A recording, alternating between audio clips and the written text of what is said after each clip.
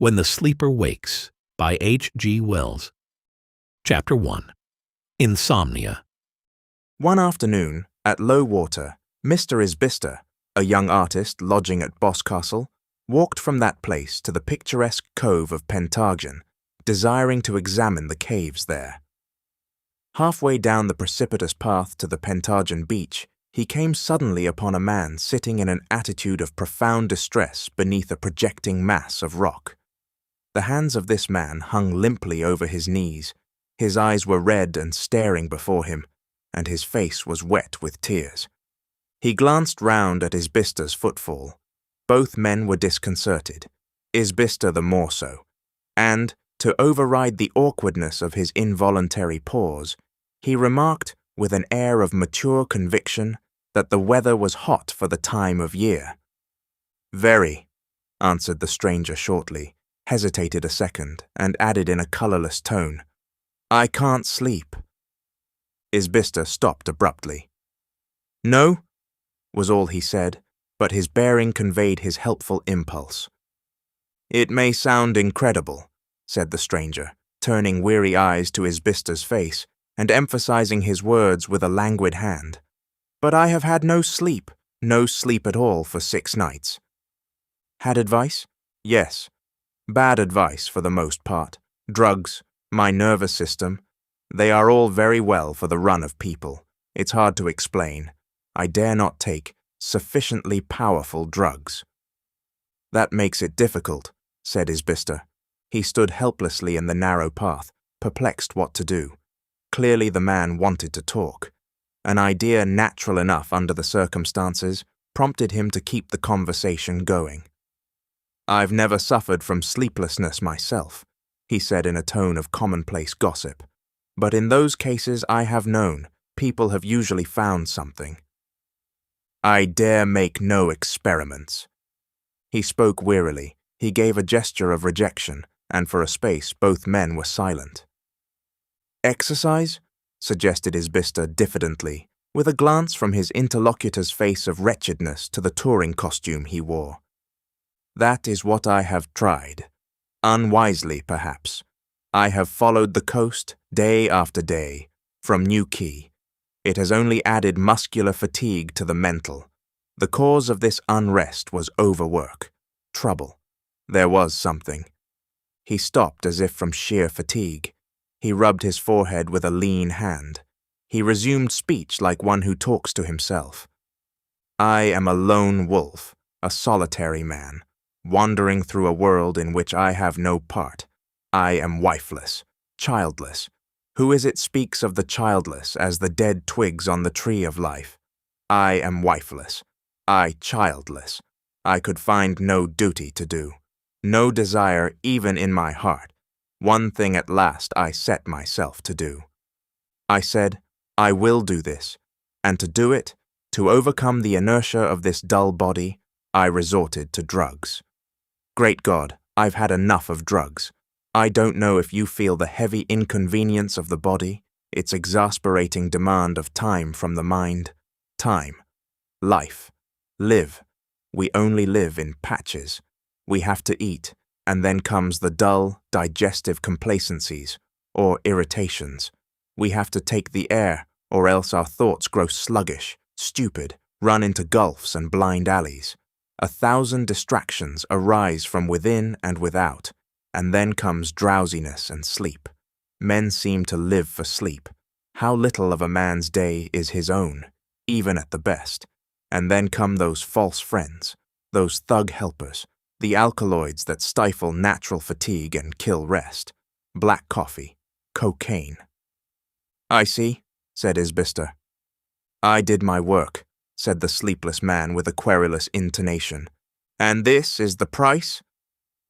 "Yes." For a little while the two remained without speaking. "You cannot imagine the craving for rest that I feel, a hunger and thirst. For 6 long days, since my work was done, my mind has been a whirlpool, swift, unprogressive, and incessant, a torrent of thoughts leading nowhere, spinning round swift and steady." He paused. "Towards the gulf." "You must sleep," said Isbister decisively, and with an air of a remedy discovered. Certainly you must sleep. My mind is perfectly lucid. It was never clearer, but I know I am drawing towards the vortex. Presently. Yes? You have seen things go down and eddy, out of the light of the day, out of this sweet world of sanity. Down. But, expostulated Isbister, the man threw out a hand towards him, and his eyes were wild, and his voice suddenly high. I shall kill myself, if in no other way, at the foot of yonder dark precipice there, where the waves are green, and the white surge lifts and falls, and that little thread of water trembles down. There at any rate is sleep. That's unreasonable, said Isbister, startled at the man's hysterical gust of emotion. Drugs are better than that. There at any rate is sleep, repeated the stranger, not heeding him. Isbister looked at him and wondered transitorily if some complex providence had indeed brought them together that afternoon. It's not a cert, you know, he remarked. There's a cliff like that at Lulworth Cove, as high anyhow, and a little girl fell from top to bottom, and lives today, sound and well. But those rocks there? One might lie on them rather dismally through a cold night, broken bones grating as one shivered, chill water splashing over you. Eh? Their eyes met. Sorry to upset your ideals, said Isbister, with a sense of devil-may-care-ish brilliance. But a suicide over that cliff, or any cliff for the matter of that, really, as an artist? He laughed. It's so damned amateurish. But the other thing, said the sleepless man irritably. The other thing. No man can keep sane if night after night. Have you been walking along this coast alone? Yes. Silly sort of thing to do, if you'll excuse my saying so. Alone, as you say. Body fag is no cure for brain fag. Who told you to? No wonder. Walking, and the sun on your head, heat, fag, solitude, all the day long. And then, I suppose, you go to bed and try very hard. Eh? Isbister stopped short and looked at the sufferer doubtfully. Look at these rocks, cried the seated man with a sudden force of gesture. Look at that sea that has shone and quivered there forever. See the white spume rush into darkness under that great cliff, and this blue vault, with the blinding sun pouring from the dome of it.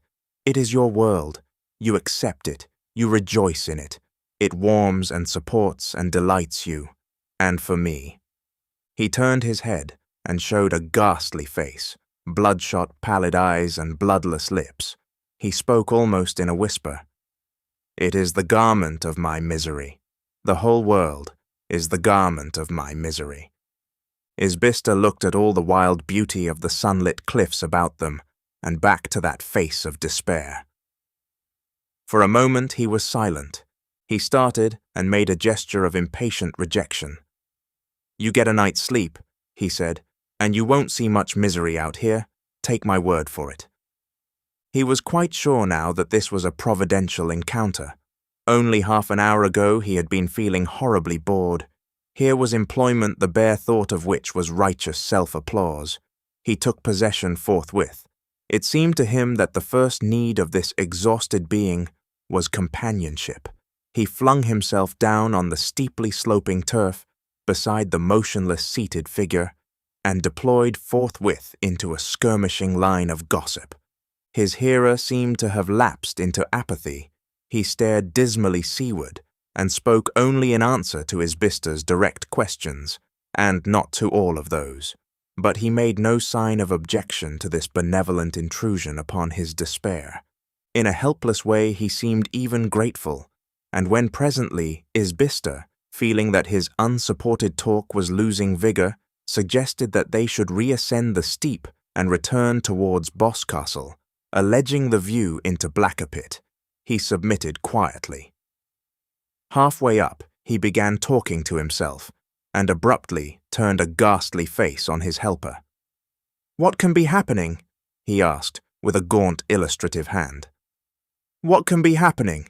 Spin, spin, spin, spin. It goes round and round, round and round for evermore. He stood with his hands circling. "It's all right, old chap," said Isbister with the air of an old friend. "Don't worry yourself. Trust to me." The man dropped his hand and turned again. They went over the brow in single file and to the headland beyond Penally, with the sleepless man gesticulating ever and again, and speaking fragmentary things concerning his whirling brain.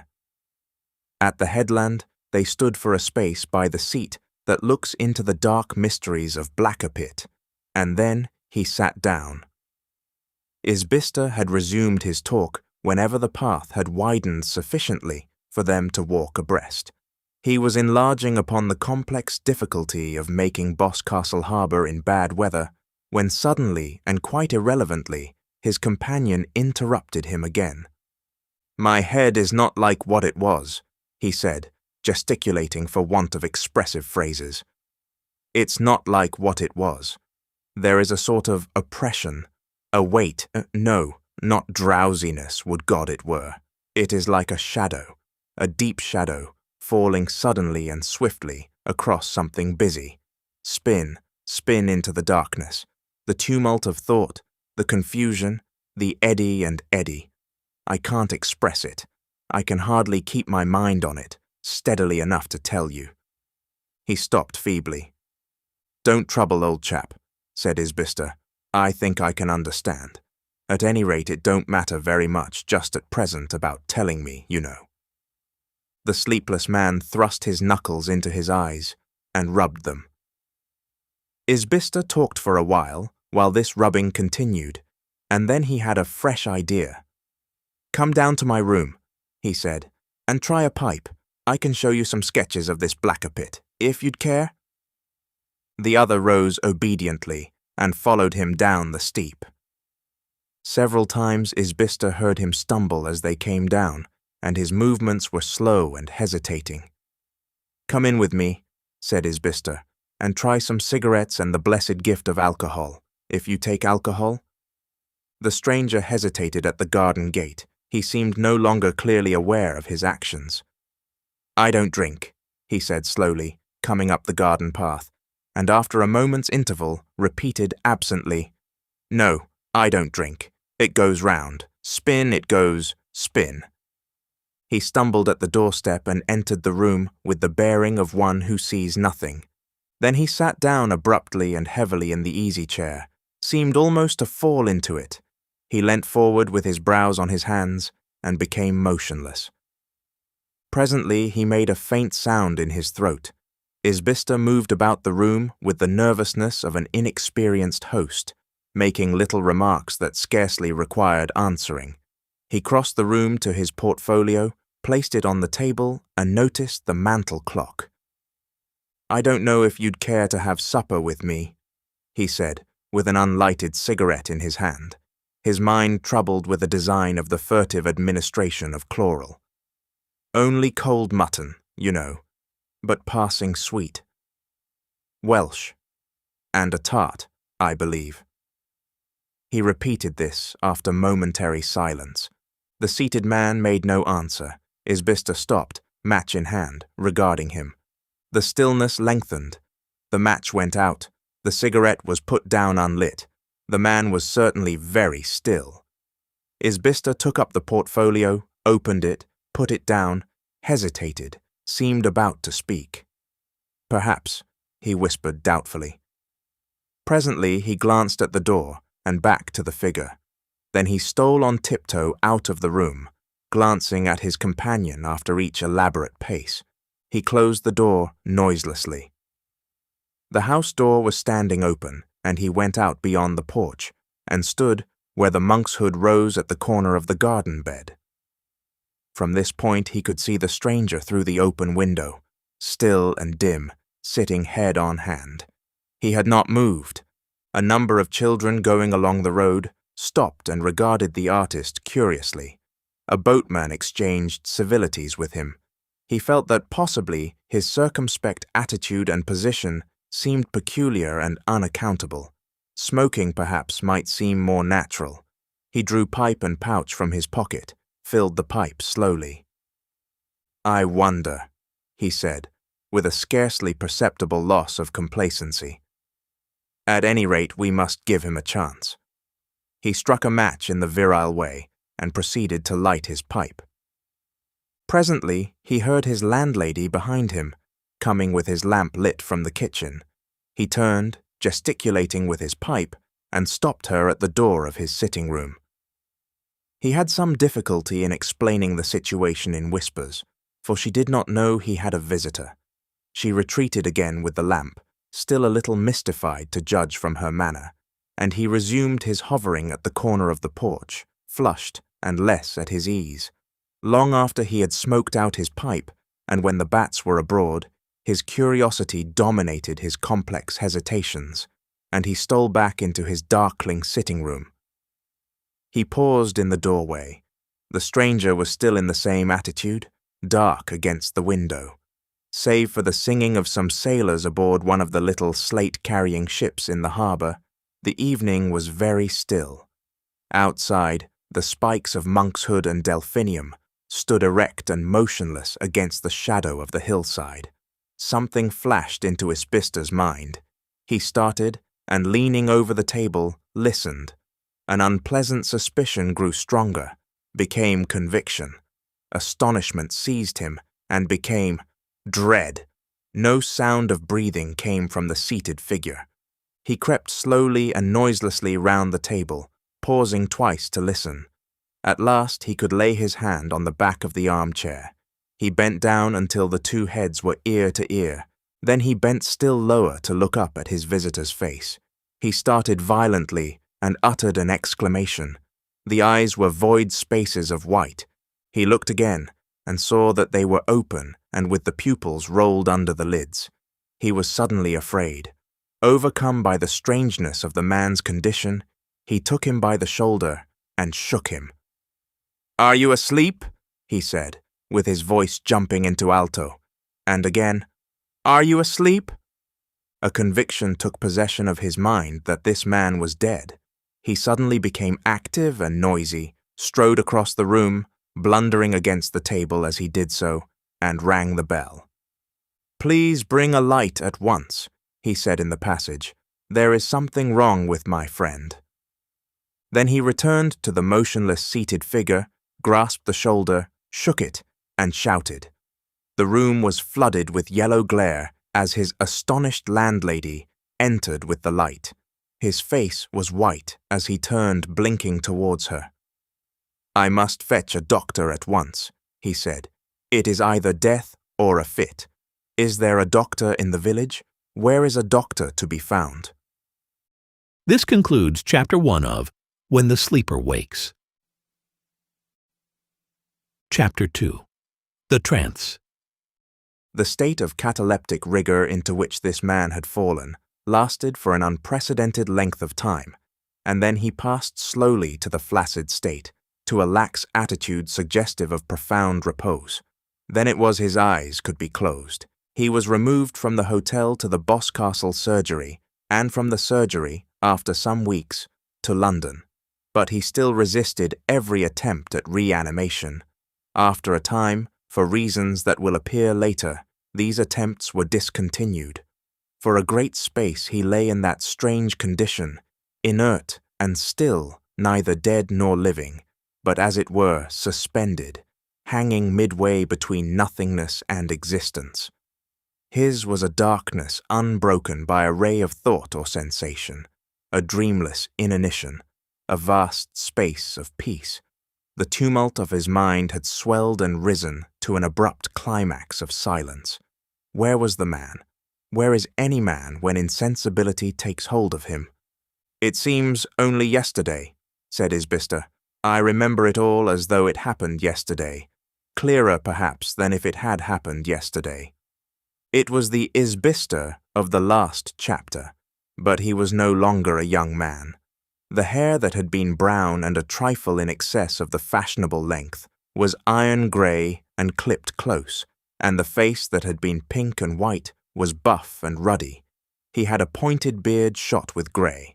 He talked to an elderly man who wore a summer suit of drill. The summer of that year was unusually hot. This was warming, a London solicitor and next of kin to Graham, the man who had fallen into the trance, and the two men stood side by side in a room in a house in London regarding his recumbent figure. It was a yellow figure lying lax upon a waterbed and clad in a flowing shirt, a figure with a shrunken face and a stubby beard, lean limbs and lank nails, and about it was a case of thin glass. This glass seemed to mark off the sleeper from the reality of life about him.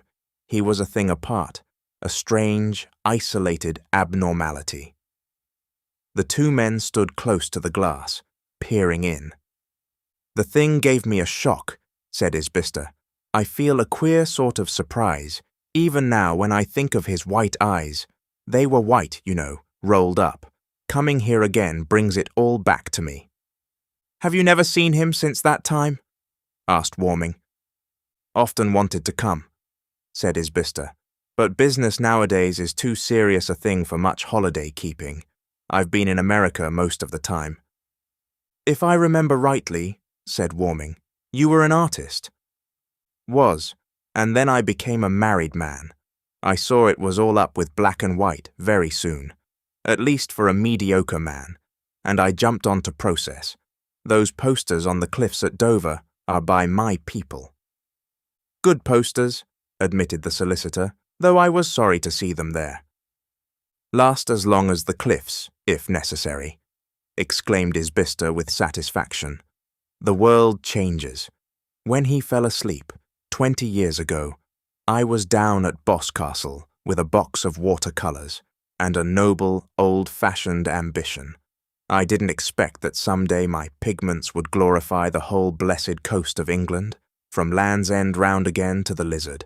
Luck comes to a man very often when he's not looking." Warming seemed to doubt the quality of the luck. "I just missed seeing you, if I recollect aright." "You came back by the trap that took me to Camelford railway station. It was close on the Jubilee, Victoria's Jubilee, because I remember the seats and flags in Westminster, and the row with the cabman at Chelsea." "The Diamond Jubilee it was," said Warming. "The second one." "Ah, yes, at the proper Jubilee, the 50-year affair. I was down at Wookey. A boy. I missed all that. What a fuss we had with him. My landlady wouldn't take him in, wouldn't let him stay. He looked so queer when he was rigid. We had to carry him in a chair up to the hotel, and the Boscastle doctor, it wasn't the present chap, but the GP before him, was at him until nearly 2, with me and the landlord holding lights and so forth. It was a cataleptic rigour at first, wasn't it? Stiff. Wherever you bent him, he stuck. You might have stood him on his head and he'd have stopped. I never saw such stiffness. Of course this," he indicated the prostrate figure by a movement of his head, "is quite different. And of course the little doctor. What was his name?" "Smithers?" "Smithers it was quite wrong in trying to fetch him round too soon, according to all accounts. The things he did. Even now it makes me feel all, mustard, snuff, pricking, and one of those beastly little things, not dynamos. Induction coils. Yes, you could see his muscles throb and jump, and he twisted about. There was just 2 flaring yellow candles, and all the shadows were shivering, and the little doctor nervous and putting on side, and him, stark and squirming in the most unnatural ways. Well, it made me dream." Pause. "It's a strange state," said Warming. "It's a sort of complete absence," said Isbister. "Here's the body, empty, not dead a bit, and yet not alive. It's like a seat vacant and marked engaged. No feeling, no digestion, no beating of the heart, not a flutter. That doesn't make me feel as if there was a man present. In a sense, it's more dead than death, for these doctors tell me that even the hair has stopped growing. Now with the proper dead, the hair will go on growing." "I know," said Warming, with a flash of pain in his expression. They peered through the glass again. Graham was indeed in a strange state, in the flaccid phase of a trance, but a trance unprecedented in medical history.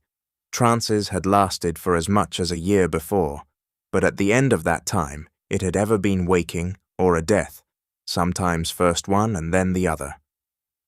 Isbister noted the marks the physicians had made in injecting nourishment, for that device had been resorted to postpone collapse. He pointed them out to Warming, who had been trying not to see them. "And while he has been lying here," said Isbister, with the zest of a life freely spent, "I have changed my plans in life. Married, raised a family, my eldest lad, I hadn't begun to think of sons then, is an American citizen, and looking forward to leaving Harvard. There's a touch of grey in my hair, and this man, not a day older nor wiser, practically, than I was in my downy days. It's curious to think of." Warming turned.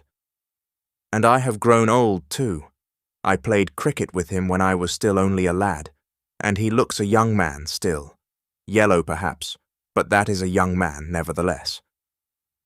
"And there's been the war," said Isbister, "from beginning to end. And these Martians." "I've understood," said Isbister after a pause, "that he had some moderate property of his own." "That is so," said Warming. He coughed primly. "As it happens, have charge of it." "Ah," Isbister thought, hesitated and spoke. "No doubt, his keep here is not expensive. No doubt it will have improved, accumulated." "It has. He will wake up very much better off, if he wakes, than when he slept." "As a businessman," said Isbister, "that thought has naturally been in my mind. I have indeed sometimes thought that, speaking commercially, of course, this sleep may be a very good thing for him, that he knows what he is about, so to speak, in being insensible so long, if he had lived straight on." "I doubt if he would have premeditated as much," said Warming. "He was not a far-sighted man, in fact." "Yes?" "We differed on that point. I stood to him somewhat in the relation of a guardian. You have probably seen enough of affairs to recognize that occasionally a certain friction, but even if that was the case, there is a doubt whether he will ever wake. This sleep exhausts slowly, but it exhausts. Apparently, he is sliding slowly, very slowly and tediously, down a long slope, if you can understand me. It will be a pity to lose his surprise. There's been a lot of change these 20 years. It's Rip Van Winkle come real." "It's Bellamy," said Warming. "There has been a lot of change, certainly, and among other changes, I have changed. I am an old man." Isbister hesitated, and then feigned a belated surprise. "I shouldn't have thought it. I was 43 when his bankers, you remember you wired to his bankers, sent on to me." "I got their address from the checkbook in his pocket," said Isbister. "Well, the addition is not difficult," said Warming. There was another pause, and then Isbister gave way to an unavoidable curiosity. "He may go on for years yet," he said, and had a moment of hesitation. "We have to consider that. His affairs, you know, may fall someday into the hands of someone else, you know. That, if you will believe me, Mr. Isbister, is one of the problems most constantly before my mind. We happen to be, as a matter of fact, there are no very trustworthy connections of ours. It is a grotesque and unprecedented position."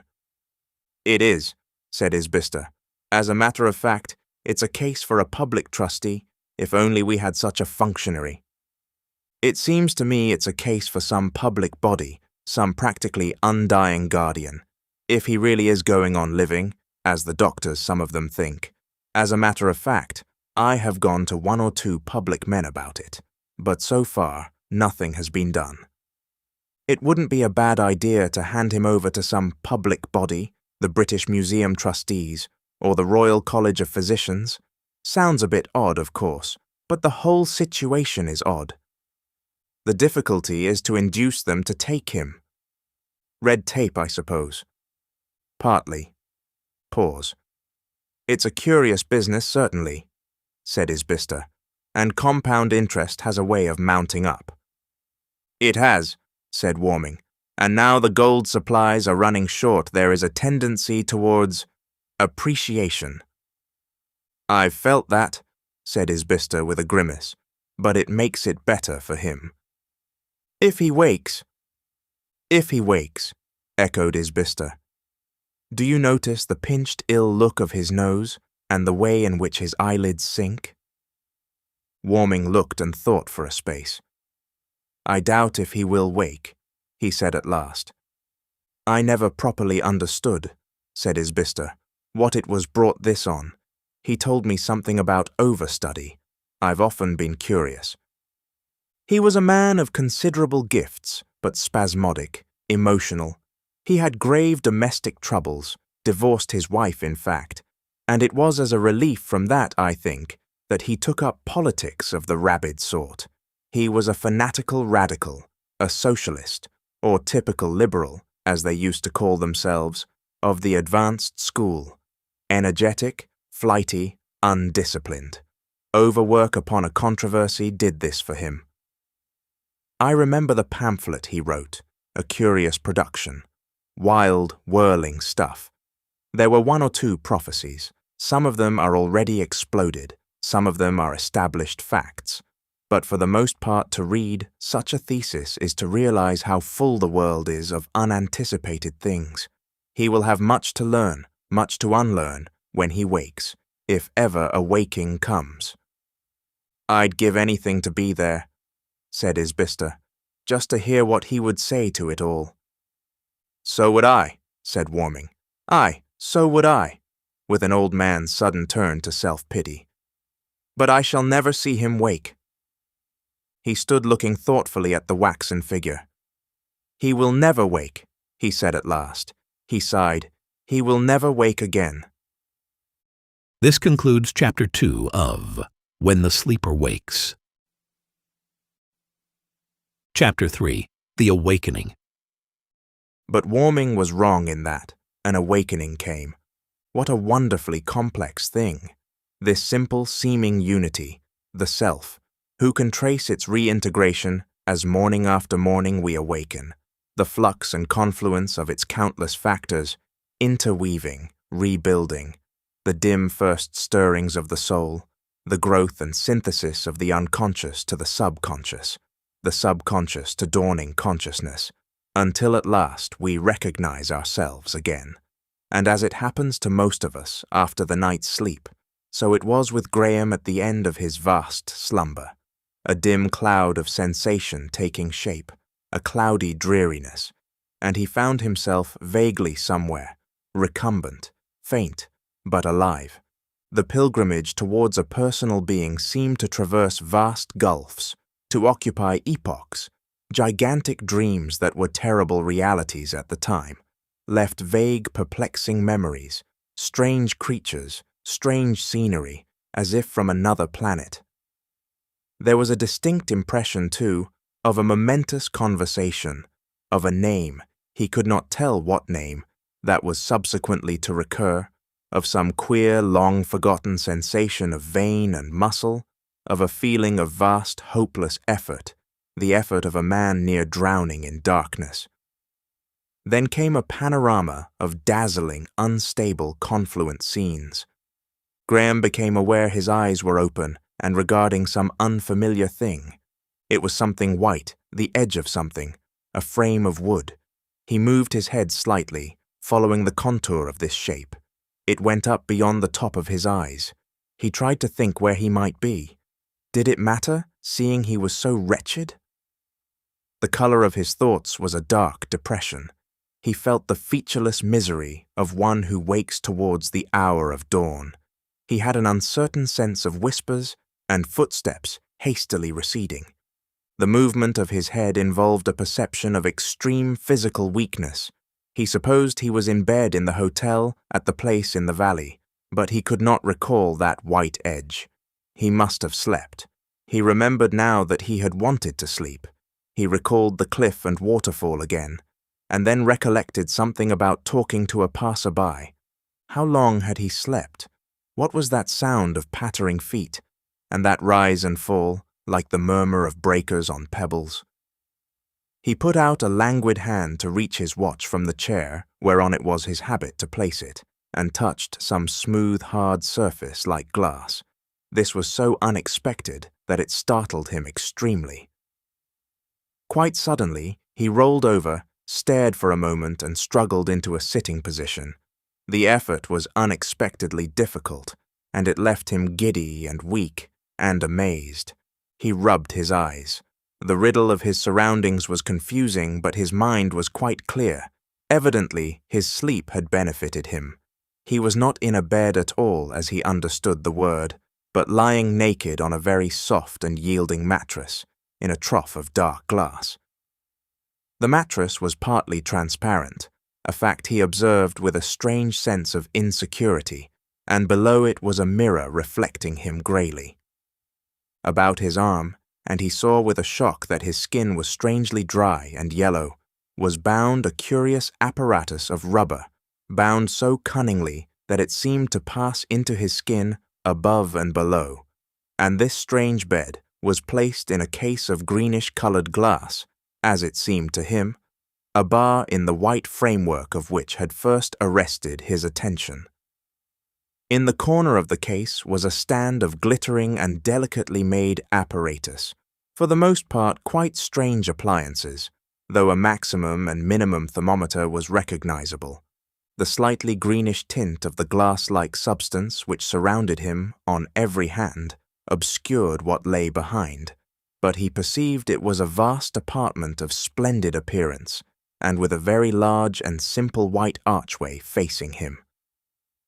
Close to the walls of the cage were articles of furniture, a table covered with a silvery cloth, silvery like the side of a fish, a couple of graceful chairs, and on the table a number of dishes, with substances piled on them, a bottle and 2 glasses. He realized that he was intensely hungry. He could see no human being, and after a period of hesitation, scrambled off the translucent mattress and tried to stand on the clean white floor of his little apartment. He had miscalculated his strength, however, and staggered and put his hand against the glass-like pane before him to steady himself. For a moment it resisted his hand, bending outward like a distended bladder. Then it broke with a slight report and vanished, a pricked bubble. He reeled out into the general space of the hall, greatly astonished. He caught at the table to save himself, knocking one of the glasses to the floor. It rang but did not break, and sat down in one of the armchairs. When he had a little recovered, he filled the remaining glass from the bottle and drank. A colourless liquid it was, but not water, with a pleasing faint aroma and taste, and a quality of immediate support and stimulus. He put down the vessel and looked about him. The apartment lost none of its size and magnificence, now that the greenish transparency that had intervened was removed. The archway he saw led to a flight of steps, going downward without the intermediation of a door, to a spacious transverse passage. This passage ran between polished pillars of some white-veined substance of deep ultramarine, and along it came the sound of human movements and voices, and a deep, undeviating droning note. He sat, now fully awake, listening alertly, forgetting the viands in his attention. Then with a shock he remembered that he was naked, and casting about him for covering, saw a long black robe thrown on one of the chairs beside him. This he wrapped about him and sat down again, trembling. His mind was still a surging perplexity. Clearly he had slept and had been removed in his sleep. But here, and who were those people, the distant crowd beyond the deep blue pillars? Boscastle? He poured out and partially drank another glass of the colourless fluid. What was this place? This place that to his senses seemed subtly quivering like a thing alive?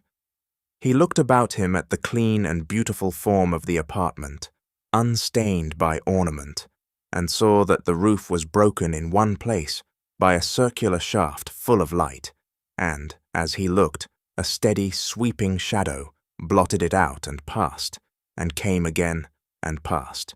Beat! Beat!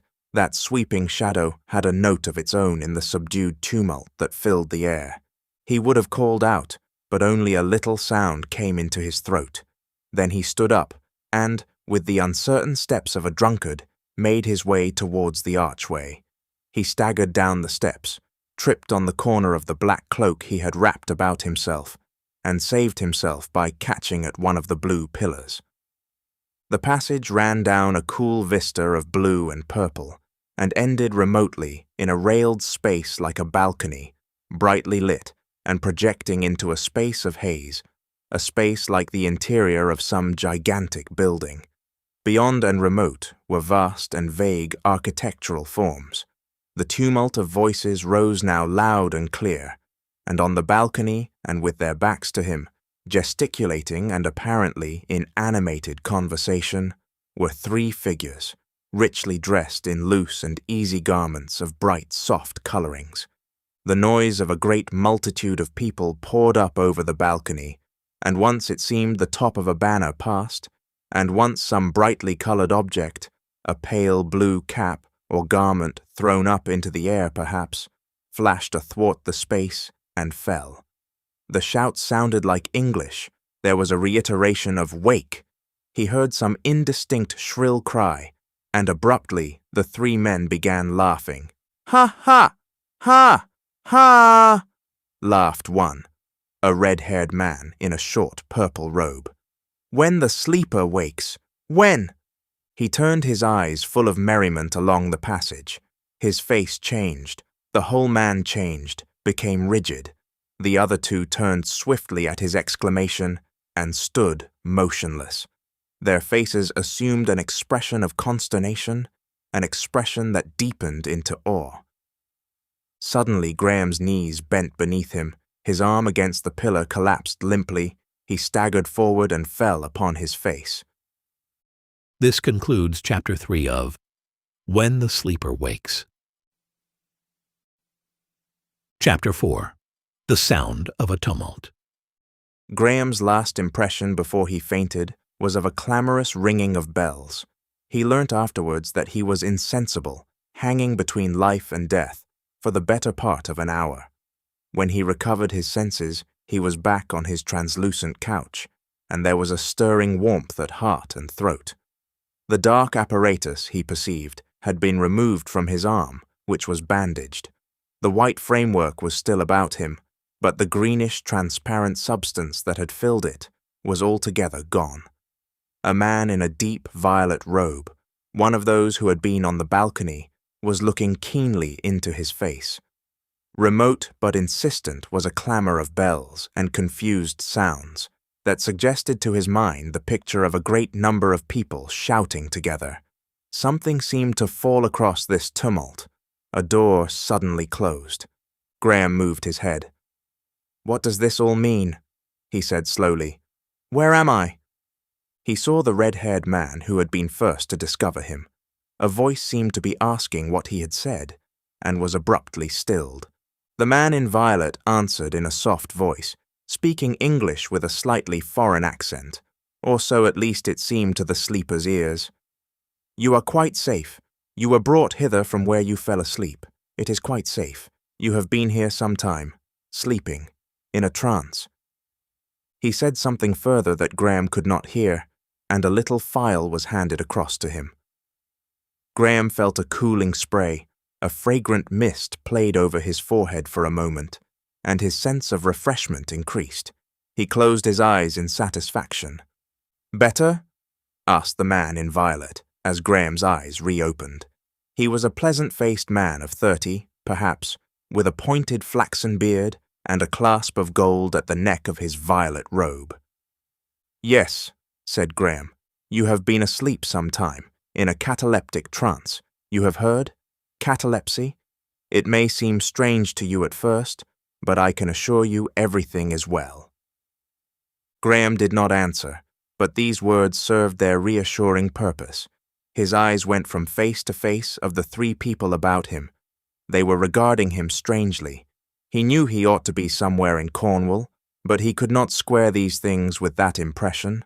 A matter that had been in his mind during his last waking moments at Boscastle recurred, a thing resolved upon and somehow neglected. He cleared his throat. "Have you wired my cousin?" he asked.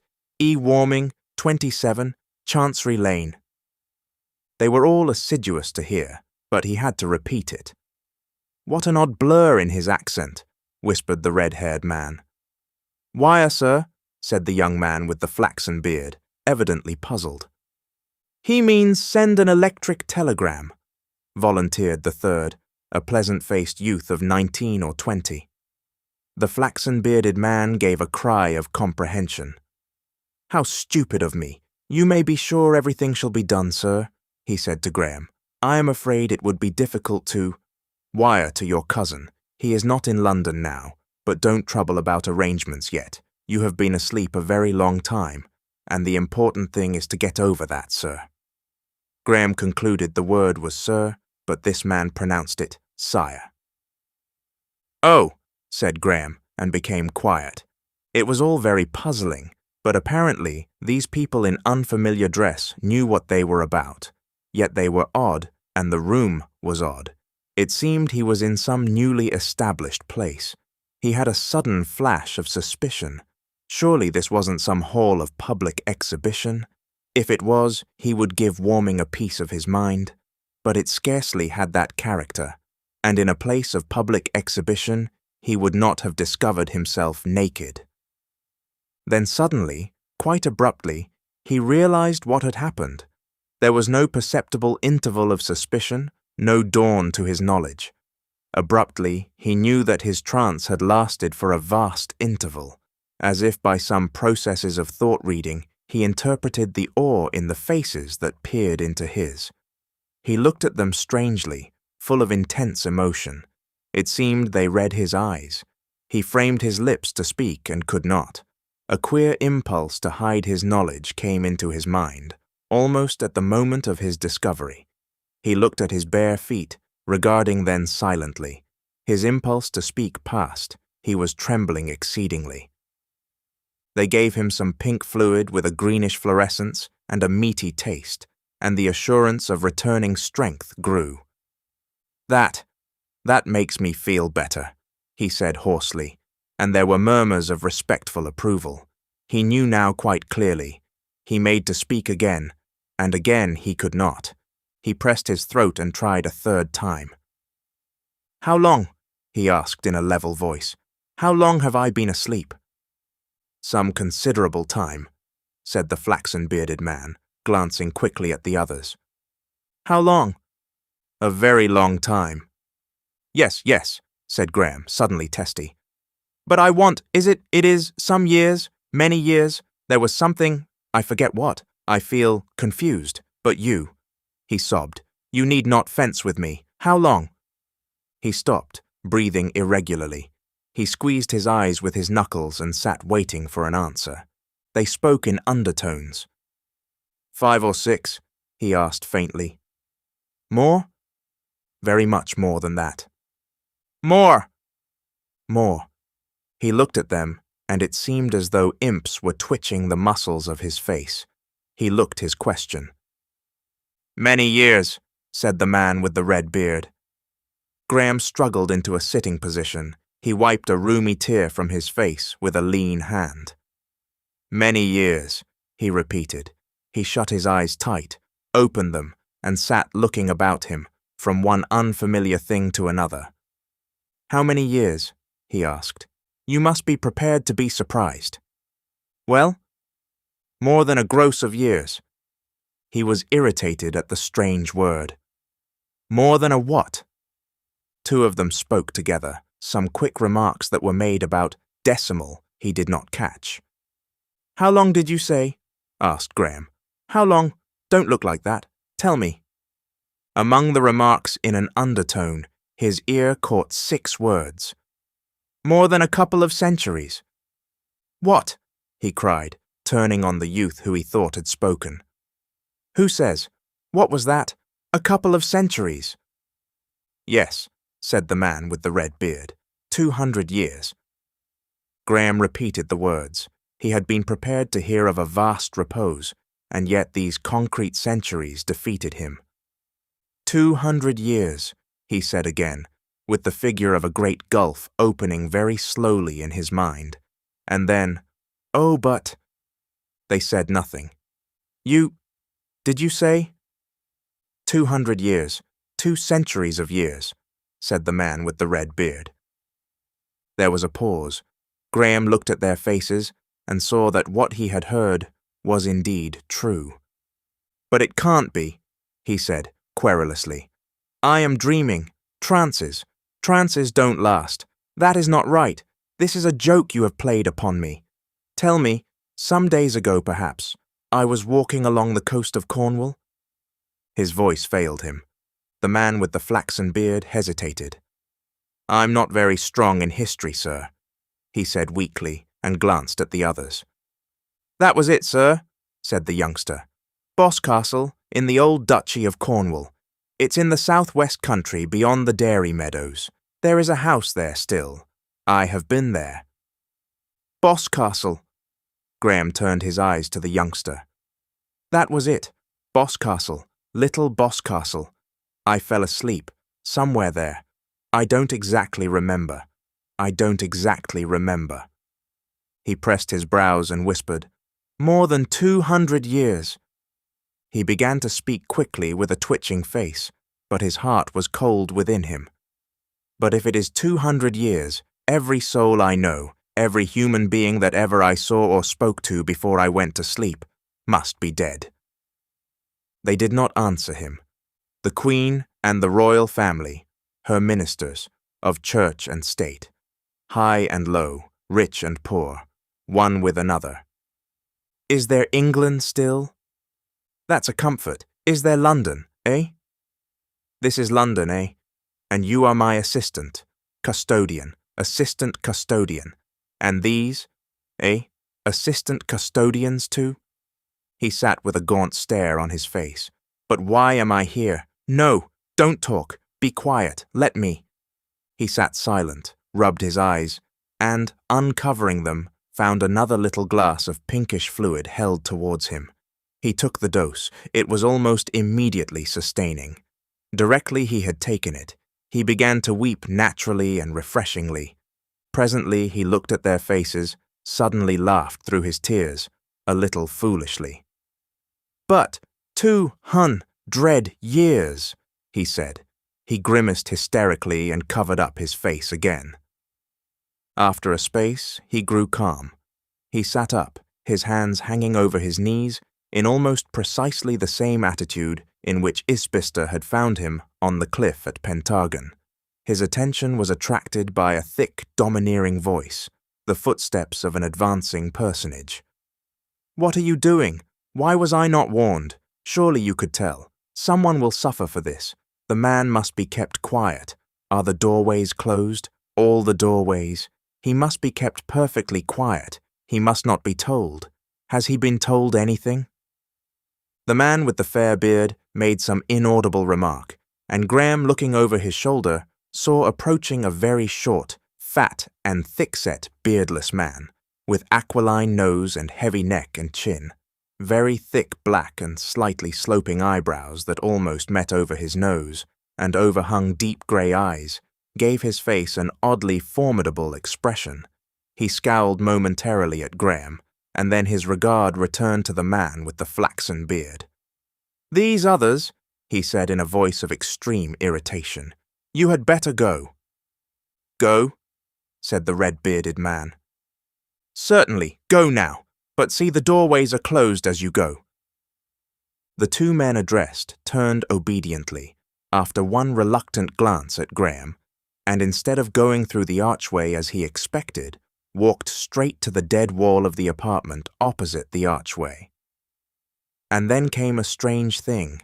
A long strip of this apparently solid wall rolled up with a snap, hung over the two retreating men, and fell again, and immediately Graham was alone with the newcomer and the purple-robed man with the flaxen beard. For a space the thick-set man took not the slightest notice of Graham, but proceeded to interrogate the other, obviously his subordinate, upon the treatment of their charge. He spoke clearly, but in phrases only partially intelligible to Graham. The awakening seemed not only a matter of surprise, but of consternation and annoyance to him. He was evidently profoundly excited.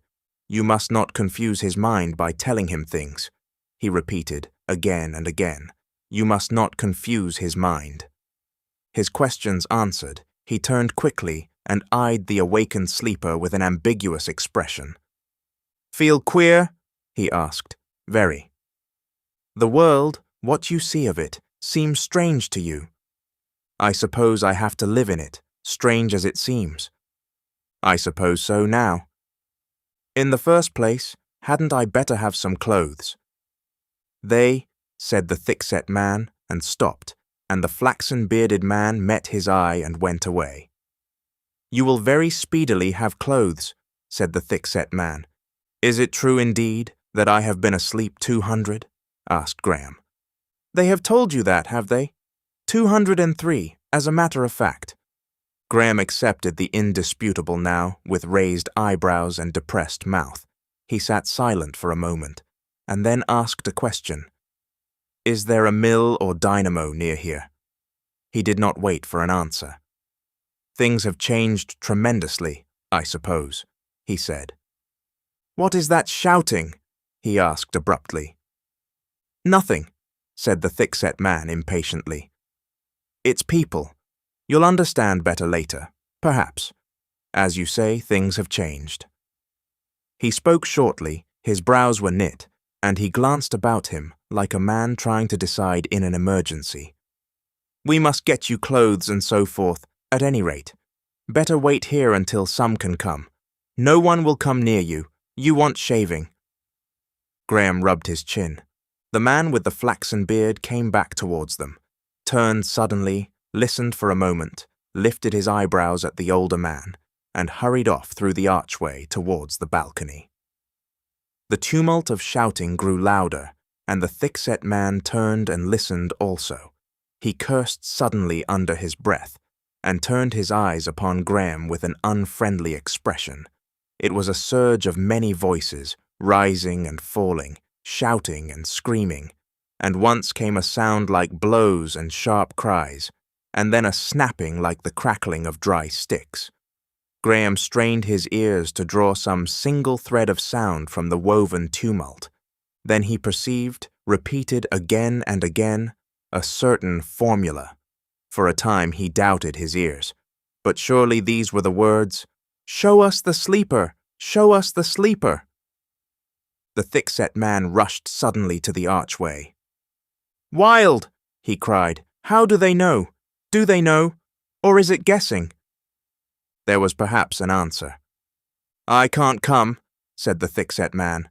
"I have him to see to, but shout from the balcony." There was an inaudible reply. "Say he is not awake. Anything. I leave it to you." He came hurrying back to Graham. "You must have clothes at once," he said. "You cannot stop here, and it will be impossible to." He rushed away, Graham shouting unanswered questions after him. In a moment he was back. "I can't tell you what is happening. It is too complex to explain. In a moment you shall have your clothes made. Yes, in a moment. And then I can take you away from here. You will find out our troubles soon enough." "But those voices, they were shouting." "Something about the sleeper. That's you. They have some twisted idea. I don't know what it is. I know nothing." A shrill bell jetted acutely across the indistinct mingling of remote noises, and this brusque person sprang to a little group of appliances in the corner of the room. He listened for a moment, regarding a ball of crystal, nodded, and said a few indistinct words. Then he walked to the wall through which the two men had vanished. It rolled up again like a curtain, and he stood waiting. Graham lifted his arm and was astonished to find what strength the restoratives had given him. He thrust one leg over the side of the couch and then the other. His head no longer swam. He could scarcely credit his rapid recovery. He sat feeling his limbs. The man with the flaxen beard re-entered from the archway, and as he did so, the cage of a lift came sliding down in front of the thick-set man, and a lean, grey-bearded man, carrying a roll, and wearing a tightly fitting costume of dark green, appeared therein. "This is the tailor," said the thick-set man, with an introductory gesture. "It will never do for you to wear that black. I cannot understand how it got here, but I shall. I shall. You will be as rapid as possible?" he said to the tailor. The man in green bowed and, advancing, seated himself by Graham on the bed. His manner was calm, but his eyes were full of curiosity. "You will find the fashions altered, sire," he said. He glanced from under his brows at the thick-set man. He opened the roller with a quick movement, and a confusion of brilliant fabrics poured out over his knees. "You lived, sire, in a period essentially cylindrical, the Victorian, with a tendency to the hemisphere in hats, circular curves always. Now." He flicked out a little appliance the size and appearance of a keyless watch, whirled the knob, and behold, a little figure in white appeared kinetoscope fashion on the dial, walking and turning. The tailor caught up a pattern of bluish-white satin. "That is my conception of your immediate treatment," he said. The thick-set man came and stood by the shoulder of Graham. "We have very little time," he said. "Trust me," said the tailor. "My machine follows. What do you think of this?" "What is that?" asked the man from the 19th century. "In your days they showed you a fashion plate," said the tailor, "but this is our modern development, see here." The little figure repeated its evolutions, but in a different costume. Or this, and with a click, another small figure in a more voluminous type of robe marched onto the dial. The tailor was very quick in his movements, and glanced twice towards the lift as he did these things. It rumbled again, and a crop-haired, anemic lad, with features of the Chinese type, clad in coarse pale blue canvas, appeared together with a complicated machine, which he pushed noiselessly on little casters into the room. Incontinently, the little kinetoscope was dropped. Graham was invited to stand in front of the machine, and the tailor muttered some instructions to the crop-haired lad, who answered in guttural tones and with words Graham did not recognize. The boy then went to conduct an incomprehensible monologue in the corner, and the tailor pulled out a number of slotted arms terminating in little discs, pulling them out until the discs were flat against the body of Graham, one at each shoulder blade, one at the elbows, one at the neck, and so forth, so that at last there were, perhaps, 200 of them upon his body and limbs. At the same time, some other person entered the room by the lift, behind Graham. The tailor set moving a mechanism that initiated a faint-sounding rhythmic movement of parts in the machine, and in another moment he was knocking up the levers, and Graham was released. The tailor replaced his cloak of black, and the man with the flaxen beard proffered him a little glass of some refreshing fluid. Graham saw over the rim of the glass a pale-faced young man regarding him with a singular fixity. The thick-set man had been pacing the room fretfully, and now turned and went through the archway towards the balcony, from which the noise of a distant crowd still came in gusts and cadences. The crop-headed lad handed the tailor a roll of the bluish satin, and the two began fixing this in the mechanism in a manner reminiscent of a roll of paper in a 19th century printing machine. Then they ran the entire thing on its easy, noiseless bearings across the room to a remote corner where a twisted cable looped rather gracefully from the wall. They made some connection, and the machine became energetic and swift. "What is that doing?" asked Graham, pointing with the empty glass to the busy figures and trying to ignore the scrutiny of the newcomer. "Is that some sort of force laid on?" "Yes," said the man with the flaxen beard. "Who is that?" He indicated the archway behind him. The man in purple stroked his little beard, hesitated, and answered in an undertone. "He is Howard, your chief guardian. You see, sire, it's a little difficult to explain. The council appoints a guardian and assistants. This hall has under certain restrictions been public, in order that people might satisfy themselves. We have barred the doorways for the first time, but I think, if you don't mind, I will leave him to explain." "Odd," said Graham. "Guardian? Council." Then turning his back on the newcomer, he asked in an undertone, "Why is this man glaring at me? Is he a mesmerist?" "Mesmerist. He is a capillotomist." "Capillotomist." "Yes, one of the chief. His yearly fee is 6 lions." It sounded sheer nonsense. Graham snatched at the last phrase with an unsteady mind. 6 lions?" he said. "Didn't you have lions? I suppose not. You had the old pounds? They are our monetary units." "But what was that you said? 6 ?" "Yes, 6 dozen, sire. Of course things, even these little things, have altered. You lived in the days of the decimal system, the Arab system, tens and little hundreds and thousands. We have 11 numerals now. We have single figures for both 10 and 11, 2 figures for a dozen, and a dozen makes a gross, a great hundred. You know, a dozen gross a doze and a doze and a myriad. Very simple?" "I suppose so," said Graham. "But about this cap, what was it?" The man with the flaxen beard glanced over his shoulder. "Here are your clothes," he said. Graham turned round sharply and saw the tailor standing at his elbow, smiling and holding some palpably new garments over his arm. The crop-headed boy, by means of one finger, was impelling the complicated machine towards the lift by which he had arrived. Graham stared at the completed suit. "You don't mean to say—" "Just made," said the tailor. He dropped the garments at the feet of Graham, walked to the bed on which Graham had so recently been lying, flung out the translucent mattress, and turned up the looking-glass. As he did so, a furious bell summoned the thick-set man to the corner. The man with the flaxen beard rushed across to him and then hurried out by the archway. The tailor was assisting Graham into a dark purple combination garment, stockings, vest, and pants in one, as the thick-set man came back from the corner to meet the man with the flaxen beard, returning from the balcony. They began speaking quickly in an undertone. Their bearing had an unmistakable quality of anxiety.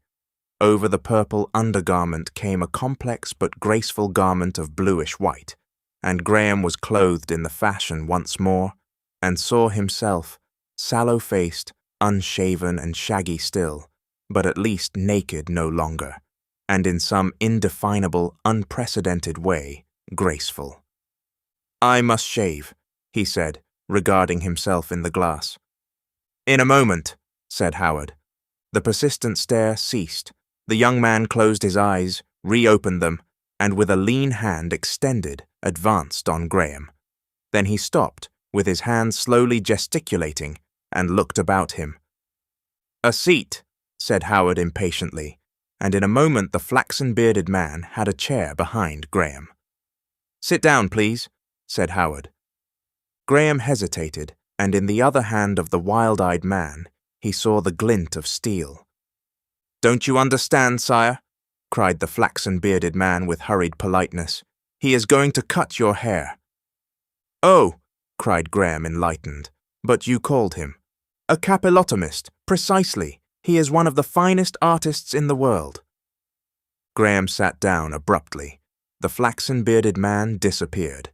The capillotomist came forward with graceful gestures, examined Graham's ears, and surveyed him, felt the back of his head, and would have sat down again to regard him but for Howard's audible impatience. Forthwith, with rapid movements and a succession of deftly handled implements, he shaved Graham's chin, clipped his moustache, and cut and arranged his hair. All this he did without a word, with something of the rapt air of a poet inspired, and as soon as he had finished, Graham was handed a pair of shoes. Suddenly a loud voice shouted, it seemed from a piece of machinery in the corner, "At once! At once! The people know all over the city. Work is being stopped. Work is being stopped. Wait for nothing but come." This shout appeared to perturb Howard exceedingly. By his gestures, it seemed to Graham that he hesitated between two directions. Abruptly, he went towards the corner where the apparatus stood, about the little crystal ball. As he did so, the undertone of tumultuous shouting from the archway that had continued during all these occurrences rose to a mighty sound, roared as if it were sweeping past, and fell again as if receding swiftly. It drew Graham after it with an irresistible attraction. He glanced at the thick-set man and then obeyed his impulse. In 2 strides, he was down the steps and in the passage, and, in a score, he was out upon the balcony upon which the 3 men had been standing. This concludes Chapter 4 of When the Sleeper Wakes. Chapter 5. The Moving Ways. He went to the railings of the balcony and stared upward, an exclamation of surprise at his appearance, and the movements of a number of people came from the spacious area below. His first impression was of overwhelming architecture. The place into which he looked was an aisle of titanic buildings, curving spaciously in either direction. Overhead, mighty cantilevers sprang together across the huge width of the place, and a tracery of translucent material shut out the sky. Gigantic globes of cool white light shamed the pale sunbeams that filtered down through the girders and wires. Here and there, a gossamer suspension bridge, dotted with foot passengers flung across the chasm, and the air was webbed with slender cables. A cliff of edifice hung above him, he perceived as he glanced upward, and the opposite facade was grey and dim and broken by great archings, circular perforations, balconies, buttresses, turret projections, myriads of vast windows, and an intricate scheme of architectural relief. Athwart these ran inscriptions horizontally and obliquely in an unfamiliar lettering.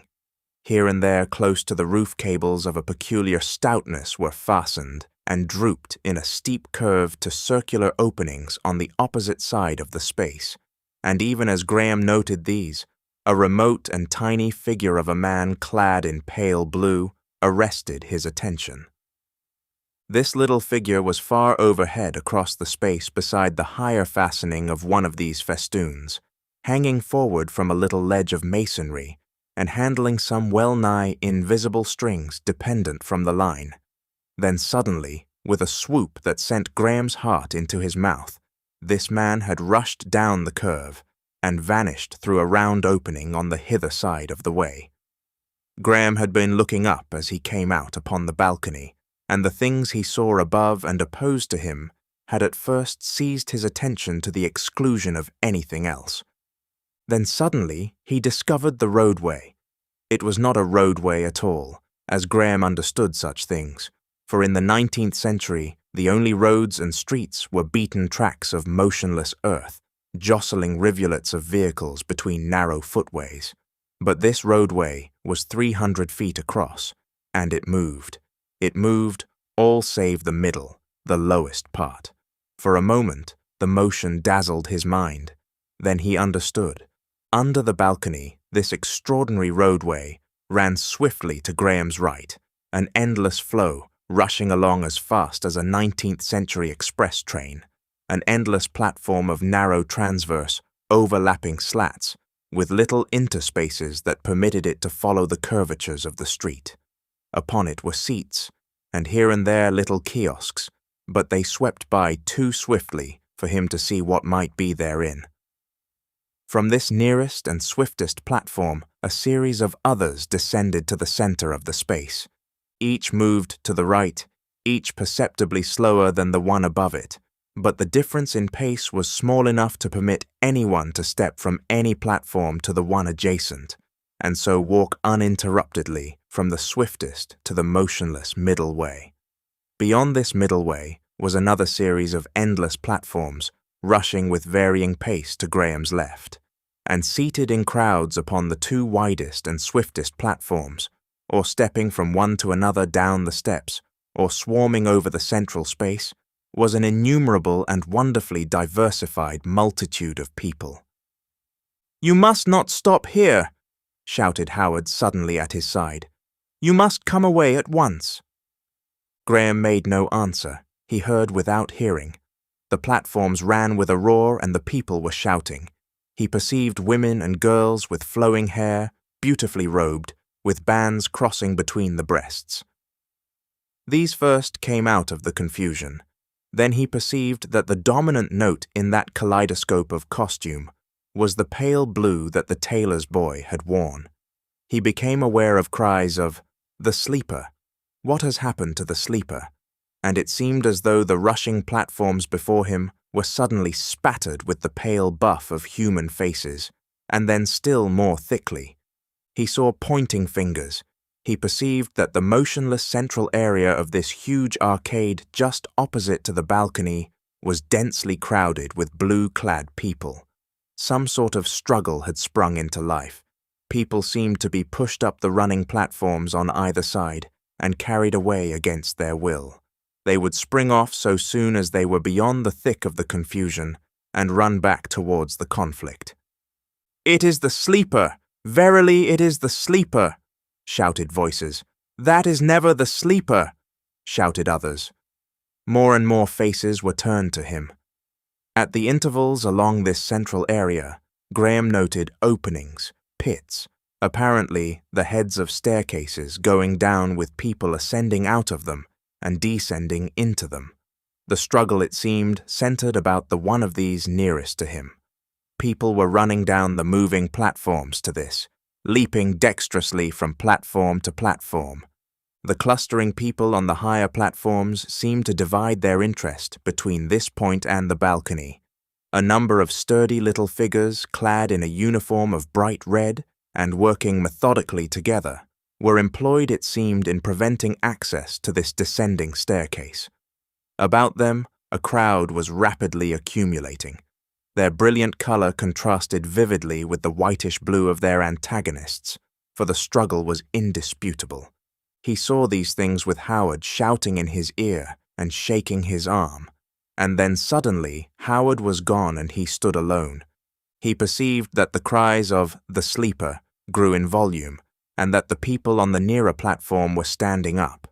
The nearer, swifter platform, he perceived, was empty to the right of him, and far across the space, the platform running in the opposite direction was coming crowded and passing away. Bare. With incredible swiftness, a vast crowd had gathered in the central space before his eyes, a dense, swaying mass of people, and the shouts grew from a fitful crying to a voluminous, incessant clamor. "The sleeper! The sleeper!" and yells and cheers, a waving of garments and cries of "Stop the ways!" They were also crying another name strange to Graham. It sounded like Ostrog. The slower platforms were soon thick with active people, running against the movement so as to keep themselves opposite to him. "Stop the ways!" they cried.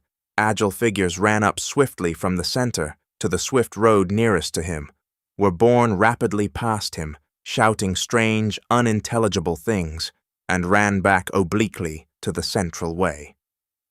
One thing he distinguished. "It is indeed the sleeper. It is indeed the sleeper," they testified. For a space, Graham stood without a movement. Then he became vividly aware that all this concerned him. He was pleased at his wonderful popularity. He bowed and, seeking a gesture of longer range, waved his arm. He was astonished at the violence of uproar that this provoked. The tumult about the descending stairway rose to furious violence. He became aware of crowded balconies, of men sliding along ropes, of men in trapeze-like seats hurling athwart the space. He heard voices behind him, a number of people descending the steps through the archway. He suddenly perceived that his guardian Howard was back again and gripping his arm painfully and shouting inaudibly in his ear. He turned, and Howard's face was white. "Come back," he heard. "They will stop the ways. The whole city will be in confusion." He perceived a number of men hurrying along the passage of blue pillars behind Howard, the red-haired man, the man with the flaxen beard, a tall man in vivid vermilion, a crowd of others in red carrying staves. and all these people had anxious, eager faces. "Get him away!" cried Howard. "But why?" said Graham. "I don't see." "You must come away," said the man in red in a resolute voice. His face and eyes were resolute too. Graham's glances went from face to face, and he was suddenly aware of that most disagreeable flavor in life, compulsion. Someone gripped his arm. He was being dragged away. It seemed as though the tumult suddenly became two, as if half the shouts that had come in from this wonderful roadway had sprung into the passages of the great building behind him.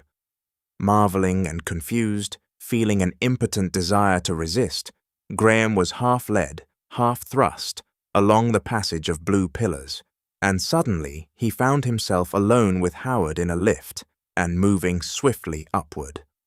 This concludes Chapter 5 of When the Sleeper Wakes. Please like this video and subscribe to our channel. Your support is appreciated. Chapter 6. The Hall of the Atlas. From the moment when the tailor had bowed his farewell to the moment when Graham found himself in the lift was altogether barely 5 minutes, and as yet the haze of his vast interval of sleep hung about him. As yet the initial strangeness of his being alive at all in this remote age touched everything with wonder, with a sense of the irrational, with something of the quality of a realistic dream. He was still detached, an astonished spectator, still but half involved in life.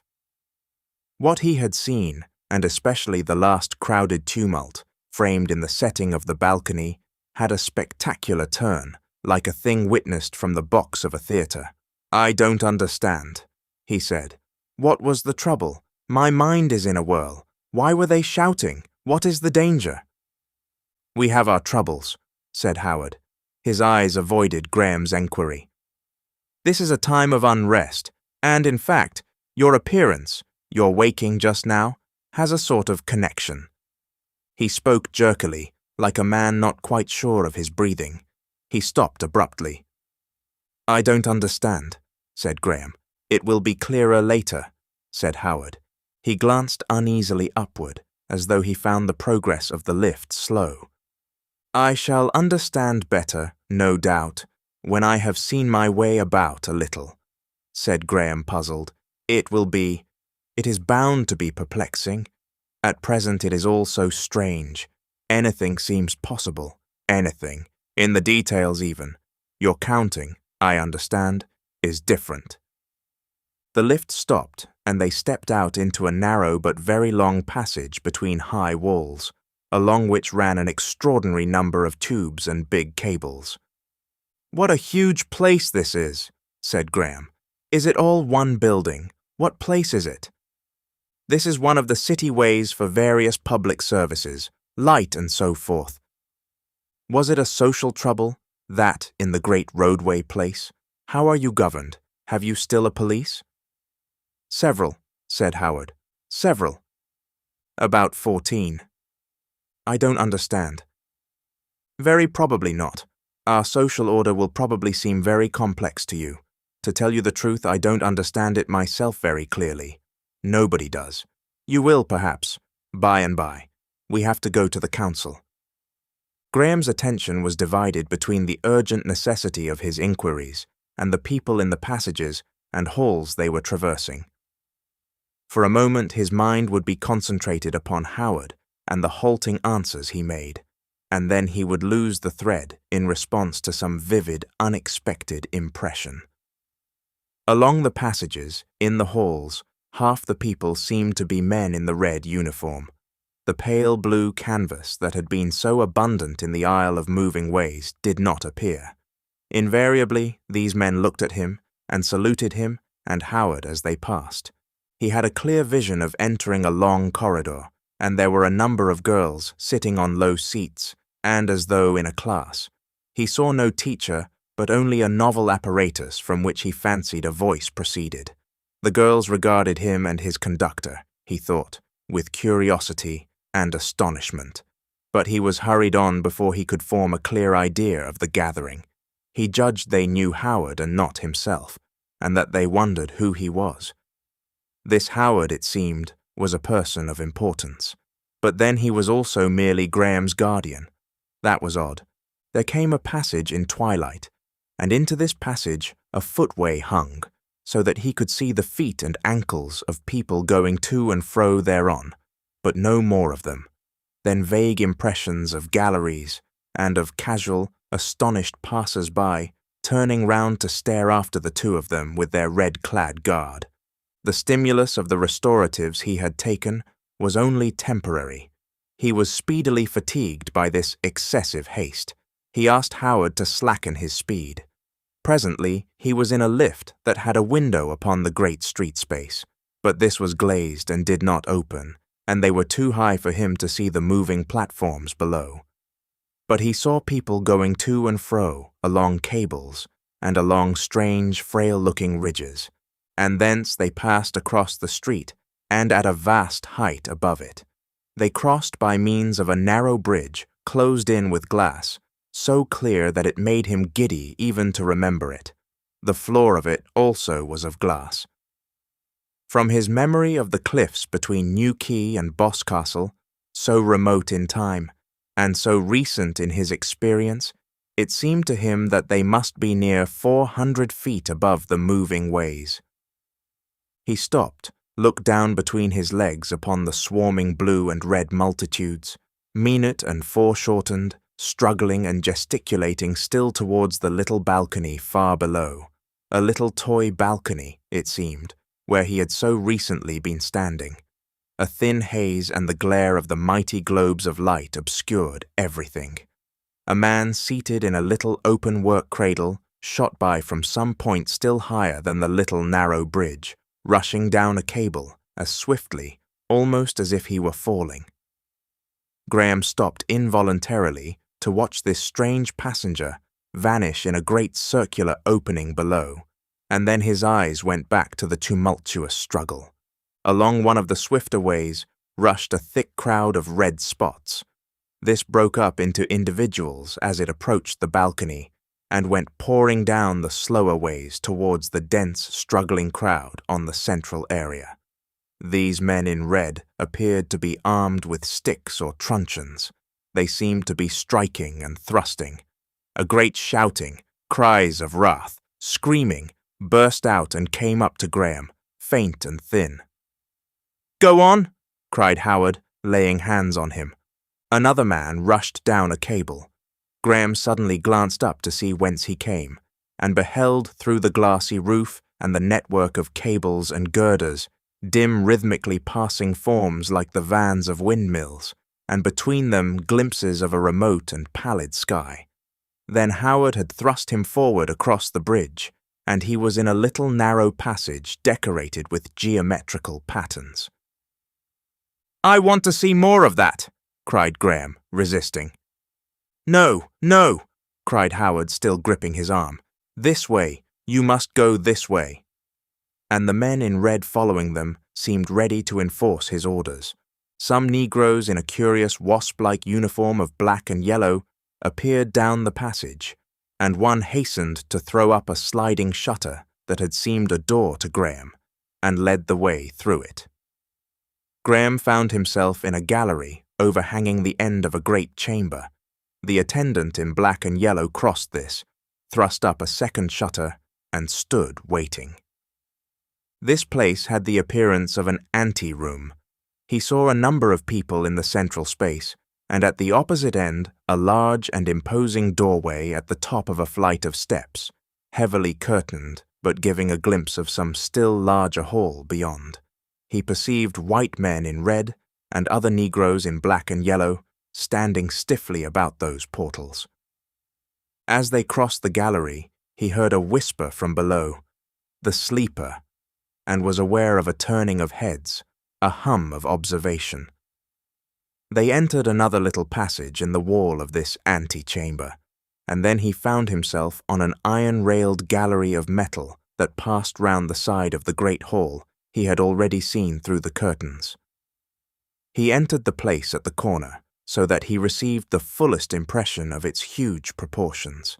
The black in the WASP uniform stood aside like a well-trained servant and closed the valve behind him. Compared with any of the places Graham had seen thus far, this second hall appeared to be decorate with extreme richness.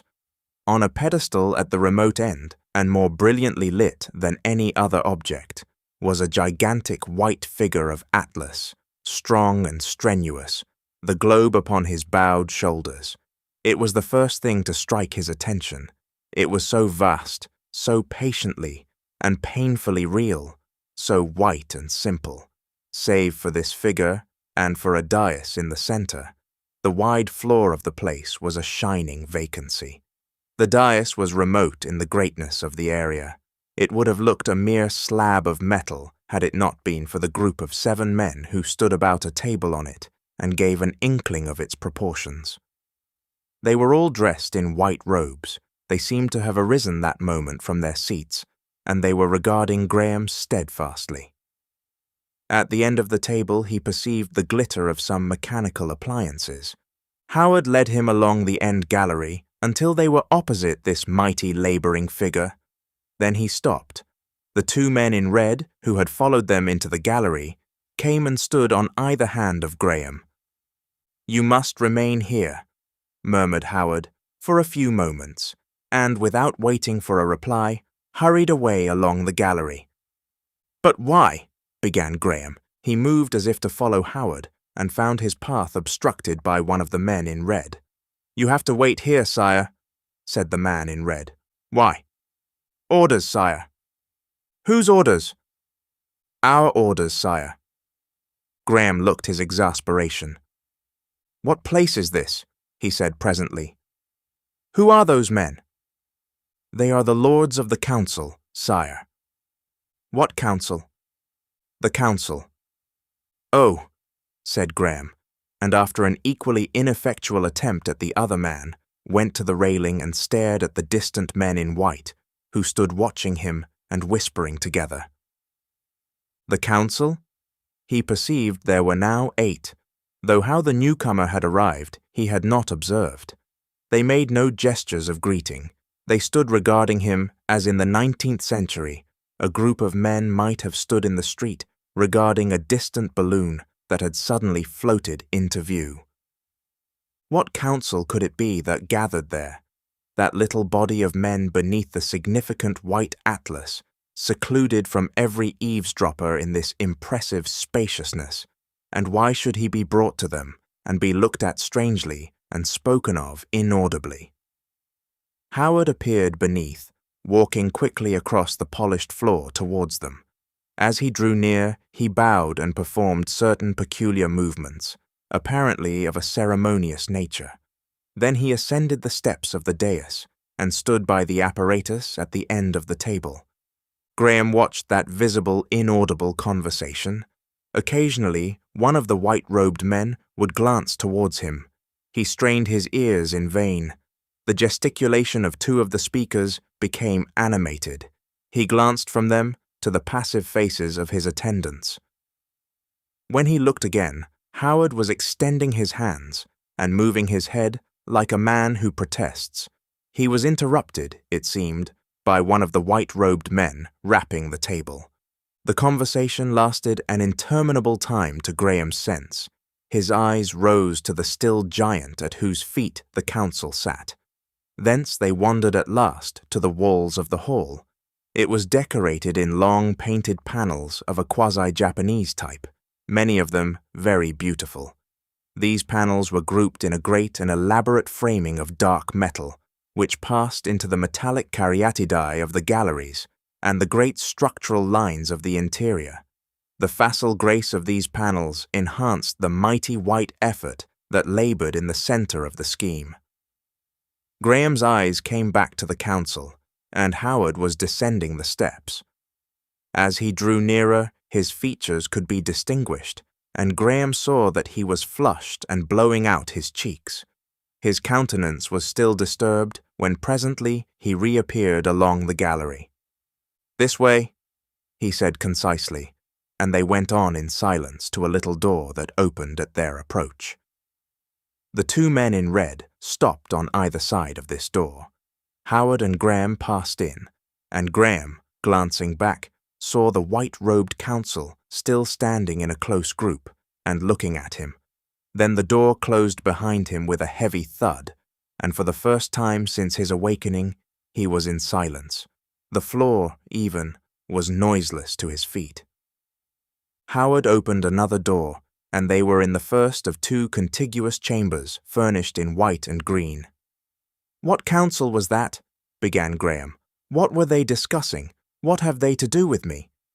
Howard closed the door carefully, heaved a huge sigh, and said something in an undertone. He walked slanting ways across the room and turned, blowing out his cheeks again. "Ugh!" he grunted, a man relieved. Graham stood regarding him. "You must understand," began Howard abruptly, avoiding Graham's eyes, "that our social order is very complex.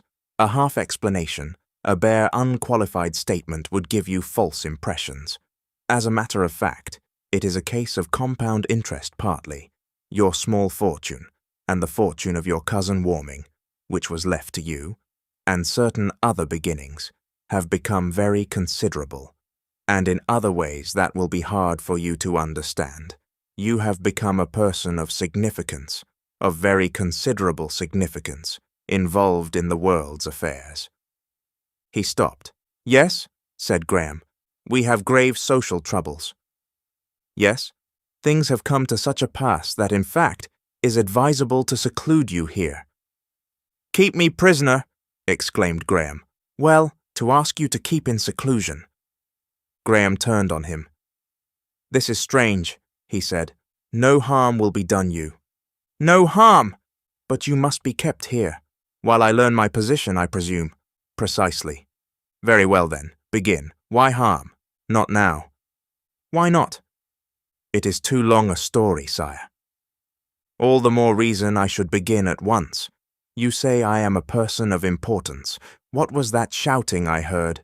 Why is a great multitude shouting and excited because my trance is over? And who are the men in white in that huge council chamber?" "All in good time, sire," said Howard, "but not crudely, not crudely. This is one of those flimsy times when no man has a settled mind. Your awakening. No one expected your awakening. The council is consulting." "What council?" "The council you saw." Graham made a petulant movement. "This is not right," he said. "I should be told what is happening." "You must wait. Really, you must wait." Graham sat down abruptly. "I suppose since I have waited so long to resume life," he said, "that I must wait a little longer." "That is better," said Howard. "Yes, that is much better, and I must leave you alone, for a space, while I attend the discussion in the council. I am sorry." He went towards the noiseless door, hesitated, and vanished. Graham walked to the door, tried it, found it securely fastened in some way he never came to understand, turned about, paced the room restlessly, made the circuit of the room, and sat down. He remained sitting for some time with folded arms and knitted brow, biting his fingernails, and trying to piece together the kaleidoscopic impressions of this first hour of awakened life, the vast mechanical spaces, the endless series of chambers and passages, the great struggle that roared and splashed through these strange ways, the little group of remote, unsympathetic men beneath the colossal atlas, Howard's mysterious behavior. There was an inkling of some vast inheritance already in his mind, a vast inheritance perhaps misapplied, of some unprecedented importance and opportunity. What had he to do? And this room's secluded silence was eloquent of imprisonment. It came into Graham's mind with irresistible conviction that this series of magnificent impressions was a dream. He tried to shut his eyes and succeeded, but that time-honored device led to no awakening. Presently he began to touch and examine all the unfamiliar appointments of the two small rooms in which he found himself. In a long oval panel of mirror he saw himself, and stopped astonished. He was clad in a graceful costume of purple and bluish-white, with a little grey-shot beard trimmed to a point, and his hair, its blackness streaked now with bands of grey, arranged over his forehead in an unfamiliar but graceful manner. He seemed a man of 45, perhaps. For a moment he did not perceive this was himself. A flash of laughter came with the recognition. "To call on old Warming like this," he exclaimed, "and make him take me out to lunch." Then he thought of meeting first one and then another of the few familiar acquaintances of his early manhood, and in the midst of his amusement realized that every soul with whom he might jest had died many score of years ago. The thought smote him abruptly and keenly. He stopped short. The expression of his face changed to a white consternation. The tumultuous memory of the moving platforms and the huge facade of that wonderful street reasserted itself. The shouting multitudes came back clear and vivid, and those remote, inaudible, unfriendly counsellors in white. He felt himself a little figure, very small and ineffectual, pitifully conspicuous, and all about him the world was strange. This concludes Chapter 6 of When the Sleeper Wakes. Chapter 7. In the Silent Rooms. Presently, Graham resumed his examination of his apartments. Curiosity kept him moving in spite of his fatigue. The inner room, he perceived, was high, and its ceiling dome shaped, with an oblong aperture in the center, opening into a funnel in which a wheel of broad fans seemed to be rotating, apparently driving the air up the shaft. The faint humming note of its easy motion was the only clear sound in that quiet place. As these vans sprang up one after the other, Graham could get transient glimpses of the sky. He was surprised to see a star. This drew his attention to the fact that the bright lighting of these rooms was due to a multitude of very faint glow lamps set about the cornices. There were no windows, and he began to recall that along all the vast chambers and passages he had traversed with Howard, he had observed no windows at all. Had there been windows? There were windows on the street indeed, but were they for light? Or was the whole city lit day and night forevermore, so that there was no night there? And another thing dawned upon him. There was no fireplace in either room. Was the season summer, and were these merely summer apartments, or was the whole city uniformly heated or cooled? He became interested in these questions, began examining the smooth texture of the walls, the simply constructed bed, the ingenious arrangements by which the labor of bedroom service was practically abolished. And over everything was a curious absence of deliberate ornament, a bare grace of form and color that he found very pleasing to the eye. There were several very comfortable chairs, a light table on silent runners carrying several bottles of fluids and glasses, and 2 plates bearing a clear substance like jelly. Then he noticed there were no books, no newspapers, no writing materials. "The world has changed indeed," he said. He observed one entire side of the outer room was set with rows of peculiar double cylinders inscribed with green lettering on white that harmonized with the decorative scheme of the room, and in the center of this side projected a little apparatus about a yard square and having a white smooth face to the room. A chair faced this. He had a transitory idea that these cylinders might be books or a modern substitute for books, but at first it did not seem so. The lettering on the cylinders puzzled him. At first sight it seemed like Russian. Then he noticed a suggestion of mutilated English about certain of the words. "Oi man who'd be kin" forced itself on him as "the man who would be king." Phonetic spelling, he said. He remembered reading a story with that title. Then he recalled the story vividly, one of the best stories in the world. But this thing before him was not a book as he understood it. He puzzled out the titles of 2 adjacent cylinders. The Heart of Darkness he had never heard of before, nor the Madonna of the Future. No doubt if they were indeed stories, they were by post-Victorian authors. He puzzled over this peculiar cylinder for some time and replaced it. Then he turned to the square apparatus and examined that. He opened a sort of lid and found one of the double cylinders within, and on the upper edge a little stud, like the stud of an electric bell. He pressed this, and a rapid clicking began and ceased. He became aware of voices and music, and noticed a play of color on the smooth front face. He suddenly realized what this might be, and stepped back to regard it. On the flat surface was now a little picture, very vividly colored, and in this picture were figures that moved. Not only did they move, but they were conversing in clear, small voices. It was exactly like reality viewed through an inverted opera glass and heard through a long tube.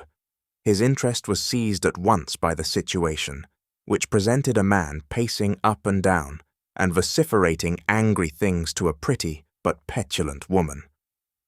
Both were in the picturesque costume that seemed so strange to Graham. "I have worked," said the man. "But what have you been doing?" "Ah," said Graham. He forgot everything else and sat down in the chair. Within 5 minutes he heard himself named, heard "when the sleeper wakes," used jestingly as a proverb for remote postponement, and passed himself by, a thing remote and incredible. But in a little while he knew those two people like intimate friends. At last the miniature drama came to an end, and the square face of the apparatus was blank again.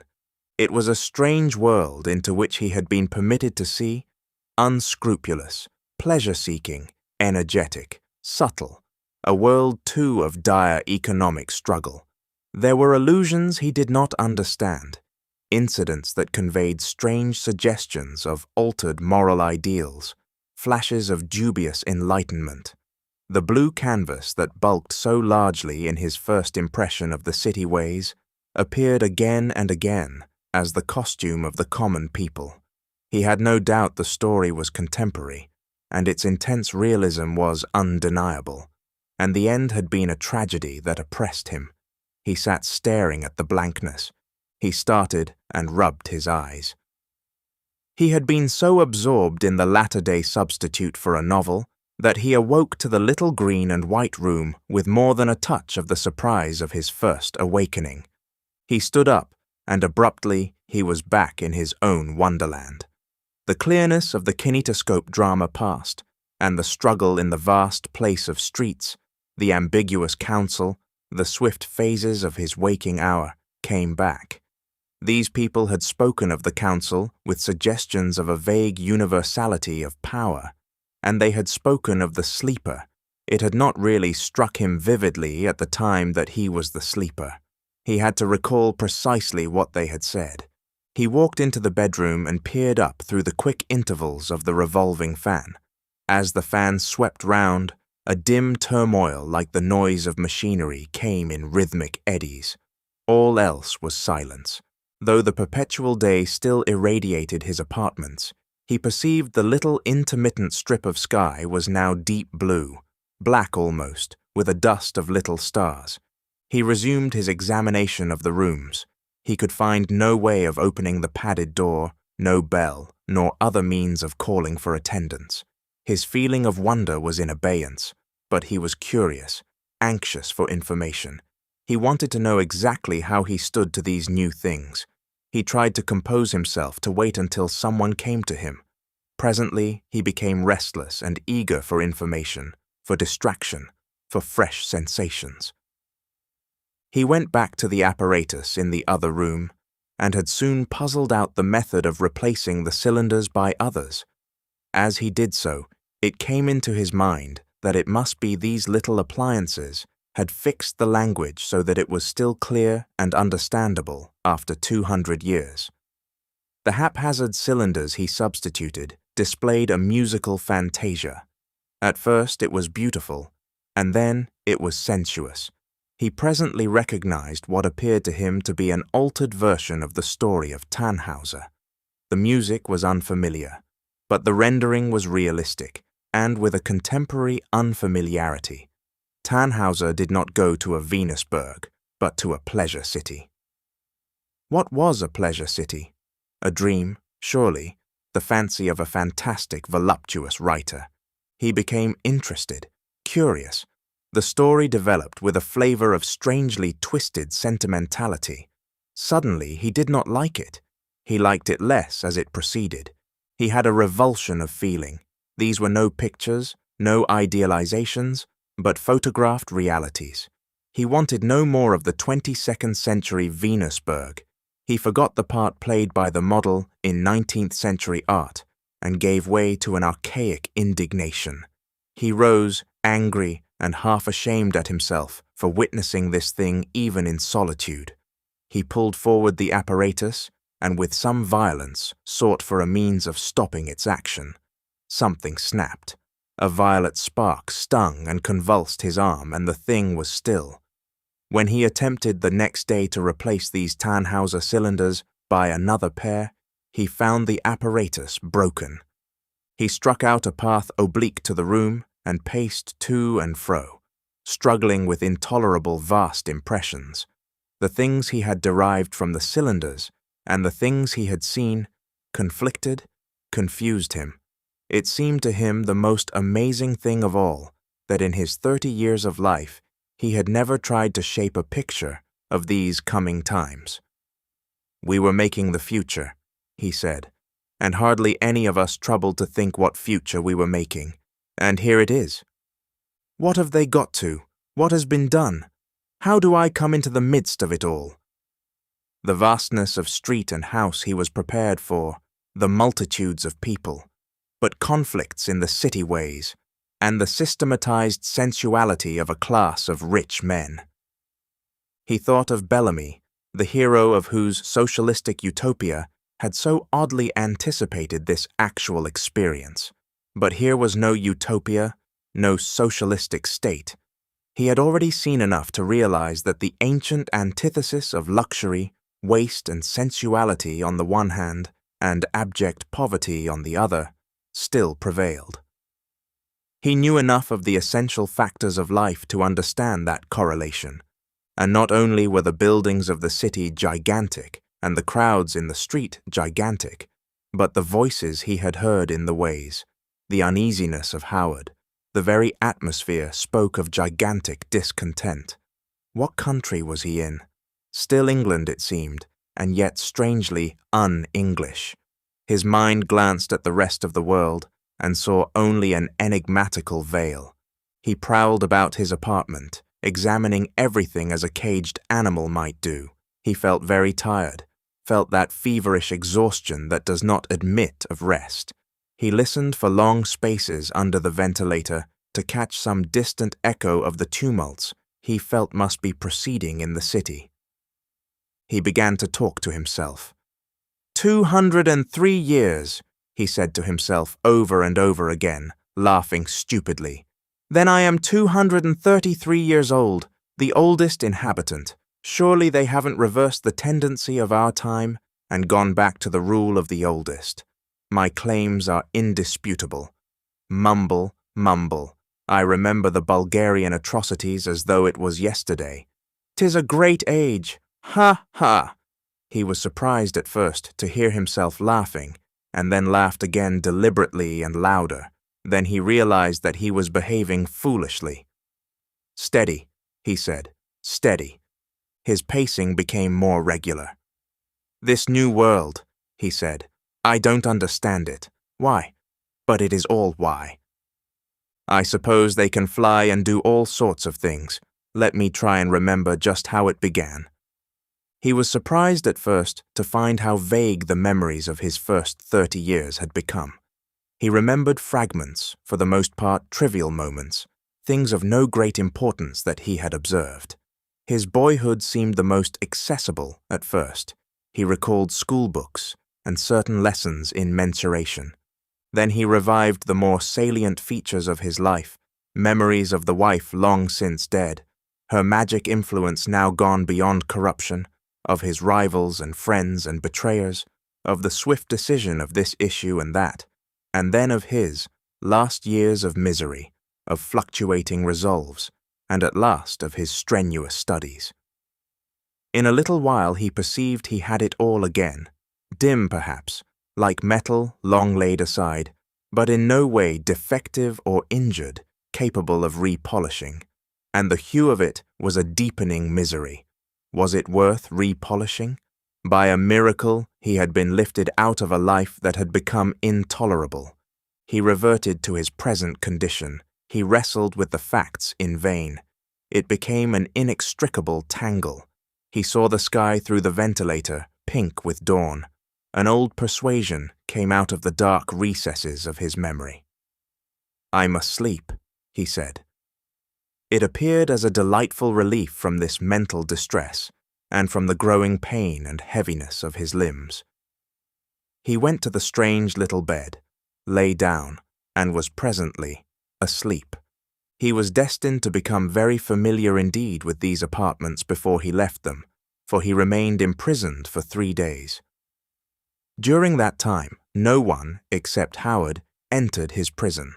The marvel of his fate mingled with and in some way minimized the marvel of his survival. He had awakened to mankind. It seemed only to be snatched away into this unaccountable solitude. Howard came regularly with subtly sustaining and nutritive fluids, and light and pleasant foods, quite strange to Graham. He always closed the door carefully as he entered. On matters of detail he was increasingly obliging, but the bearing of Graham on the great issues that were evidently being contested so closely beyond the soundproof walls that enclosed him, he would not elucidate. He evaded, as politely as possible, every question on the position of affairs in the outer world. And in those 3 days, Graham's incessant thoughts went far and wide. All that he had seen, all this elaborate contrivance to prevent him seeing, worked together in his mind. Almost every possible interpretation of his position he debated, even as it chanced, the right interpretation. Things that presently happened to him came to him at last credible by virtue of this seclusion. When at length the moment of his release arrived, it found him prepared. Howard's bearing went far to deepen Graham's impression of his own strange importance. The door between its opening and closing seemed to admit with him a breath of momentous happening. His inquiries became more definite and searching. Howard retreated through protests and difficulties. The awakening was unforeseen. He repeated, it happened to have fallen in with the trend of a social convulsion. To explain it, I must tell you the history of a gross and a half of years, protested Howard. The thing is this, said Graham. You are afraid of something I shall do. In some way I am arbitrator. I might be arbitrator. It is not that, but you have, I may tell you this much, the automatic increase of your property puts great possibilities of interference in your hands, and in certain other ways you have influence with your 18th century notions. 19th century, corrected Graham. With your old world notions anyhow, ignorant as you are of every feature of our state. Am I a fool? Certainly not. Do I seem to be the sort of man who would act rashly? You were never expected to act at all. No one counted on your awakening. No one dreamt you would ever awake. The council had surrounded you with antiseptic conditions. As a matter of fact, we thought that you were dead, a mere arrest of decay, but it is too complex. We dare not suddenly, while you are still half awake.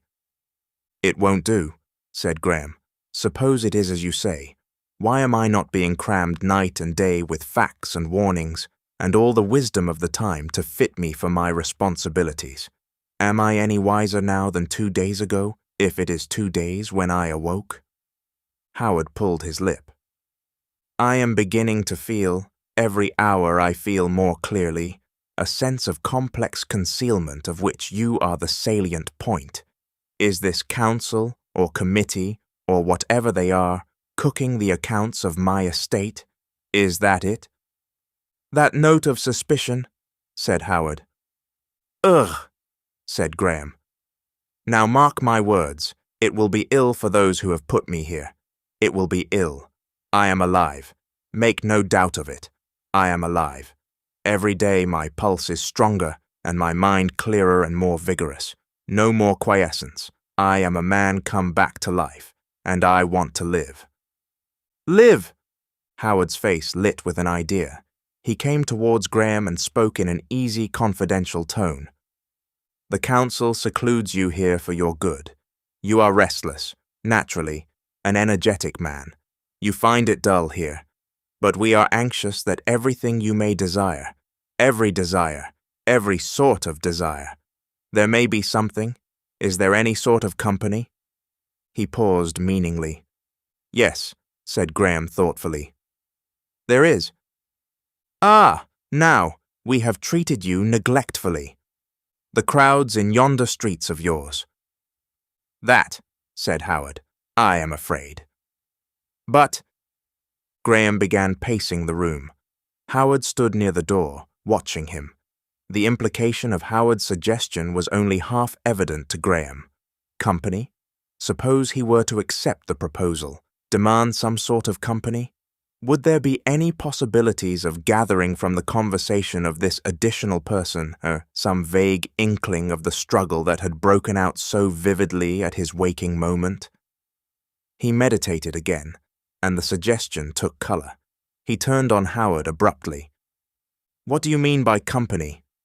Howard raised his eyes and shrugged his shoulders. Human beings, he said, with a curious smile on his heavy face. Our social ideas, he said, have a certain increased liberality, perhaps in comparison with your times. If a man wishes to relieve such a tedium as this, by feminine society, for instance, we think it no scandal. We have cleared our minds of formulae. There is in our city a class, a necessary class, no longer despised, discreet. Graham stopped dead. It would pass the time, said Howard. It is a thing I should perhaps have thought of before, but, as a matter of fact, so much is happening. He indicated the exterior world. Graham hesitated. For a moment the figure of a possible woman that his imagination suddenly created dominated his mind with an intense attraction. Then he flashed into anger. No! He shouted. He began striding rapidly up and down the room. Everything you say, everything you do, convinces me of some great issue in which I am concerned. I do not want to pass the time, as you call it. Yes, I know. Desire and indulgence are life in a sense, and death, extinction. In my life before I slept, I had worked out that pitiful question. I will not begin again. There is a city, a multitude, and meanwhile I am here like a rabbit in a bag. His rage surged high. He choked for a moment and began to wave his clenched fists. He gave way to an anger fit. He swore archaic curses. His gestures had the quality of physical threats. I do not know who your party may be. I am in the dark, and you keep me in the dark. But I know this, that I am secluded here for no good purpose. For no good purpose. I warn you of the consequences, once I come at my power. He realized that to threaten thus might be a danger to himself. He stopped. Howard stood, regarding him with a curious expression. I take it this is a message to the council, said Howard. Graham had a momentary impulse to leap upon the man, fell, or stun him. It must have shown upon his face. At any rate, Howard's movement was quick. In a second, the noiseless door had closed again, and the man from the 19th century was alone. For a moment he stood rigid, with clenched hands half raised. Then he flung them down. What a fool I have been, he said, and gave way to his anger again, stamping about the room and shouting curses. For a long time he kept himself in a sort of frenzy, raging at his position, at his own folly, at the knaves who had imprisoned him. He did this because he did not want to look calmly at his position. He clung to his anger, because he was afraid of fear. Presently, he found himself reasoning with himself. This imprisonment was unaccountable, but no doubt the legal forms, new legal forms, of the time permitted it.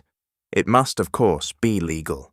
These people were 200 years further on in the march of civilization than the Victorian generation. It was not likely they would be less humane, yet they had cleared their minds of formulae. Was humanity a formula as well as chastity? His imagination set to work to suggest things that might be done to him. The attempts of his reason to dispose of these suggestions, though for the most part logically valid, were quite unavailing. Why should anything be done to me? If the worst comes to the worst, he found himself saying at last, I can give up what they want. But what do they want? And why don't they ask me for it, instead of cooping me up? He returned to his former preoccupation with the council's possible intentions. He began to reconsider the details of Howard's behavior, sinister glances, inexplicable hesitations. Then, for a time, his mind circled about the idea of escaping from these rooms. But whither could he escape into this vast, crowded world? He would be worse off than a Saxon yeoman suddenly dropped into 19th century London. And besides, how could anyone escape from these rooms? How can it benefit anyone if harm should happen to me? He thought of the tumult, the great social trouble of which he was so unaccountably the axis. A text, irrelevant enough, and yet curiously insistent, came floating up out of the darkness of his memory. This also a council had said, It is expedient for us that one man should die for the people. This concludes Chapter 7 of When the Sleeper Wakes. Chapter 8. The Roof Spaces. As the fans in the circular aperture of the inner room rotated and permitted glimpses of the night, dim sounds drifted in thereby, and Graham, standing underneath, wrestling darkly with the unknown powers that imprisoned him and which he had now deliberately challenged, was startled by the sound of a voice. He peered up and saw in the intervals of the rotation, dark and dim, the face and shoulders of a man regarding him. When a dark hand was extended, the swift fan struck it, swung round, and beat on, with a little brownish patch on the edge of its thin blade, and something began to fall therefrom upon the floor, dripping silently. Graham looked down, and there were spots of blood at his feet. He looked up again in a strange excitement. The figure had gone. He remained motionless, his every sense intent upon the flickering patch of darkness, for outside it was high night. He became aware of some faint, remote, dark specks floating lightly through the outer air. They came down towards him, fitfully, eddyingly, and passed aside out of the uprush from the fan. A gleam of light flickered, the specks flashed white, and then the darkness came again. Warmed and lit as he was, he perceived that it was snowing within a few feet of him. Graham walked across the room and came back to the ventilator again. He saw the head of a man pass near. There was a sound of whispering, then a smart blow on some metallic substance, effort, voices, and the fan stopped. A gust of snowflakes whirled into the room and vanished before they touched the floor. "Don't be afraid," said a voice. Graham stood under the fan. "Who are you?" he whispered. For a moment there was nothing but a swaying of the fan, and then the head of a man was thrust cautiously into the opening. His face appeared nearly inverted to Graham. His dark hair was wet with dissolving flakes of snow upon it. His arm went up into the darkness, holding something unseen. He had a youthful face and bright eyes, and the veins of his forehead were swollen. He seemed to be exerting himself to maintain his position. For several seconds, neither he nor Graham spoke. "You were the sleeper?" said the stranger at last. "Yes," said Graham. "What do you want with me?" "I come from Ostrog, sire." "Ostrog?" The man in the ventilator twisted his head round so that his profile was towards Graham. He appeared to be listening. Suddenly there was a hasty exclamation, and the intruder sprang back just in time to escape the sweep of the released fan. And when Graham peered up, there was nothing visible but the slowly falling snow. It was perhaps a quarter of an hour before anything returned to the ventilator, but at last came the same metallic interference again. The fan stopped, and the face reappeared.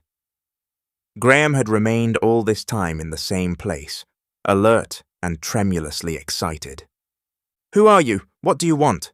he said. "We want to speak to you, sire," said the intruder. I can't hold the thing. We have been trying to find a way to you these 3 days." "Is it rescue?" whispered Graham. "Escape?" "Yes, sire, if you will." "You are my party, the party of the sleeper?" "Yes, sire." "What am I to do?" said Graham. There was a struggle. The stranger's arm appeared and his hand was bleeding. His knees came into view over the edge of the funnel. "Stand away from me," he said, and he dropped rather heavily on his hands and one shoulder at Graham's feet. The released ventilator whirled noisily. The stranger rolled over, sprang up nimbly, and stood panting, hand to a bruised shoulder, and with his bright eyes on Graham. "You are indeed the sleeper," he said. "I saw you asleep when it was the law that anyone might see you." "I am the man who was in the trance," said Graham. "They have imprisoned me here. I have been here since I awoke, at least 3 days." The intruder seemed about to speak, heard something, glanced swiftly at the door, and suddenly left Graham and ran towards it, shouting quick, incoherent words. A bright wedge of steel flashed in his hand, and he began, tap, tap, a quick succession of blows upon the hinges. "Mind!" cried a voice. "Oh!" The voice came from above. Graham glanced up, saw the soles of 2 feet, ducked, was struck on the shoulder by one of them, and a heavy weight bore him to the earth. He fell on his knees and forward, and the weight went over his head. He knelt up and saw a second man from above seated before him. "I did not see you, sire," panted the man. He rose and assisted Graham to arise. "Are you hurt, sire?" he panted. A succession of heavy blows on the ventilator began. Something fell close to Graham's face, and a shivering edge of white metal danced, fell over, and lay flat upon the floor. "What is this?" cried Graham, confused and looking at the ventilator. "Who are you? What are you going to do? Remember, I understand nothing." "Stand back," said the stranger, and drew him from under the ventilator as another fragment of metal fell heavily. "We want you to come, sire," panted the newcomer, and Graham, glancing at his face again, saw a new cut had changed from white to red on his forehead, and a couple of little trickles of blood starting therefrom. "Your people call for you." "Come where? My people?" "To the hall about the markets. Your life is in danger here. We have spies. We learned but just in time. The council has decided, this very day, either to drug or kill you, and everything is ready. The people are drilled, the wind vane police, the engineers, and half the way-gearers are with us. We have the halls crowded, shouting. The whole city shouts against the council. We have arms." He wiped the blood with his hand. "Your life here is not worth, but why arms? The people have risen to protect you, sire." "What?" He turned quickly as the man who had first come down made a hissing with his teeth. Graham saw the latter start back, gesticulate to them to conceal themselves, and move as if to hide behind the opening door. As he did so, Howard appeared, a little tray in one hand, and his heavy face downcast. He started, looked up, the door slammed behind him, the tray tilted sideways, and the steel wedge struck him behind the ear.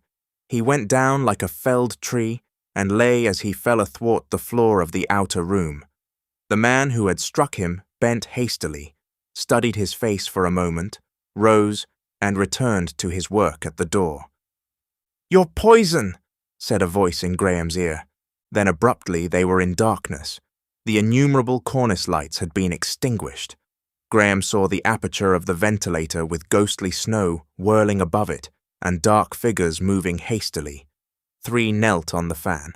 Some dim thing, a ladder was being lowered through the opening, and a hand appeared, holding a fitful yellow light. He had a moment of hesitation, but the manner of these men, their swift alacrity, their words, marched so completely with his own fears of the council, with his idea and hope of a rescue, that it lasted not a moment, and his people awaited him. "I do not understand," he said.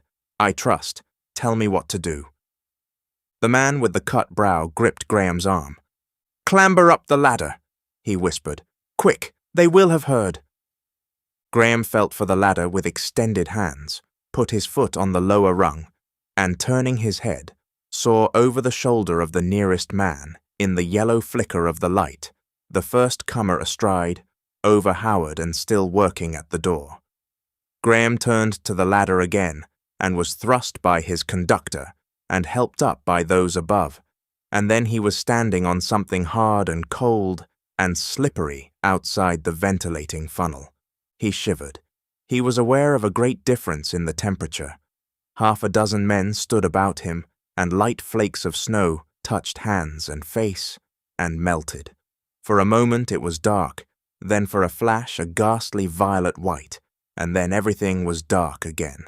He saw he had come out upon the roof of the vast city structure which had replaced the miscellaneous houses, streets, and open spaces of Victorian London.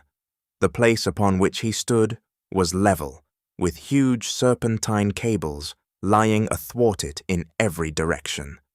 The circular wheels of a number of windmills loomed indistinct and gigantic through the darkness and snowfall, and roared with a varying loudness as the fitful white light smote up from below, touched the snow eddies with a transient glitter, and made an evanescent spectre in the night, and here and there, low down, some vaguely outlined wind-driven mechanism flickered with livid sparks.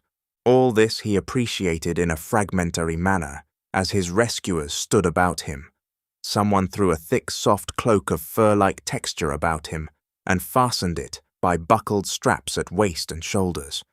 Things were said briefly, decisively. Someone thrust him forward. Before his mind was yet clear, a dark shape gripped his arm. "This way," said this shape, urging him along, and pointed Graham across the flat roof in the direction of a dim, semicircular haze of light. Graham obeyed. "Mind," said a voice, as Graham stumbled against a cable. "Between them and not across them," said the voice, and "we must hurry." "Where are the people?" said Graham. "The people you said awaited me?" The stranger did not answer. He left Graham's arm as the path grew narrower and led the way with rapid strides. Graham followed blindly. In a minute he found himself running. "Are the others coming?" he panted, but received no reply. His companion glanced back and ran on. They came to a sort of pathway of open metalwork, transverse to the direction they had come, and they turned aside to follow this. Graham looked back, but the snowstorm had hidden the others. "Come on," said his guide. Running now, they drew near a little windmill, spinning high in the air. "Stoop," said Graham's guide, and they avoided an endless band running roaring up to the shaft of the vane. "This way," and they were ankle-deep in a gutter full of drifted thawing snow, between two low walls of metal that presently rose waist-high. "I will go first," said the guide. Graham drew his cloak about him and followed. Then suddenly came a narrow abyss across which the gutter leapt to the snowy darkness of the further side. Graham peeped over the side once, and the gulf was black. For a moment he regretted his flight. He dared not look again, and his brain spun as he waded through the half-liquid snow. Then out of the gutter they clambered and hurried across a wide flat space, damp with thawing snow, and for half its extent dimly translucent to lights that went to and fro underneath. He hesitated at this unstable-looking substance, but his guide ran on unheeding, and so they came to and clambered up slippery steps to the rim of a great dome of glass. Round this they went. Far below, a number of people seemed to be dancing, and music filtered through the dome. Graham fancied he heard a shouting through the snowstorm, and his guide hurried him on with a new spurt of haste.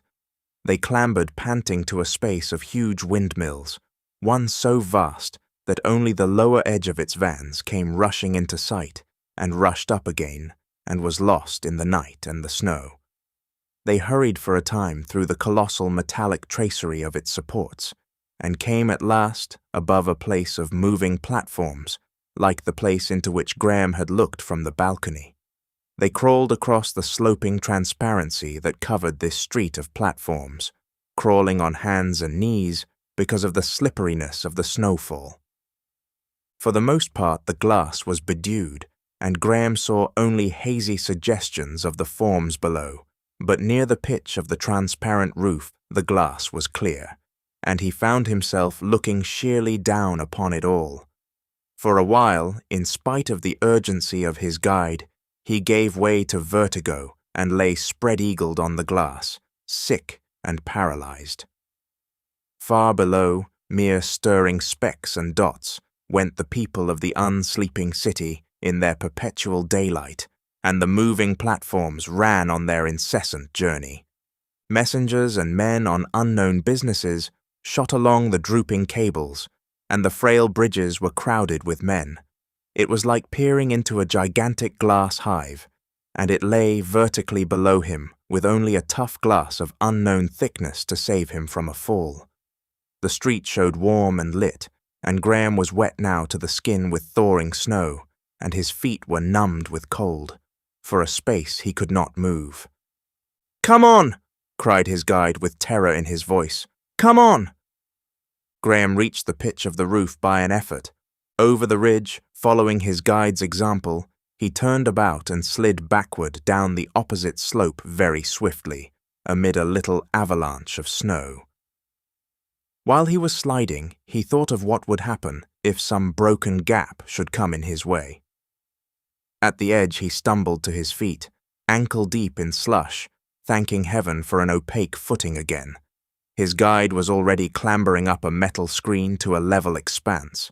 Through the spare snowflakes above, this loomed another line of vast windmills, and then suddenly the amorphous tumult of the rotating wheels was pierced with a deafening sound. It was a mechanical shrilling of extraordinary intensity that seemed to come simultaneously from every point of the compass.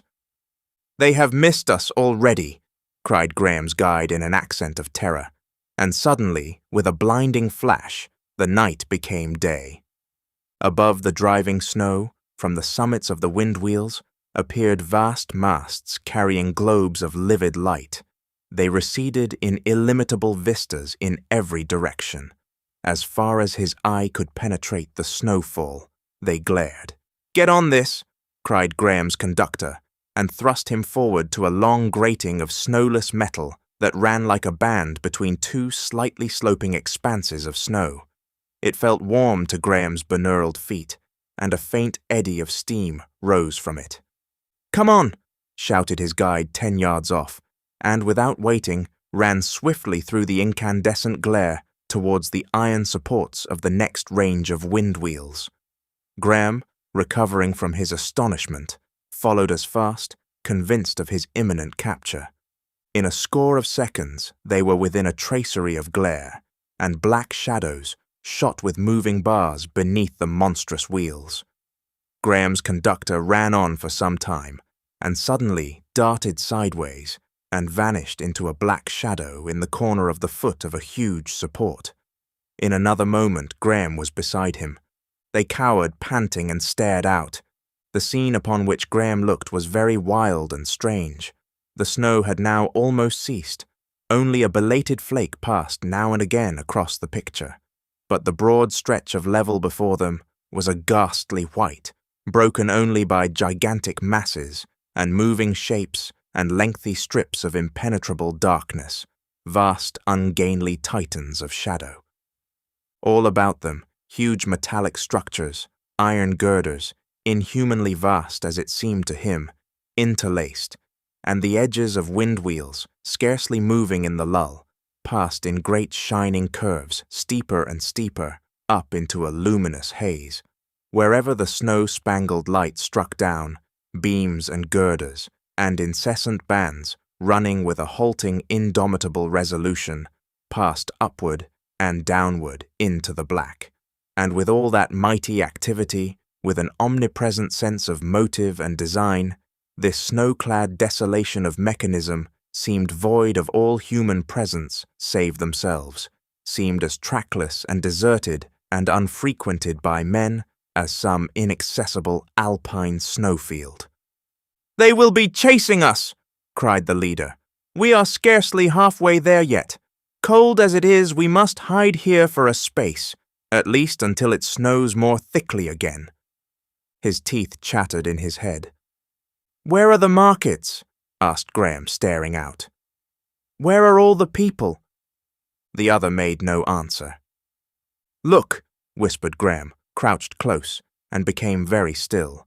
The snow had suddenly become thick again, and sliding with the whirling eddies out of the black pit of the sky came something, vague and large and very swift.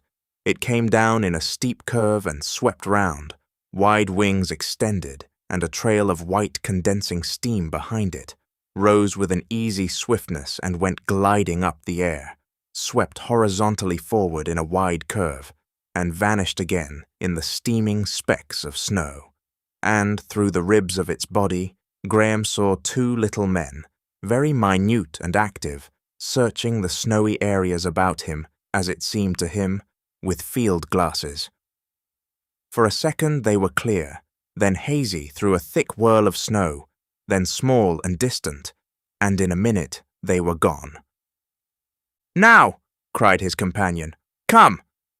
He pulled Graham's sleeve, and incontinently the two were running headlong down the arcade of ironwork beneath the wind wheels. Graham, running blindly, collided with his leader, who had turned back on him suddenly. He found himself within a dozen yards of a black chasm. It extended as far as he could see right and left. It seemed to cut off their progress in either direction. "Do as I do," whispered his guide. He lay down and crawled to the edge, thrust his head over and twisted until one leg hung. He seemed to feel for something with his foot, found it, and went sliding over the edge into the gulf. His head reappeared. "It is a ledge," he whispered, "in the dark all the way along. Do as I did." Graham hesitated, went down upon all fours, crawled to the edge, and peered into a velvety blackness. For a sickly moment he had courage neither to go on nor retreat. Then he sat and hung his leg down, felt his guide's hands pulling at him, had a horrible sensation of sliding over the edge into the unfathomable, splashed, and felt himself in a slushy gutter, impenetrably dark. "This way," whispered the voice, and he began crawling along the gutter through the trickling thaw, pressing himself against the wall. They continued along it for some minutes. He seemed to pass through 100 stages of misery, to pass minute after minute through 100 degrees of cold, damp, and exhaustion. In a little while, he ceased to feel his hands and feet. The gutter sloped downwards. He observed that they were now many feet below the edge of the buildings. Rows of spectral white shapes, like the ghosts of blind-drawn windows, rose above them. They came to the end of a cable fastened above one of these white windows, dimly visible and dropping into impenetrable shadows. Suddenly, his hand came against his guide's. "Still," whispered the latter very softly. He looked up with a start and saw the huge wings of the flying machine gliding slowly and noiselessly overhead, athwart the broad band of snow-flecked grey-blue sky. In a moment it was hidden again. "Keep still, they were just turning." For a while both were motionless. Then Graham's companion stood up, and reaching towards the fastenings of the cable, fumbled with some indistinct tackle. "What is that?" asked Graham. The only answer was a faint cry. The man crouched motionless. Graham peered and saw his face dimly. He was staring down the long ribbon of sky, and Graham, following his eyes, saw the flying machine small and faint and remote. Then he saw that the wings spread on either side, that it headed towards them, that every moment it grew larger. It was following the edge of the chasm towards them. The man's movements became convulsive. He thrust 2 crossbars into Graham's hand. Graham could not see them. He ascertained their form by feeling. They were slung by thin cords to the cable. On the cord were hand grips of some soft, elastic substance. "Put the cross between your legs," whispered the guide hysterically, "and grip the holdfasts. Grip tightly. Grip." Graham did as he was told. "Jump," said the voice. "In heaven's name, jump." For one momentous second, Graham could not speak. He was glad afterwards that darkness hid his face. He said nothing. He began to tremble violently. He looked sideways at the swift shadow that swallowed up the sky as it rushed upon him. "Jump! Jump! In God's name, or they will have us!" cried Graham's guide, and in the violence of his passion thrust him forward. Graham tottered convulsively, gave a sobbing cry, a cry in spite of himself, and then, as the flying machine swept over them, fell forward into the pit of that darkness, seated on the crosswood and holding the ropes with the clutch of death. Something cracked, something rapped smartly against a wall. He heard the pulley of the cradle hum on its rope. He heard the aeronauts shout. He felt a pair of knees digging into his back. He was sweeping headlong through the air, falling through the air. All his strength was in his hands. He would have screamed, but he had no breath. He shot into a blinding light that made him grip the tighter. He recognized the great passage with the running ways, the hanging lights and interlacing girders. They rushed upward and by him. He had a momentary impression of a great circular aperture yawning to swallow him up. He was in the dark again, falling, gripping with aching hands. And behold, a clap of sound, a burst of light, and he was in a brightly lit hall with a roaring multitude of people beneath his feet. The people, his people.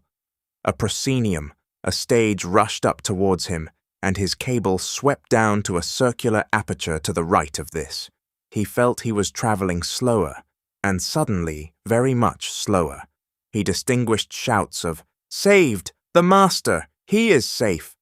The stage rushed up towards him with rapidly diminishing swiftness.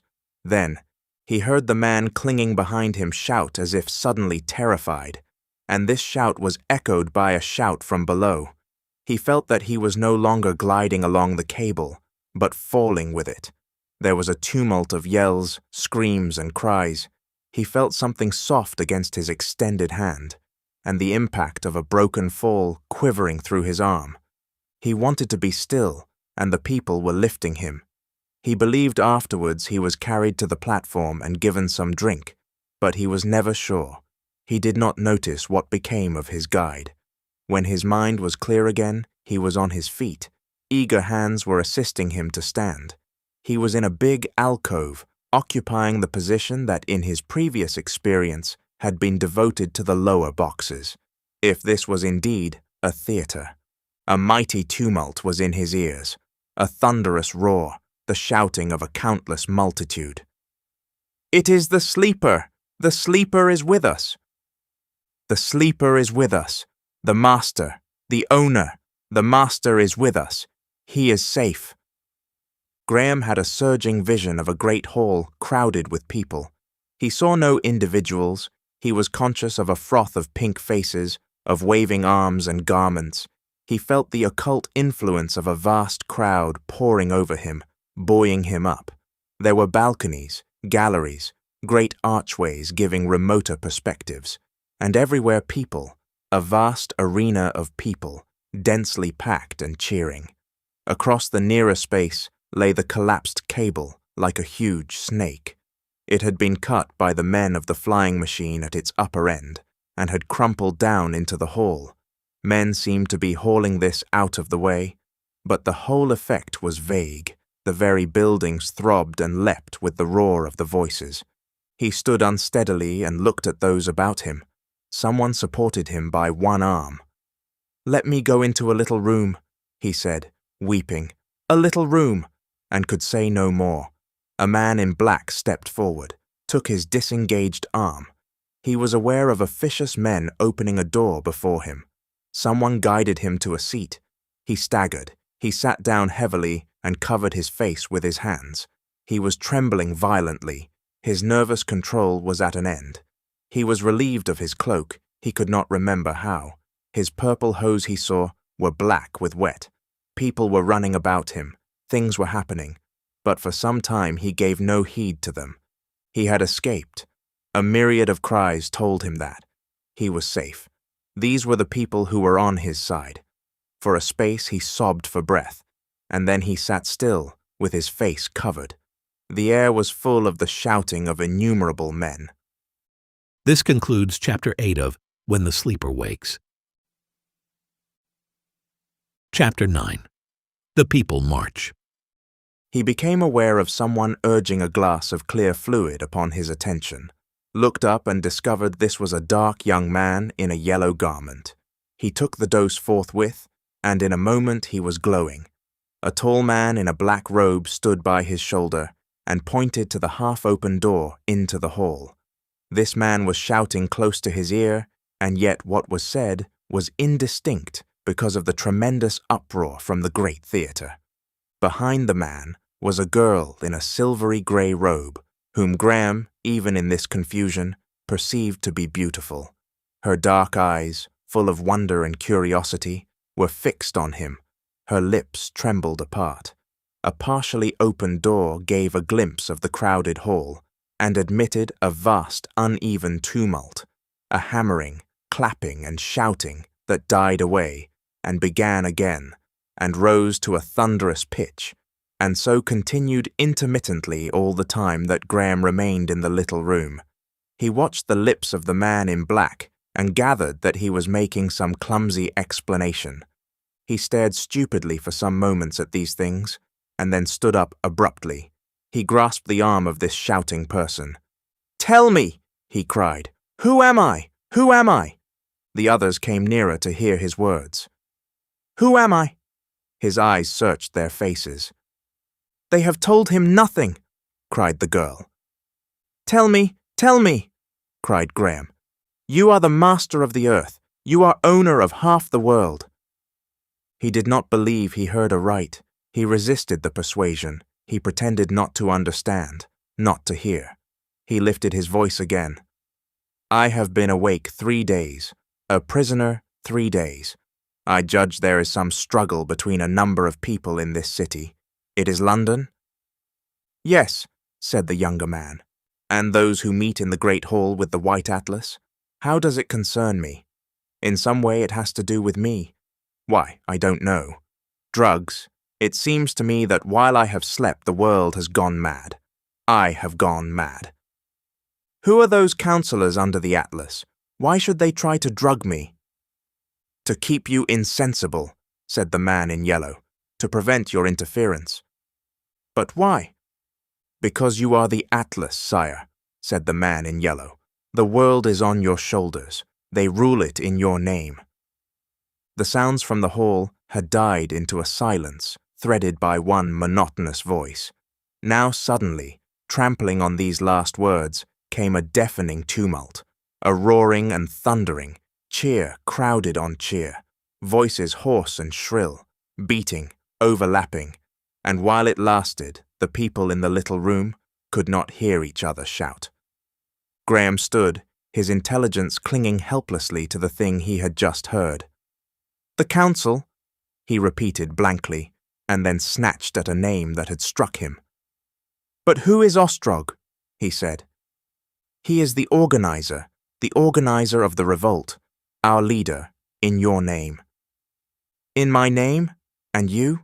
Why is he not here?" "He has deputed us. I am his brother, his half-brother, Lincoln. He wants you to show yourself to these people and then come on to him. That is why he has sent. He is at the Wind Vane offices directing. The people are marching." "In your name," shouted the younger man. "They have ruled, crushed, tyrannized, at last even." "In my name, master." The younger man suddenly became audible in a pause of the outer thunder, indignant and vociferous, a high penetrating voice under his red aquiline nose and bushy moustache. "No one expected you to wake. No one expected you to wake. They were cunning. Damned tyrants! But they were taken by surprise. They did not know whether to drug you, hypnotize you, kill you." Again the hall dominated everything. Ostrog is at the wind vane offices ready. Even now there is a rumor of fighting beginning. The man who had called himself Lincoln came close to him. Ostrog has it planned. Trust him. We have our organizations ready. We shall seize the flying stages. Even now he may be doing that. Then, "This public theater," bawled the man in yellow, "is only a contingent. We have 5 myriads of drilled men." "We have arms," cried Lincoln. "We have plans, a leader. Their police have gone from the streets and are massed in the inaudible. It is now or never. The council is rocking. They cannot trust even their drilled men." "Hear the people calling to you." Graham's mind was like a night of moon and swift clouds, now dark and hopeless, now clear and ghastly. He was master of the earth. He was a man sodden with thawing snow. Of all his fluctuating impressions, the dominant ones presented an antagonism. On the one hand was the White Council, powerful, disciplined, few, the White Council from which he had just escaped, and on the other, monstrous crowds, packed masses of indistinguishable people clamoring his name, hailing him master. The other side had imprisoned him, debated his death. These shouting thousands beyond the little doorway had rescued him, but why these things should be so, he could not understand. The door opened, Lincoln's voice was swept away and drowned, and a rush of people followed on the heels of the tumult. These intruders came towards him, and Lincoln gesticulating. The voices without explained their soundless lips. "Show us the sleeper! Show us the sleeper!" was the burden of the uproar. Men were bawling for order, silence.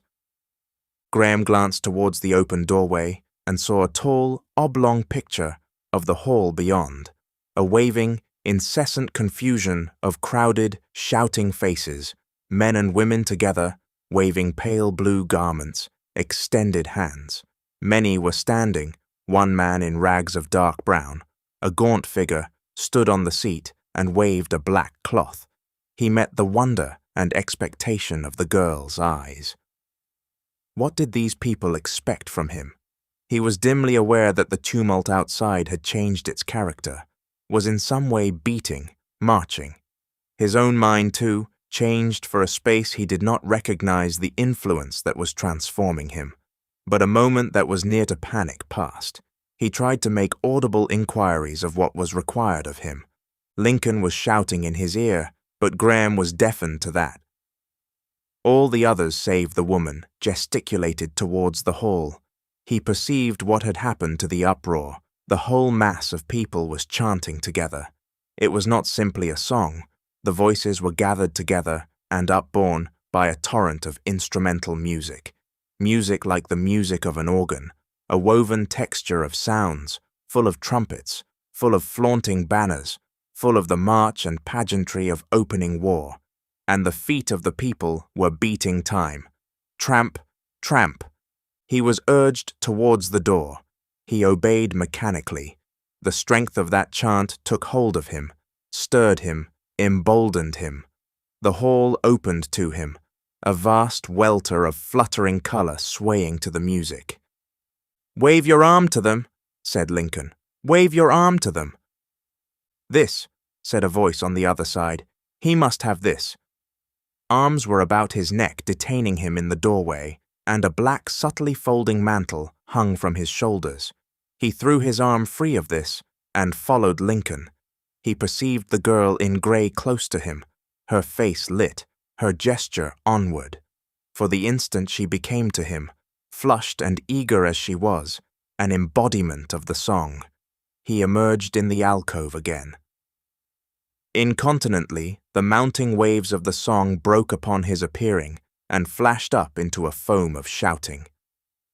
Guided by Lincoln's hand, he marched obliquely across the center of the stage facing the people. The hall was a vast and intricate space. Galleries, balconies, broad spaces of amphitheatral steps, and great archways. Far away, high up, seemed the mouth of a huge passage full of struggling humanity. The whole multitude was swaying in congested masses, individual figure sprang out of the tumult, impressed him momentarily, and lost definition again. Close to the platform swayed a beautiful fair woman, carried by 3 men, her hair across her face and brandishing a green staff. Next, this group, an old careworn man in blue canvas, maintained his place in the crush with difficulty, and behind shouted a hairless face, a great cavity of toothless mouth. A voice called that enigmatical word, Ostrog. All his impressions were vague save the massive emotion of that trampling song. The multitude were beating time with their feet, marking time, tramp, tramp, tramp, tramp. The green weapons waved, flashed, and slanted.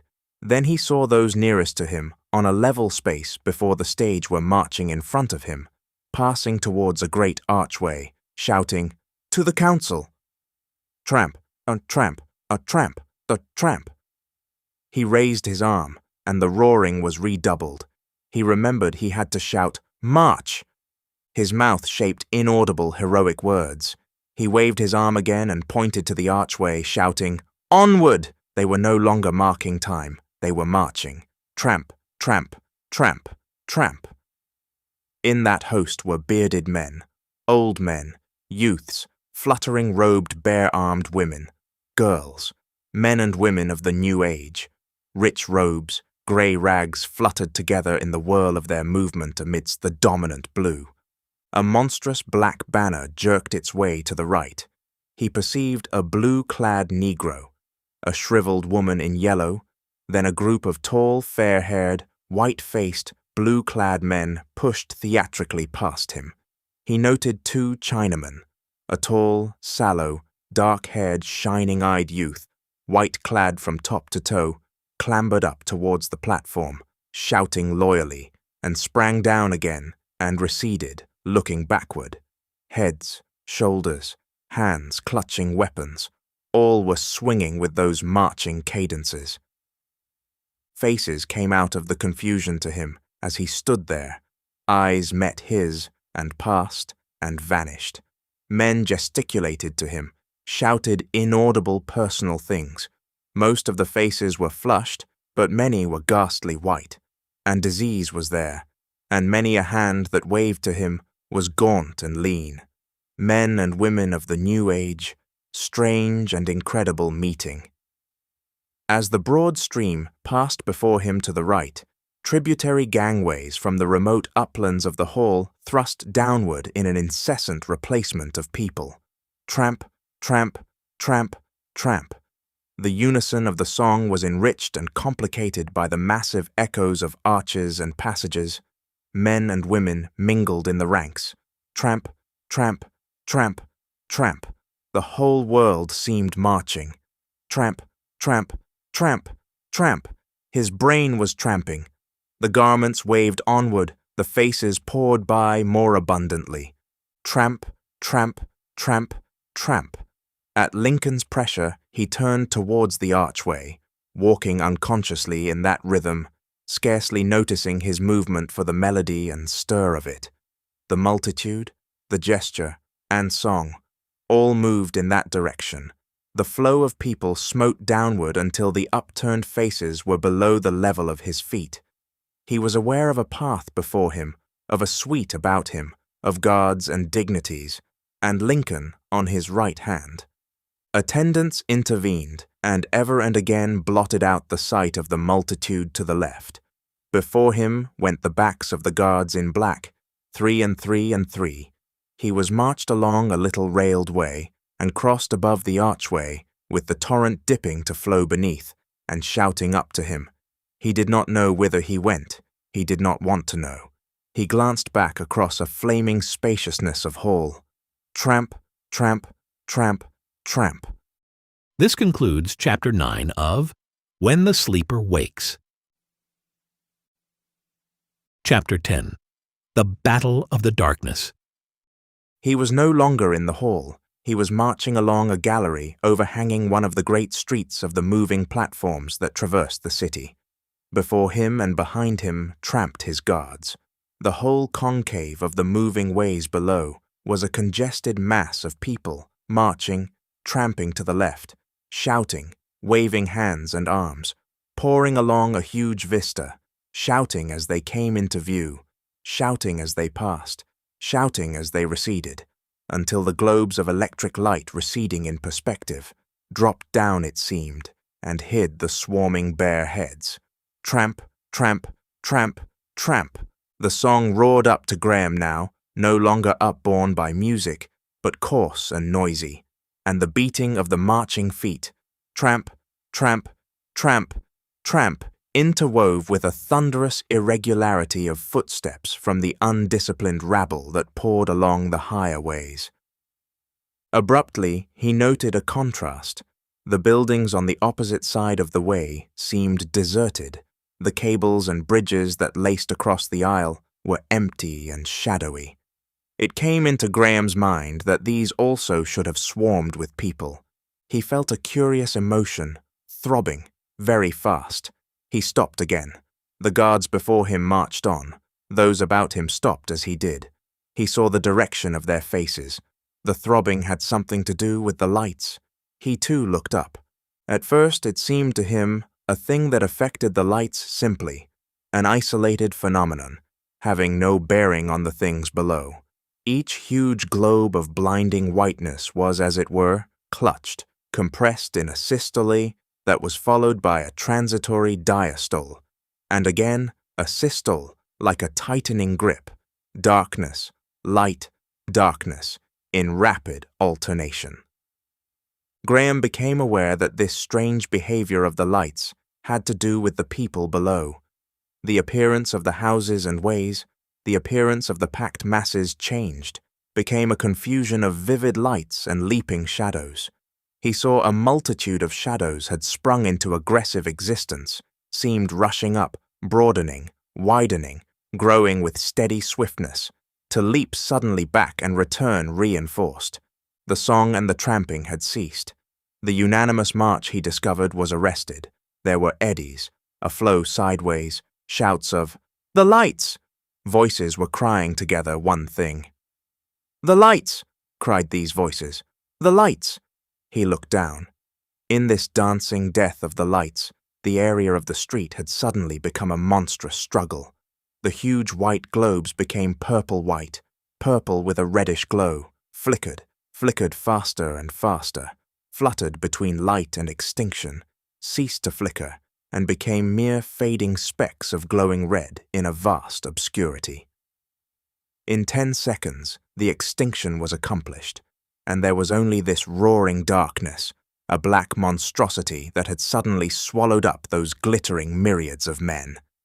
He felt invisible forms about him. His arms were gripped, something rapped sharply against his shin. A voice bawled in his ear, "It is all right, all right." Graham shook off the paralysis of his first astonishment. He struck his forehead against Lincoln's and bawled, "What is this darkness?" "The council has cut the currents that light the city. We must wait, stop. The people will go on. They will—" His voice was drowned. Voices were shouting, "Save the sleeper! Take care of the sleeper!" A guard stumbled against Graham and hurt his hand by an inadvertent blow of his weapon. A wild tumult tossed and whirled about him, growing, as it seemed, louder, denser, more furious each moment. Fragments of recognizable sounds drove towards him, were whirled away from him as his mind reached out to grasp them. Voices seemed to be shouting conflicting orders. Other voices answered. There were suddenly a succession of piercing screams close beneath them. A voice bawled in his ear, "The Red Police!" and receded forthwith beyond his questions. A crackling sound grew to distinctness, and there, with a leaping of faint flashes along the edge of the further ways. By their light, Graham saw the heads and bodies of a number of men, armed with weapons like those of his guards, leap into an instant's dim visibility. The whole area began to crackle, to flash with little instantaneous streaks of light, and abruptly the darkness rolled back like a curtain. A glare of light dazzled his eyes. A vast, seething expanse of struggling men confused his mind. A shout, a burst of cheering, came across the ways. He looked up to see the source of the light. A man hung far overhead from the upper part of a cable, holding by a rope the blinding star that had driven the darkness back. He wore a red uniform. Graham's eyes fell to the ways again. A wedge of red a little way along the vista caught his eye. He saw it was a dense mass of red-clad men jammed the higher further way, their backs against the pitiless cliff of building, and surrounded by a dense crowd of antagonists. They were fighting. Weapons flashed and rose and fell. Heads vanished at the edge of the contest, and other heads replaced them. The little flashes from the green weapons became little jets of smoky grey while the light lasted. Abruptly, the flare was extinguished, and the ways were an inky darkness once more, a tumultuous mystery. He felt something thrusting against him. He was being pushed along the gallery. Someone was shouting. It might be at him. He was too confused to hear. He was thrust against the wall, and a number of people blundered past him. It seemed to him that his guards were struggling with one another. Suddenly, the cable-hung star-holder appeared again, and the whole scene was white and dazzling. The band of red coats seemed broader and nearer. Its apex was halfway down the ways towards the central aisle, and raising his eyes, Graham saw that a number of these men had also appeared now in the darkened lower galleries of the opposite building, and were firing over the heads of their fellows below at the boiling confusion of people on the lower ways. The meaning of these things dawned upon him. The march of the people had come upon an ambush at the very outset. Thrown into confusion by the extinction of the lights, they were now being attacked by the red police. Then he became aware that he was standing alone, that his guards and Lincoln were along the gallery in the direction along which he had come before the darkness fell. He saw they were gesticulating to him wildly, running back towards him. A great shouting came from across the ways. Then it seemed as though the whole face of the darkened building opposite was lined and speckled with red-clad men, and they were pointing over to him and shouting. "The sleeper! Save the sleeper!" shouted a multitude of throats. Something struck the wall above his head. He looked up at the impact and saw a star-shaped splash of silvery metal. He saw Lincoln near him, felt his arm gripped. Then, "Pat! Pat!" He had been missed twice. For a moment he did not understand this. The street was hidden. Everything was hidden as he looked. The second flare had burned out. Lincoln had gripped Graham by the arm, was lugging him along the gallery. "Before the next light!" he cried. His haste was contagious. Graham's instinct of self-preservation overcame the paralysis of his incredulous astonishment. He became for a time the blind creature of the fear of death. He ran, stumbling because of the uncertainty of the darkness, blundered into his guards as they turned to run with him. Haste was his one desire, to escape this perilous gallery upon which he was exposed. A third glare came close on its predecessors. With it came a great shouting across the ways, an answering tumult from the ways. The red coats below, he saw, had now almost gained the central passage. Their countless faces turned towards him, and they shouted. The white facade opposite was densely stippled with red. All these wonderful things concerned him, turned upon him as a pivot. These were the guards of the council, attempting to recapture him. Lucky it was for him that these shots were the first fired in anger for 150 years.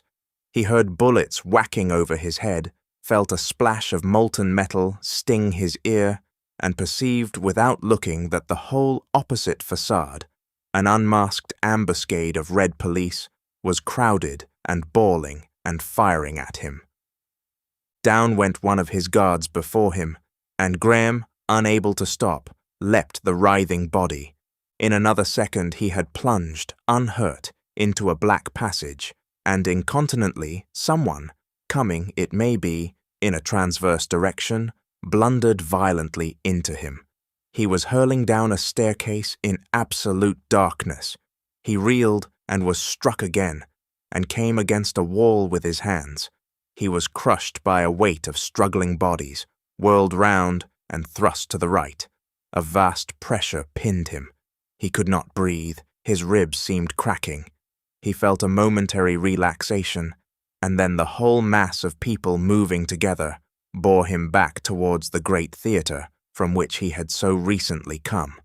There were moments when his feet did not touch the ground. Then he was staggering and shoving.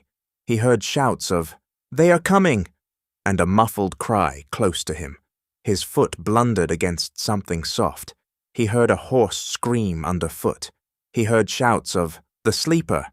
but he was too confused to speak. He heard the green weapons crackling. For a space he lost his individual will, became an atom in a panic, blind, unthinking, mechanical. He thrust and pressed back and writhed in the pressure, kicked presently against a step, and found himself ascending a slope.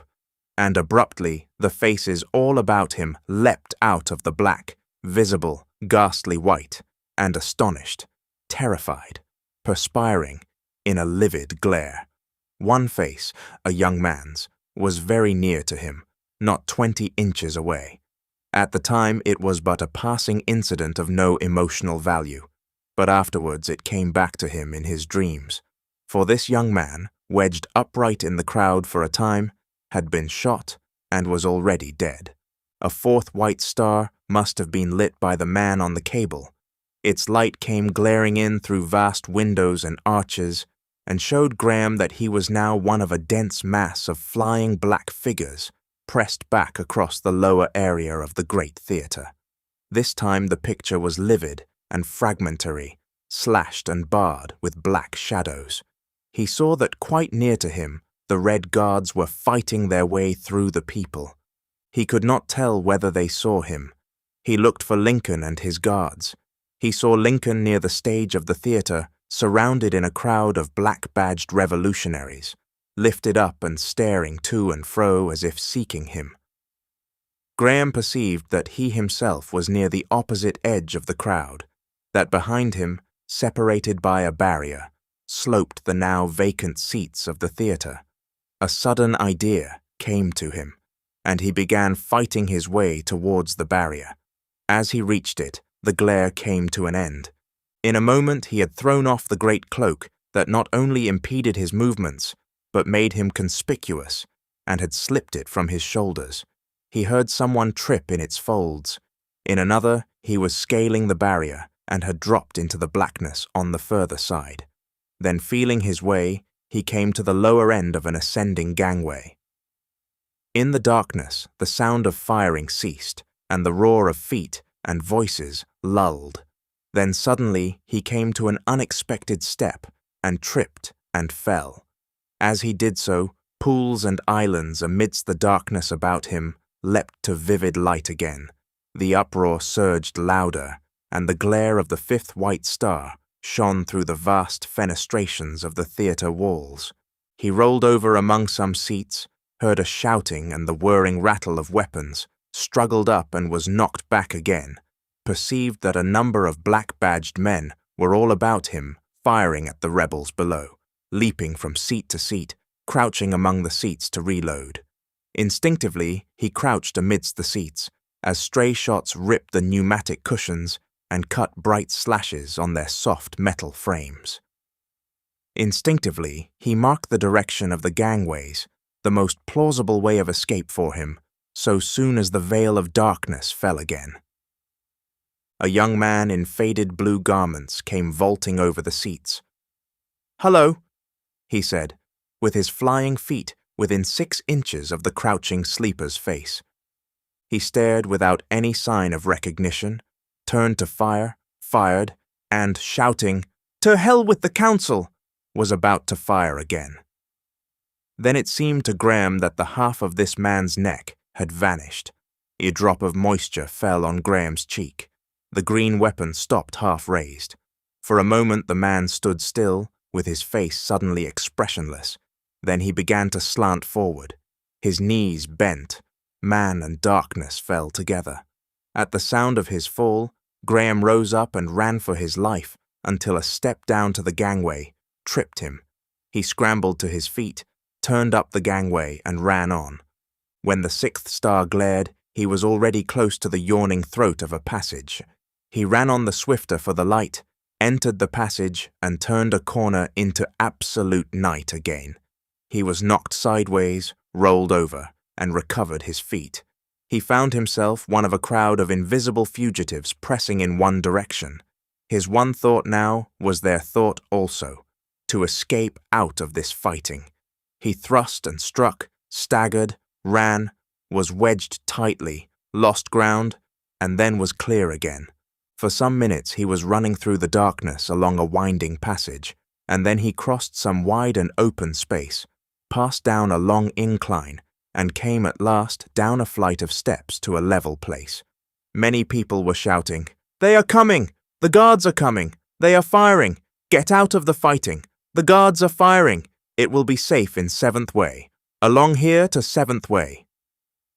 There were women and children in the crowd, as well as men. Men called names to him. The crowd converged on an archway, passed through a short throat, and emerged on a wider space again, lit dimly. The black figures about him spread out and ran up what seemed in the twilight to be a gigantic series of steps. He followed. The people dispersed to the right and left. He perceived that he was no longer in a crowd. He stopped near the highest step. Before him, on that level, were groups of seats and a little kiosk. He went up to this, and, stopping in the shadow of its eaves, looked about him panting. Everything was vague and grey, but he recognized that these great steps were a series of platforms of the ways, now motionless again. The platform slanted up on either side, and the tall buildings rose beyond, vast dim ghosts, their inscriptions and advertisements indistinctly seen, and up through the girders and cables was a faint interrupted ribbon of pallid sky. A number of people hurried by. From their shouts and voices, it seemed they were hurrying to join the fighting. Other less noisy figures flitted timidly among the shadows. From very far away down the street, he could hear the sound of a struggle. But it was evident to him that this was not the street into which the theatre opened. That former fight, it seemed, had suddenly dropped out of sound and hearing, and, grotesque thought, they were fighting for him. For a space he was like a man who pauses in the reading of a vivid book and suddenly doubts what he has been taking unquestioningly. At that time he had little mind for details. The whole effect was a huge astonishment. Oddly enough, while the flight from the council prison, the great crowd in the hall, and the attack of the Red Police upon the swarming people were clearly present in his mind, it cost him an effort to piece in his awakening and to revive the meditative interval of the silent rooms. At first his memory leapt these things, and took him back to the cascade at Pentargen, quivering in the wind, and all the sombre splendours of the sunlit Cornish coast. The contrast touched everything with unreality, and then the gap filled, and he began to comprehend his position. It was no longer absolutely a riddle, as it had been in the silent rooms. At least he had the strange, bare outline now. He was in some way the owner of half the world, and great political parties were fighting to possess him. On the one hand was the White Council, with its Red Police, set resolutely, it seemed, on the usurpation of his property and perhaps his murder. On the other, the revolution that had liberated him, with this unseen Ostrog as its leader, and the whole of this gigantic city was convulsed by their struggle, frantic development of his world. "I do not understand," he cried. "I do not understand." He had slipped out between the contending parties into this liberty of the twilight. What would happen next? What was happening? He figured the red-clad men as busily hunting him, driving the black-badged revolutionists before them. At any rate, chance had given him a breathing space. He could lurk unchallenged by the passers-by and watch the course of things. His eye followed up the intricate dim immensity of the twilight buildings, and it came to him as a thing infinitely wonderful, that above there the sun was rising, and the world was lit and glowing with the old familiar light of day. In a little while he had recovered his breath. His clothing had already dried upon him from the snow. He wandered for miles along these twilight ways, speaking to no one, accosted by no one, a dark figure among dark figures, the coveted man out of the past, the inestimable unintentional owner of half the world. Wherever there were lights or dense crowds or exceptional excitement, he was afraid of recognition and watched and turned back or went up and down by the middle stairways into some transverse system of ways at a lower or higher level. And though he came on no more fighting, the whole city stirred with battle. Once he had to run to avoid a marching multitude of men that swept the street. Everyone abroad seemed involved. For the most part they were men, and they carried what he judged were weapons. It seemed as though the struggle was concentrated mainly in the quarter of the city from which he came. Ever and again a distant roaring, the remote suggestion of that conflict, reached his ears. Then his caution and his curiosity struggled together. But his caution prevailed, and he continued wandering away from the fighting, so far as he could judge. He went unmolested, unsuspected through the dark. After a time he ceased to hear even a remote echo of the battle. Fewer and fewer people passed him, until at last the titanic streets became deserted. The frontages of the buildings grew plain and harsh. He seemed to have come to a district of vacant warehouses. Solitude crept upon him. His pace slackened. He became aware of a growing fatigue. At times he would turn aside and seat himself on one of the numerous seats of the upper ways. But a feverish restlessness, the knowledge of his vital implication in his struggle, would not let him rest in any place for long. Was the struggle on his behalf alone?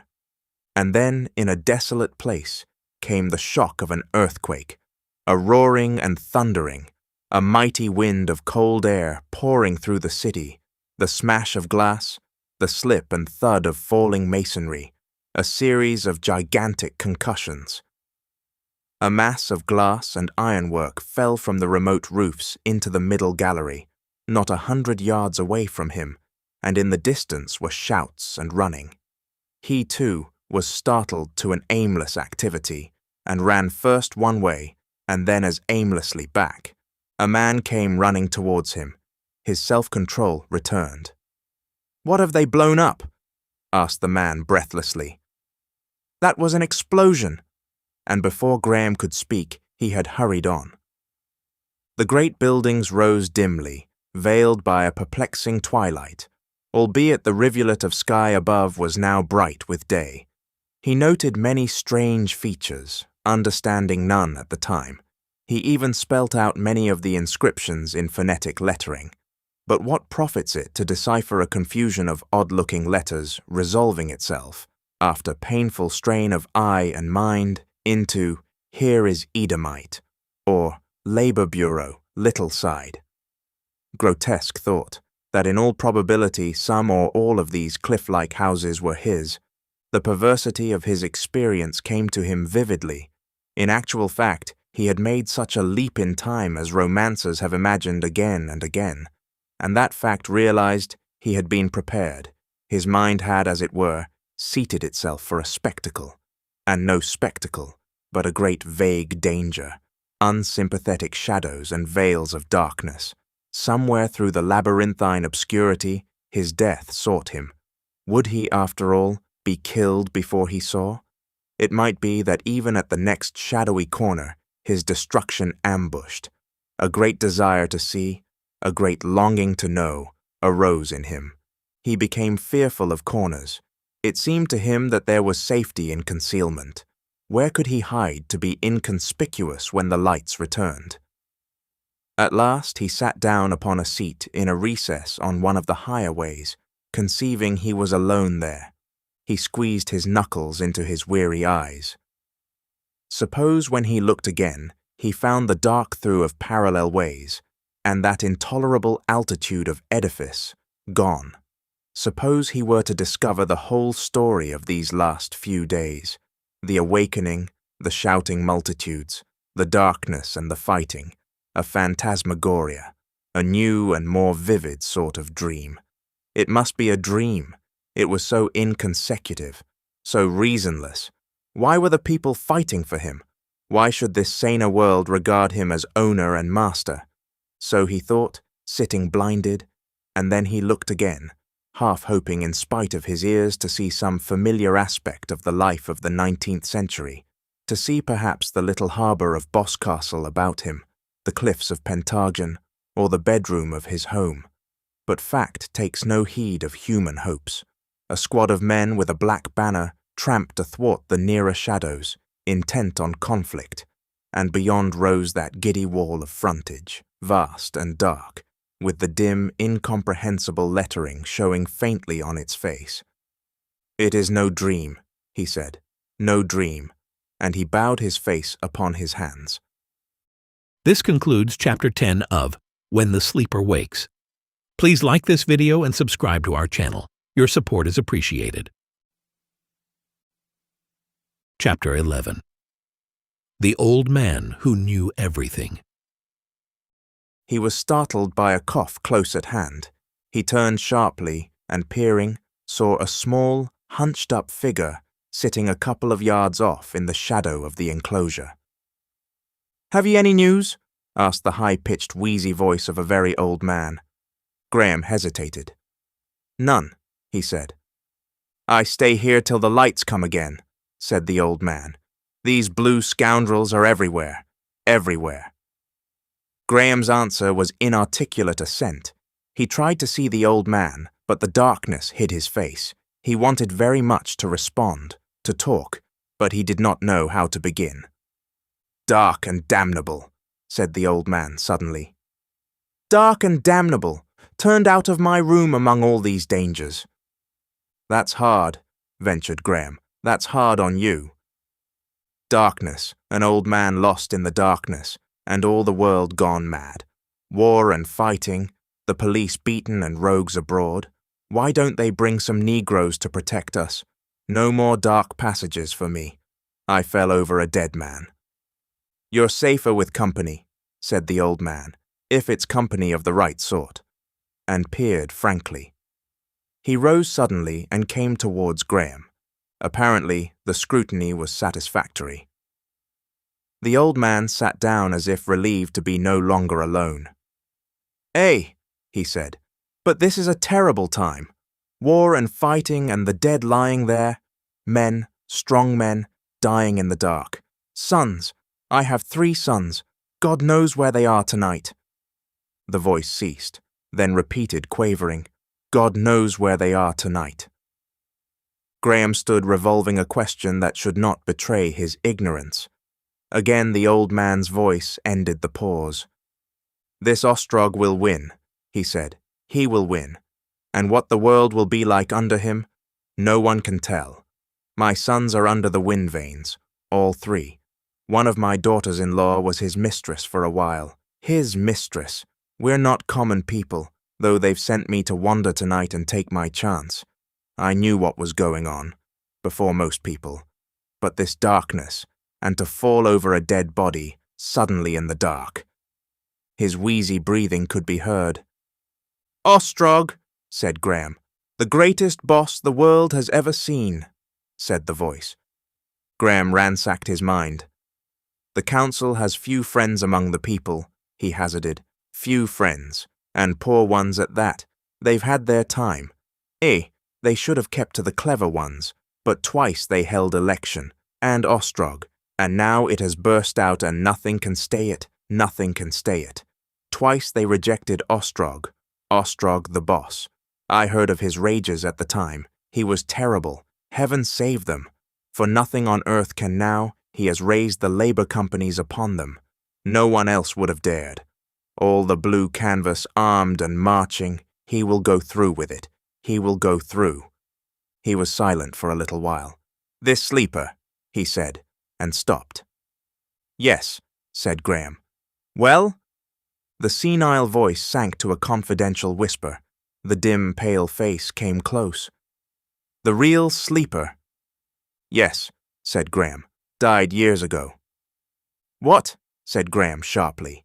"Years ago. Died years ago." "You don't say so," said Graham. "I do. I do say so. He died. This sleeper who's woke up. They changed in the night. A poor, drugged, insensible creature. But I mustn't tell all I know. I mustn't tell all I know." For a little while he muttered inaudibly. His secret was too much for him. "I don't know the ones that put him to sleep. That was before my time. But I know the man who injected the stimulants and woke him again. It was 10-1, wake or kill, Ostrog's way." Graham was so astonished at these things that he had to interrupt, to make the old man repeat his words, to re-question vaguely before he was sure of the meaning and folly of what he heard. And his awakening had not been natural. Was that an old man's senile superstition too, or had it any truth in it? Feeling in the dark corners of his memory, he presently came on something that might conceivably be an impression of some such stimulating effect. It dawned upon him that he had happened upon a lucky encounter, that at last he might learn something of the new age. The old man wheezed a while and spat, and then the piping, reminiscent voice resumed. "The first time they rejected him, I've followed it all." "Rejected whom?" said Graham. "The sleeper." "Sleeper? No, Ostrog. He was terrible, terrible. And he was promised then, promised certainly the next time. Fools they were, not to be more afraid of him. Now all the city's his millstone, and such as we dust ground upon it, until he set to work. The workers cut each other's throats, and murdered a Chinaman or a Labour policeman at times, and left the rest of us in peace.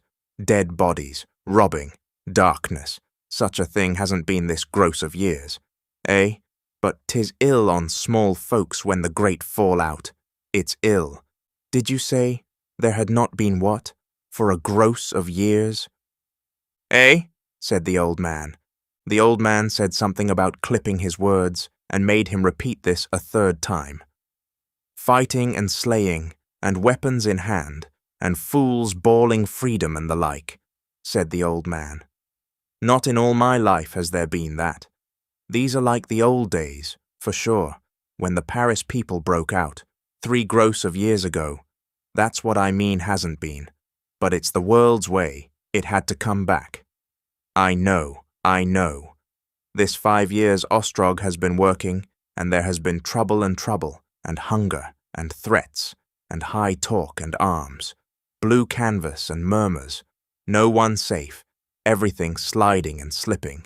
And now here we are, revolt and fighting, and the council come to its end." "You are rather well informed on these things," said Graham. "I know what I hear. It isn't all babble machine with me." "No," said Graham, wondering what babble machine might be.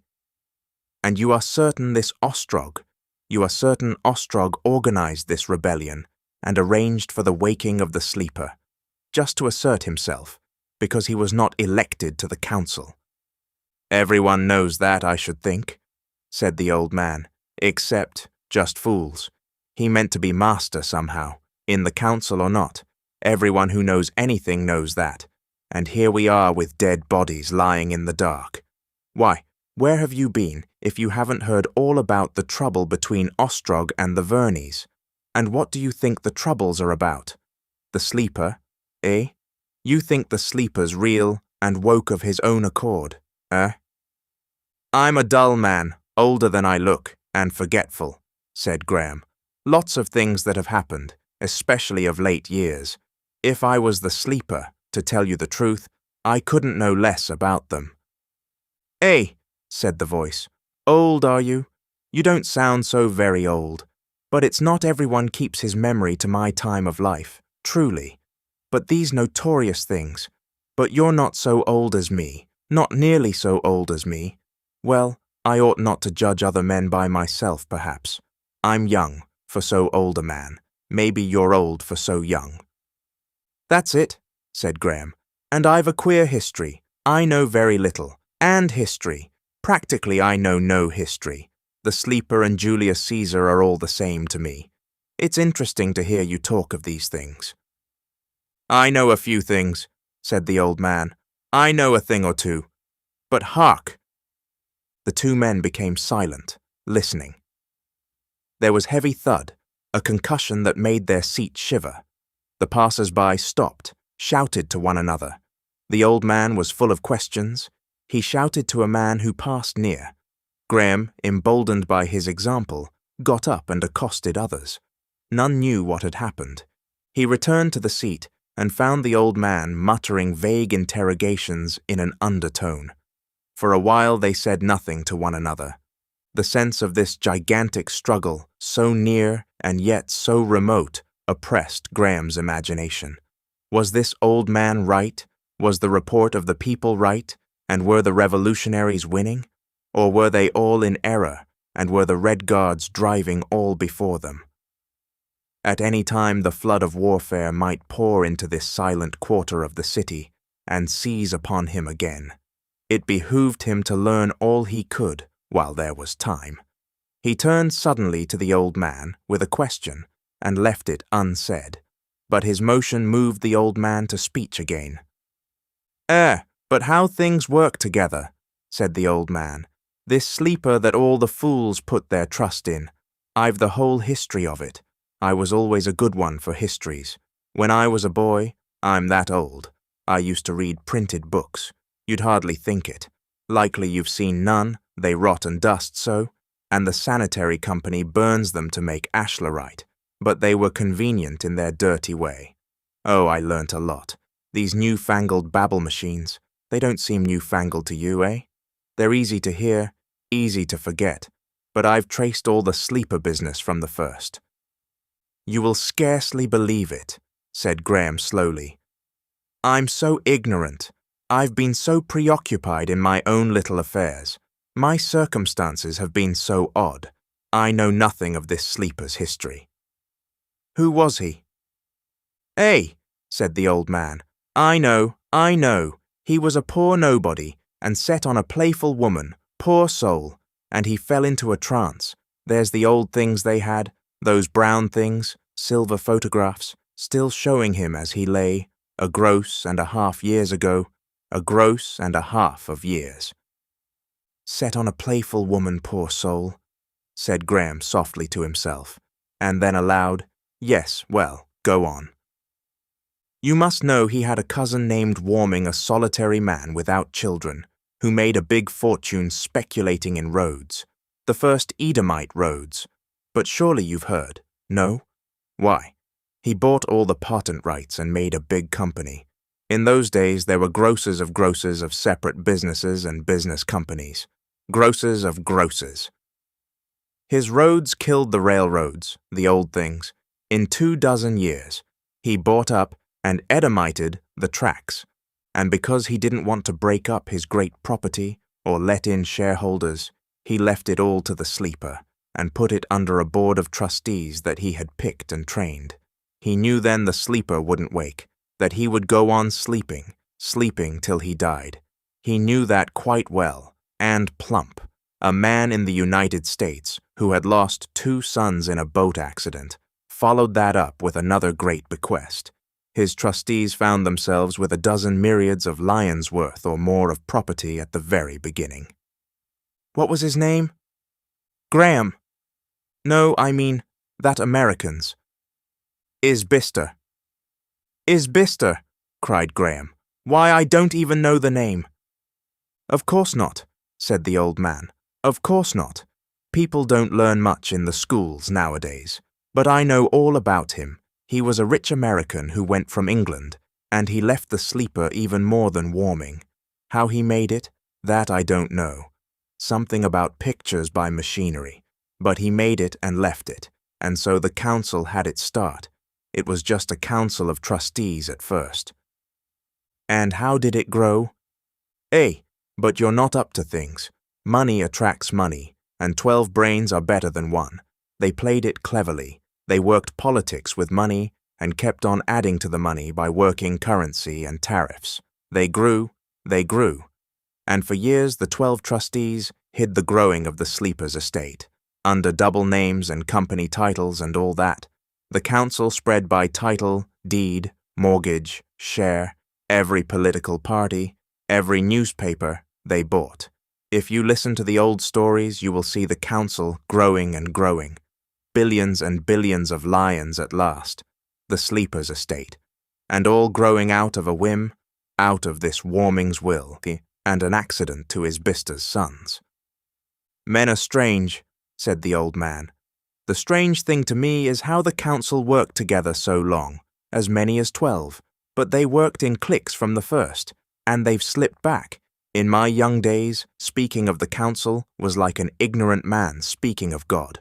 We didn't think they could do wrong, we didn't know of their women and all that, or else I've got wiser. Men are strange, said the old man.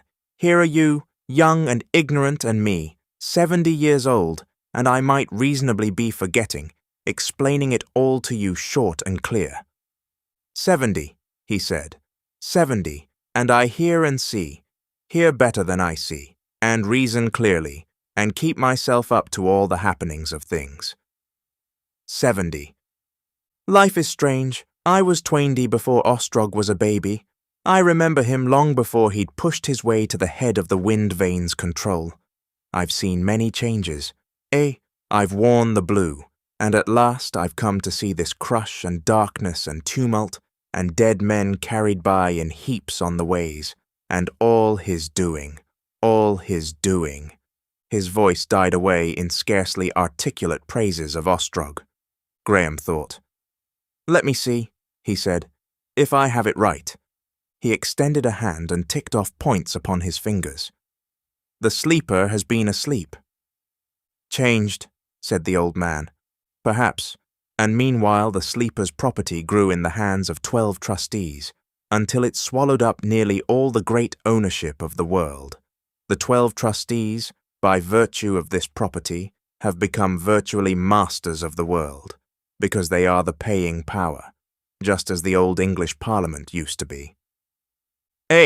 Said the old man. That's so, that's a good comparison. You're not so. And now this Ostrog has suddenly revolutionized the world by waking the sleeper, whom no one but the superstitious common people had ever dreamt would wake again, raising the sleeper to claim his property from the council after all these years. The old man endorsed this statement with a cough.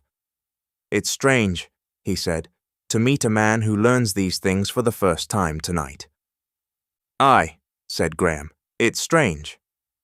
Have you been in a pleasure city? Said the old man. All my life I've longed.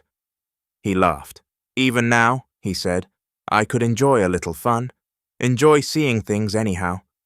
He mumbled a sentence Graham did not understand. The sleeper, when did he awake? Said Graham suddenly. 3 days ago. Where is he? Ostrog has him. He escaped from the council not 4 hours ago. My dear sir, where were you at the time? He was in the hall of the markets, where the fighting has been. All the city was screaming about it. All the babble machines. Everywhere it was shouted. Even the fools who speak for the council were admitting it. Everyone was rushing off to see him. Everyone was getting arms. Were you drunk or asleep? And even then? But you're joking. Surely you're pretending. It was to stop the shouting of the babble machines and prevent the people gathering that they turned off the electricity and put this damned darkness upon us. Do you mean to say? I had heard the sleeper was rescued, said Graham. But, to come back a minute, are you sure Ostrog has him? He won't let him go, said the old man. And the sleeper. Are you sure he's not genuine? I have never heard. So all the fools think, so they think, as if there wasn't 1,000 things that were never heard. I know Ostrog too well for that. Did I tell you? In a way, I'm a sort of relation of Ostrog's, a sort of relation, through my daughter-in-law.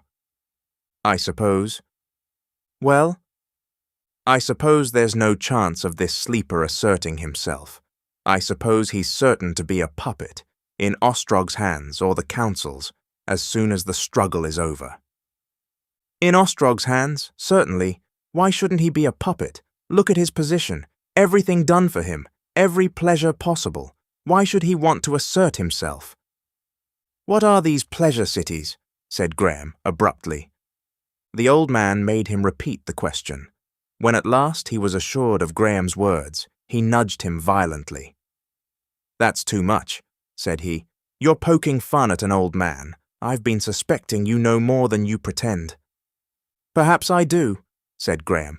"But no, why should I go on acting? No, I do not know what a pleasure city is." The old man laughed in an intimate way. "What is more, I do not know how to read your letters. I do not know what money you use. I do not know what foreign countries there are. I do not know where I am. I cannot count. I do not know where to get food, nor drink, nor shelter." "Come, come," said the old man. "If you had a glass of drink now, would you put it in your ear or your eye? I want you to tell me all these things." He. Well, gentlemen who dress in silk must have their fun." A withered hand caressed Graham's arm for a moment. "Silk? Well, well. But all the same, I wish I was the man who was put up as the sleeper. He'll have a fine time of it, all the pomp and pleasure. He's a queer-looking face. When they used to let anyone go to see him, I've got tickets and been, the image of the real one, as the photographs show him. This substitute used to be yellow. But he'll get fed up. It's a queer world. Think of the luck of it. The luck of it. I expect he'll be sent to Capri. It's the best fun for a greener." His cough overtook him again. Then he began mumbling enviously of pleasures and strange delights. "The luck of it, the luck of it. All my life I've been in London, hoping to get my chance." "But you don't know that the sleeper died," said Graham suddenly. The old man made him repeat his words. "Men don't live beyond 10 dozen. It's not in the order of things," said the old man. "I'm not a fool. Fools may believe it, but not me." Graham became angry with the old man's assurance. "Whether you are a fool or not," he said, "it happens you are wrong about the sleeper." "Eh? You are wrong about the sleeper. I haven't told you before, but I will tell you now. You are wrong about the sleeper." "How do you know? I thought you didn't know anything, not even about pleasure cities." Graham paused. "You don't know," said the old man. "How are you to know? It's very few men." "I am the sleeper." He had to repeat it. There was a brief pause. "There's a silly thing to say, sir, if you'll excuse me. It might get you into trouble in a time like this," said the old man. Graham, slightly dashed, repeated his assertion.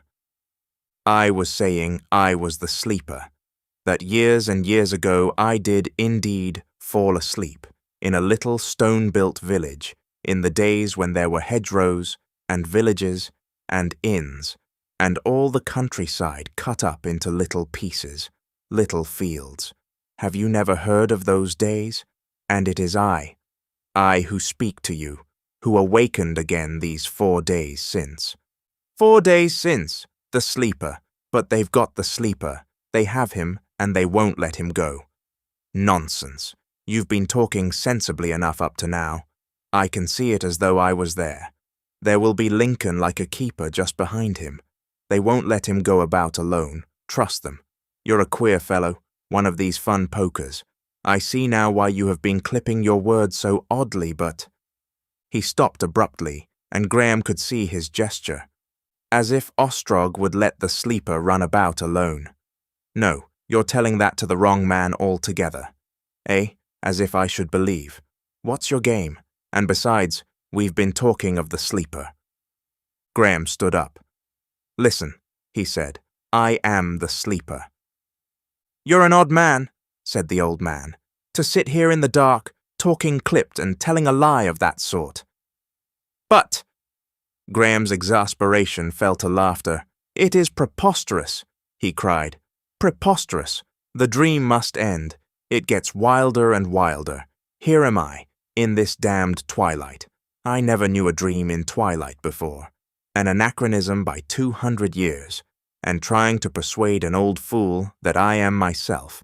And meanwhile, ugh! He moved in gusty irritation and went striding. In a moment the old man was pursuing him. "Hey, but don't go!" cried the old man. "I'm an old fool, I know. Don't go. Don't leave me in all this darkness." Graham hesitated, stopped. Suddenly, the folly of telling his secret flashed into his mind. "I didn't mean to offend you, disbelieving you," said the old man, coming near. "It's no manner of harm. Call yourself the sleeper if it pleases you. 'Tis a foolish trick." Graham hesitated, turned abruptly, and went on his way.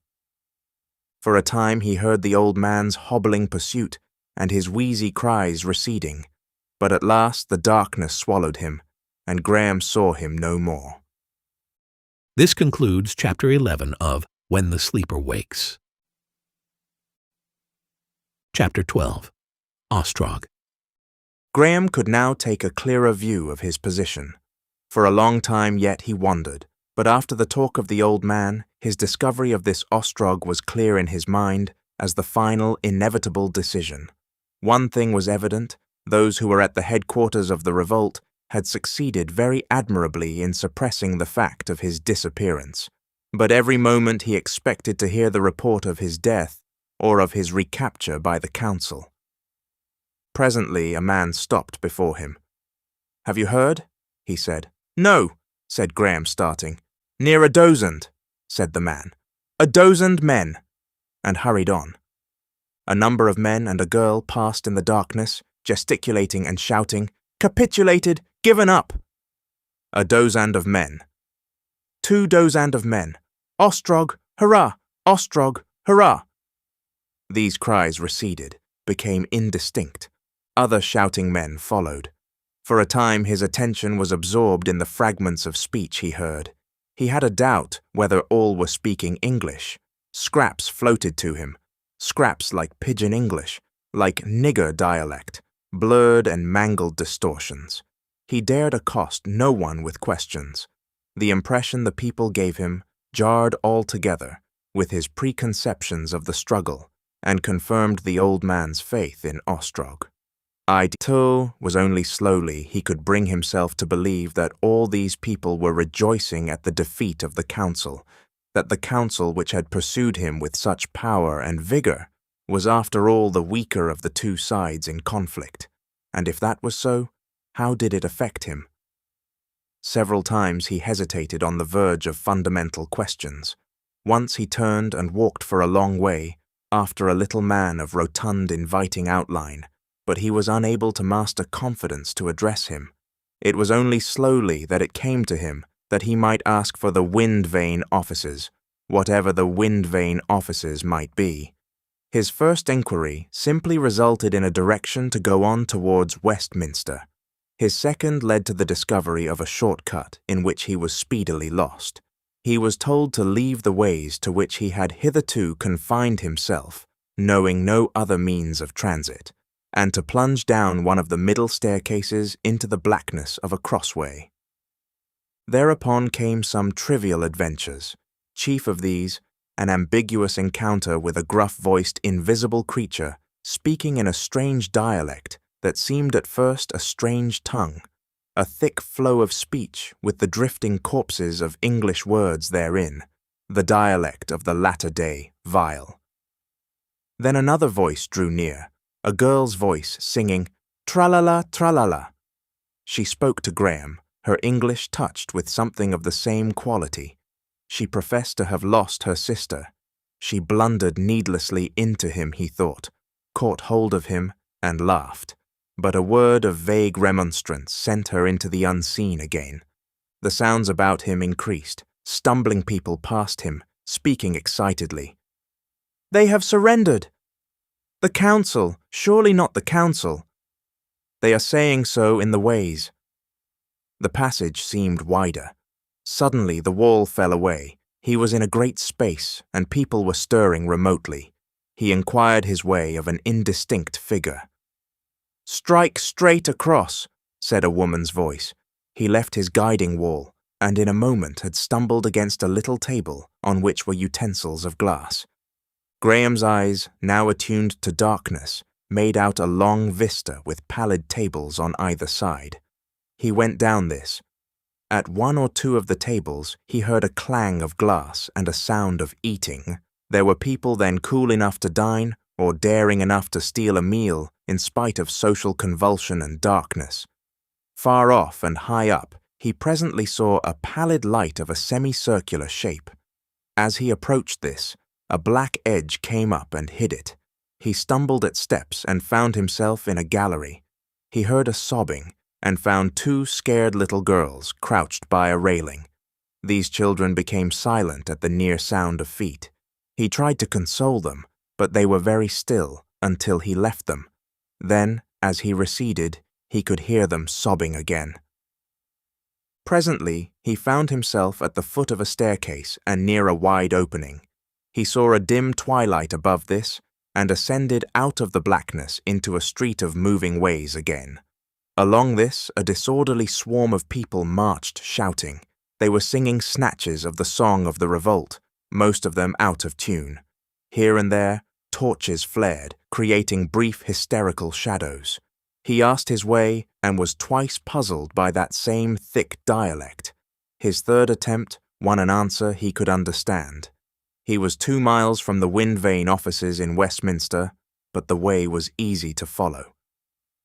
When at last he did approach the district of the Wind Vane offices, it seemed to him, from the cheering processions that came marching along the ways, from the tumult of rejoicing, and finally from the restoration of the lighting of the city, that the overthrow of the council must already be accomplished.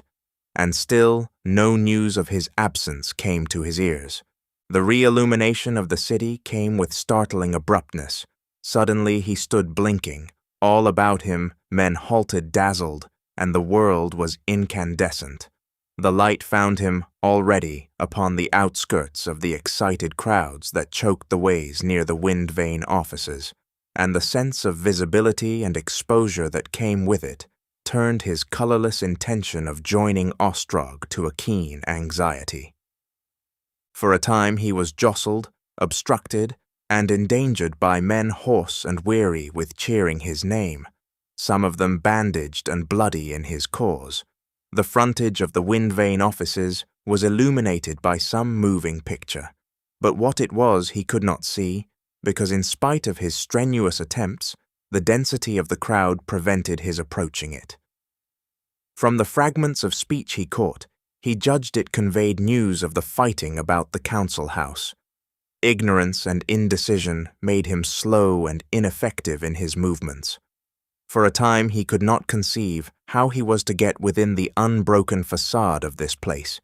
He made his way slowly into the midst of this mass of people, until he realized that the descending staircase of the central way led to the interior of the buildings. This gave him a goal, but the crowding in the central path was so dense that it was long before he could reach it, and even then he encountered intricate obstruction, and had an hour of vivid argument first in this guard-room, and then in that before he could get a note taken to the one man of all men who was most eager to see him. His story was laughed to scorn at one place, and wiser for that, when at last he reached a second stairway, he professed simply to have news of extraordinary importance for Ostrog. What it was, he would not say. They sent his note reluctantly. For a long time he waited in a little room at the foot of the lift shaft, and thither at last came Lincoln, eager, apologetic, astonished. He stopped in the doorway, scrutinizing Graham, then rushed forward effusively. "Yes," he cried, "it is you, and you are not dead." Graham made a brief explanation. "My brother is waiting," explained Lincoln. "He is alone in the Wind Vane offices. We feared you had been killed in the theatre. He doubted, and things are very urgent still, in spite of what we are telling them there, or he would have come to you."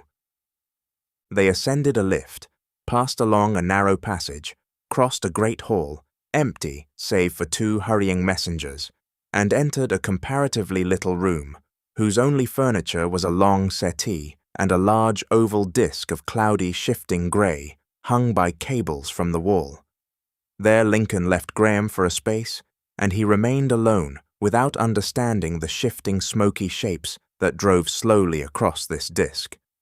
His attention was arrested by a sound that began abruptly. It was cheering, the frantic cheering of a vast but very remote crowd, a roaring exultation. This ended as sharply as it had begun, like a sound heard between the opening and shutting of a door.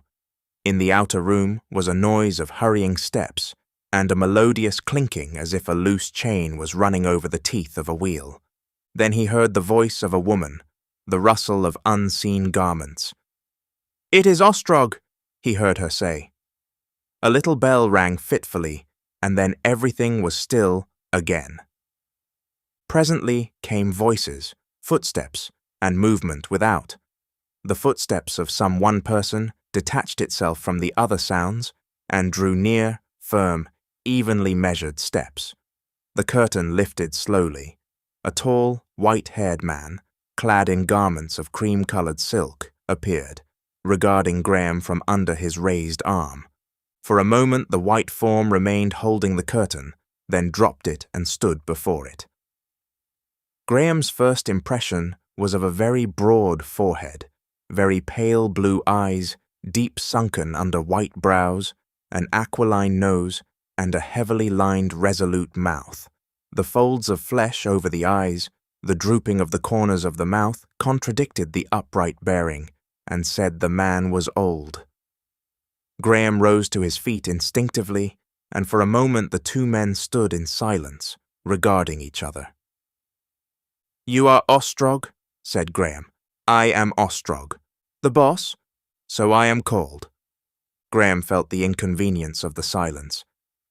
"I have to thank you chiefly, I understand, for my safety," he said presently. "We were afraid you were killed," said Ostrog, "or sent to sleep again, forever. We have been doing everything to keep our secret, the secret of your disappearance. Where have you been? How did you get here?" Graham told him briefly. Ostrog listened in silence. He smiled faintly. "Do you know what I was doing when they came to tell me you had come?" "How can I guess?" "Preparing your double." "My double?" "A man as like you as we could find. We were going to hypnotize him, to save him the difficulty of acting. It was imperative. The whole of this revolt depends on the idea that you are awake, alive, and with us. Even now a great multitude of people has gathered in the theater, clamoring to see you. They do not trust. You know, of course, something of your position?" "Very little," said Graham. "It is like this." Ostrog walked a pace or two into the room and turned. "You are absolute owner," he said, "of more than half the world. As a result of that, you are practically king. Your powers are limited in many intricate ways, but you are the figurehead, the popular symbol of government, this White Council, the Council of Trustees, as it is called. I have heard the vague outline of these things. I wondered. I came upon a garrulous old man. I see. Our masses. The word comes from your days. You know, of course, that we still have masses. Regard you as our actual ruler, just as a great number of people in your days regarded the crown as the ruler. They are discontented, the masses all over the earth, with the rule of your trustees. For the most part it is the old discontent, the old quarrel of the common man with his commonness, the misery of work and discipline and unfitness. But your trustees have ruled ill. In certain matters, in the administration of the labor companies, for example, they have been unwise. They have given endless opportunities. Already we of the popular party were agitating for reforms, when your waking came. If it had been contrived, it could not have come more opportunity. He smiled. The public mind, making no allowance for your years of quiescence, had already hit on the thought of waking you and appealing to you. And, flash! He indicated the outbreak by a gesture, and Graham moved his head to show that he understood. The council muddled, quarreled, they always do. They could not decide what to do with you. You know how they imprisoned you? I see. And now, we win? We win. Indeed we win. Tonight in 5 swift hours. Suddenly we struck everywhere. The wind vane people, the Labour Company and its millions, burst the bonds. We got the pull of the Aerophiles. He paused. Yes, said Graham, guessing that Aerophile meant flying machine. That was, of course, essential, or they could have got away. All the city rose, every third man almost was in it. All the blue, all the public services, save only just a few aeronauts and about half the red police. You were rescued, and their own police of the ways, not half of them could be massed at the council house, have been broken up, disarmed or killed. All London is ours, now. Only the council house remains. Half of those who remain to them of the red police were lost in that foolish attempt to recapture you. They lost their heads when they lost you. They flung all they had at the theatre. We cut them off from the council house there. Truly tonight has been a night of victory. Everywhere your star has blazed. A day ago, the White Council ruled as it has ruled for a gross of years, for a century and a half of years, and then, with only a little whispering, a covert arming here and there, suddenly, so. I am very ignorant, said Graham. I suppose. I do not clearly understand the conditions of this fighting. If you could explain, where is the council? Where is the fight? Ostrog stepped across the room. Something clicked, and suddenly, save for an oval glow, they were in darkness. For a moment Graham was puzzled. Then he saw that the cloudy grey disk had taken depth and colour, had assumed the appearance of an oval window, looking out upon a strange, unfamiliar scene. At the first glance he was unable to guess what this scene might be. It was a daylight scene, the daylight of a wintry day, grey and clear.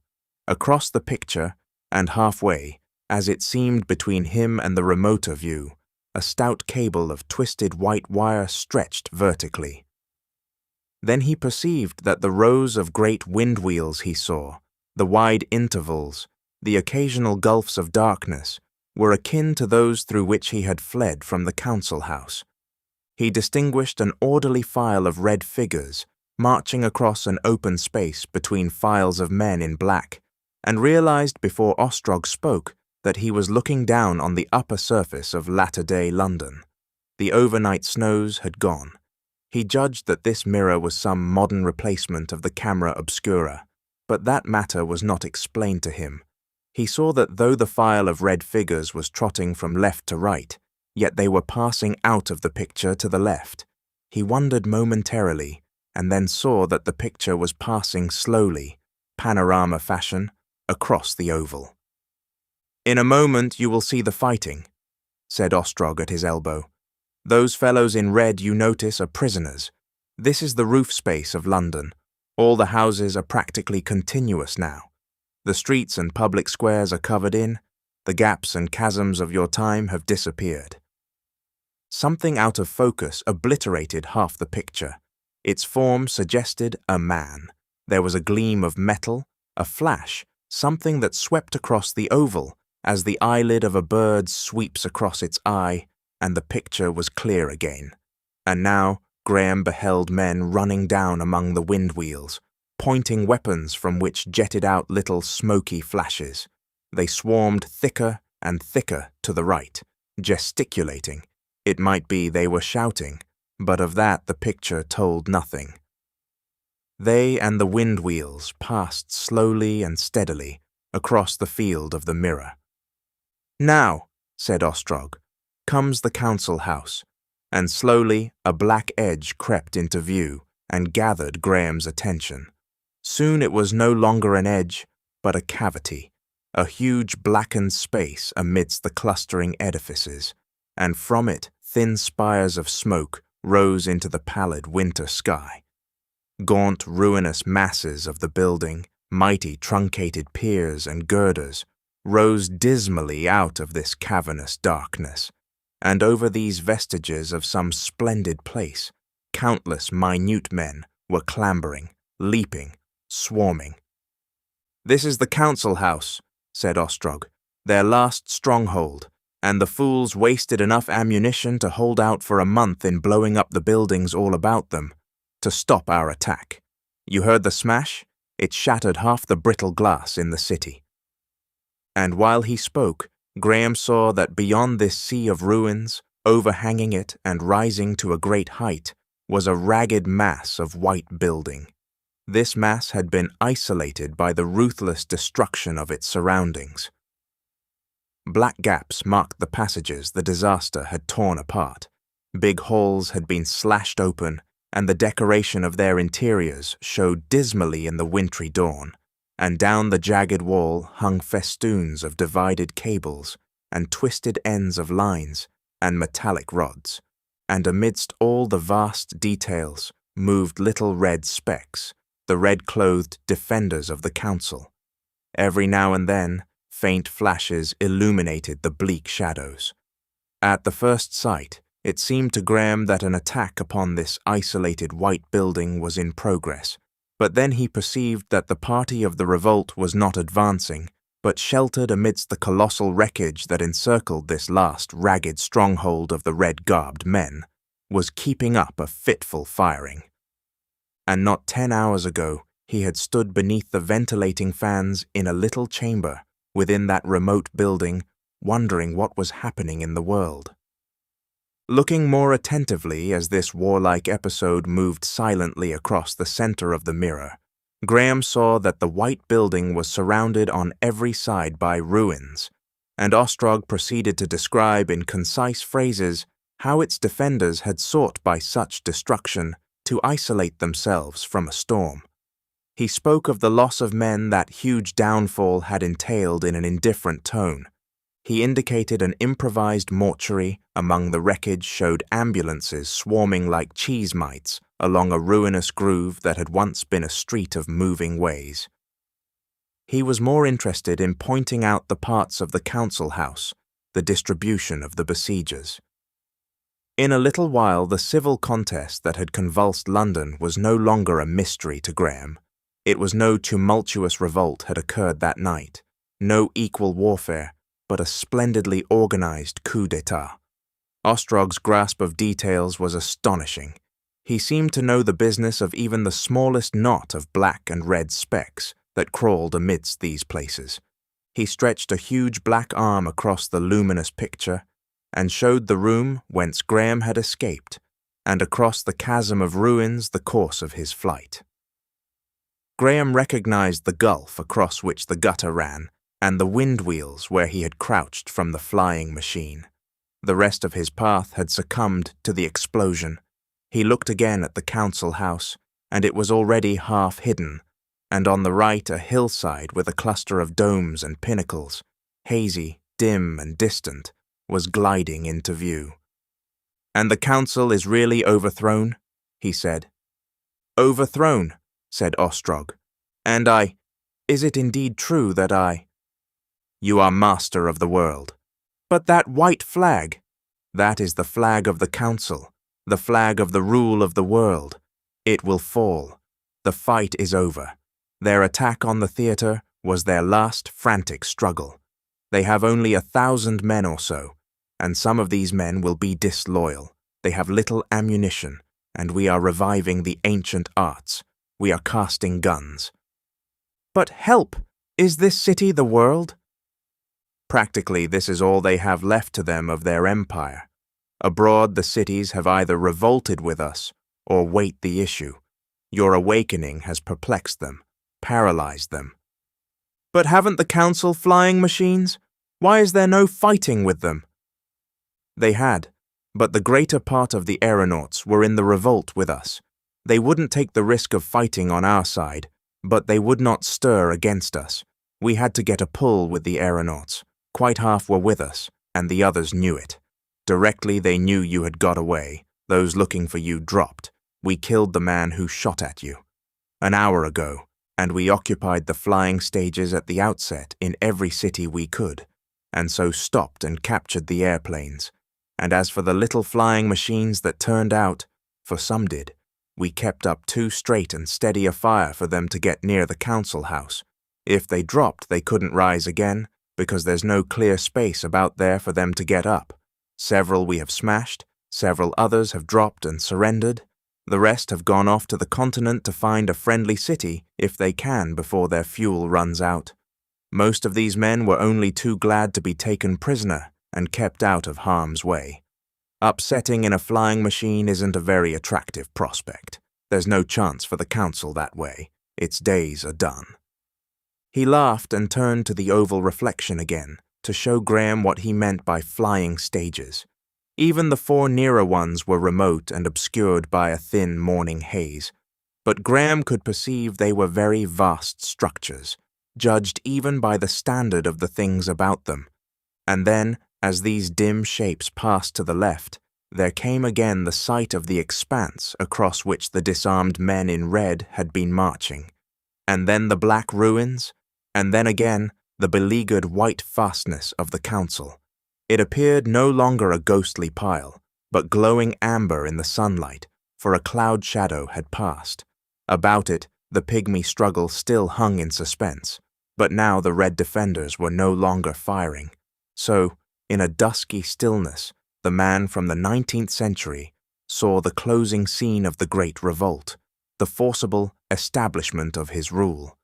With a quality of startling discovery, it came to him that this was his world, and not that other he had left behind, that this was no spectacle to culminate and cease, that in this world lay whatever life was still before him, lay all his duties and dangers and responsibilities.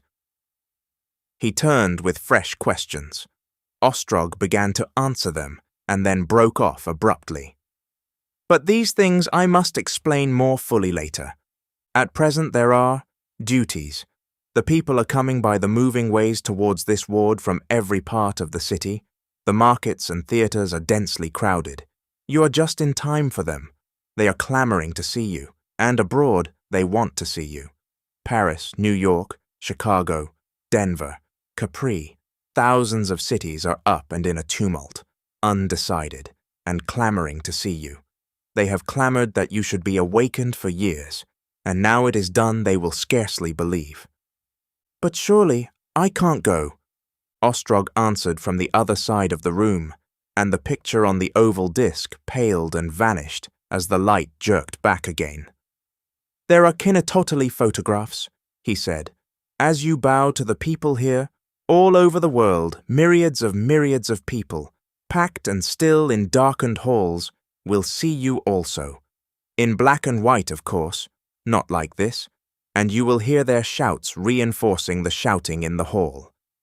And there is an optical contrivance we shall use, said Ostrog, used by some of the posturers and women dancers. It may be novel to you. You stand in a very bright light, and they see not you, but a magnified image of you thrown on a screen, so that even the furthest man in the remotest gallery can, if he chooses, count your eyelashes. Graham clutched desperately at one of the questions in his mind. What is the population of London? 28 myriads. 8 and what? More than 33 millions. These figures went beyond Graham's imagination. You will be expected to say something, said Ostrog. Not what you used to call a speech, but what our people call a word. Just one sentence, 6 or 7 words, something formal. If I might suggest, I have awakened and my heart is with you. That is the sort of thing they want. What was that? Asked Graham. I am awakened and my heart is with you. And bow royally. But first we must get you black robes, for black is your colour. Do you mind? And then they will disperse to their homes. Graham hesitated. I am in your hands, he said. Ostrog was clearly of that opinion. He thought for a moment, turned to the curtain and called brief directions to some unseen attendants. Almost immediately, a black robe, the very fellow of the black robe Graham had worn in the theatre, was brought, and as he threw it about his shoulders, there came from the room, without the shrilling of a high-pitched bell. Ostrog turned in interrogation to the attendant, then suddenly seemed to change his mind, pulled the curtain aside and disappeared. For a moment, Graham stood with the deferential attendant listening to Ostrog's retreating steps. There was a sound of quick question and answer, and of men running. The curtain was snatched back, and Ostrog reappeared, his massive face glowing with excitement.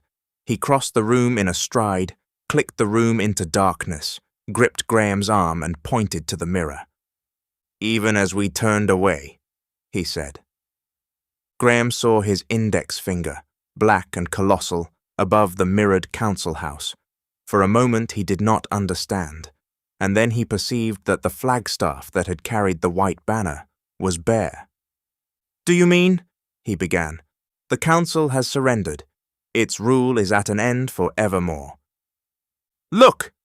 And Ostrog pointed to a coil of black that crept in little jerks up the vacant flagstaff, unfolding as it rose. The oval picture paled as Lincoln pulled the curtain aside and entered. "They are clamorous," he said.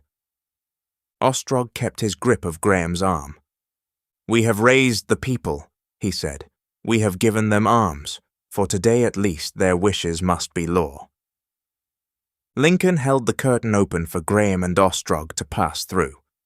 On his way to the markets, Graham had a transitory glance of a long, narrow, white-walled room in which men in the universal blue canvas were carrying covered things like biers, and about which men in medical purple hurried to and fro. From this room came groans and wailing. He had an impression of an empty blood-stained couch, of men on other couches, bandaged and blood-stained. It was just a glimpse from a railed footway, and then a buttress hid the place, and they were going on towards the markets. The roar of the multitude was near now. It leapt to thunder, and, arresting his attention, a fluttering of black banners, the waving of blue canvas and brown rags, and the swarming vastness of the theatre near the public markets came into view down a long passage. The picture opened out.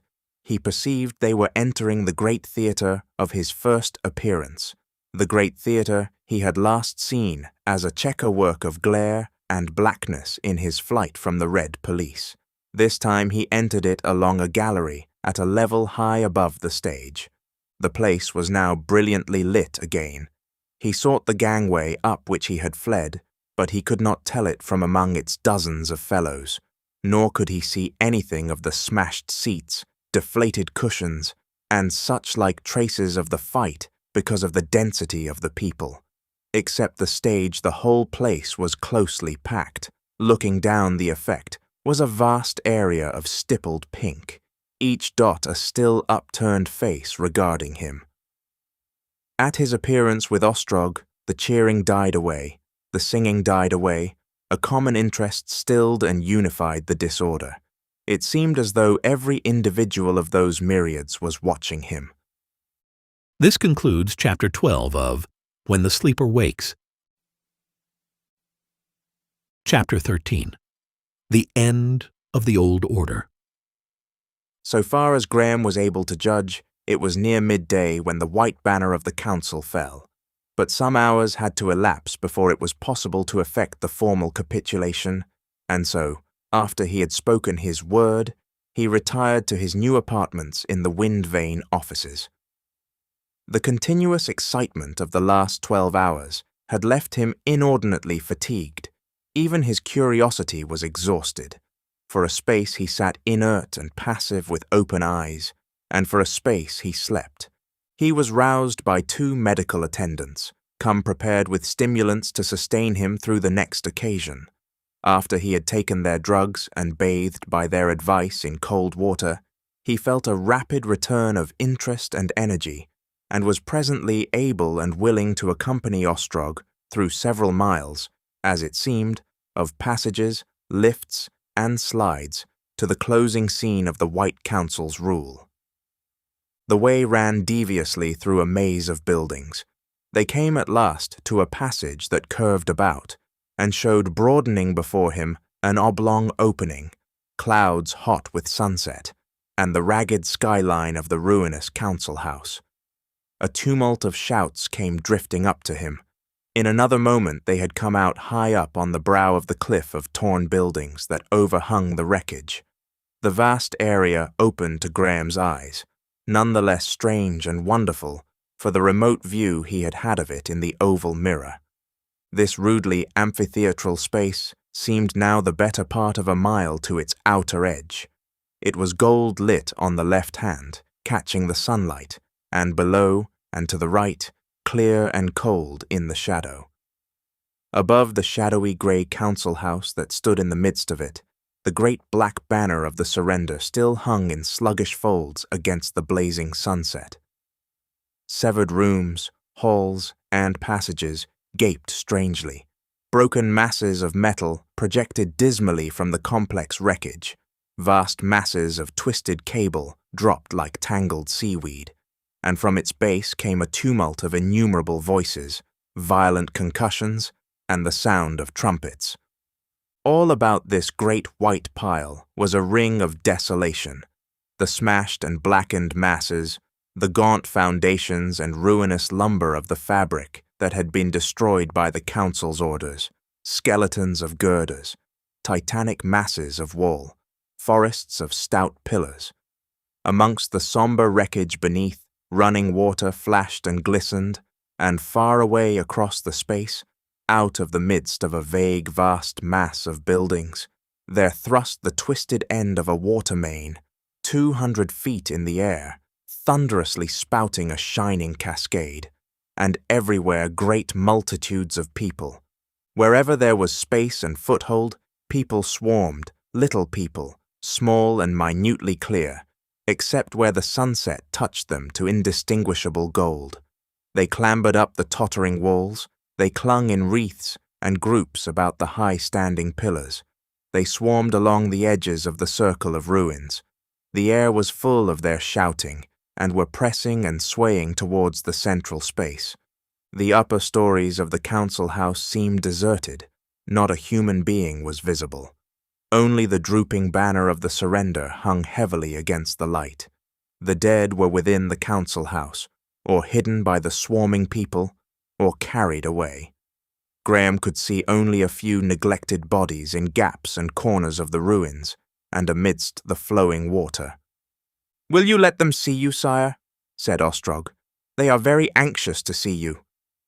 Graham hesitated, and then walked forward to where the broken verge of wall dropped sheer. He stood looking down, a lonely, tall, black figure against the sky. Very slowly the swarming ruins became aware of him, and as they did so, little bands of black uniformed men appeared remotely, thrusting through the crowds towards the council house. He saw little black heads become pink, looking at him, saw by that means a wave of recognition sweep across the space. It occurred to him that he should accord them some recognition. He held up his arm, then pointed to the council house, and dropped his hand. The voices below became unanimous, gathered volume, came up to him as multitudinous wavelets of cheering. The western sky was a pallid bluish-green, and Jupiter shone high in the south, before the capitulation was accomplished. Above was a slow, insensible change, the advance of night serene and beautiful. Below was hurry, excitement, conflicting orders, pauses, spasmodic developments of organization, a vast ascending clamor and confusion. Before the council came out, toiling, perspiring men, directed by a conflict of shouts, carried forth hundreds of those who had perished in the hand-to-hand conflict within those long passages and chambers. Guards in black lined the way that the council would come, and as far as the eye could reach into the hazy blue twilight of the ruins, and swarming now at every possible point in the captured council house, and along the shattered cliff of its circumadjacent buildings, were innumerable people, and their voices, even when they were not cheering, were as the soughing of the sea upon a pebble beach. Ostrog had chosen a huge commanding pile of crushed and overthrown masonry, and on this a stage of timbers and metal girders was being hastily constructed. Its essential parts were complete, but humming and clangorous machinery still glared fitfully in the shadows beneath this temporary edifice, The stage had a small higher portion on which Graham stood with Ostrog and Lincoln close beside him, a little in advance of a group of minor officers.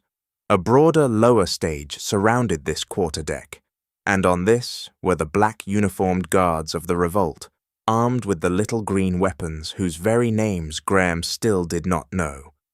Those standing about him perceived that his eyes wandered perpetually from the swarming people in the twilight ruins about him to the darkling mass of the white council house, whence the trustees would presently come, and to the gaunt cliffs of ruin that encircled him, and so back to the people. The voices of the crowd swelled to a deafening tumult. He saw the councillors first afar off in the glare of one of the temporary lights that marked their path, a little group of white figures blinking in a black archway. In the council house they had been in darkness.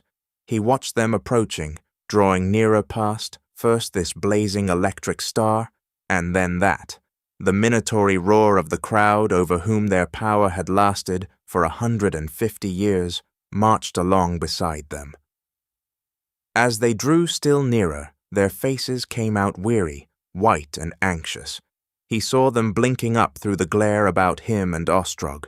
He contrasted their strange cold looks in the hall of Atlas. Presently he could recognize several of them. The man who had rapped the table at Howard, a burly man with a red beard, and one delicate-featured, short, dark man with a peculiarly long skull. He noted that two were whispering together and looking behind him at Ostrog. Next, there came a tall, dark, and handsome man, walking downcast. Abruptly, he glanced up. His eyes touched Graham for a moment, and passed beyond him to Ostrog. The way that had been made for them was so contrived that they had to march past and curve about before they came to the sloping path of planks that ascended to the stage where their surrender was to be made. "The Master! The Master! God and the Master!" shouted the people. "To hell with the council!" Graham looked at their multitudes, receding beyond counting into a shouting haze, and then at Ostrog beside him, white and steadfast, and still. His eye went again to the little group of white councillors, and then he looked up at the familiar quiet stars overhead. The marvellous element in his fate was suddenly vivid. Could that be his indeed, that little life in his memory 200 years gone by, and this as well? This concludes Chapter 13 of When the Sleeper Wakes. Chapter 14. From the Crow's Nest. And so, after strange delays, and through an avenue of doubt and battle, this man from the 19th century came at last to his position at the head of that complex world. At first, when he rose from the long, deep sleep that followed his rescue and the surrender of the council, he did not recognize his surroundings. By an effort he gained a clue in his mind, and all that had happened came back to him, at first with a quality of insincerity, like a story heard, like something read out of a book, and even before his memories were clear, the exultation of his escape, the wonder of his prominence were back in his mind. He was owner of half the world, master of the earth. This new great age was in the completest sense his.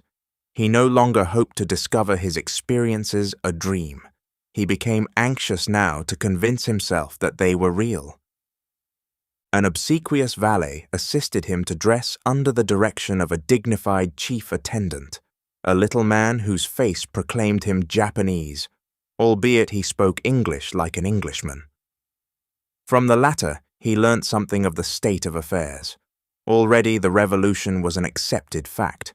Already business was being resumed throughout the city. Abroad, the downfall of the council had been received for the most part with delight. Nowhere was the council popular, and the 1,000 cities of Western America, after 200 years still jealous of New York, London, and the East, had risen almost unanimously 2 days before at the news of Graham's imprisonment. Paris was fighting within itself. The rest of the world hung in suspense. While he was breaking his fast, the sound of a telephone bell jetted from a corner, and his chief attendant called his attention to the voice of Ostrog making polite inquiries. Graham interrupted his refreshment to reply. Very shortly, Lincoln arrived, and Graham at once expressed a strong desire to talk to people and to be shown more of the new life that was opening before him. Lincoln informed him that in 3 hours' time, a representative gathering of officials and their wives would be held in the state apartments of the Wind Vane chief. Graham's desire to traverse the ways of the city was, however, at present impossible, because of the enormous excitement of the people. It was, however, quite possible for him to take a bird's-eye view of the city from the crow's nest of the Wind Vane keeper. To this, accordingly, Graham was conducted by his attendant. Lincoln, with a graceful compliment to the attendant, apologized for not accompanying them, on account of the present pressure of administrative work. Higher even than the most gigantic wind wheels hung this crow's nest, a clear 1,000 feet above the roofs, a little disc-shaped speck on a spear of metallic filigree, cable-stayed. To its summit, Graham was drawn in a little wire-hung cradle. Halfway down the frail-seeming stem was a light gallery about which hung a cluster of tubes, minute they looked from above, rotating slowly on the ring of its outer rail. These were the specula, en rapport with the Wind Vane keeper's mirrors, in one of which Ostrog had shown him the coming of his rule. His Japanese attendant ascended before him, and they spent nearly an hour asking and answering questions. It was a day full of the promise and quality of spring. The touch of the wind warmed. The sky was an intense blue, and the vast expanse of London shone dazzling under the morning sun. The air was clear of smoke and haze, sweet as the air of a mountain glen. Save for the irregular oval of ruins about the house of the council and the black flag of the surrender that fluttered there, the mighty city, seen from above, showed few signs of the swift revolution that had, to his imagination, in one night and one day, changed the destinies of the world. A multitude of people still swarmed over these ruins, and the huge open-work stagings in the distance from which started in times of peace the service of aeroplanes to the various great cities of Europe and America, were also black with the victors.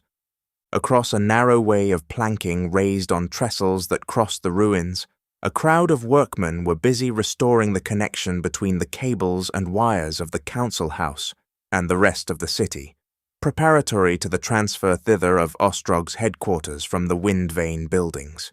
For the rest, the luminous expanse was undisturbed. So vast was its serenity in comparison with the areas of disturbance that presently Graham, looking beyond them, could almost forget the thousands of men lying out of sight in the artificial glare within the quasi-subterranean labyrinth, dead or dying of the overnight wounds, forget the improvised wards with the hosts of surgeons, nurses, and bearers feverishly busy, forget indeed all the wonder, consternation, and novelty under the electric lights. Down there in the hidden ways of the ant-hill, he knew that the revolution triumphed, that black everywhere carried the day. Black favors, black banners, black festoons across the streets. And out here, under the fresh sunlight, beyond the crater of the fight, as if nothing had happened to the earth, the forest of wind vanes that had grown from one or two while the council had ruled, roared peacefully upon their incessant duty. Far away, spiked, jagged, and indented by the wind vanes, the Surrey hills rose blue and faint. To the north and nearer, the sharp contours of Highgate and Muswell Hill were similarly jagged, and all over the countryside, he knew, on every crest and hill, where once the hedges had interlaced, and cottages, churches, inns and farmhouses had nestled among their trees, wind-wheels similar to those he saw and bearing, like vast advertisements, gaunt and distinctive symbols of the new age, cast their whirling shadows, and stored incessantly the energy that flowed away incessantly through all the arteries of the city. And underneath these, wandered the countless flocks and herds of the British Food Trust with their lonely guards and keepers. Not a familiar outline anywhere broke the cluster of gigantic shapes below. St. Paul's he knew survived, and many of the old buildings in Westminster, embedded out of sight, arched over and covered in among the giant growths of this great age. The Thames, too, made no fall and gleam of silver to break the wilderness of the city. The thirsty water mains drank up every drop of its waters before they reached the walls. Its bed and estuary, scoured and sunken, was now a canal of sea-water, and a race of grimy bargemen brought the heavy materials of trade from the pool, thereby beneath the very feet of the workers. Faint and dim in the eastward, between earth and sky, hung the clustering masts of the colossal shipping in the pool.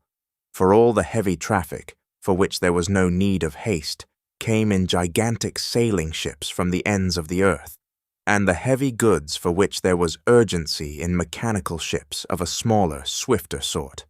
And to the south, over the hills, came vast aqueducts with sea-water for the sewers, and in 3 separate directions ran pallid lines, the roads stippled with moving grey specks. On the first occasion that offered, he was determined to go out and see these roads. That would come after the flying ship he was presently to try. His attendant officer described them as a pair of gently curving surfaces, 100 yards wide, each one for the traffic going in one direction, and made of a substance called edamite, an artificial substance, so far as he could gather, resembling toughened glass. Along this shot, a strange traffic of narrow rubber-shod vehicles, great single wheels, 2- and 4-wheeled vehicles, sweeping along at velocities of from 1 to 6 miles a minute. Railroads had vanished. A few embankments remained as rust-crowned trenches here and there. Some few formed the cores of edamite ways. Among the first things to strike his attention had been the great fleets of advertisement balloons and kites that receded in irregular vistas northward and southward along the lines of the aeroplane journeys. No aeroplanes were to be seen. Their passages had ceased, and only one little seeming aerophile circled high in the blue distance above the Surrey hills, an unimpressive soaring speck. A thing Graham had already learnt, and which he found very hard to imagine, was that nearly all the towns in the country, and almost all the villages, had disappeared. Here and there only, he understood, some gigantic hotel-like edifice stood amid square miles of some single cultivation and preserved the name of a town, as Bournemouth, Wareham, or Swanage. Yet the officer had speedily convinced him how inevitable such a change had been. The old order had dotted the country with farmhouses, and every 2 or 3 miles was the ruling landlord's estate, and the place of the inn and cobbler, the grocer's shop and church, the village. Every 8 miles or so was the country town, where lawyer, corn merchant, wool stapler, saddler, veterinary surgeon, doctor, draper, milliner, and so forth lived, every 8 miles, simply because that 8-mile marketing journey, for there and back, was as much as was comfortable for the farmer. But directly the railways came into play, and after them the light railways, and all the swift new motor cars that had replaced wagons and horses, and so soon as the high roads began to be made of wood and rubber and edamite and all sorts of elastic, durable substances, the necessity of having such frequent market towns disappeared, and the big towns grew. They drew the worker with the gravitational force of seemingly endless work, the employer with their suggestions of an infinite ocean of labor. And as the standard of comfort rose, as the complexity of the mechanism of living increased, life in the country had become more and more costly, or narrow and impossible. The disappearance of vicar and squire, the extinction of the general practitioner by the city specialist, had robbed the village of its last touch of culture. After telephone, kinematograph, and phonograph had replaced newspaper, book, schoolmaster, and letter. To live outside the range of the electric cables was to live an isolated savage. In the country were neither means of being clothed nor fed, according to the refined conceptions of the time, no efficient doctors for an emergency, no company and no pursuits. Moreover, mechanical appliances in agriculture made one engineer the equivalent of 30 laborers. So, inverting the condition of the city clerk in the days when London was scarce inhabitable because of the coaly foulness of its air, the laborers now came hurrying by, road or air, to the city and its life and delights at night to leave it again in the morning. The city had swallowed up humanity. Man had entered upon a new stage in his development. First had come the nomad, the hunter, then had followed the agriculturist of the agricultural state, whose towns and cities and ports were but the headquarters and markets of the countryside. And now, logical consequence of an epoch of invention, was this huge new aggregation of men. Save London, there were only 4 other cities in Britain: Edinburgh, Portsmouth, Manchester, and Shrewsbury. Such things as these, simple statements of fact, though they were to contemporary men, strained Graham's imagination to picture. And when he glanced over beyond there at the strange things that existed on the continent, it failed him altogether. He had a vision of city beyond city, cities on great plains, cities beside great rivers, vast cities along the sea margin, cities girdled by snowy mountains. Over a great part of the earth the English tongue was spoken. Taken together with its Spanish-American and Hindu and Negro and Pidgin dialects, it was the everyday language of 2/3 of the people of the earth. On the continent, save as remote and curious survivals, 3 other languages alone held sway: German, which reached to Antioch and Genoa and jostled Spanish English at Cadiz; a Gallicized Russian, which met the Indian English in Persia and Kurdistan, and the Pidgin English in Pekin; and French, still clear and brilliant, the language of lucidity, which shared the Mediterranean with the Indian English and German, and reached through a Negro dialect to the Congo. And everywhere now, through the city-set earth, save in the administered black belt territories of the tropics, the same cosmopolitan social organization prevailed, and everywhere from pole to equator, his property and his responsibilities extended. The whole world was civilized, the whole world dwelt in cities, the whole world was property. Over the British Empire and throughout America, his ownership was scarcely disguised. Congress and Parliament were usually regarded as antique, curious gatherings, and even in the 2 empires of Russia and Germany, the influence of his wealth was conceivably of enormous weight. There, of course, came problems, possibilities, but uplifted as he was, even Russia and Germany seemed sufficiently remote. And of the quality of the Black Belt administration, and of what that might mean for him, he thought after the fashion of his former days, not at all. That it should hang like a threat over the spacious vision before him could not enter his 19th century mind, but his mind turned at once from the scenery to the thought of a vanished dread. What of the yellow peril? He asked, and Asano made him explain. The Chinese spectre had vanished. Chinaman and European were at peace. The 20th century had discovered with reluctant certainty that the average Chinaman was as civilized, more moral, and far more intelligent than the average European serf, and had repeated on a gigantic scale the fraternization of Scot and Englishman that happened in the 17th century. As Asano put it, they thought it over. They found we were white men after all. Graham turned again to the view, and his thoughts took a new direction. Out of the dim southwest, glittering and strange, voluptuous and in some way terrible, shone those pleasure cities, of which the kinematograph phonograph and the old man in the street had spoken. Strange places reminiscent of the legendary Sybaris, cities of art and beauty, mercenary art and mercenary beauty, sterile, wonderful cities of motion and music, whither repaired all who profited by the fierce, inglorious economic struggle that went on in the glaring labyrinth below. Fierce he knew it was. How fierce he could judge from the fact that these latter-day people referred back to the England of the 19th century as the figure of an idyllic, easy-going life.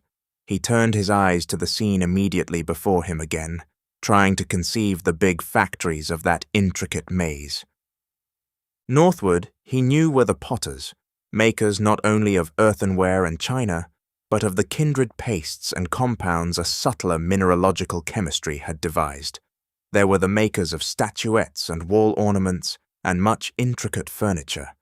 There too were the factories where feverishly competitive authors devised their phonograph discourses and advertisements, and arranged the groupings and developments for their perpetually startling and novel kinematographic dramatic works. Thence too flashed the worldwide messages, the worldwide falsehoods of the news-tellers, the charges of the telephonic machines that had replaced the newspapers of the past.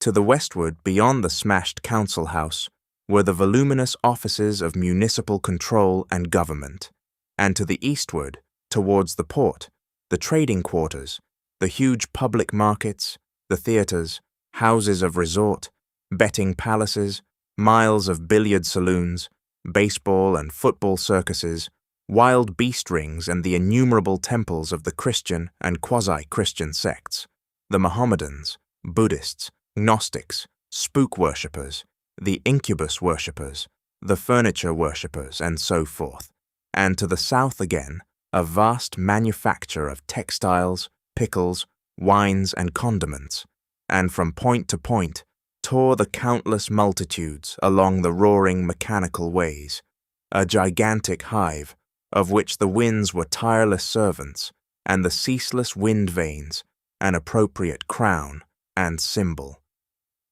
He thought of the unprecedented population that had been sucked up by this sponge of halls and galleries, the 33 million lives that were playing out each its own brief, ineffectual drama below him, and the complacency that the brightness of the day, and the space and splendor of the view, and above all, the sense of his own importance had begotten, dwindled, and perished.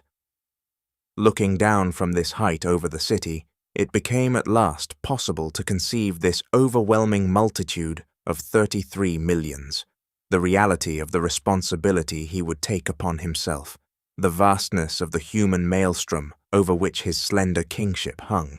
He tried to figure the individual life. It astonished him to realize how little the common man had changed, in spite of the visible change in his conditions. Life and property, indeed, were secure from violence almost all over the world. Zymotic diseases, bacterial diseases of all sorts had practically vanished. Everyone had a sufficiency of food and clothing, was warmed in the city ways, and sheltered from the weather. So much the almost mechanical progress of science and the physical organization of society had accomplished. But the crowd, he was already beginning to discover, was a crowd still, helpless in the hands of demagogue and organizer, individually cowardly, individually swayed by appetite, collectively incalculable. The memory of countless figures in pale blue canvas came before his mind.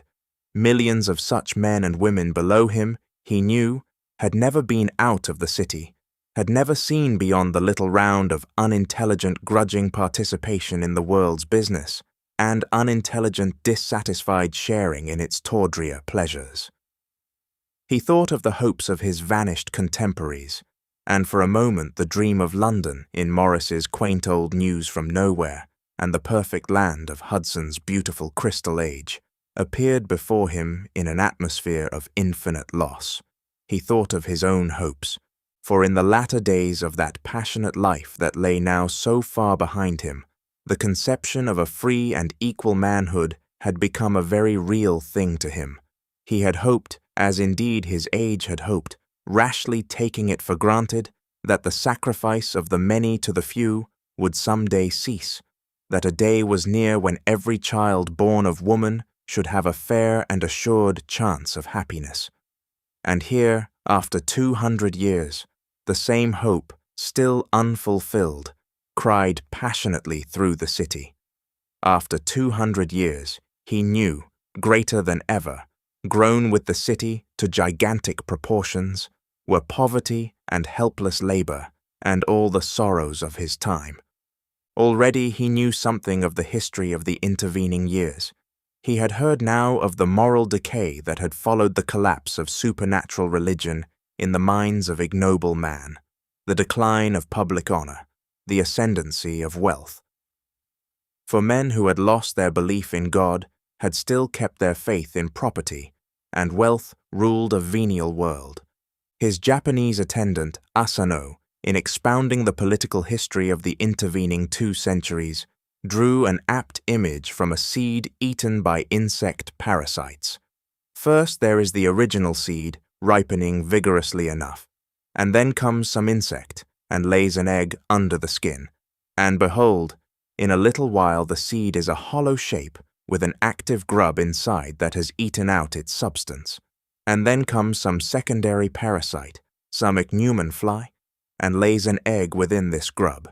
And behold, that too is a hollow shape, and the new living thing is inside its predecessor's skin, which itself is snug within the seed coat.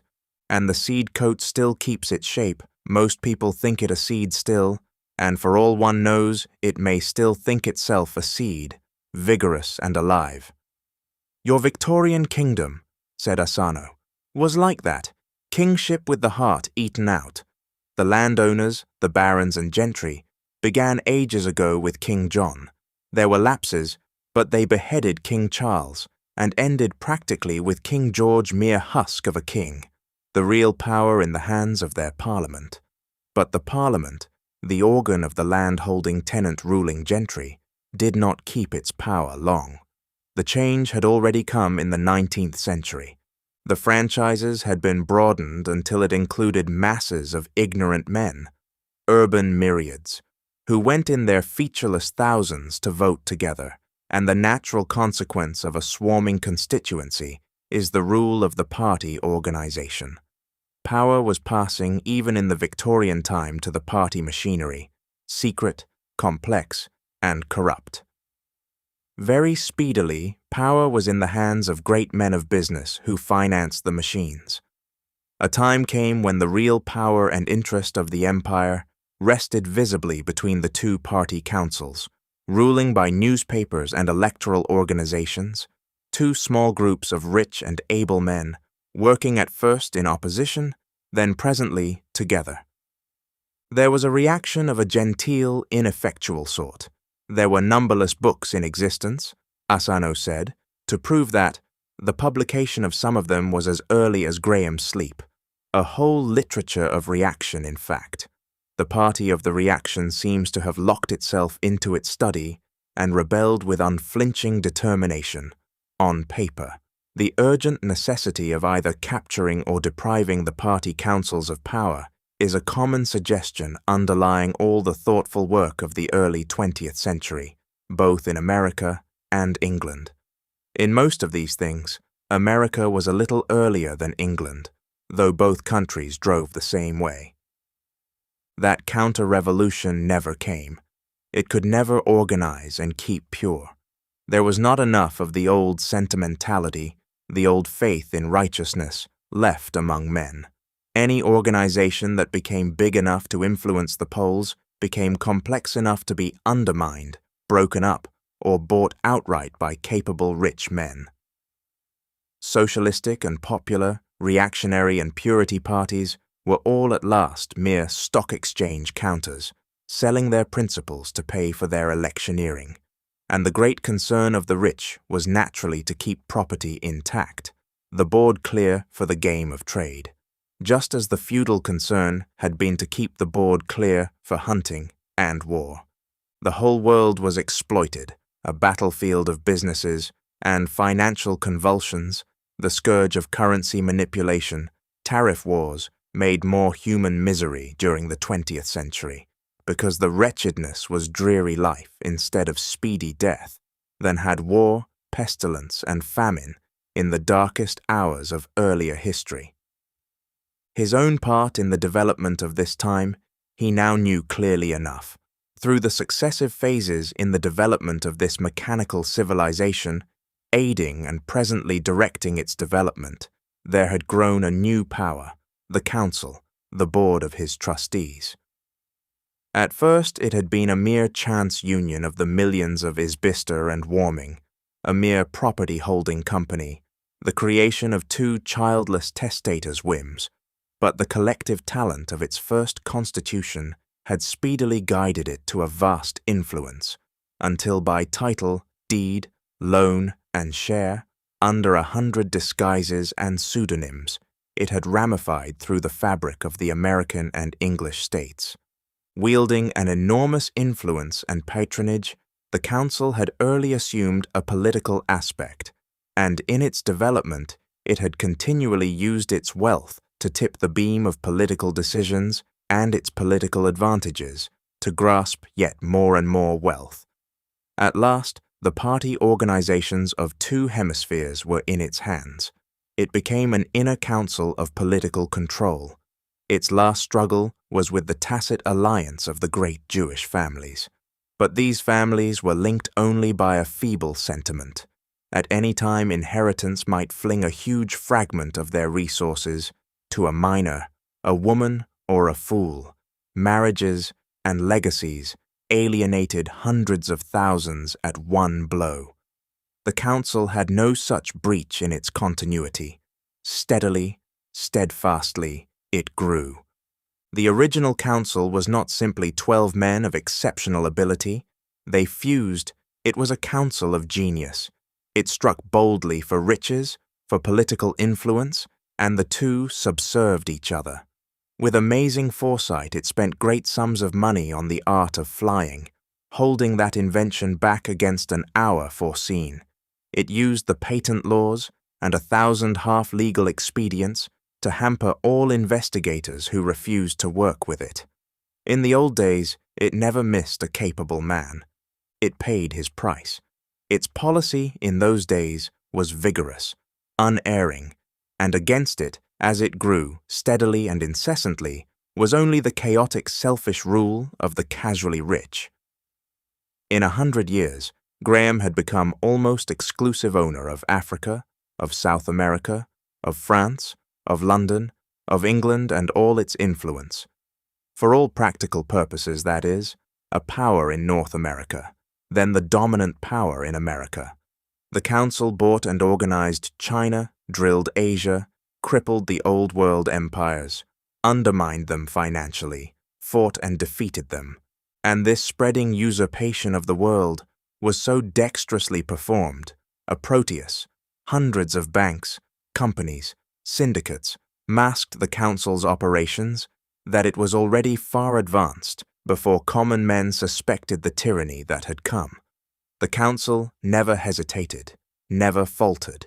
Means of communication, land, buildings, governments, municipalities, the territorial companies of the tropics, every human enterprise, it gathered greedily, and it drilled and marshaled its men, its railway police, its roadway police, its house guards, and drain and cable guards, its hosts of land workers. Their unions it did not fight, but it undermined and betrayed and bought them. It bought the world at last, and finally, its culminating stroke was the introduction of flying. When the council, in conflict with the workers in some of its huge monopolies, did something flagrantly illegal, and that without even the ordinary civility of bribery, the old law, alarmed for the profits of its complacents, looked about it for weapons. But there were no more armies, no fighting navies. The age of peace had come. The only possible warships were the great steam vessels of the Council's Navigation Trust, the police forces they controlled, the police of the railways, of the ships, of their agricultural estates, their timekeepers and order keepers, outnumbered the neglected little forces of the old country and municipal organizations 10 to 1, and they produced flying machines. There were men alive still who could remember the last great debate in the London House of Commons. The legal party, the party against the council, was in a minority, but it made a desperate fight, and how the members came crowding out upon the terrace to see these great unfamiliar winged shapes circling quietly overhead. The council had soared to its power. The last sham of a democracy that had permitted unlimited, irresponsible property was at an end. Within 150 years of Graham's falling asleep, his council had thrown off its disguises and ruled openly, supreme in his name. Elections had become a cheerful formality, a septennial folly, an ancient, unmeaning custom, a social parliament as ineffectual as the convocation of the established church in Victorian times, assembled now and then, and a legitimate King of England, disinherited, drunken, and witless, played foolishly in a second-rate music hall. So the magnificent dream of the 19th century, the noble project of universal individual liberty and universal happiness, touched by a disease of honor, crippled by a superstition of absolute property, crippled by the religious feuds that had robbed the common citizens of education, robbed men of standards of conduct, and brought the sanctions of morality to utter contempt, had worked itself out in the face of invention and ignoble enterprise, first to a warring plutocracy, and finally to the rule of a supreme plutocrat. His council, at last, had ceased even to trouble to have its decrees endorsed by the constitutional authorities, and he, a motionless, sunken, yellow-skinned figure, had lain, neither dead nor living, recognizably and immediately master of the earth, and awoke at last to find himself master of that inheritance, awoke to stand under the cloudless empty sky and gaze down upon the greatness of his dominion. To what end had he awakened? Was this city, this hive of hopeless toilers, the final refutation of his ancient hopes? Or was the fire of liberty, the fire that had blazed and waned in the years of his past life, still smouldering below there? He thought of the stir and impulse of the song of the Revolution. Was that song merely the trick of a demagogue, to be forgotten when its purpose was served? Was the hope that still stirred within him only the memory of abandoned things, the vestige of a creed outworn? Or had it a wider meaning, an import interwoven with the destiny of man? To what end had he awakened? What was there for him to do? Humanity was spread below him like a map. He thought of the millions and millions of humanity following each other, unceasingly forever, out of the darkness of non-existence, into the darkness of death. To what end? Aim there must be, but it transcended his power of thought. He saw for the first time clearly his own infinite littleness, saw stark and terrible the tragic contrast of human strength and the craving of the human heart. For that little while he knew himself for the petty accident he was, and knew therewith the greatness of his desire. And suddenly his littleness was intolerable, his aspiration was intolerable, and there came to him an irresistible impulse to pray. And he prayed. He prayed vague, incoherent, contradictory things. His soul strained up through time and space, and all the fleeting, multitudinous confusion of being, towards something, he scarcely knew what, towards something that could comprehend his striving and endure. A man and a woman were far below on a roof space to the southward, enjoying the freshness of the morning air. The man had brought out a perspective glass to spy upon the council house, and he was showing her how to use it. Presently, their curiosity was satisfied. They could see no traces of bloodshed from their position, and after a survey of the empty sky, she came round to the crow's nest, and there she saw two little black figures, so small it was hard to believe they were men, one who watched and one who gesticulated with hands outstretched to the silent emptiness of heaven. She handed the glass to the man. He looked and exclaimed, "I believe it is the master. Yes, I am sure it is the master." He lowered the glass and looked at her, waving his hands about almost as if he was praying. I wonder what he is up to. Worshipping the sun? There weren't Parsis in this country in his time, were there?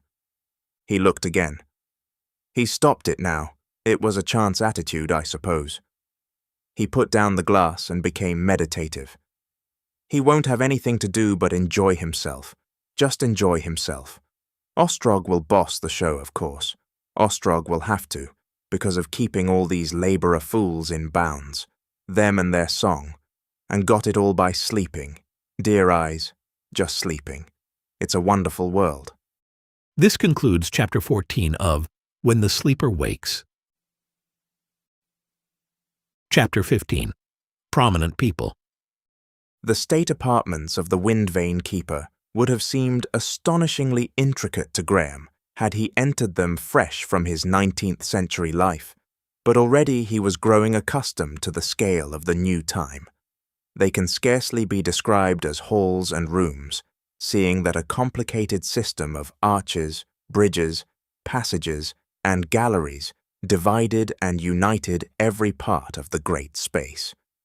He came out through one of the now familiar sliding panels upon a plateau of landing at the head of a flight of very broad and gentle steps, with men and women far more brilliantly dressed than any he had hitherto seen, ascending and descending. From this position, he looked down a vista of intricate ornament in lustreless white and mauve and purple, spanned by bridges that seemed wrought of porcelain and filigree, and terminating far off in a cloudy mystery of perforated screens. Glancing upward, he saw tier above tier of ascending galleries with faces looking down upon him. The air was full of the babble of innumerable voices and of a music that descended from above, a gay and exhilarating music whose source he never discovered. The central aisle was thick with people, but by no means uncomfortably crowded. Altogether that assembly must have numbered many thousands. They were brilliantly, even fantastically dressed, the men as fancifully as the women, for the sobering influence of the Puritan conception of dignity upon masculine dress had long since passed away. The hair of the men, too, though it was rarely worn long, was commonly curled in a manner that suggested the barber, and baldness had vanished from the earth. Frizzy straight-cut masses that would have charmed Rossetti abounded, and one gentleman, who was pointed out to Graham under the mysterious title of an amorist, wore his hair in two becoming plaits à la Marguerite. The pigtail was in evidence. It would seem that citizens of Chinese extraction were no longer ashamed of their race. There was little uniformity of fashion apparent in the forms of clothing worn. The more shapely men displayed their symmetry in trunk hose, and here were puffs and slashes, and there a cloak, and there a robe. The fashions of the days of Leo X were perhaps the prevailing influence, but the aesthetic conceptions of the Far East were also patent. Masculine embonpoint, which, in Victorian times, would have been subjected to the tightly buttoned perils, the ruthless exaggeration of tight-legged, tight-armed evening dress, now formed but the basis of a wealth of dignity and drooping folds. Graceful slenderness abounded also. To Graham, a typically stiff man from a typically stiff period, not only did these men seem altogether too graceful in person, but altogether too expressive in their vividly expressive faces. They gesticulated, they expressed surprise, interest, amusement. Above all, they expressed the emotions excited in their minds by the ladies about them with astonishing frankness. Even at the first glance, it was evident that women were in a great majority. The ladies in the company of these gentlemen displayed in dress, bearing, and manner alike less emphasis and more intricacy. Some affected a classical simplicity of robbing and subtlety of fold, after the fashion of the First French Empire, and flashed conquering arms and shoulders as Graham passed. Others had closely fitting dresses without seam or belt at the waist, sometimes with long folds falling from the shoulders. The delightful confidences of evening dress had not been diminished by the passage of 2 centuries. Everyone's movements seemed graceful. Graham remarked to Lincoln that he saw men as Raphael's cartoons walking, and Lincoln told him that the attainment of an appropriate set of gestures was part of every rich person's education. The master's entry was greeted with a sort of tittering applause, but these people showed their distinguished manners by not crowding upon him nor annoying him by any persistent scrutiny, as he descended the steps towards the floor of the aisle. He had already learnt from Lincoln that these were the leaders of existing London society. Almost every person there that night was either a powerful official or the immediate connection of a powerful official. Many had returned from the European pleasure cities expressly to welcome him. The aeronautic authorities, whose defection had played a part in the overthrow of the council, only second to Graham's, were very prominent, and so too was the wind vane control. Amongst others, there were several of the more prominent officers of the Food Trust. The controller of the European piggeries had a particularly melancholy and interesting countenance and a daintily cynical manner. A bishop in full canonicals passed athwart Graham's vision, conversing with a gentleman dressed exactly like the traditional Chaucer, including even the laurel wreath. "Who is that?" he asked, almost involuntarily. "The Bishop of London," said Lincoln. "No, the other, I mean. Poet laureate. You still?" "He doesn't make poetry, of course. He's a cousin of Wotton, one of the councillors, but he's one of the Red Rose Royalists, a delightful club, and they keep up the tradition of these things. Asano told me there was a king. The king doesn't belong. They had to expel him. It's the Stuart blood, I suppose, but really..." Too much? Far too much. Graham did not quite follow all this, but it seemed part of the general inversion of the new age. He bowed condescendingly to his first introduction. It was evident that subtle distinctions of class prevailed even in this assembly, that only to a small proportion of the guests, to an inner group, did Lincoln consider it appropriate to introduce him. This first introduction was the master aeronaut, a man whose sun-tanned face contrasted oddly with the delicate complexions about him. Just at present, his critical defection from the council made him a very important person indeed.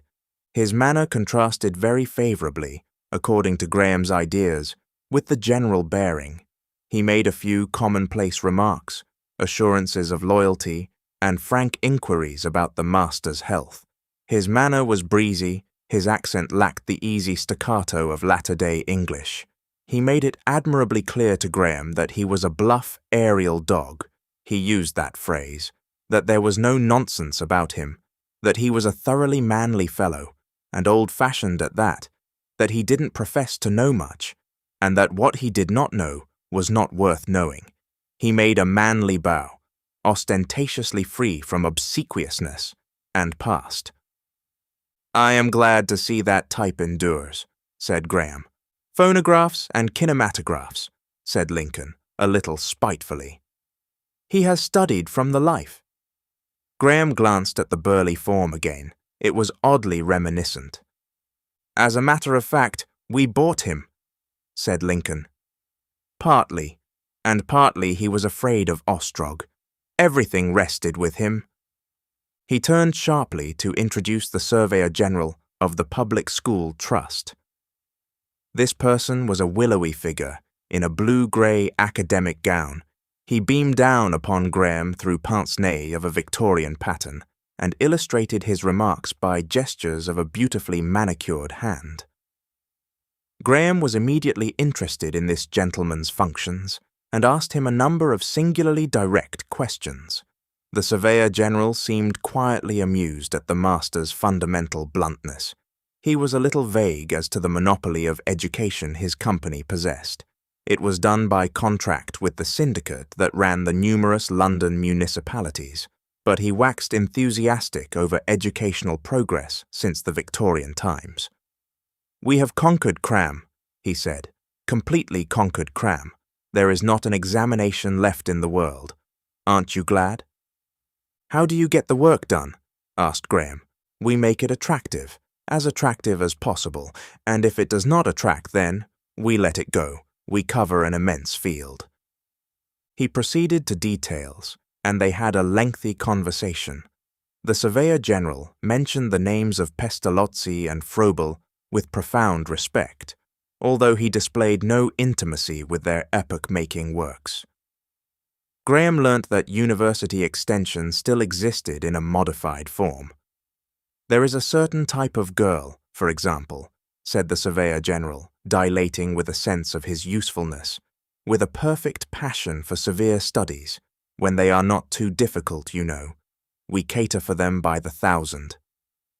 "At this moment," he said, with a Napoleonic touch, "nearly 500 phonographs are lecturing in different parts of London on the influence exercised by Plato and Swift on the love affairs of Shelley, Hazlitt, and Burns, and afterwards they write essays on the lectures, and the names in order of merit are put in conspicuous places. You see how your little germ has grown? The illiterate middle class of your days has quite passed away." "About the public elementary schools," said Graham. "Do you control them?" The Surveyor General did, entirely. Now Graham, in his later democratic days, had taken a keen interest in these, and his questioning quickened. Certain casual phrases that had fallen from the old man with whom he had talked in the darkness recurred to him. The Surveyor General, in effect, endorsed the old man's words. "We have abolished cram," he said, a phrase Graham was beginning to interpret as the abolition of all sustained work. The Surveyor General became sentimental. "We try and make the elementary schools very pleasant for the little children. They will have to work so soon. Just a few simple principles: obedience, industry." "You teach them very little?" "Why should we? It only leads to trouble and discontent. We amuse them. Even as it is, there are troubles, agitations. Where the labourers get the ideas, one cannot tell. They tell one another. There are socialistic dreams, anarchy even. Agitators will get to work among them. I take it, I have always taken it, that my foremost duty is to fight against popular discontent. Why should people be made unhappy?" "I wonder," said Graham thoughtfully, "but there are a great many things I want to know." Lincoln, who had stood watching Graham's face throughout the conversation, intervened. "There are others," he said, in an undertone. The Surveyor General of Schools gesticulated himself away. "Perhaps," said Lincoln, intercepting a casual glance, "you would like to know some of these ladies." The daughter of the manager of the piggeries of the European Food Trust was a particularly charming little person, with red hair and animated blue eyes. Lincoln left him a while to converse with her, and she displayed herself as quite an enthusiast for the dear old times, as she called them, that had seen the beginning of his trance. As she talked, she smiled, and her eyes smiled in a manner that demanded reciprocity. "I have tried," she said, "countless times, to imagine those old romantic days, and to you they are memories. How strange and crowded the world must seem to you.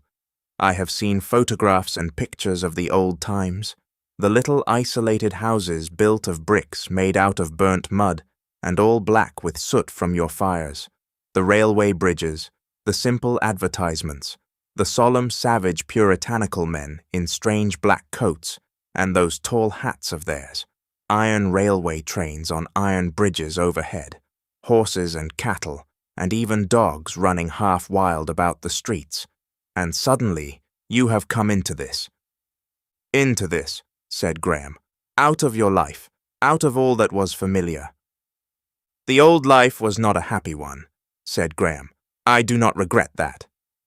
She looked at him quickly. There was a brief pause. She sighed encouragingly. "No?" "No," said Graham. "It was a little life, and unmeaning. But this, we thought the world complex and crowded and civilized enough. Yet I see, although in this world I am barely 4 days old, looking back on my own time, that it was a queer, barbaric time, the mere beginning of this new order, the mere beginning of this new order. You will find it hard to understand how little I know. You may ask me what you like, she said, smiling at him. Then tell me who these people are. I'm still very much in the dark about them. It's puzzling. Are there any generals? Men in hats and feathers? Of course not, no. I suppose they are the men who control the great public businesses. Who is that distinguished-looking man? That? He's a most important officer. That is Morden. He is managing director of the Antibilious Pill Company. I have heard that his workers sometimes turn out a myriad pills a day in the 24 hours. Fancy a myriad. A myriad. No wonder he looks proud, said Graham. Pills. What a wonderful time it is. That man in purple. He is not quite one of the inner circle, you know. But we like him. He is really clever and very amusing. He is one of the heads of the medical faculty of our London University. All medical men, you know, are shareholders in the medical faculty company and wear that purple. You have to be qualified, but of course people who are paid by fees for doing something. She smiled away the social pretensions of all such people. Are any of your great artists or authors here? No authors. They are mostly such queer people, and so preoccupied about themselves, and they quarrel so dreadfully. They will fight, some of them, for precedence on staircases. Dreadful, isn't it? But I think Raysbury, the fashionable capillotomist, is here, from Capri. Capillotomist, said Graham. Ah, I remember. An artist. Why not? We have to cultivate him, she said apologetically. Our heads are in his hands. She smiled. Graham hesitated at the invited compliment, but his glance was expressive. Have the arts grown with the rest of civilized things? He said. Who are your great painters? She looked at him doubtfully, then laughed. For a moment, she said, I thought you meant... She laughed again. You mean, of course, those good men you used to think so much of, because they could cover great spaces of canvas with oil colors, great oblongs, and people used to put the things in gilt frames and hang them up in rows in their square rooms. We haven't any. People grew tired of that sort of thing. But what did you think I meant? She put a finger significantly on a cheek whose glow was above suspicion, and smiled and looked very arch and pretty and inviting. And here, and she indicated her eyelid.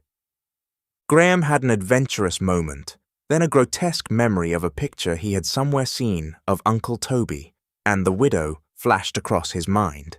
An archaic shame came upon him. He became acutely aware that he was visible to a great number of interested people. I see, he remarked inadequately. He turned awkwardly away from her. Fascinating facility. He looked about him to meet a number of eyes that immediately occupied themselves with other things. Possibly he colored a little. Who is that talking with the lady in saffron? He asked, avoiding her eyes. The person in question, he learnt, was one of the great organizers of the American theaters, just fresh from a gigantic production at Mexico. His face reminded Graham of a bust of Caligula. Another striking-looking man was the Black Labour Master. The phrase at the time made no deep impression, but afterwards it recurred. The Black Labour Master? The little lady, in no degree embarrassed, pointed out to him a charming little woman as one of the subsidiary wives of the Anglican Bishop of London. She added encomiums on the episcopal courage. Hitherto there had been a rule of clerical monogamy, neither a natural nor an expedient condition of things. Why should the natural development of the affections be dwarfed and restricted because a man is a priest? And by the by, she added, are you an Anglican? Graham was on the verge of hesitating inquiries about the status of a subsidiary wife, apparently an euphemistic phrase, when Lincoln's return broke off this very suggestive and interesting conversation. They crossed the aisle to where a tall man in crimson and two charming persons in Burmese costume, as it seemed to him, awaited him diffidently. From their civilities he passed to other presentations. In a little while, his multitudinous impressions began to organize themselves into a general effect. At first, the glitter of the gathering had raised all the democrat in Graham. He had felt hostile and satirical, but it is not in human nature to resist an atmosphere of courteous regard. Soon the music, the light, the play of colors, the shining arms and shoulders about him, the touch of hands, the transient interest of smiling faces, the frothing sound of skillfully modulated voices, the atmosphere of compliment, interest, and respect had woven together into a fabric of indisputable pleasure. Graham for a time forgot his spacious resolutions. He gave way insensibly to the intoxication of the position that was conceded him. His manner became less conscious, more convincingly regal.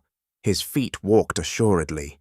The black robe fell with a bolder fold, and pride ennobled his voice. After all, this was a brilliant, interesting world. His glance went approvingly over the shifting colors of the people. It rested here and there, in kindly criticism, upon a face. Presently, it occurred to him that he owed some apology to the charming little person with the red hair and blue eyes. He felt guilty of a clumsy snub. It was not princely to ignore her advances, even if his policy necessitated their rejection. He wondered if he should see her again, and suddenly a little thing touched all the glamour of this brilliant gathering and changed its quality. He looked up and saw passing across a bridge of porcelain, and looking down upon him, a face that was almost immediately hidden, the face of the girl he had seen overnight in the little room beyond the theatre after his escape from the council, and she was looking with much the same expression of curious expectation, of uncertain intentness upon his proceedings. For the moment he did not remember when he had seen her, and then with recognition came a vague memory of the stirring emotions of their first encounter. But the dancing web of melody about him kept the air of that great marching song from his memory. The lady to whom he was talking repeated her remark, and Graham recalled himself to the quasi-regal flirtation upon which he was engaged. But from that moment a vague restlessness, a feeling that grew to dissatisfaction, came into his mind. He was troubled as if by some half-forgotten duty, by the sense of things important slipping from him amidst this light and brilliance. The attraction that these bright ladies who crowded about him were beginning to exercise ceased. He no longer made vague and clumsy responses to the subtly amorous advances that he was now assured were being made to him, and his eyes wandered for another sight of that face that had appealed so strongly to his sense of beauty. But he did not see her again until he was awaiting Lincoln's return to leave this assembly. In answer to his request, Lincoln had promised that an attempt should be made to fly that afternoon, if the weather permitted. He had gone to make certain necessary arrangements. Graham was in one of the upper galleries in conversation with a bright-eyed lady on the subject of Edomite. The subject was his choice, and not hers. He had interrupted her warm assurances of personal devotion with a matter-of-fact inquiry. He found her, as he had already found several other latter-day women that night, less well-informed than charming. Suddenly, struggling against the eddying drift of nearer melody, the song of the revolt, the great song he had heard in the hall, hoarse and massive, came beating down to him. He glanced up startled and perceived above him an oeil de boeuf through which this song had come, and beyond, the upper courses of cable, the blue haze, and the pendant fabric of the lights of the public ways. He heard the song break into a tumult of voices and cease, but now he perceived quite clearly the drone and tumult of the moving platforms, and a murmur of many people.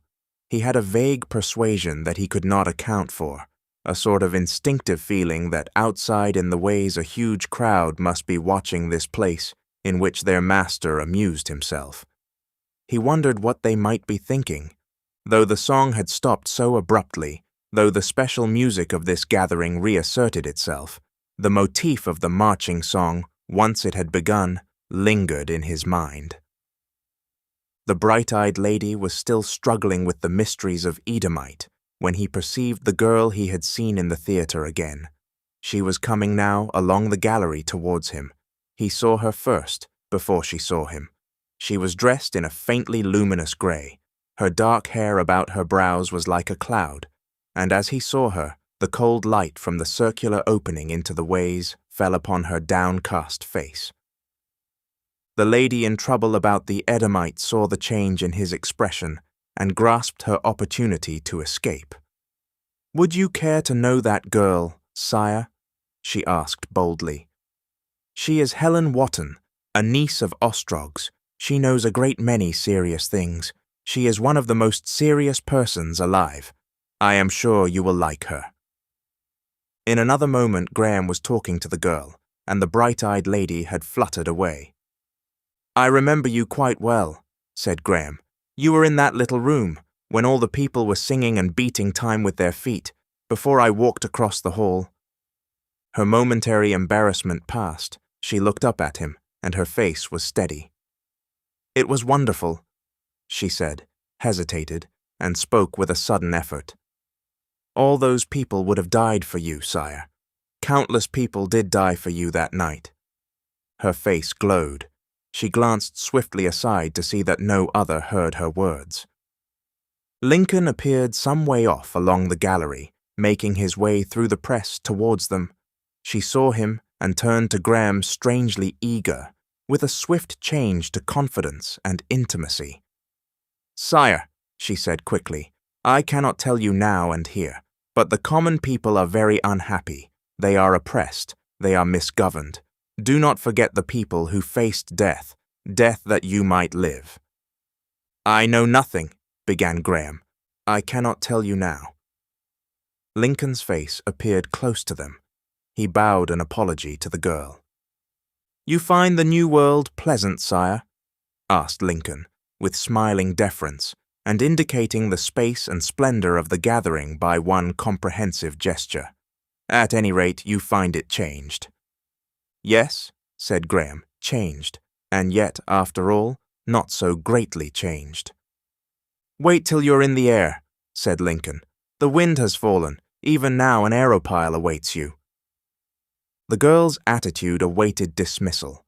Graham glanced at her face, was on the verge of a question, found a warning in her expression, bowed to her, and turned to accompany Lincoln.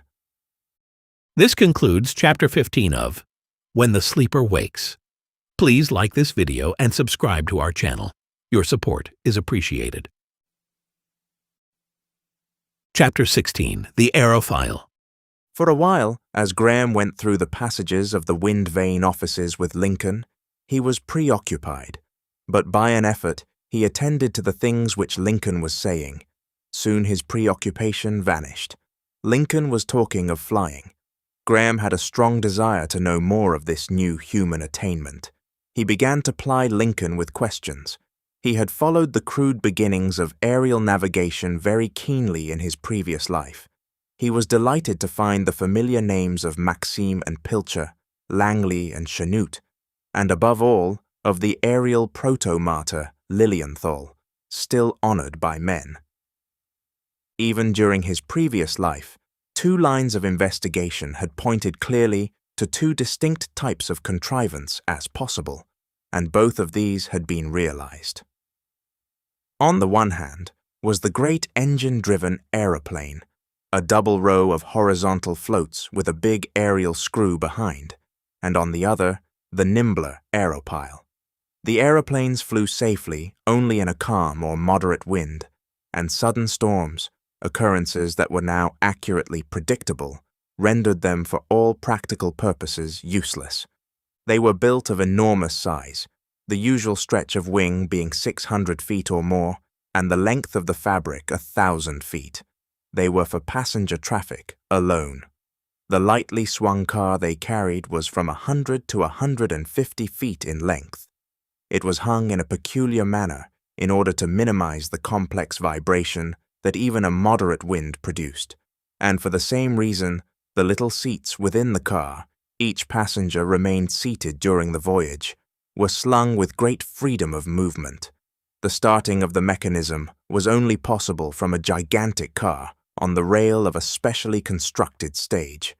Graham had seen these vast stages, the flying stages, from the crow's nest very well. 6 huge blank areas they were, with a giant carrier stage on each. The choice of descent was equally circumscribed, an accurately plane surface being needed for safe grounding. Apart from the destruction that would have been caused by the descent of this great expanse of sail and metal, and the impossibility of its rising again, the concussion of an irregular surface, a tree-set hillside, for instance, or an embankment, would be sufficient to pierce or damage the framework, to smash the ribs of the body, and perhaps kill those aboard. At first, Graham felt disappointed with these cumbersome contrivances, but he speedily grasped the fact that smaller machines would have been unremunerative, for the simple reason that their carrying power would be disproportionately diminished with diminished size. Moreover, the huge size of these things enabled them, and it was a consideration of primary importance, to traverse the air at enormous speeds, and so run no risks of unanticipated weather. The briefest journey performed, that from London to Paris, took about 3/4 of an hour, but the velocity attained was not high. The leap to New York occupied about 2 hours, and by timing oneself carefully at the intermediate stations, it was possible in quiet weather to go around the world in a day. The little Aerophiles, as for no particular reason they were distinctively called, were of an altogether different type. Several of these were going to and fro in the air. They were designed to carry only 1 or 2 persons, and their manufacture and maintenance was so costly as to render them the monopoly of the richer sort of people. Their sails, which were brilliantly colored, consisted only of 2 pairs of lateral air floats in the same plane and of a screw behind. Their small size rendered a descent in any open space neither difficult nor disagreeable, and it was possible to attach pneumatic wheels or even the ordinary motors for terrestrial traffic to them, and so carry them to a convenient starting place. They required a special sort of swift car to throw them into the air, but such a car was efficient in any open place, clear of high buildings or trees. Human aeronautics, Graham perceived, were evidently still a long way behind the instinctive gift of the albatross or the flycatcher. One great influence that might have brought the Aerophile to a more rapid perfection had been withheld. These inventions had never been used in warfare. The last great international struggle had occurred before the usurpation of the Council. The flying stages of London were collected together in an irregular crescent on the southern side of the river. They formed 3 groups of 2 each and retained the names of ancient suburban hills or villages. They were named in order: Roehampton, Wimbledon Park, Streatham, Norwood, Blackheath, and Shooter's Hill. They were uniform structures rising high above the general roof surfaces. Each was about 4,000 yards long and 1,000 broad, and constructed of the compound of aluminium and iron that had replaced iron in architecture. Their higher tiers formed an openwork of girders through which lifts and staircases ascended. The upper surface was a uniform expanse, with portions, the starting carriers, that could be raised, and were then able to run on very slightly inclined rails to the end of the fabric. Save for any aerophiles or aeroplanes that were in port, these open surfaces were kept clear for arrivals. During the adjustment of the aeroplanes, it was the custom for passengers to wait in the system of theatres, restaurants, newsrooms, and places of pleasure and indulgence of various sorts that interwove with the prosperous shops below. This portion of London was in consequence commonly the gayest of all its districts, with something of the meretricious gaiety of a seaport or city of hotels. And for those who took a more serious view of aeronautics, The religious quarters had flung out an attractive colony of devotional chapels, while a host of brilliant medical establishments competed to supply physical preparatives for the journey. At various levels through the mass of chambers and passages beneath these, ran, in addition to the main moving ways of the city, which laced and gathered here, a complex system of special passages and lifts and slides for the convenient interchange of people and luggage between stage and stage. And a distinctive feature of the architecture of this section was the ostentatious massiveness of the metal piers and girders that everywhere broke the vistas and spanned the halls and passages, crowding and twining up to meet the weight of the stages and the weighty impact of the aeroplanes overhead.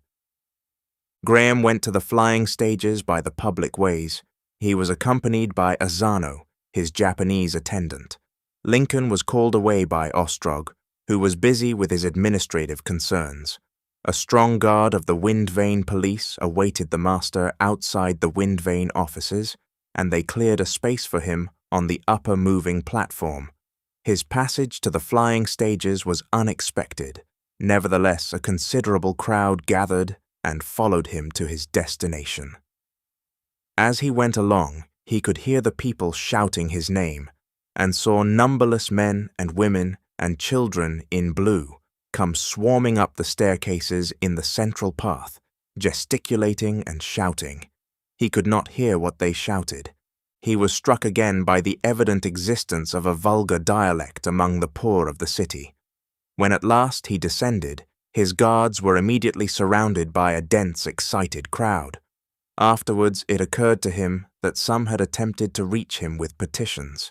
His guards cleared a passage for him with difficulty. He found an Aerophile in charge of an aeronaut awaiting him on the westward stage. Seen close, this mechanism was no longer small.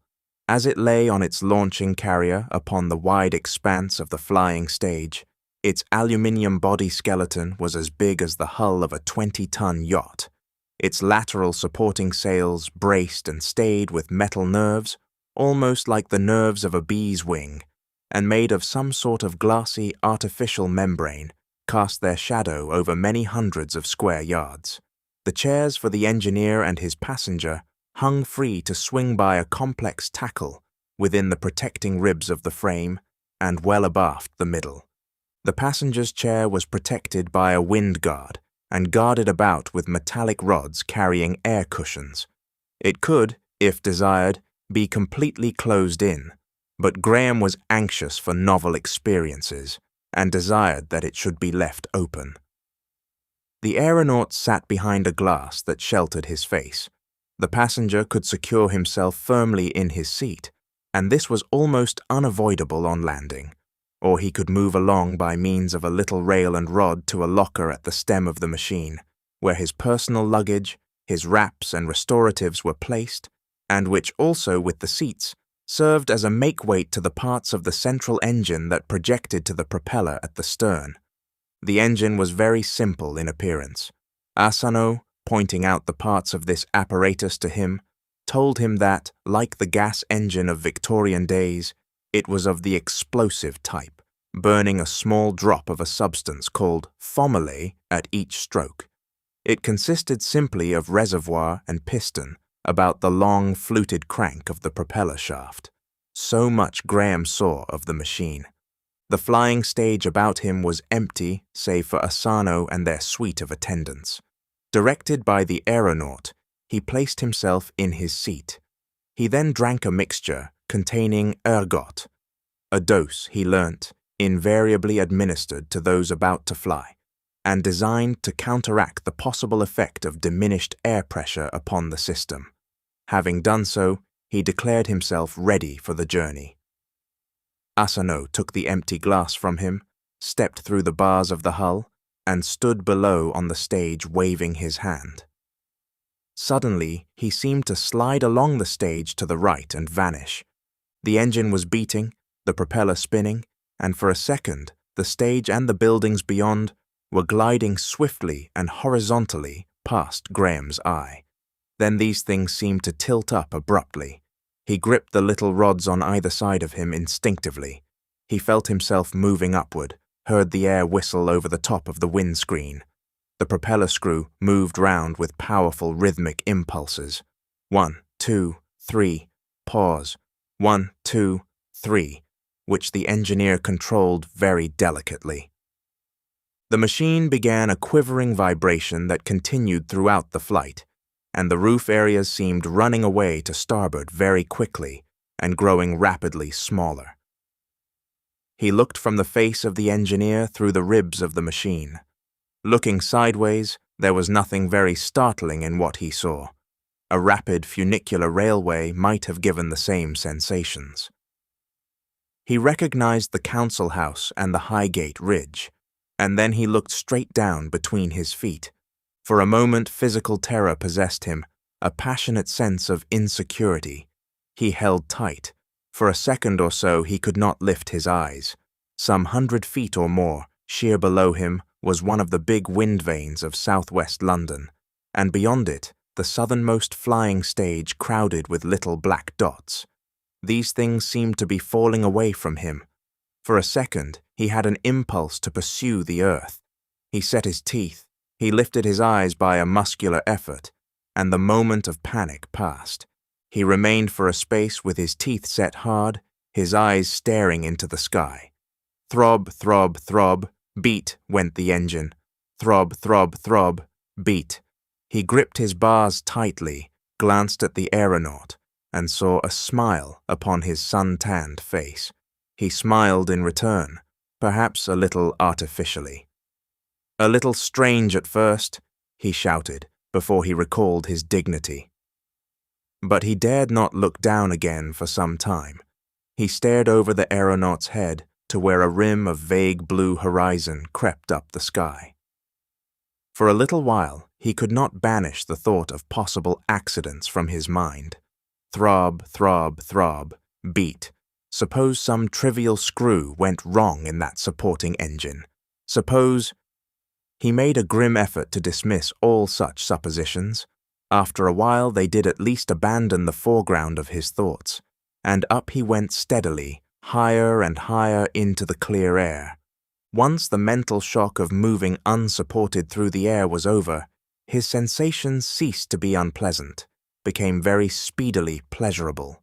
He had been warned of air sickness, but he found the pulsating movement of the Aerophile as it drove up the faint southwest breeze was very little in excess of the pitching of a boat head onto broad rollers in a moderate gale, and he was constitutionally a good sailor, and the keenness of the more rarefied air into which they ascended produced a sense of lightness and exhilaration.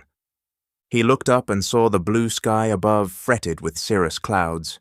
His eye came cautiously down through the ribs and bars to a shining flight of white birds that hung in the lower sky. For a space he watched these.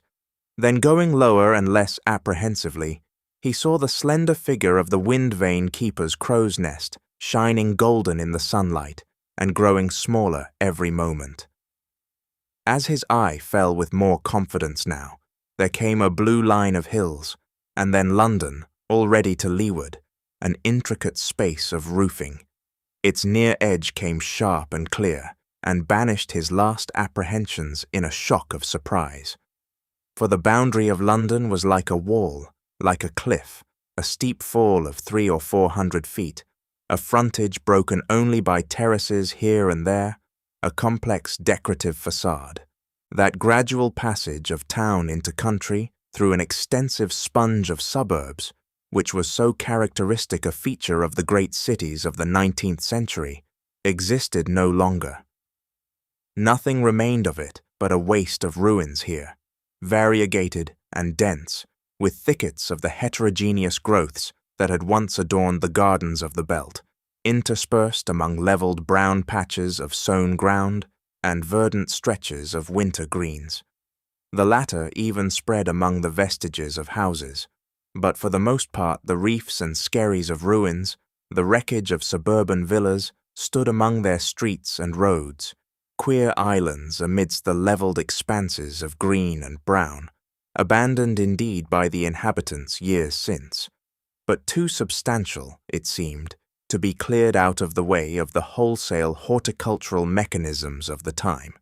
The vegetation of this waste undulated and frothed amidst the countless cells of crumbling house walls, and broke along the foot of the city wall in a surf of bramble and holly and ivy and teasel and tall grasses. Here and there, gaudy pleasure palaces towered amidst the puny remains of Victorian times, and cableways slanted to them from the city.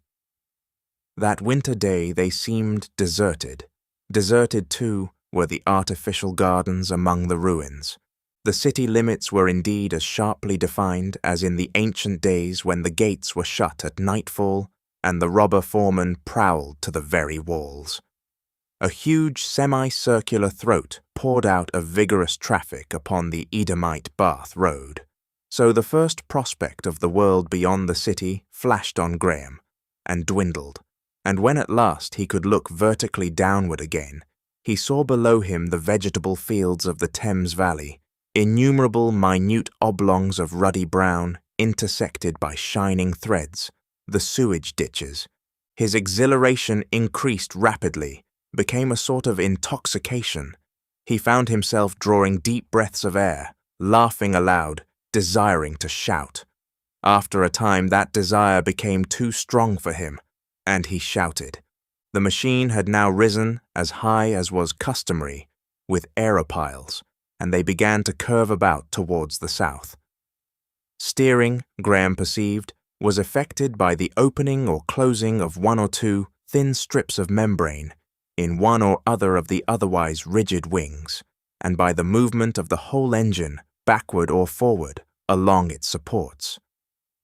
The aeronaut set the engine gliding slowly forward along its rail and opened the valve of the leeward wing until the stem of the aeropile was horizontal and pointing southward, and in that direction they drove with a slight list to leeward, and with a slow alternation of movement, first a short, sharp ascent, and then a long downward glide that was very swift and pleasing.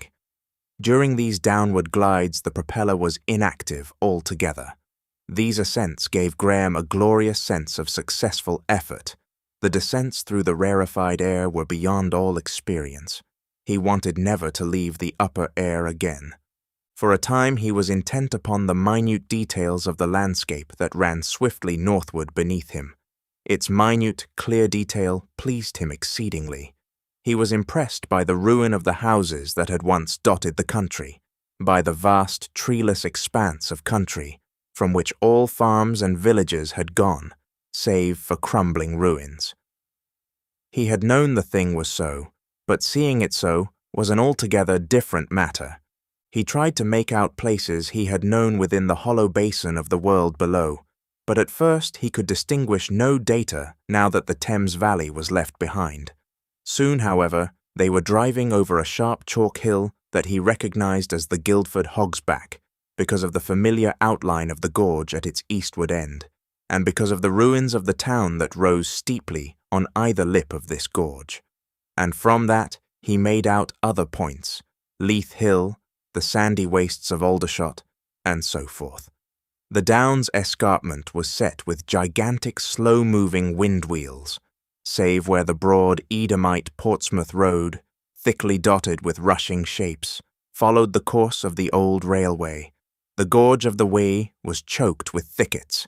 The whole expanse of the Downs escarpment, so far as the grey haze permitted him to see, was set with wind wheels to which the largest of the city was but a younger brother.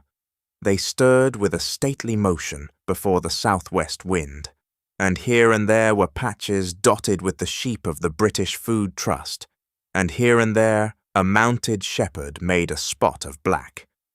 Then rushing under the stern of the Aerophile came the Wealden Heights, the line of Hindhead, Pitch Hill, and Leith Hill, with a second row of wind wheels that seemed striving to rob the downland whirlers of their share of breeze.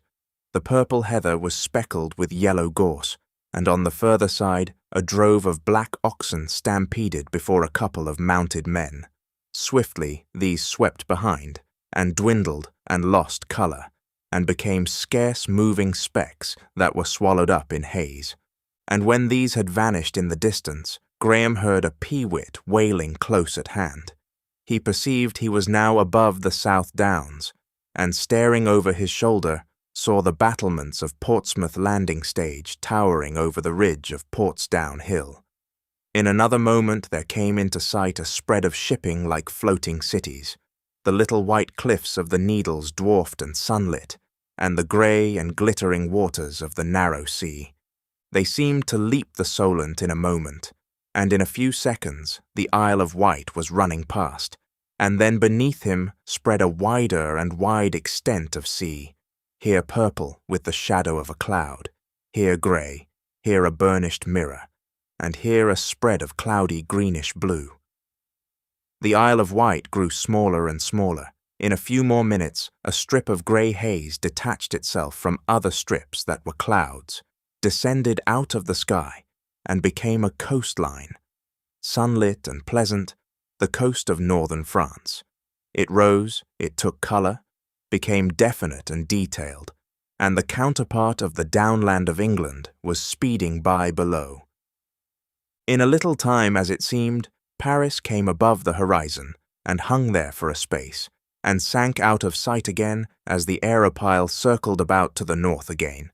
But he perceived the Eiffel Tower still standing, and beside it a huge dome surmounted by a pinpoint colossus, and he perceived, too, though he did not understand it at the time, a slanting drift of smoke.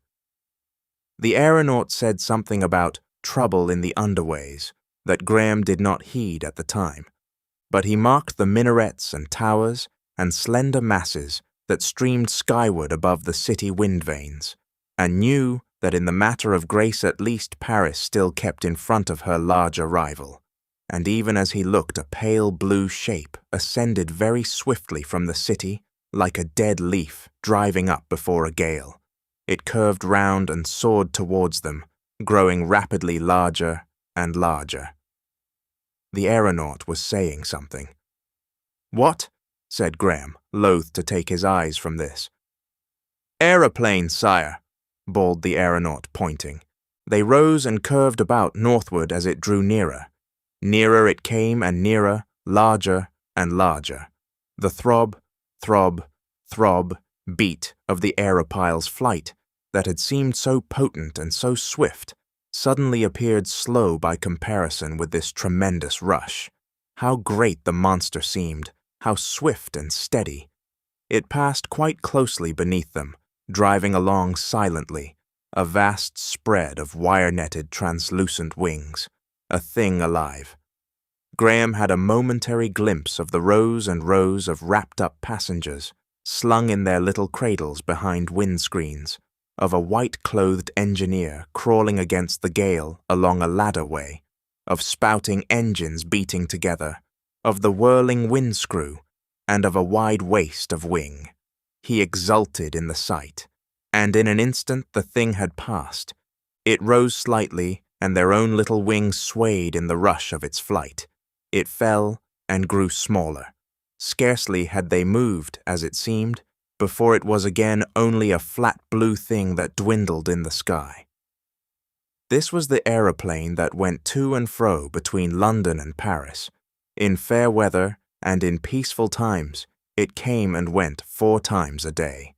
They beat across the channel, slowly as it seemed now, to Graham's enlarged ideas, and Beachy Head rose greyly to the left of them. "Land!" called the aeronaut, his voice small against the whistling of the air over the windscreen. "Not yet," bawled Graham, laughing. "Not land yet. I want to learn more of this machine." "I meant," said the aeronaut. "I want to learn more of this machine," repeated Graham. "I'm coming to you," he said, and had flung himself free of his chair and taken a step along the guarded rail between them. He stopped for a moment, and his colour changed, and his hands tightened. Another step, and he was clinging close to the aeronaut.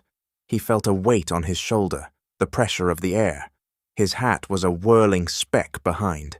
The wind came in gusts over his windscreen and blew his hair in streamers past his cheek. The aeronaut made some hasty adjustments for the shifting of the centers of gravity and pressure. "I want to have these things explained," said Graham. "What do you do when you move that engine forward?" The aeronaut hesitated. Then he answered, "They are complex, sire." "I don't mind," shouted Graham. "I don't mind." There was a moment's pause. "Aeronautics is the secret, the privilege." "I know, but I'm the master, and I mean to know." He laughed, full of this novel realization of power that was his gift from the upper air. The aerophile curved about, and the keen, fresh wind cut across Graham's face, and his garment lugged at his body as the stem pointed round to the west. The two men looked into each other's eyes. "Sire, there are rules." "Not where I am concerned," said Graham. "You seem to forget." The aeronaut scrutinized his face. "No," he said. "I do not forget, sire. But in all the earth, no man who is not a sworn aeronaut has ever a chance. They come as passengers." "I have heard something of the sort, but I'm not going to argue these points. Do you know why I have slept 200 years? To fly." "Sire," said the aeronaut, "the rules, if I break the rules." Graham waved the penalties aside. "Then if you will watch me." "No," said Graham, swaying and gripping tight as the machine lifted its nose again for an ascent. "That's not my game. I want to do it myself. Do it myself if I smash for it. No, I will. See? I am going to clamber by this to come and share your seat. Steady. I mean to fly of my own accord if I smash at the end of it. I will have something to pay for my sleep. Of all other things, in my past it was my dream to fly. Now, keep your balance." "A dozen spies are watching me, sire." Graham's temper was at end. Perhaps he chose it should be. He swore. He swung himself round the intervening mass of levers, and the aerophile swayed. "Am I master of the earth?" he said. "Or is your society? Now, take your hands off those levers and hold my wrists. Yes, so. And now, how do we turn her nose down to the glide?" "Sire," said the aeronaut, "what is it?" "You will protect me?" "Lord, yes, if I have to burn London, now." And with that promise, Graham bought his first lesson in aerial navigation. "It's clearly to your advantage, this journey," he said with a loud laugh, for the air was like strong wine, "to teach me quickly and well. Do I pull this? Ah, so. Hullo! Back, sire, back, back, right, 1, 2, 3, good God. Ah, up she goes, but this is living." And now the machine began to dance the strangest figures in the air. Now it would sweep round a spiral of scarcely 100 yards diameter. Now it would rush up into the air and swoop down again, steeply, swiftly, falling like a hawk, to recover in a rushing loop that swept it high again. In one of these descents it seemed driving straight at the drifting park of balloons in the southeast, and only curved about and cleared them by a sudden recovery of dexterity. The extraordinary swiftness and smoothness of the motion, and the extraordinary effect of the rarefied air upon his constitution, threw Graham into a careless fury. But at last a queer incident came to sober him, to send him flying down once more to the crowded life below, with all its dark, insoluble riddles. As he swooped, came a tap, and something flying past, and a drop like a drop of rain. Then as he went on down, he saw something like a white rag whirling down in his wake. "What was that?" he asked. "I did not see." The aeronaut glanced, and then clutched at the lever to recover, for they were sweeping down. When the aerophile was rising again, he drew a deep breath and replied, "That," and he indicated the white thing still fluttering down, "was a swan." "I never saw it," said Graham. The aeronaut made no answer, and Graham saw little drops upon his forehead. They drove horizontally, while Graham clambered back to the passenger's place out of the lash of the wind, and then came a swift rush down, with the windscrew whirling to check their fall, and the flying stage growing broad and dark before them. The sun, sinking over the chalk hills in the west, fell with them and left the sky a blaze of gold. Soon men could be seen as little specks. He heard a noise coming up to meet him, a noise like the sound of waves upon a pebbly beach, and saw that the roofs about the flying stage were dark with his people rejoicing over his safe return. A dark mass was crushed together under the stage, a darkness stippled with innumerable faces and quivering with the minute oscillation of waved white handkerchiefs and waving hands. This concludes Chapter 16 of When the Sleeper Wakes. Chapter 17. 3 Days. Lincoln awaited Graham in an apartment beneath the flying stages. He seemed curious to learn all that had happened, pleased to hear of the extraordinary delight and interest which Graham took in flying. Graham was in a mood of enthusiasm. "I must learn to fly," he cried. "I must master that. I pity all poor souls who have died without this opportunity. The sweet, swift air. It is the most wonderful experience in the world." "You will find our new times full of wonderful experiences," said Lincoln. "I do not know what you will care to do now. We have music that may seem novel." "For the present," said Graham, "flying holds me. Let me learn more of that. Your aeronaut was saying there is some trades union objection to one's learning." "There is, I believe," said Lincoln. "But for you, if you would like to occupy yourself with that, we can make you a sworn aeronaut tomorrow." Graham expressed his wishes vividly and talked of his sensations for a while. "And as for affairs?" he asked abruptly. "How are things going on?" Lincoln waved affairs aside. "Ostrog will tell you that tomorrow," he said. "Everything is settling down. The revolution accomplishes itself all over the world.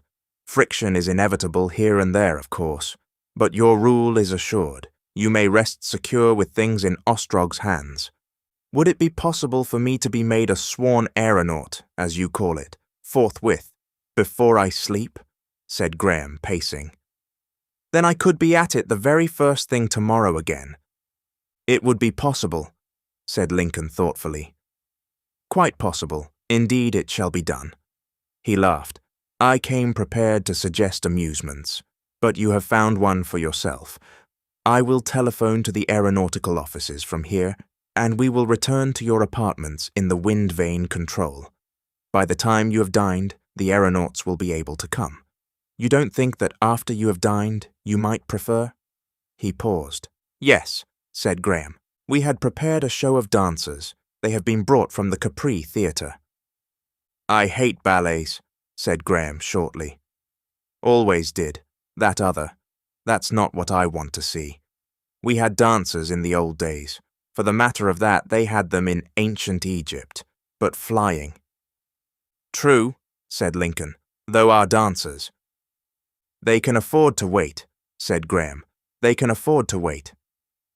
"I know, I'm not a Latin. There's questions I want to ask some expert about your machinery." "I'm keen. I want no distractions." "You have the world to choose from," said Lincoln. "Whatever you want is yours." Asano appeared, and under the escort of a strong guard, they returned through the city streets to Graham's apartments. Far larger crowds had assembled to witness his return than his departure had gathered, and the shouts and cheering of these masses of people sometimes drowned Lincoln's answers to the endless questions Graham's aerial journey had suggested.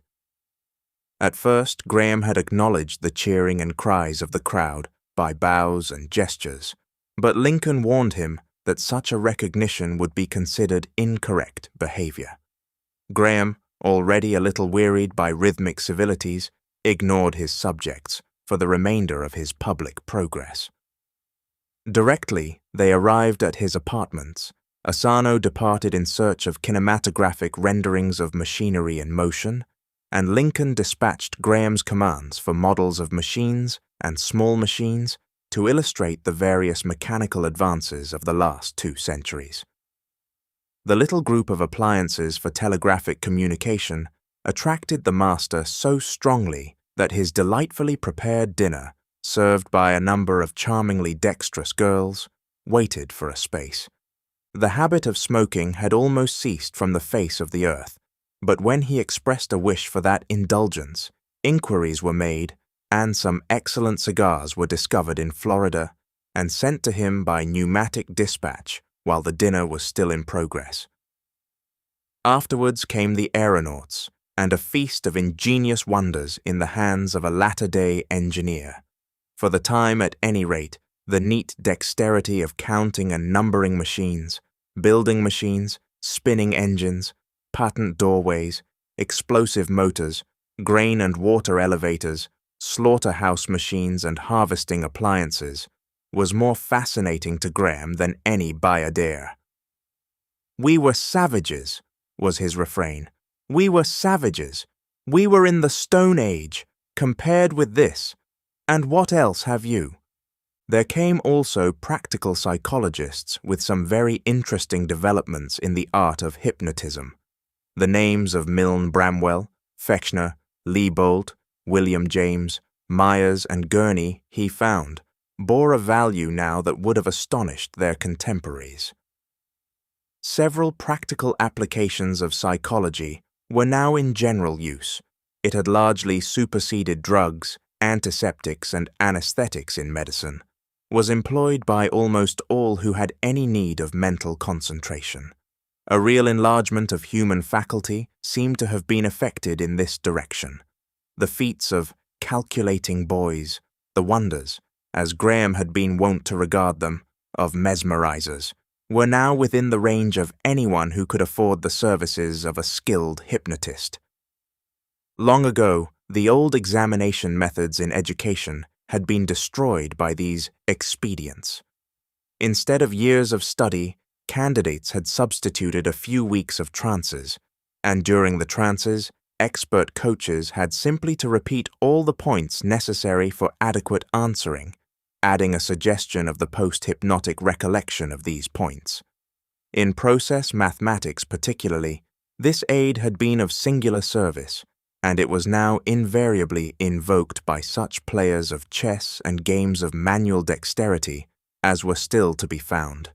In fact, all operations conducted under finite rules, of a quasi-mechanical sort that is, were now systematically relieved from the wanderings of imagination and emotion, and brought to an unexampled pitch of accuracy. Little children of the laboring classes, so soon as they were of sufficient age to be hypnotized, were thus converted into beautifully punctual and trustworthy machine-minders, and released forthwith from the long thoughts of youth. Aeronautical pupils, who gave way to giddiness, could be relieved from their imaginary terrors. In every street were hypnotists ready to print permanent memories upon the mind. If anyone desired to remember a name, a series of numbers, a song, or a speech, it could be done by this method, and conversely, memories could be effaced, habits removed, and desires eradicated. A sort of psychic surgery was in fact in general use. Indignities, humbling experiences were thus forgotten. Amorous widows would obliterate their previous husbands. Angry lovers released themselves from their slavery. To graft desires, however, was still impossible, and the facts of thought transference were yet unsystematized. The psychologists illustrated their expositions with some astounding experiments in mnemonics, made through the agency of a troupe of pale-faced children in blue. Graham, like most of the people of his former time, distrusted the hypnotist, or he might then and there have eased his mind of many painful preoccupations. But in spite of Lincoln's assurances, he held to the old theory that to be hypnotized was in some way the surrender of his personality, the abdication of his will. At the banquet of wonderful experiences that was beginning, he wanted very keenly to remain absolutely himself. The next day, and yet another day passed in such interests as these. Each day, Graham spent many hours in the glorious entertainment of flying. On the third day, he soared across middle France, and within sight of the snow-clad Alps. These vigorous exercises gave him restful sleep, and each day saw a great stride in his health from the spiritless anemia of his first awakening. And whenever he was not in the air and awake, Lincoln was assiduous in the cause of his amusement. All that was novel and curious in contemporary invention was brought to him, until at last his appetite for novelty was well nigh glutted. One might fill a dozen inconsecutive volumes with the strange things they exhibited. Each afternoon he held his court for an hour or so. He speedily found his interest in his contemporaries becoming personal and intimate. At first he had been alert chiefly for unfamiliarity and peculiarity, any foppishness in their dress, any discordance with his preconceptions of nobility in their status and manners had jarred upon him, and it was remarkable to him how soon that strangeness and the faint hostility that arose from it disappeared, how soon he came to appreciate the true perspective of his position and see the old Victorian days remote and quaint. He found himself particularly amused by the red-haired daughter of the manager of the European piggeries. On the second day after dinner, he made the acquaintance of a latter-day dancing girl and found her an astonishing artist, and after that, more hypnotic wonders. On the third day, Lincoln was moved to suggest that the master should repair to a pleasure city, but this Graham declined, nor would he accept the services of the hypnotists in his aeronautical experiments. The link of locality held him to London. He found a perpetual wonder in topographical identifications that he would have missed abroad. Here, or 100 feet below here, he could say, I used to eat my midday cutlets during my London university days. Underneath here was Waterloo and the perpetual hunt for confusing trains. Often have I stood waiting down there, bag in hand, and stared up into the sky above the forest of signals, little thinking I should walk some day 100 yards in the air, and now in that very sky, that was once a grey smoke canopy, I circle in an aerophile.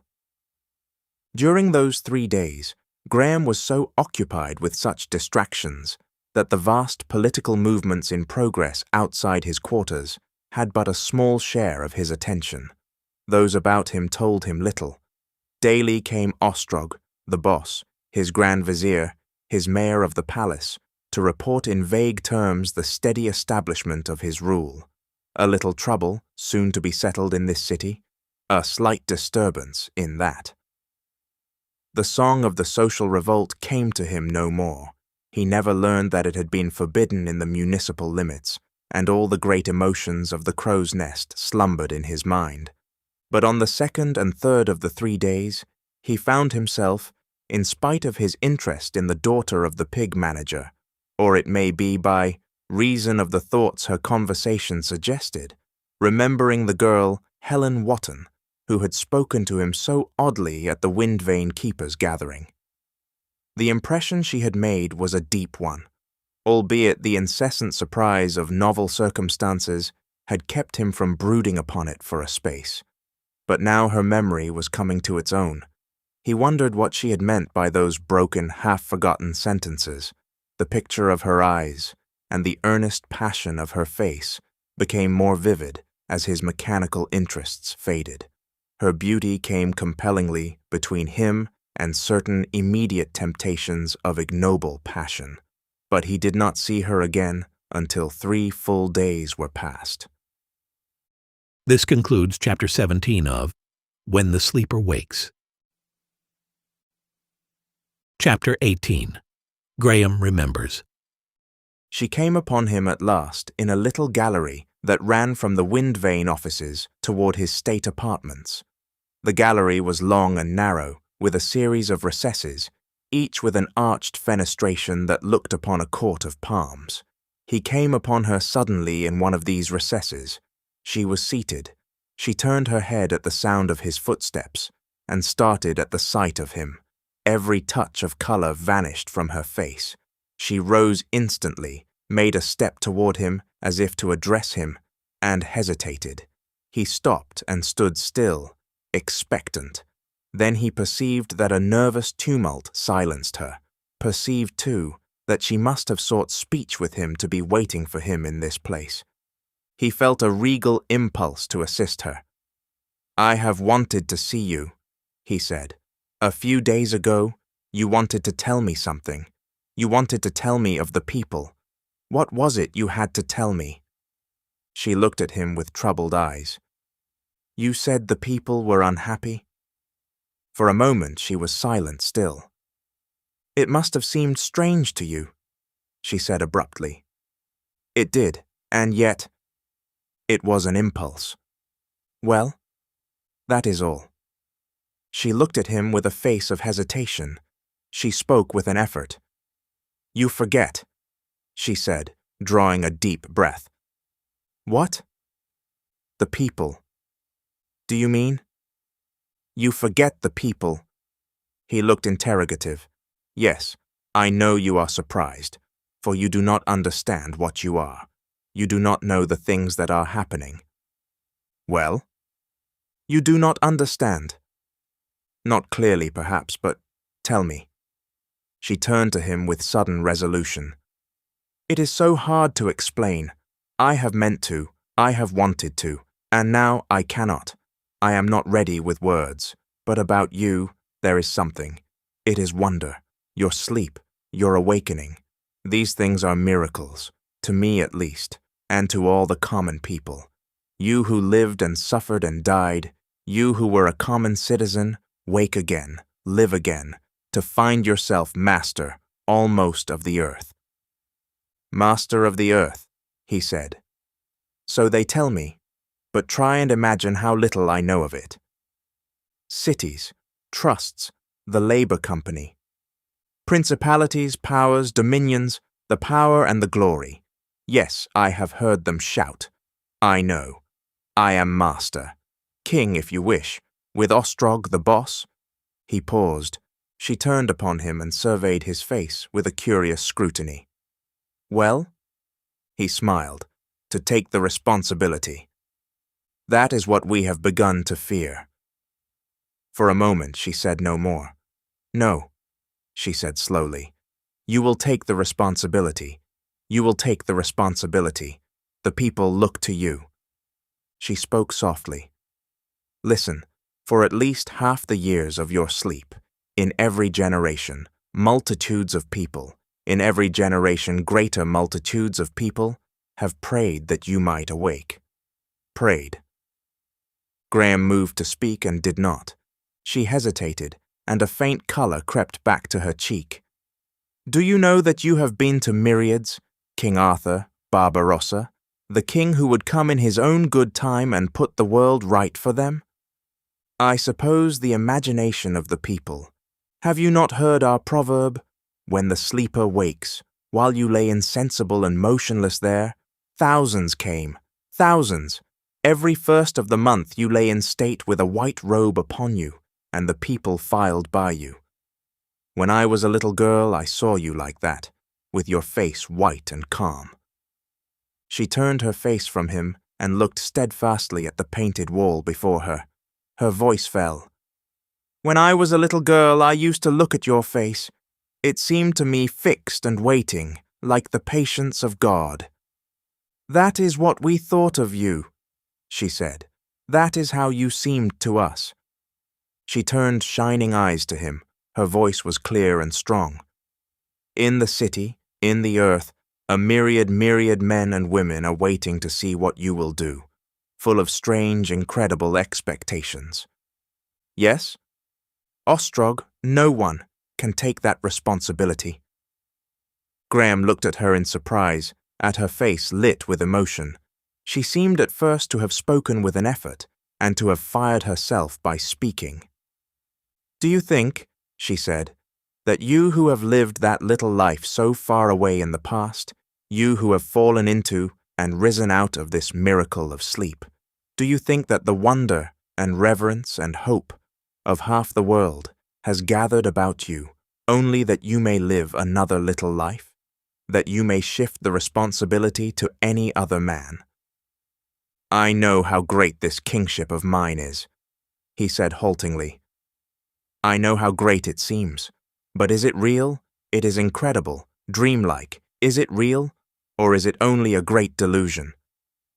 It is real, she said, if you dare. After all, like all kingship, my kingship is belief. It is an illusion in the minds of men. If you dare, she said.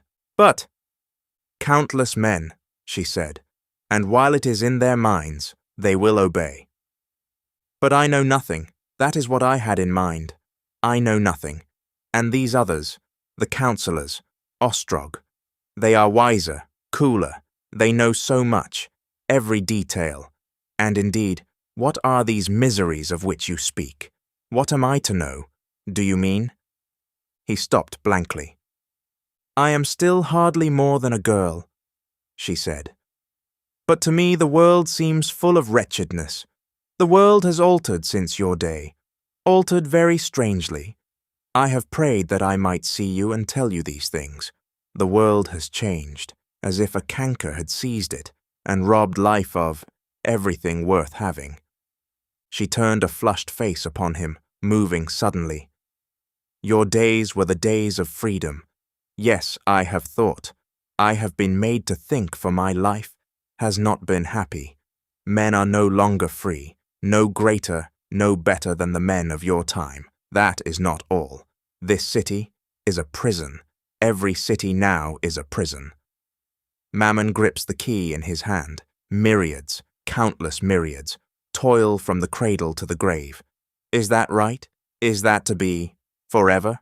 Yes, far worse than in your time. All about us, beneath us, sorrow and pain. All the shallow delight of such life as you find about you is separated by just a little from a life of wretchedness beyond any telling. Yes, the poor know it. They know they suffer. These countless multitudes who face death for you 2 nights since, you owe your life to them. Yes, said Graham slowly. Yes, I owe my life to them. You come, she said, from the days when this new tyranny of the cities was scarcely beginning. It is a tyranny, a tyranny. In your days the feudal warlords had gone, and the new lordship of wealth had still to come. Half the men in the world still lived out upon the free countryside. The cities had still to devour them. I have heard the stories out of the old books. There was nobility. Common men led lives of love and faithfulness then. They did 1,000 things, and you come from that time. It was not, but never mind. How is it now? Gain and the pleasure cities, or slavery, unthanked, unhonored slavery. Slavery, he said. Slavery. You don't mean to say that human beings are chattels? Worse, that is what I want you to know, what I want you to see. I know you do not know. They will keep things from you. They will take you presently to a pleasure city. But you have noticed men and women and children in pale blue canvas, with thin yellow faces and dull eyes. Everywhere. Speaking a horrible dialect, coarse and weak. I have heard it. They are the slaves, your slaves. They are the slaves of the labor company you own. The labor company. In some way, that is familiar. Ah, now I remember. I saw it when I was wandering about the city, after the lights returned, great fronts of buildings colored pale blue. Do you really mean? Yes. How can I explain it to you? Of course the blue uniform struck you. Nearly 1/3 of our people wear it. More assume it now every day. This labor company has grown imperceptibly. What is this labor company? Asked Graham. In the old times, how did you manage with starving people? There was the workhouse, which the parishes maintained. Workhouse, yes, there was something, in our history lessons. I remember now. The labor company ousted the workhouse. It grew, partly, out of something. You perhaps may remember it. An emotional religious organization called the Salvation Army that became a business company. In the first place, it was almost a charity, to save people from workhouse rigors. Now I come to think of it, It was one of the earliest properties your trustees acquired.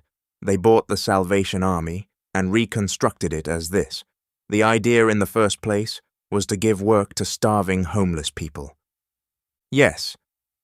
Nowadays there are no workhouses, no refuges and charities, nothing but that company. Its offices are everywhere.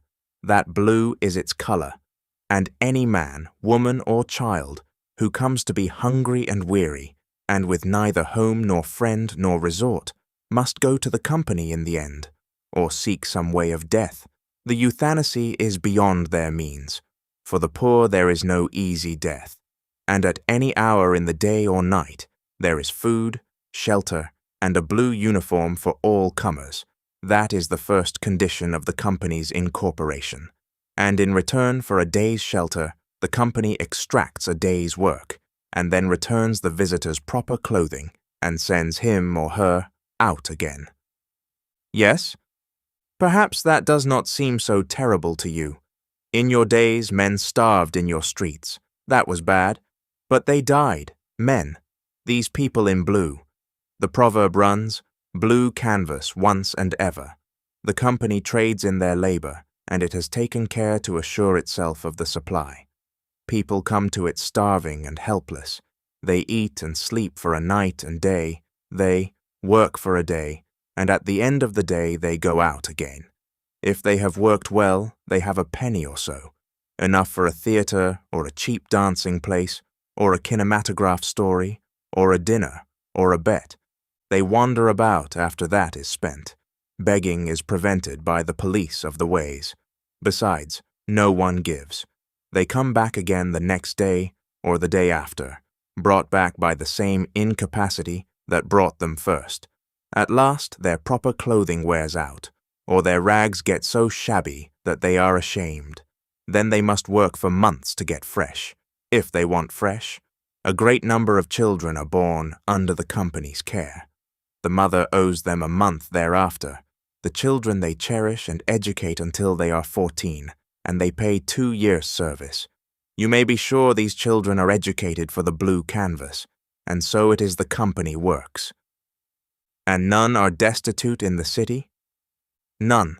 They are either in blue canvas or in prison. If they will not work, most people will work at that pitch, and the company has powers. There are stages of unpleasantness in the work, stoppage of food, and a man or woman who has refused to work once is known by a thumb-marking system in the company's offices all over the world. Besides, who can leave the city poor? To go to Paris costs 2 lions, and for insubordination there are the prisons, dark and miserable, out of sight below. There are prisons now for many things. And 1/3 of the people wear this blue canvas? More than 1/3. Toilers, living without pride or delight or hope, with the stories of pleasure cities ringing in their ears, mocking their shameful lives, their privations and hardships, too poor even for the euthanasie, the rich man's refuge from life. Dumb, crippled millions, countless millions, all the world about, ignorant of anything but limitations and unsatisfied desires. They are born, they are thwarted, and they die.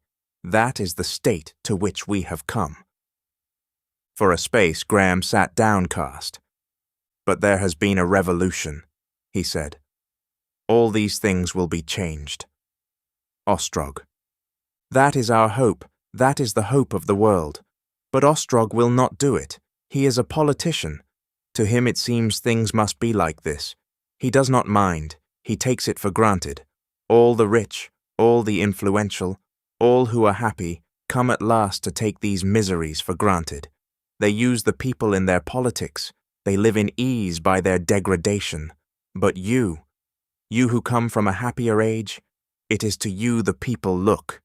To you. He looked at her face. Her eyes were bright with unshed tears. He felt a rush of emotion. For a moment he forgot this city. He forgot the race, and all those vague, remote voices in the immediate humanity of her beauty. "But what am I to do?" he said with his eyes upon her. "Rule," she answered, bending towards him and speaking in a low tone. Rule the world as it has never been ruled, for the good and happiness of men.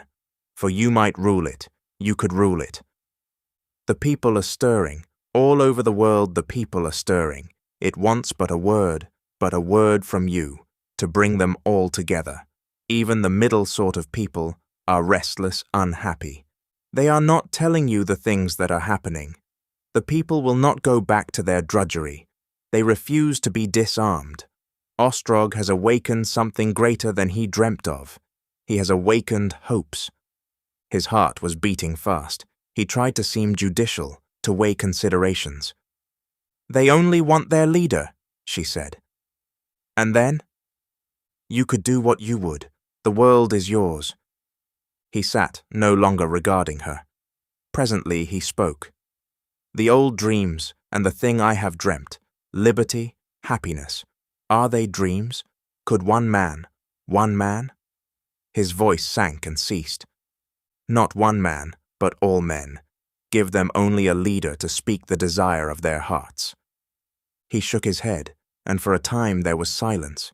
He looked up suddenly, and their eyes met. I have not your faith, he said. I have not your youth. I am here with power that mocks me. No, let me speak. I want to do, not right. I have not the strength for that, but something rather right than wrong. It will bring no millennium, but I am resolved now that I will rule. What you have said has awakened me. You are right. Ostrog must know his place, and I will learn. One thing I promise you. This labor slavery shall end. And you will rule? Yes, provided there is one thing. Yes? That you will help me. A girl. Yes, does it not occur to you I am absolutely alone? She started, and for an instant her eyes had pity. Need you ask whether I will help you? She said. She stood before him, beautiful, worshipful, and her enthusiasm and the greatness of their theme was like a great gulf fixed between them. To touch her, to clasp her hand, was a thing beyond hope. Then I will rule indeed, he said slowly. I will rule, he paused, with you. There came a tense silence, and then the beating, a clock striking the hour. She made him no answer. Graham rose. Even now, he said, Ostrog will be waiting. He hesitated, facing her. When I have asked him certain questions, there is much I do not know. It may be that I will go to see with my own eyes the things of which you have spoken, and when I return, I shall know of your going and coming. I will wait for you here again. He stood for a moment regarding her. I knew, she said, and stopped.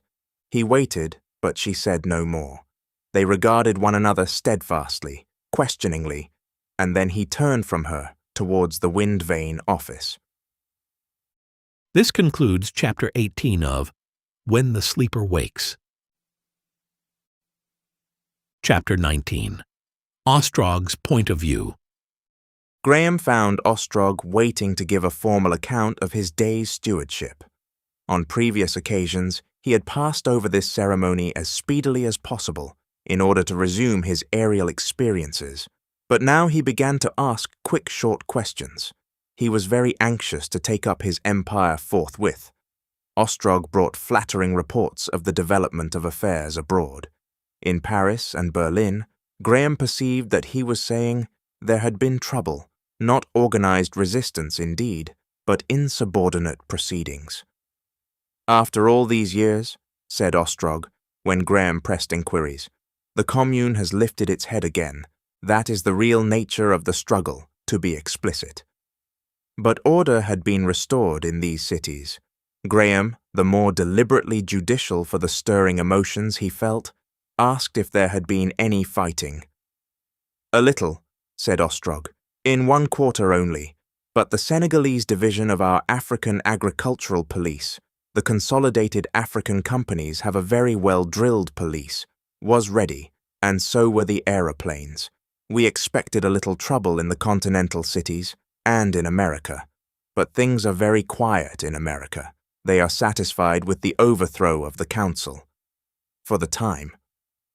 "Why should you expect trouble?" asked Graham abruptly. "There is a lot of discontent, social discontent." "The Labour Company." "You are learning," said Ostrog with a touch of surprise. "Yes, it is chiefly the discontent with the Labour Company. It was that discontent supplied the motive force of this overthrow, that and your awakening." "Yes?" Ostrog smiled. He became explicit. "We had to stir up their discontent. We had to revive the old ideals of universal happiness. All men equal, all men happy, no luxury that everyone may not share. Ideas that have slumbered for 200 years. You know that? We had to revive these ideals, impossible as they are, in order to overthrow the council. And now, well, our revolution is accomplished, and the council is overthrown, and people whom we have stirred up remain surging. There was scarcely enough fighting. We made promises, of course. It is extraordinary how violently and rapidly this vague, out-of-date humanitarianism has revived and spread.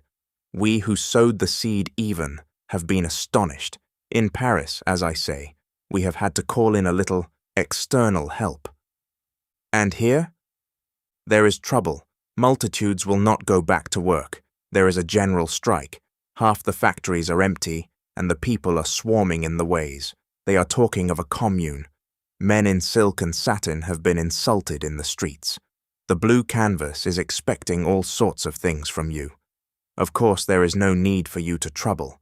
We are setting the Babel machines to work with counter-suggestions in the cause of law and order.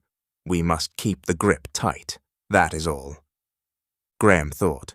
He perceived a way of asserting himself, but he spoke with restraint. "Even to the pitch of bringing a Negro police," he said. "They are useful," said Ostrog. "They are fine, loyal brutes, with no wash of ideas in their heads, such as our rabble has. The council should have had them as police of the ways, and things might have been different. Of course, there is nothing to fear except rioting and wreckage. You can manage your own wings now, and you can soar away to Capri if there is any smoke or fuss. We have the pull of all the great things. The aeronauts are privileged and rich, the closest trades union in the world, and so are the engineers of the wind vanes. We have the air, and the mastery of the air is the mastery of the earth. No one of any ability is organizing against us. They have no leaders, only the sectional leaders of the secret society we organized before your very opportune awakening. Mere busybodies and sentimentalists they are, and bitterly jealous of each other. None of them is man enough for a central figure. The only trouble will be a disorganized upheaval. To be frank, that may happen, but it won't interrupt your aeronautics. The days when the people could make revolutions are past." "I suppose they are," said Graham. "I suppose they are."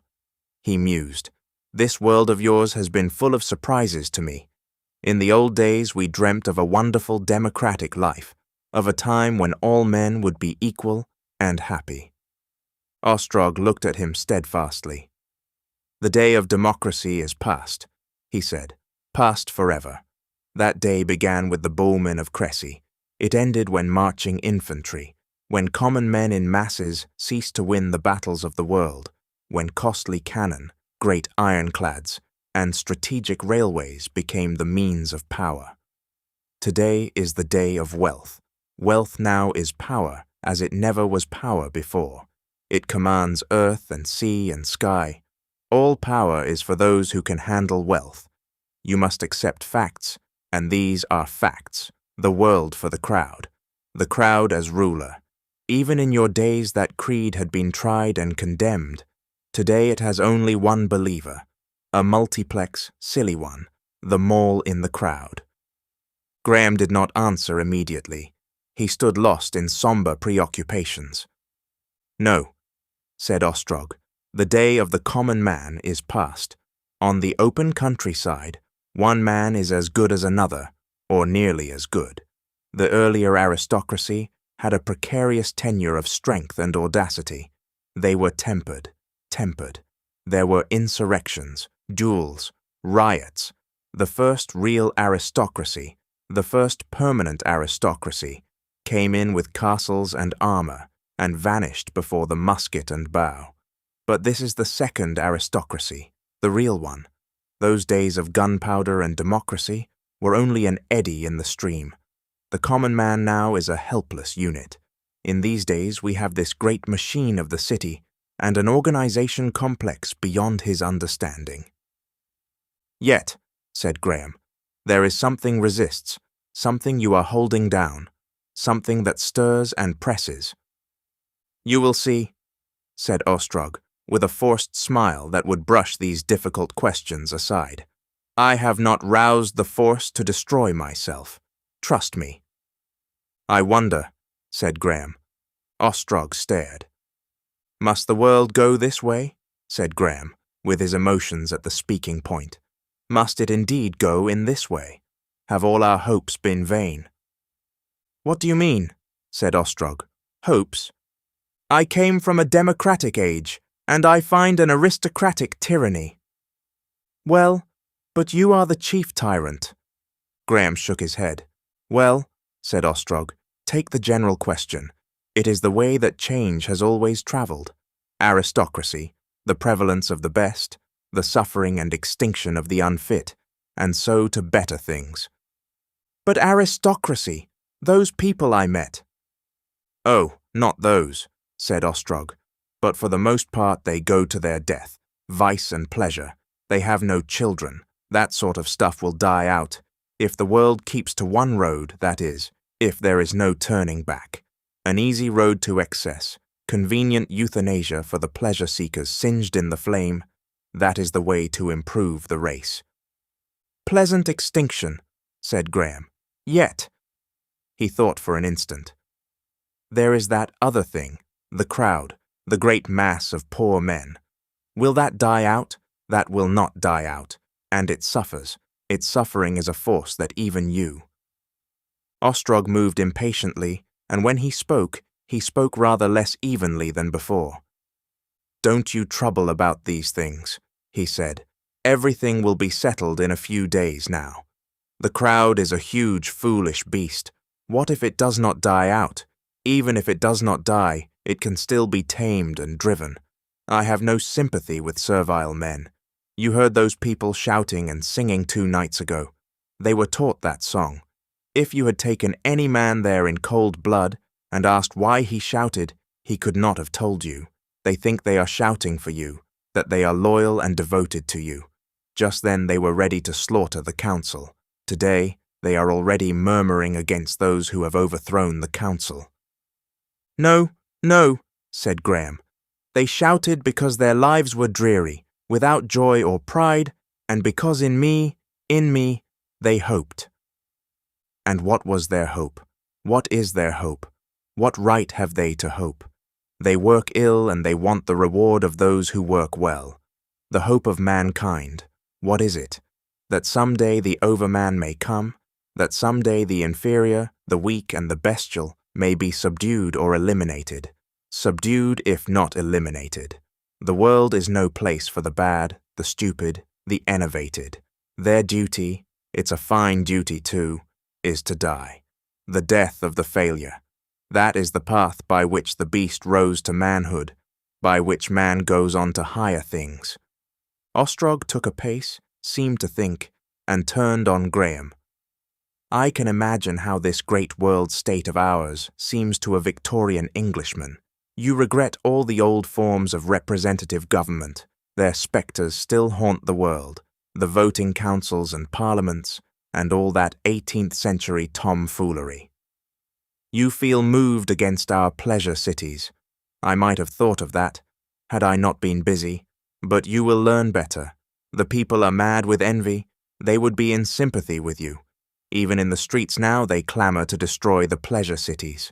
But the pleasure cities are the excretory organs of the state, attractive places that year after year draw together all that is weak and vicious, all that is lascivious and lazy, all the easy roguery of the world, to a graceful destruction. They go there, they have their time, they die childless. All the pretty, silly, lascivious women die childless, and mankind is the better. If the people were sane, they would not envy the rich their way of death, and you would emancipate the silly, brainless workers that we have enslaved and try to make their lives easy and pleasant again, just as they have sunk to what they are fit for. He smiled a smile that irritated Graham oddly. You will learn better. I know those ideas. In my boyhood I read your Shelley and dreamt of liberty. There is no liberty save wisdom and self-control. Liberty is within, not without. It is each man's own affair. Suppose, which is impossible, that these swarming, yelping fools in blue get the upper hand of us. What then? They will only fall to other masters. So long as there are sheep, nature will insist on beasts of prey. It would mean but a few 100 years' delay. The coming of the aristocrat is fatal and assured. The end will be the overman for all the mad protests of humanity. Let them revolt, let them win and kill me and my like. Others will arise, other masters. The end will be the same. I wonder, said Graham doggedly. For a moment he stood downcast. But I must see these things for myself, he said, suddenly assuming a tone of confident mastery. Only by seeing can I understand. I must learn. That is what I want to tell you, Ostrog. I do not want to be king in a pleasure city. That is not my pleasure. I have spent enough time with aeronautics and those other things. I must learn how people live now, how the common life has developed. Then I shall understand these things better. I must learn how common people live, the labor people more especially, how they work, marry, bear children, die. You get that from our realistic novelists, suggested Ostrog, suddenly preoccupied. I want reality, said Graham, not realism. There are difficulties, said Ostrog, and thought. On the whole, perhaps. I did not expect. I had thought, and yet, perhaps, you say you want to go through the ways of the city and see the common people. Suddenly he came to some conclusion. You would need to go disguised, he said. The city is intensely excited, and the discovery of your presence among them might create a fearful tumult. Still this wish of yours to go into this city, this idea of yours. Yes, now I think the thing over, it seems to me not altogether. It can be contrived. If you would really find an interest in that, you are of course master. You can go soon if you like. A disguise for this excursion Asano will be able to manage. He would go with you. After all, it is not a bad idea of yours. You will not want to consult me in any matter? Asked Graham suddenly, struck by an odd suspicion. Oh dear, no, no. I think you may trust affairs to me for a time at any rate, said Ostrog, smiling. Even if we differ.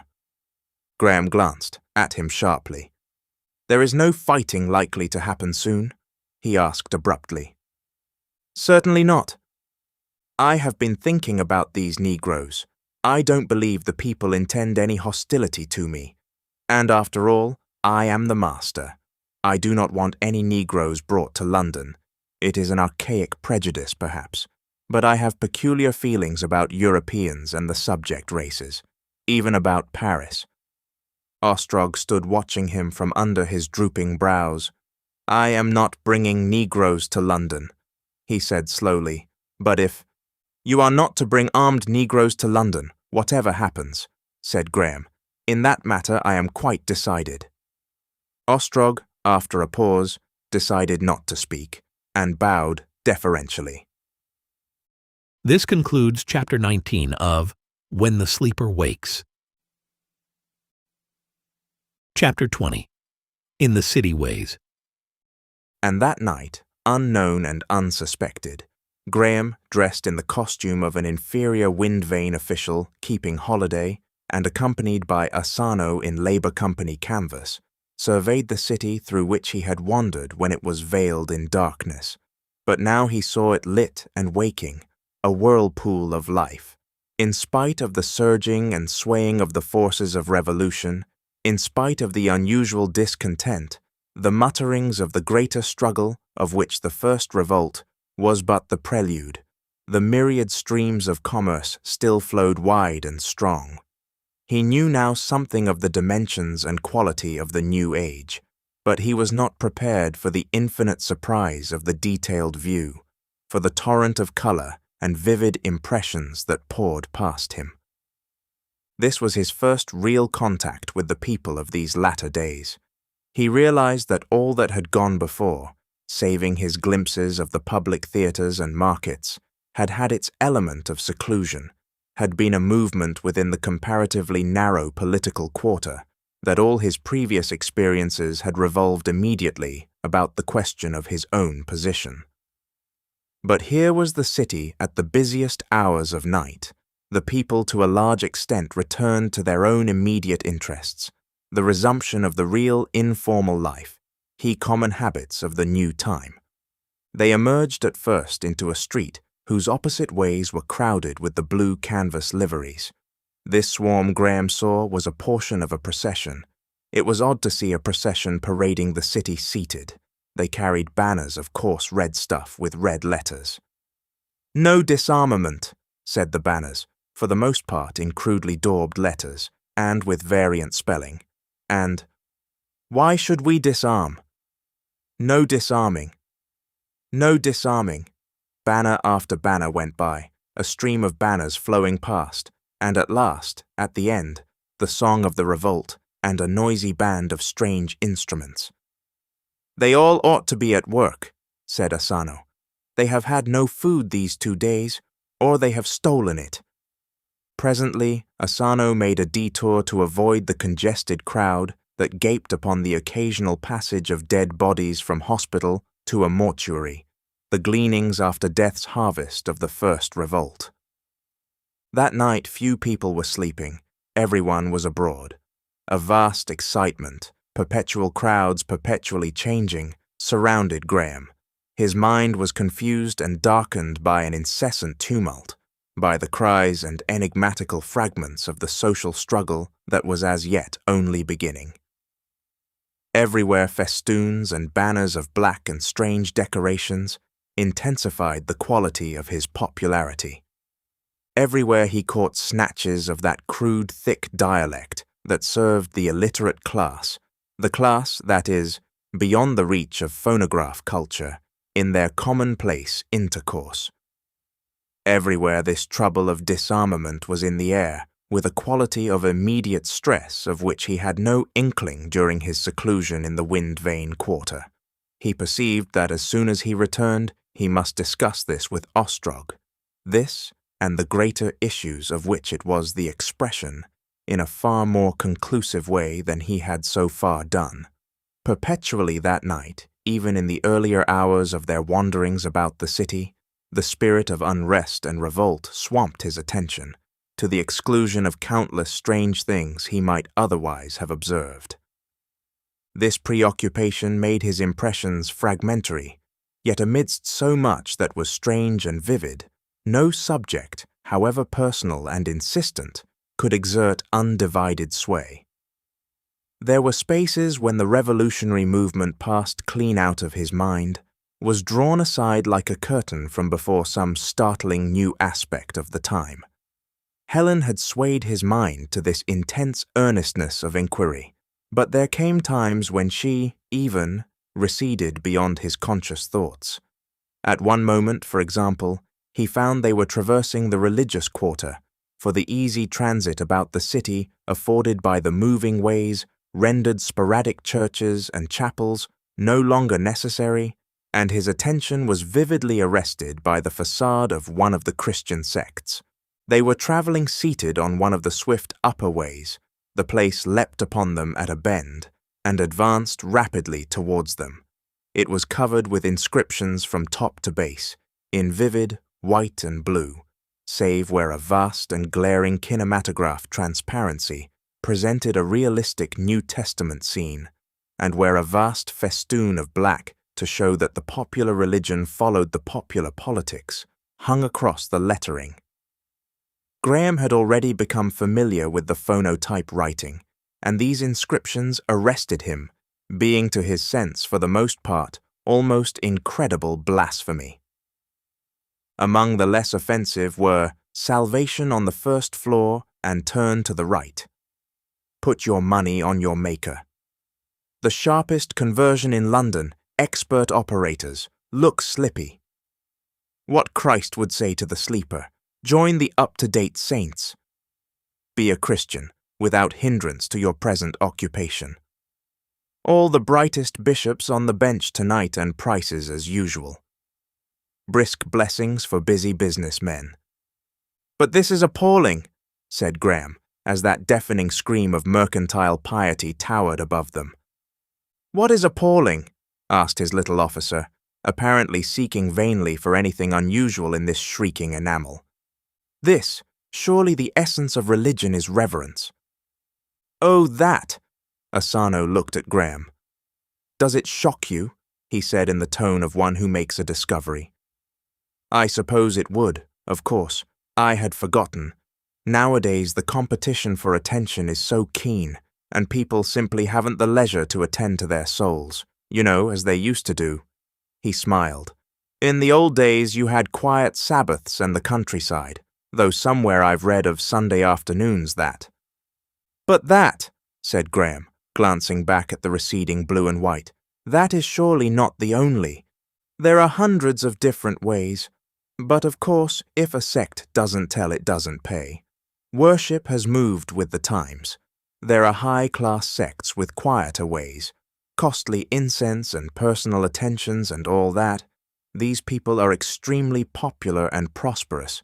They pay several dozen lions for those apartments to the council. To you, I should say. Graham still felt a difficulty with the coinage, and this mention of a dozen lions brought him abruptly to that matter. In a moment the screaming temples and their swarming touts were forgotten in this new interest. A turn of a phrase suggested, and an answer confirmed the idea that gold and silver were both demonetized, that stamped gold which had begun its reign amidst the merchants of Phoenicia was at last dethroned. The change had been graduated but swift, brought about by an extension of the system of checks that had even in his previous life already practically superseded gold in all the larger business transactions. The common traffic of the city, the common currency indeed of all the world, was conducted by means of the little brown, green and pink council checks for small amounts, printed with a blank payee. Asano had several with him, and at the first opportunity he supplied the gaps in his set. They were printed not on tearable paper, but on a semi-transparent fabric of silken flexibility, interwoven with silk. Across them all sprawled a facsimile of Graham's signature, his first encounter with the curves and turns of that familiar autograph for 203 years. Some intermediary experiences made no impression sufficiently vivid to prevent the matter of the disarmament claiming his thoughts again. A blurred picture of a theosophist temple that promised miracles in enormous letters of unsteady fire was least submerged, perhaps. But then came the view of the dining hall in Northumberland Avenue. That interested him very greatly. By the energy and thought of Asano, he was able to view this place from a little screened gallery reserved for the attendants of the tables.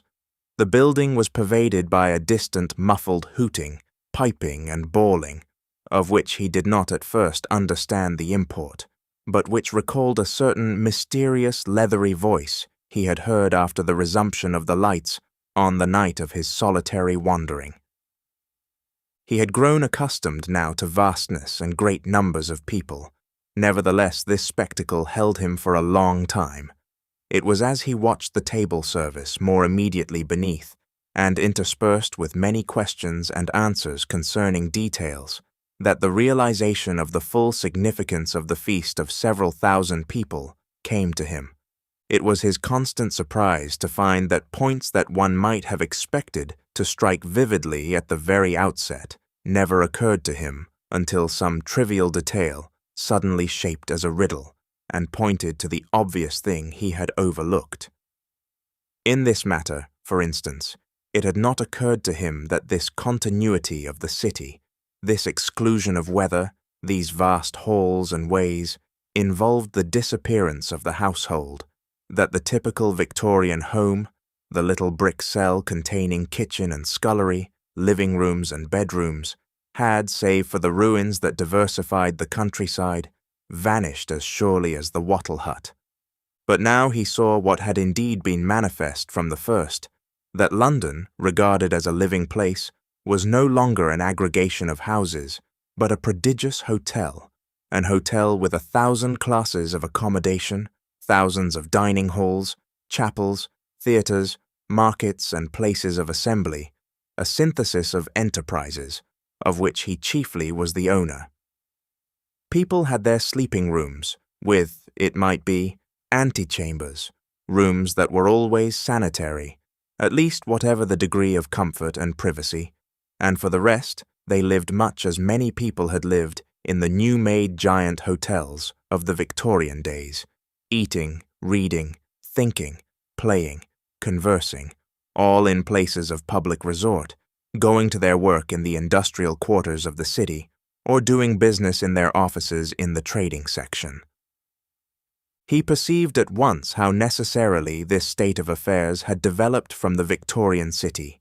The fundamental reason for the modern city had ever been the economy of cooperation. The chief thing to prevent the merging of the separate households in his own generation was simply the still imperfect civilization of the people, the strong barbaric pride, passions, and prejudices, the jealousies, rivalries, and violence of the middle and lower classes, which had necessitated the entire separation of contiguous households. But the change, the taming of the people, had been in rapid progress even then. In his brief 30 years of previous life, he had seen an enormous extension of the habit of consuming meals from home. The casually patronized horsebox coffee house had given place to the open and crowded aerated bread shop, for instance. Women's clubs had had their beginning, and an immense development of reading rooms, lounges, and libraries had witnessed to the growth of social confidence. These promises had by this time attained to their complete fulfillment. The locked and barred household had passed away. These people below him belonged, he learnt, to the lower middle class, the class just above the blue labourers, a class so accustomed in the Victorian period to feed with every precaution of privacy that its members, when occasion confronted them with a public meal, would usually hide their embarrassment under horseplay or a markedly militant demeanour. But these gaily, if lightly dressed people below, albeit vivacious, hurried and uncommunicative, were dexterously mannered and certainly quite at their ease with regard to one another. He noted a slight significant thing. The table, as far as he could see, was, yes, and remained delightfully neat. There was nothing to parallel the confusion, the broadcast crumbs, the splashes of viand and condiment, the overturned drink and displaced ornaments, which would have marked the stormy progress of the Victorian meal. The table furniture was very different. There were no ornaments, no flowers, and the table was without a cloth, being made, he learnt, of a solid substance having the texture and appearance of damask. He discerned that this damask substance was patterned with gracefully designed trade advertisements. In a sort of recess before each diner was a complete apparatus of porcelain and metal. There was one plate of white porcelain, and by means of taps for hot and cold volatile fluids, the diner washed this himself between the courses. He also washed his elegant white metal knife and fork and spoon as occasion required. Soup and the chemical wine that was the common drink were delivered by similar taps, and the remaining covers travelled automatically in tastefully arranged dishes down the table along silver rails. The diner stopped these and helped himself at his discretion. They appeared at a little door at one end of the table and vanished at the other. That turn of democratic sentiment in decay, that ugly pride of menial souls, which renders equals loth to wait on one another, was very strong, he found, among these people.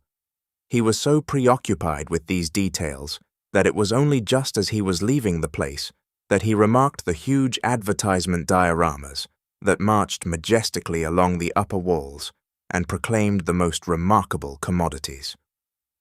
Beyond this place they came into a crowded hall, and he discovered the cause of the noise that had perplexed him. They paused at a turnstile at which a payment was made. Graham's attention was immediately arrested by a violent, loud hoot, followed by a vast, leathery voice. "The master is sleeping peacefully," it said, vociferately. "He is in excellent health. He is going to devote the rest of his life to aeronautics. He says women are more beautiful than ever. Galoop, wow, our wonderful civilization astonishes him beyond measure, beyond all measure. Galoop, he puts great trust in Boss Ostrog, absolute confidence in Boss Ostrog. Ostrog is to be his chief minister, is authorized to remove or reinstate public officers. All patronage will be in his hands. All patronage in the hands of Boss Ostrog. The councillors have been sent back to their own prison above the council house." Graham stopped at the first sentence, and, looking up, beheld a foolish trumpet face from which this was brayed. This was the General Intelligence Machine. For a space it seemed to be gathering breath, and a regular throbbing from its cylindrical body was audible. Then it trumpeted, "Galoop! Galoop!" and broke out again. Paris is now pacified. All resistance is over. Galoop. The black police hold every position of importance in the city.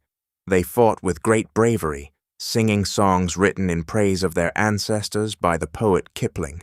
Once or twice they got out of hand, and tortured and mutilated, wounded and captured insurgents, men and women. Moral, don't go rebelling. Ha ha ha ha.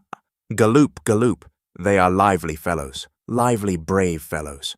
Let this be a lesson to the disorderly bandalog of this city. Yah! Bandalog! Filth of the earth! Galoop, galoop! The voice ceased. There was a confused murmur of disapproval among the crowd. "Damned niggers!" A man began to harangue near them. "Is this the master's doing, brothers? Is this the master's doing?" "Black police," said Graham. "What is that? You don't mean—" Asano touched his arm and gave him a warning look, and forthwith another of these mechanisms screamed deafeningly and gave tongue in a shrill voice. "Yaha-ha! Yaha! Yap! Hear a live paper yelp! Live paper! Yaha!" Shocking outrage in Paris. Yaha-ha! The Parisians exasperated by the black police to the pitch of assassination. Dreadful reprisals. Savage times come again. Blood! Blood! Yaha! The nearer babble machine hooted stupendously. "Galoop! Galoop!" drowned the end of the sentence, and proceeded in a rather flatter note than before, with novel comments on the horrors of disorder. "Law and order must be maintained," said the nearer babble machine. "But," began Graham. "Don't ask questions here," said Asano, "or you will be involved in an argument." "Then let us go on," said Graham, "for I want to know more of this." As he and his companion pushed their way through the excited crowd that swarmed beneath these voices, towards the exit, Graham conceived more clearly the proportion and features of this room. Altogether, great and small, there must have been nearly 1,000 of these erections, piping, hooting, bawling and gabbling in that great space, each with its crowd of excited listeners, the majority of them men dressed in blue canvas. There were all sizes of machines, from the little gossiping mechanisms that chuckled out mechanical sarcasm in odd corners, through a number of grades to such 50-foot giants as that which had first hooted over Graham. This place was unusually crowded because of the intense public interest in the course of affairs in Paris.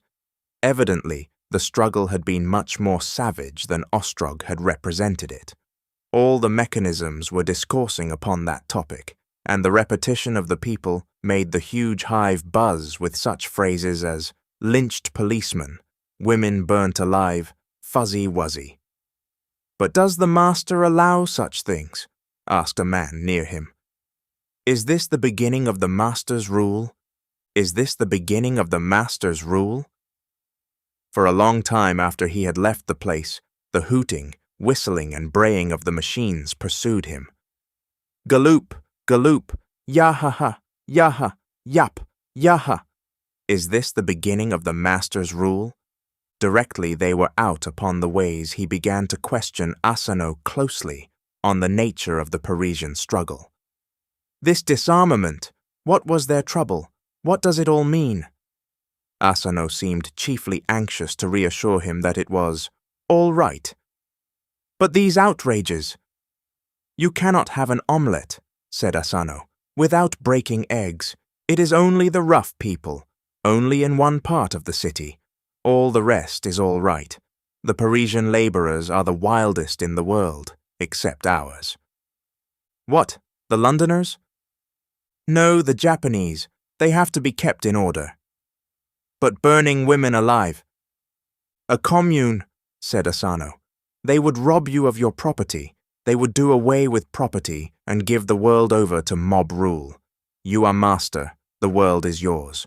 But there will be no commune here. There is no need for black police here. And every consideration has been shown. It is their own Negroes, French-speaking Negroes, Senegal regiments and Niger and Timbuktu. Regiments? Said Graham. I thought there was only one. No, said Asano, and glanced at him. There is more than one. Graham felt unpleasantly helpless. I did not think, he began, and stopped abruptly. He went off at a tangent to ask for information about these babble machines. For the most part, the crowd present had been shabbily or even raggedly dressed, and Graham learnt that so far as the more prosperous classes were concerned, in all the more comfortable private apartments of the city were fixed babble machines that would speak directly, a lever was pulled. The tenant of the apartment could connect this with the cables of any of the great news syndicates that he preferred.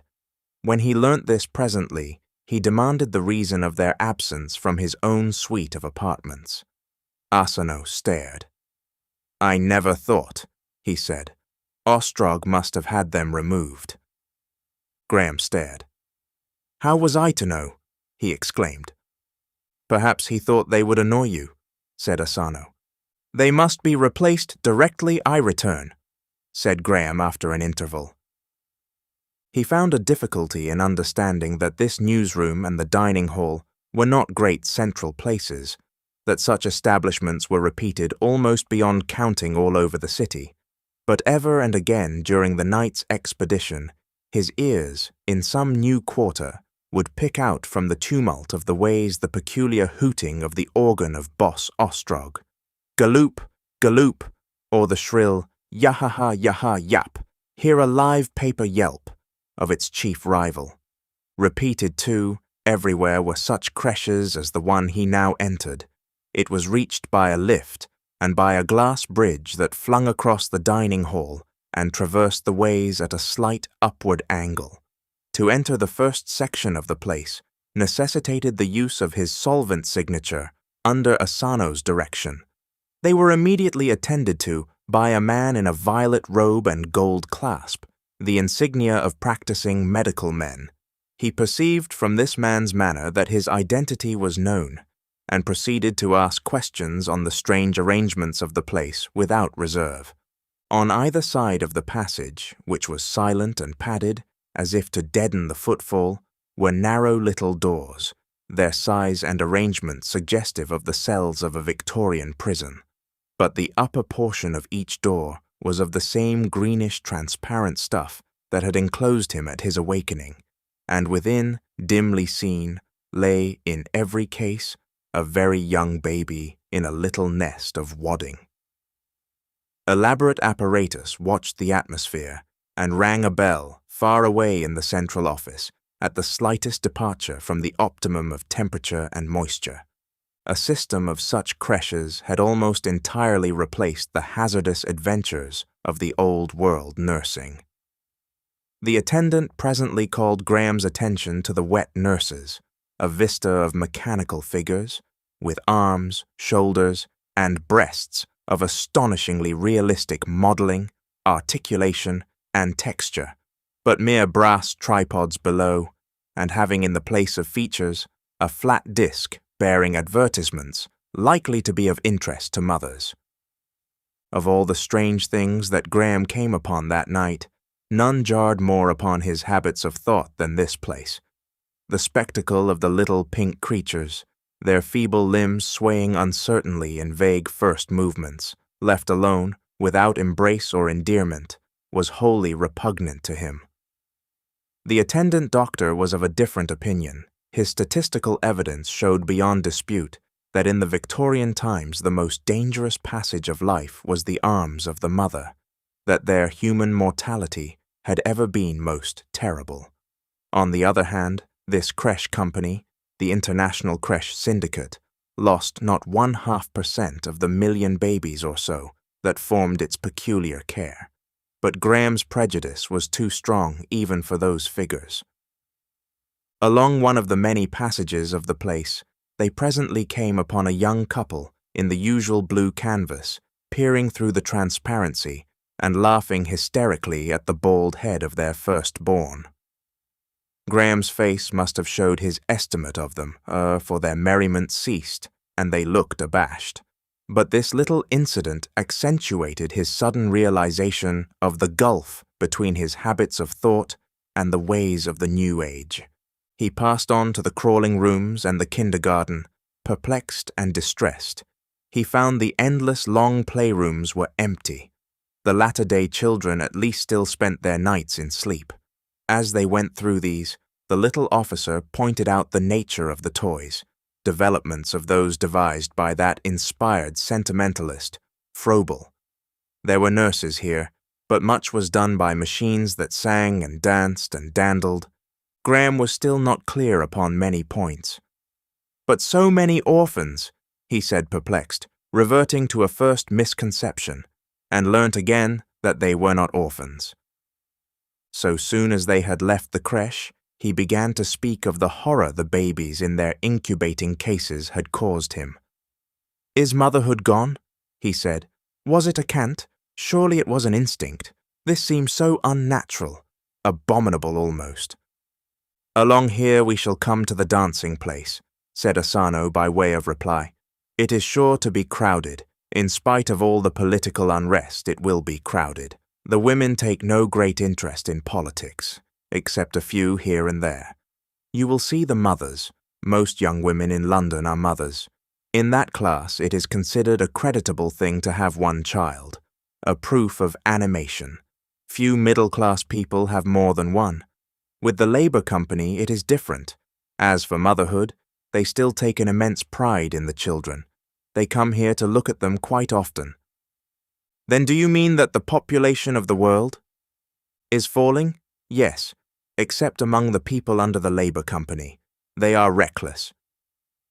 The air was suddenly dancing with music, and down a way they approached obliquely, set with gorgeous pillars, as it seemed of clear amethyst, flowed a concourse of gay people, and a tumult of merry cries and laughter.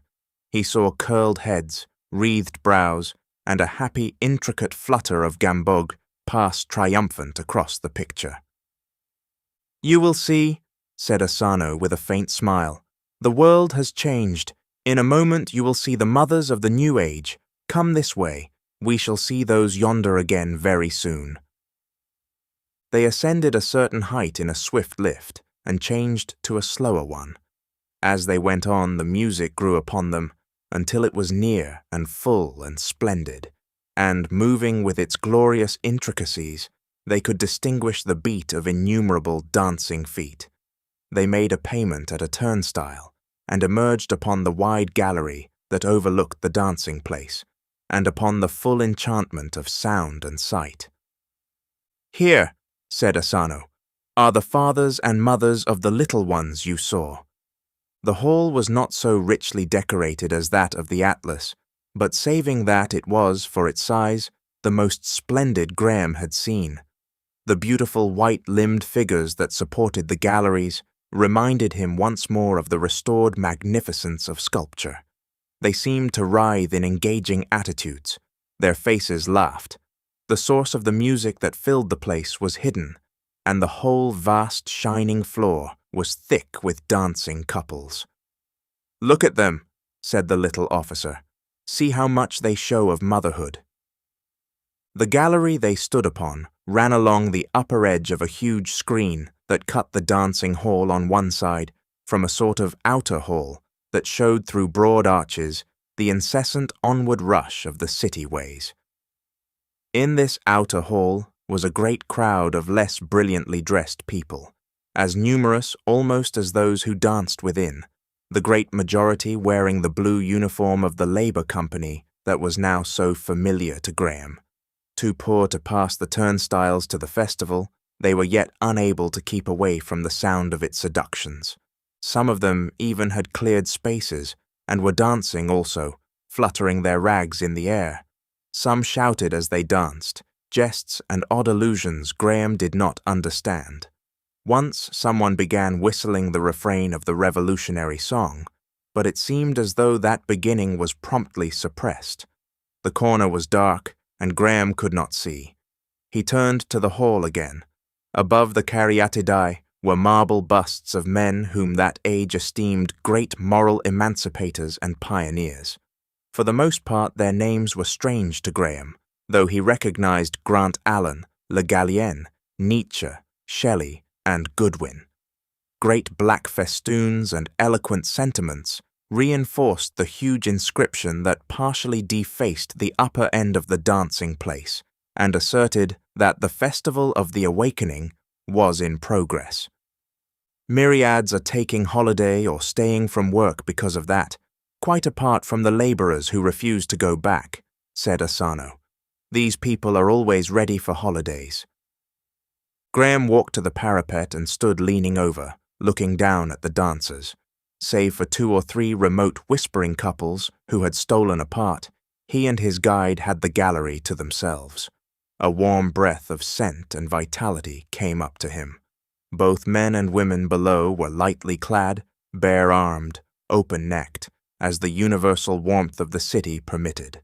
The hair of the men was often a mass of effeminate curls. Their chins were always shaven, and many of them had flushed or colored cheeks.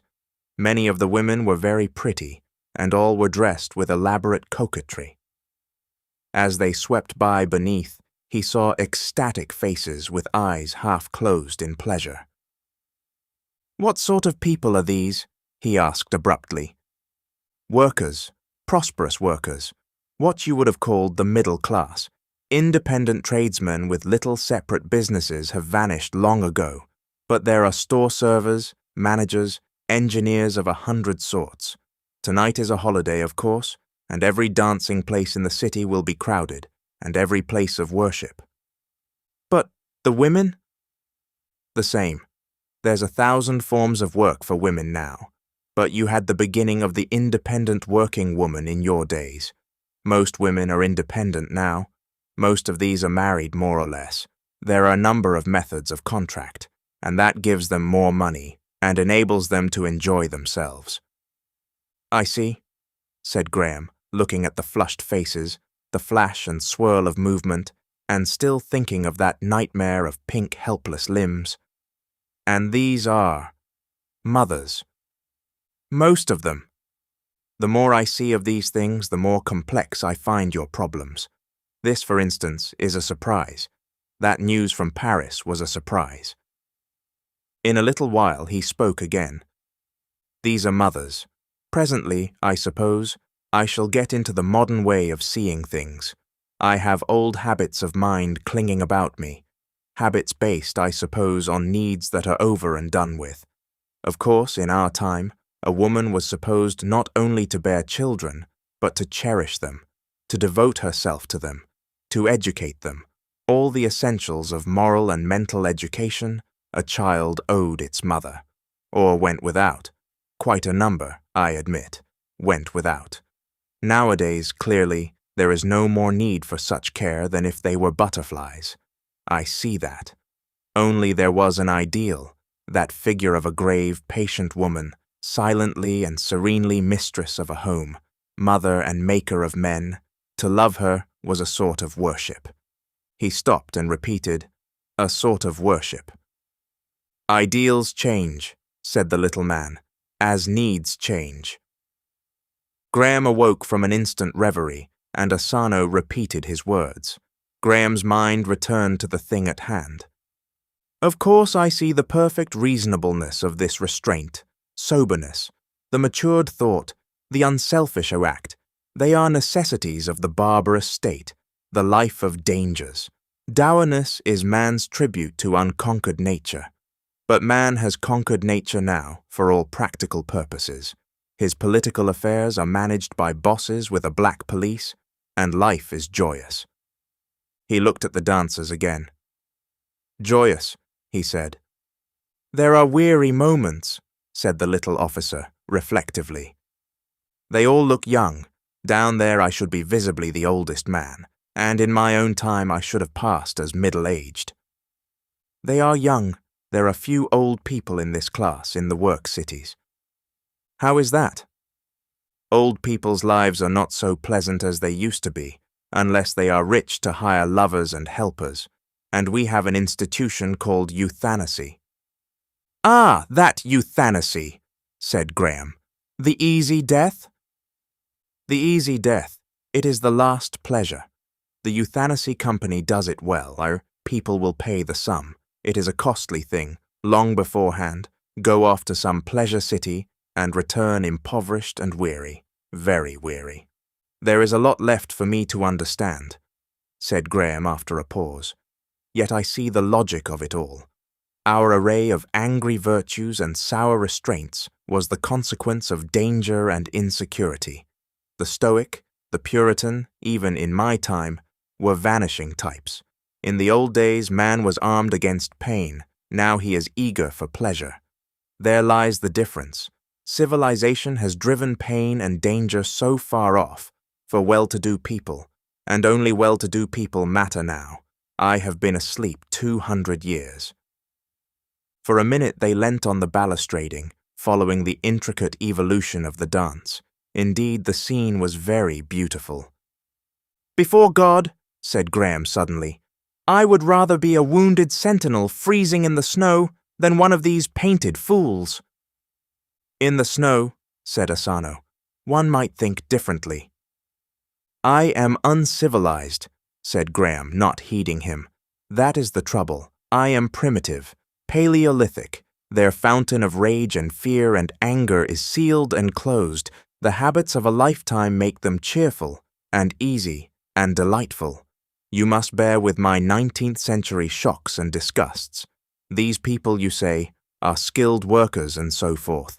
And while these dance, men are fighting, men are dying in Paris to keep the world, that they may dance. Asano smiled faintly. For that matter, men are dying in London, he said. There was a moment's silence. Where do these sleep? Asked Graham. Above and below, an intricate warren. And where do they work? This is the domestic life. You will see little work tonight. Half the workers are out or under arms. Half these people are keeping holiday, but we will go to the workplaces if you wish it. For a time, Graham watched the dancers, then suddenly turned away. I want to see the workers. I have seen enough of these, he said. Asano led the way along the gallery, across the dancing hall. Presently, they came to a transverse passage that brought a breath of fresher, colder air. Asano glanced at this passage as they went past, stopped, went back to it, and turned to Graham with a smile.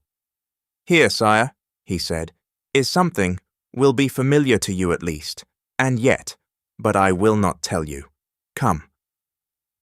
He led the way along a closed passage that presently became cold. The reverberation of their feet told that this passage was a bridge. They came into a circular gallery that was glazed in from the outer weather, and so reached a circular chamber which seemed familiar, though Graham could not recall distinctly when he had entered it before. In this was a ladder, the first ladder he had seen since his awakening, up which they went, and came into a high, dark, cold place, in which was another almost vertical ladder. This they ascended, Graham still perplexed, but at the top he understood, and recognized the metallic bars to which he clung. He was in the cage under the ball of St. Paul's. The dome rose but a little way above the general contour of the city into the still twilight and sloped away, shining greasily under a few distant lights into a circumambient ditch of darkness. Out between the bars, he looked upon the wind-clear northern sky and saw the starry constellations all unchanged. Capella hung in the west, Vega was rising, and the 7 glittering points of the Great Bear swept overhead in their stately circle about the pole. He saw these stars in a clear gap of sky. To the east and south, the great circular shapes of complaining wind wheels blotted out the heavens, so that the glare about the council house was hidden. To the southwest hung Orion, showing like a pallid ghost through a tracery of ironwork and interlacing shapes above a dazzling coruscation of lights. A bellowing and siren screaming that came from the flying stages warned the world that one of the aeroplanes was ready to start. He remained for a space gazing towards the glaring stage. Then his eyes went back to the northward constellations. For a long time he was silent. "This," he said at last, smiling in the shadow, "seems the strangest thing of all, to stand in the dome of St. Paul's and look once more upon these familiar, silent stars." Thence Graham was taken by Asano along devious ways to the great gambling and business quarters, where the bulk of the fortunes in the city were lost and made. It impressed him as a well-nigh interminable series of very high halls, surrounded by tiers upon tiers of galleries into which opened thousands of offices, and traversed by a complicated multitude of bridges, footways, aerial motor rails, and trapeze and cable leaps. And here more than anywhere the note of vehement vitality, of uncontrollable, hasty activity, rose high. Everywhere was violent advertisement, until his brain swam at the tumult of light and color, and babble machines of a peculiarly rancid tone were abundant and filled the air with strenuous squealing and an idiotic slang. "Skin your eyes and slide, Gewhoop bonanza, Gollopers come and hark." The place seemed to him to be dense with people either profoundly agitated or swelling with obscure cunning, yet he learnt that the place was comparatively empty, that the great political convulsion of the last few days had reduced transactions to an unprecedented minimum. In one huge place were long avenues of roulette tables, each with an excited, undignified crowd about it. In another, a yelping babel of white-faced women and red-necked, leathery-lunged men bought and sold the shares of an absolutely fictitious business undertaking, which every 5 minutes paid a dividend of 10% and cancelled a certain proportion of its shares by means of a lottery wheel. These business activities were prosecuted with an energy that readily passed into violence, and Graham, approaching a dense crowd, found at its center a couple of prominent merchants in violent controversy, with teeth and nails on some delicate point of business etiquette. Something still remained in life to be fought for. Further, he had a shock at a vehement announcement in phonetic letters of scarlet flame, each twice the height of a man, that "We assure the proprietor, we assure the proprietor." "Who's the proprietor?" he asked. "You." "But what do they assure me?" he asked. "What do they assure me?" Didn't you have assurance? Graham thought. Insurance? Yes, insurance. I remember that was the older word. They are insuring your life. Dozens of people are taking out policies, myriads of lions are being put on you, and further on, other people are buying annuities. They do that on everybody who is at all prominent. Look there. A crowd of people surged and roared, and Graham saw a vast black screen suddenly illuminated in still larger letters of burning purple. Annuities on the proprietor, X5PRG. The people began to boo and shout at this.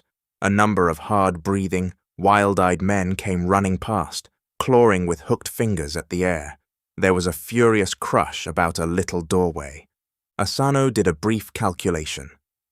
17% per annum is their annuity on you. They would not pay so much percent if they could see you now, sire, but they do not know. Your own annuities used to be a very safe investment, but now you are sheer gambling, of course. This is probably a desperate bid. I doubt if people will get their money. The crowd of would-be annuitants grew so thick about them that for some time they could move neither forward nor backward. Graham noticed what appeared to him to be a high proportion of women among the speculators, and was reminded again of the economical independence of their sex. They seemed remarkably well able to take care of themselves in the crowd, using their elbows with particular skill, as he learnt to his cost. One curly-headed person, caught in the pressure for a space, looked steadfastly at him several times, almost as if she recognized him, and then, edging deliberately towards him, touched his hand with her arm in a scarcely accidental manner, and made it plain, by a look as ancient as Chaldea, that he had found favor in her eyes. And then a lank, grey-bearded man, perspiring copiously in a noble passion of self-help, blind to all earthly things, save that glaring bait thrust between them in a cataclysmal rush towards that alluring X5PRG. "I want to get out of this," said Graham to Asano.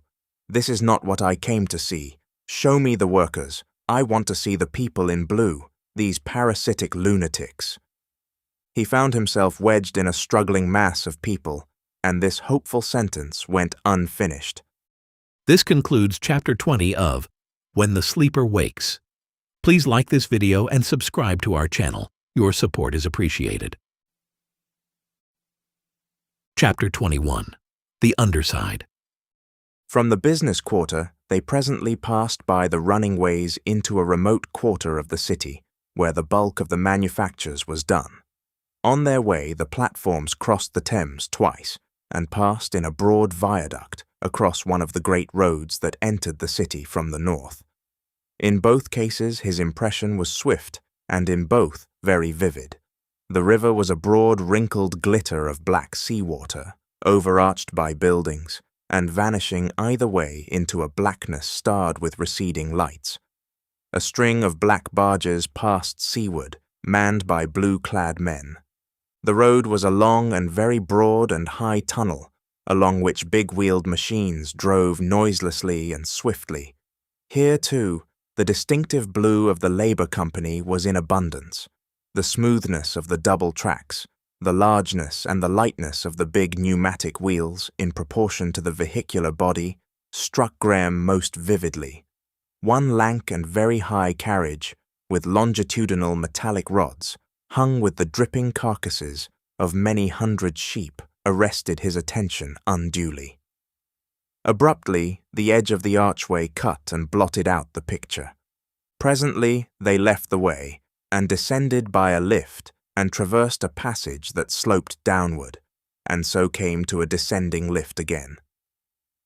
The appearance of things changed. Even the pretense of architectural ornament disappeared. The lights diminished in number and size. The architecture became more and more massive in proportion to the spaces as the factory quarters were reached. And in the dusty biscuit-making place of the potters, among the feldspar mills in the furnace rooms of the metal workers, among the incandescent lakes of crude Edomite, the blue canvas clothing was on man, woman, and child. Many of these great and dusty galleries were silent avenues of machinery. Endless raked-out ashen furnaces testified to the revolutionary dislocation, but wherever there was work, it was being done by slow-moving workers in blue canvas.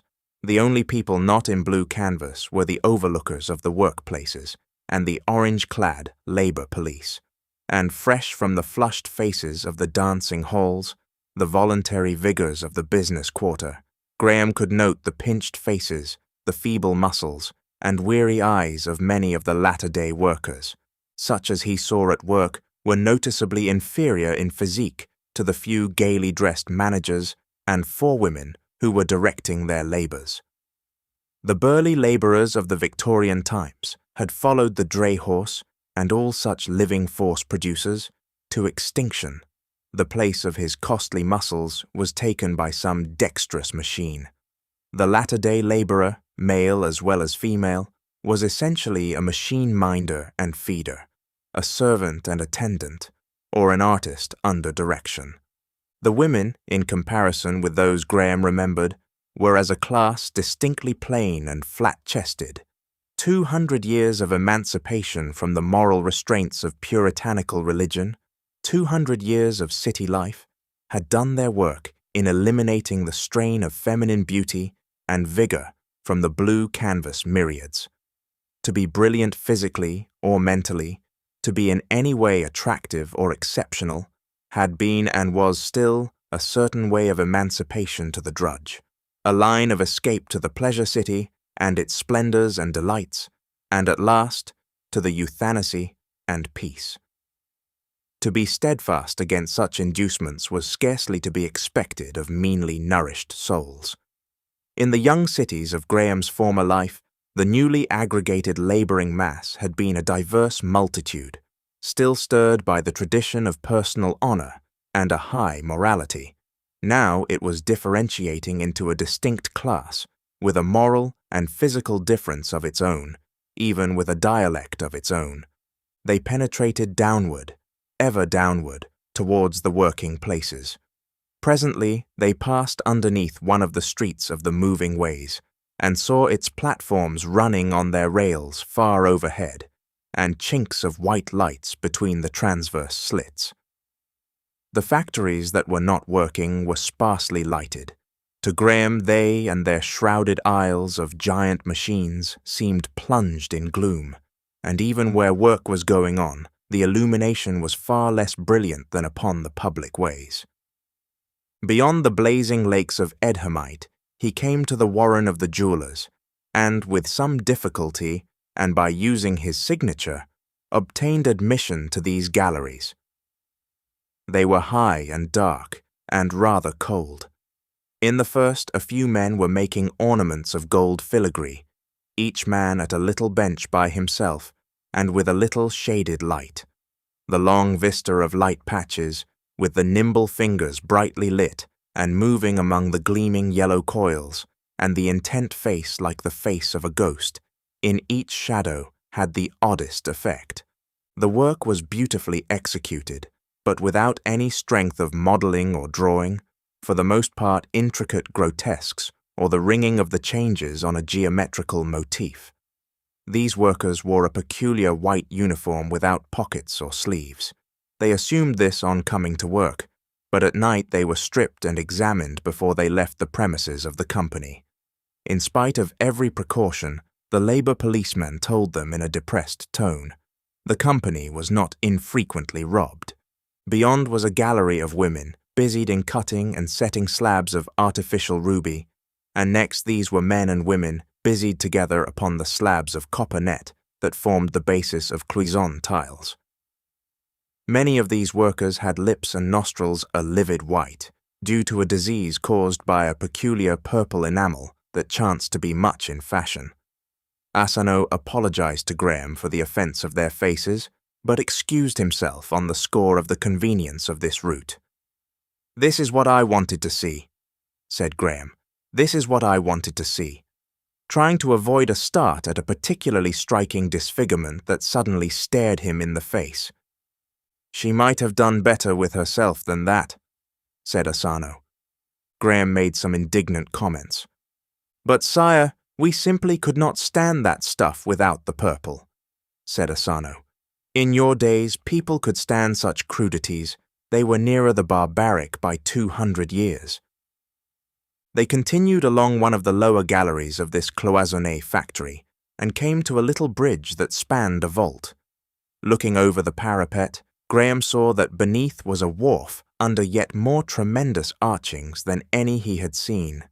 3 barges, smothered in flowery dust, were being unloaded of their cargoes of powdered feldspar by a multitude of coughing men, each guiding a little truck, The dust filled the place with a choking mist and turned the electric glare yellow. The vague shadows of these workers gesticulated about their feet and rushed to and fro against a long stretch of whitewashed wall. Every now and then, one would stop to cough, a shadowy, huge mass of masonry rising out of the inky water brought to Graham's mind the thought of the multitude of ways and galleries and lifts that rose floor above floor overhead between him and the sky. The men worked in silence under the supervision of two of the labor police. Their feet made a hollow thunder on the planks along which they went to and fro. And as he looked at this scene, some hidden voice in the darkness began to sing. "Stop that!" shouted one of the policemen, but the order was disobeyed, and first one and then all the white-stained men who were working there had taken up the beating refrain, singing it defiantly, the song of the revolt. The feet upon the planks thundered now to the rhythm of the song, tramp, tramp, tramp. The policeman who had shouted glanced at his fellow, and Graham saw him shrug his shoulders. He made no further effort to stop the singing. And so they went through these factories and places of toil, seeing many painful and grim things. But why should the gentle reader be depressed? Surely, to a refined nature, our present world is distressing enough without bothering ourselves about these miseries to come. We shall not suffer anyhow. Our children may, but what is that to us? That walk left on Graham's mind a maze of memories, fluctuating pictures of swathed halls and crowded vaults seen through clouds of dust, of intricate machines, the racing threads of looms, the heavy beat of stamping machinery, the roar and rattle of belt and armature, of ill-lit subterranean aisles of sleeping places, illimitable vistas of pinpoint lights, and here the smell of tanning, and here the reek of a brewery, and here unprecedented reeks. And everywhere were pillars and cross-archings of such a massiveness as Graham had never before seen, thick titans of greasy, shining brickwork, crushed beneath the vast weight of that complex city world, even as these anemic millions were crushed by its complexity, and everywhere were pale features, lean limbs, disfigurement and degradation. Once and again, a third time, Graham heard the song of the revolt during his long, unpleasant research in these places, and once he saw a confused struggle down a passage, and learnt that a number of these serfs had seized their bread before their work was done. Graham was ascending towards the ways again, when he saw a number of blue-clad children running down a transverse passage, and presently perceived the reason of their panic in a company of the labor police, armed with clubs, trotting towards some unknown disturbance. And then came a remote disorder, but for the most part this remnant that worked hopelessly. All the spirit that was left in fallen humanity was above in the streets that night, calling for the master, and valiantly and noisily keeping its arms. They emerged from these wanderings and stood blinking in the bright light of the middle passage of the platforms again. They became aware of the remote hooting and yelping of the machines of one of the General Intelligence offices, and suddenly came men running, and along the platforms and about the ways everywhere was a shouting and crying. Then a woman with a face of mute white terror, and another who gasped and shrieked as she ran. "What has happened now?" said Graham, puzzled, for he could not understand their thick speech. Then he heard it in English, and perceived that the thing that everyone was shouting, that men yelled to one another, that women took up screaming, that was passing like the first breeze of a thunderstorm, chill and sudden through the city, was this: "Ostrog has ordered the black police to London. The black police are coming from South Africa. The black police, the black police." Asano's face was white and astonished. He hesitated, looked at Graham's face, and told him the thing he already knew. "But how can they know?" asked Asano. Graham heard someone shouting, "Stop all work! Stop all work!" and a swarthy hunchback, ridiculously gay in green and gold, came leaping down the platforms toward him, bawling again and again in good English. "This is Ostrog's doing, Ostrog, the knave. The master is betrayed." His voice was hoarse, and a thin foam dropped from his ugly, shouting mouth. He yelled an unspeakable horror that the black police had done in Paris, and so passed, shrieking, "Ostrog the knave!" For a moment Graham stood still, for it had come upon him again that these things were a dream. He looked up at the great cliff of buildings on either side, vanishing into blue haze at last above the lights, and down to the roaring tiers of platforms, and the shouting, running people who were gesticulating past. "The master is betrayed," they cried. "The master is betrayed." Suddenly the situation shaped itself in his mind real and urgent. His heart began to beat fast and strong. "It has come," he said. "I might have known. The hour has come." He thought swiftly. "What am I to do?" "Go back to the council house," said Asano. "Why should I not appeal? The people are here." "You will lose time. They will doubt if it is you. But they will mass about the council house. There you will find their leaders. Your strength is there with them. Suppose this is only a rumor." "It sounds true," said Asano. "Let us have the facts," said Graham. Asano shrugged his shoulders.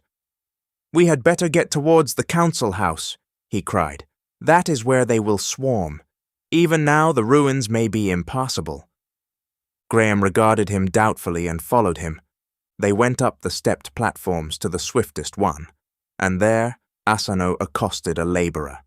The answers to his questions were in the thick, vulgar speech. "What did he say?"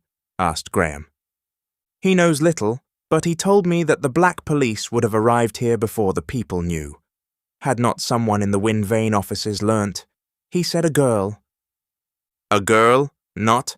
"He said a girl. He did not know who she was, who came out from the council house crying aloud and told the men at work among the ruins."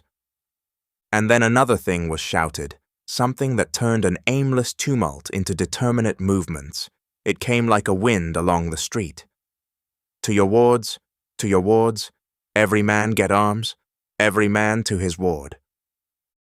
This concludes Chapter 21 of When the Sleeper Wakes. Chapter 22. The Struggle in the Council House. As Asano and Graham hurried along to the ruins about the council house, they saw everywhere the excitement of the people rising. "To your wards! To your wards!" Everywhere men and women in blue were hurrying from unknown subterranean employments, up the staircases of the middle path. At one place, Graham saw an arsenal of the Revolutionary Committee besieged by a crowd of shouting men. At another, a couple of men in the hated yellow uniform of the Labor Police, pursued by a gathering crowd, fled precipitately along the swift way that went in the opposite direction. The cries of "To your wards!" became at last a continuous shouting as they drew near the government quarter. Many of the shouts were unintelligible. "Ostrog has betrayed us," one man bawled in a hoarse voice, again and again, dinning that refrain into Graham's ear until it haunted him. This person stayed close beside Graham and Asano on the swift way, shouting to the people who swarmed on the lower platforms as he rushed past them. His cry about Ostrog alternated with some incomprehensible orders. Presently, he went leaping down and disappeared. Graham's mind was filled with the din. His plans were vague and unformed. He had one picture of some commanding position from which he could address the multitudes, another of meeting Ostrog face to face. He was full of rage, of tense muscular excitement. His hands gripped, his lips were pressed together. The way to the council house across the ruins was impassable, but Asano met that difficulty and took Graham into the premises of the central post office. The post office was nominally at work, but the blue-clothed porters moved sluggishly, or had stopped to stare through the arches of their galleries at the shouting men who were going by outside. "Every man to his ward! Every man to his ward." Here, by Asano's advice, Graham revealed his identity. They crossed to the council house by a cable cradle. Already in the brief interval since the capitulation of the councillors, a great change had been wrought in the appearance of the ruins. The spurting cascades of the ruptured sea-water mains had been captured and tamed, and huge temporary pipes ran overhead along a flimsy-looking fabric of girders. The sky was laced with restored cables and wires that served the council house, and a mass of new fabric with cranes and other building machines going to and fro upon it, projected to the left of the white pile. The moving ways that ran across this area had been restored, albeit for once running under the open sky. These were the ways that Graham had seen from the little balcony in the hour of his awakening, not 9 days since, and the hall of his trance had been on the further side, where now shapeless piles of smashed and shattered masonry were heaped together. It was already high day, and the sun was shining brightly. Out of their tall caverns of blue electric light came the swift ways crowded with multitudes of people, who poured off them and gathered ever denser over the wreckage and confusion of the ruins. The air was full of their shouting, and they were pressing and swaying towards the central building. For the most part, that shouting mass consisted of shapeless swarms, but here and there Graham could see that a rude discipline struggled to establish itself, and every voice clamored for order in the chaos. "To your wards, every man to his ward." The cable carried them into a hall which Graham recognized as the antechamber to the Hall of the Atlas, about the gallery of which he had walked days ago with Howard to show himself to the vanished council, an hour from his awakening. Now the place was empty except for 2 cable attendants. These men seemed hugely astonished to recognize the sleeper in the man who swung down from the cross seat. "Where is Helen Wotton?" he demanded. "Where is Helen Wotton?" They did not know. "Then where is Ostrog? I must see Ostrog forthwith. He has disobeyed me. I have come back to take things out of his hands." Without waiting for Asano, he went straight across the place, ascended the steps at the further end, and, pulling the curtain aside, found himself facing the perpetually laboring Titan. The hall was empty. Its appearance had changed very greatly since his first sight of it. It had suffered serious injury in the violent struggle of the first outbreak. On the right-hand side of the great figure, the upper half of the wall had been torn away for nearly 200 feet of its length, and a sheet of the same glassy film that had enclosed Graham at his awakening had been drawn across the gap. This deadened, but did not altogether exclude the roar of the people outside. "Wards! Wards! Wards!" they seemed to be saying. Through it there were visible the beams and supports of metal scaffoldings that rose and fell according to the requirements of a great crowd of workmen. An idle building machine with lank arms of red-painted metal that caught the still plastic blocks of mineral paste and swung them neatly into position, stretched gauntly across this green-tinted picture. On it were still a number of workmen staring at the crowd below. For a moment he stood regarding these things, and Asano overtook him. "Ostrog," said Asano, "will be in the small offices beyond there." The little man looked livid now, and his eyes searched Graham's face. They had scarcely advanced 10 paces from the curtain before a little panel to the left of the Atlas rolled up, and Ostrog, accompanied by Lincoln and followed by 2 black and yellow-clad Negroes, appeared crossing the remote corner of the hall towards a second panel that was raised and open. "Ostrog!" shouted Graham, and at the sound of his voice the little party turned astonished. Ostrog said something to Lincoln and advanced alone. Graham was the first to speak. His voice was loud and dictatorial. "What is this I hear?" he asked. "Are you bringing Negroes here to keep the people down?" "It is none too soon," said Ostrog. "They have been getting out of hand more and more since the revolt. I underestimated." "Do you mean that these infernal Negroes are on the way?" On the way.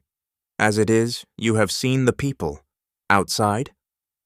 No wonder, but after what was said, you have taken too much on yourself, Ostrog. Ostrog said nothing, but drew nearer. These Negroes must not come to London, said Graham. I am master, and they shall not come. Ostrog glanced at Lincoln, who at once came towards them with his 2 attendants close behind him. Why not? Asked Ostrog. White men must be mastered by white men. Besides, the Negroes are only an instrument. But that is not the question. I am the master. I mean to be the master, and I tell you these Negroes shall not come. The people. I believe in the people. Because you are an anachronism. You are a man out of the past, an accident. You are owner, perhaps, of half the property in the world. But you are not master. You do not know enough to be master. He glanced at Lincoln again. I know now what you think. I can guess something of what you mean to do. Even now it is not too late to warn you. You dream of human equality, of a socialistic order. You have all those worn-out dreams of the 19th century, fresh and vivid in your mind, and you would rule this age that you do not understand. Listen, said Graham. You can hear it, a sound like the sea. Not voices, but a voice. Do you altogether understand? We taught them that, said Ostrog. Perhaps. Can you teach them to forget it? But enough of this. These Negroes must not come. There was a pause, and Ostrog looked him in the eyes. They will, he said. I forbid it, said Graham. They have started. I will not have it. No, said Ostrog. Sorry as I am to follow the method of the council, for your own good, you must not side with disorder, and now that you are here, it was kind of you to come here. Lincoln laid his hand on Graham's shoulder. Abruptly, Graham realized the enormity of his blunder in coming to the council house. He turned towards the curtains that separated the hall from the antechamber. The clutching hand of Asano intervened. In another moment, Lincoln had grasped Graham's cloak. He turned and struck at Lincoln's face, and incontinently, a Negro had him by collar and arm. He wrenched himself away, his sleeve tore noisily, and he stumbled back, to be tripped by the other attendant. Then he struck the ground heavily, and he was staring at the distant ceiling of the hall. He shouted, rolled over, struggling fiercely, clutched an attendant's leg, and threw him headlong, and struggled to his feet. Lincoln appeared before him, went down heavily again with a blow under the point of the jaw, and lay still. Graham made 2 strides, stumbled, and then Ostrog's arm was round his neck. He was pulled over backward, fell heavily, and his arms were pinned to the ground. After a few violent efforts, he ceased to struggle and lay staring at Ostrog's heaving throat.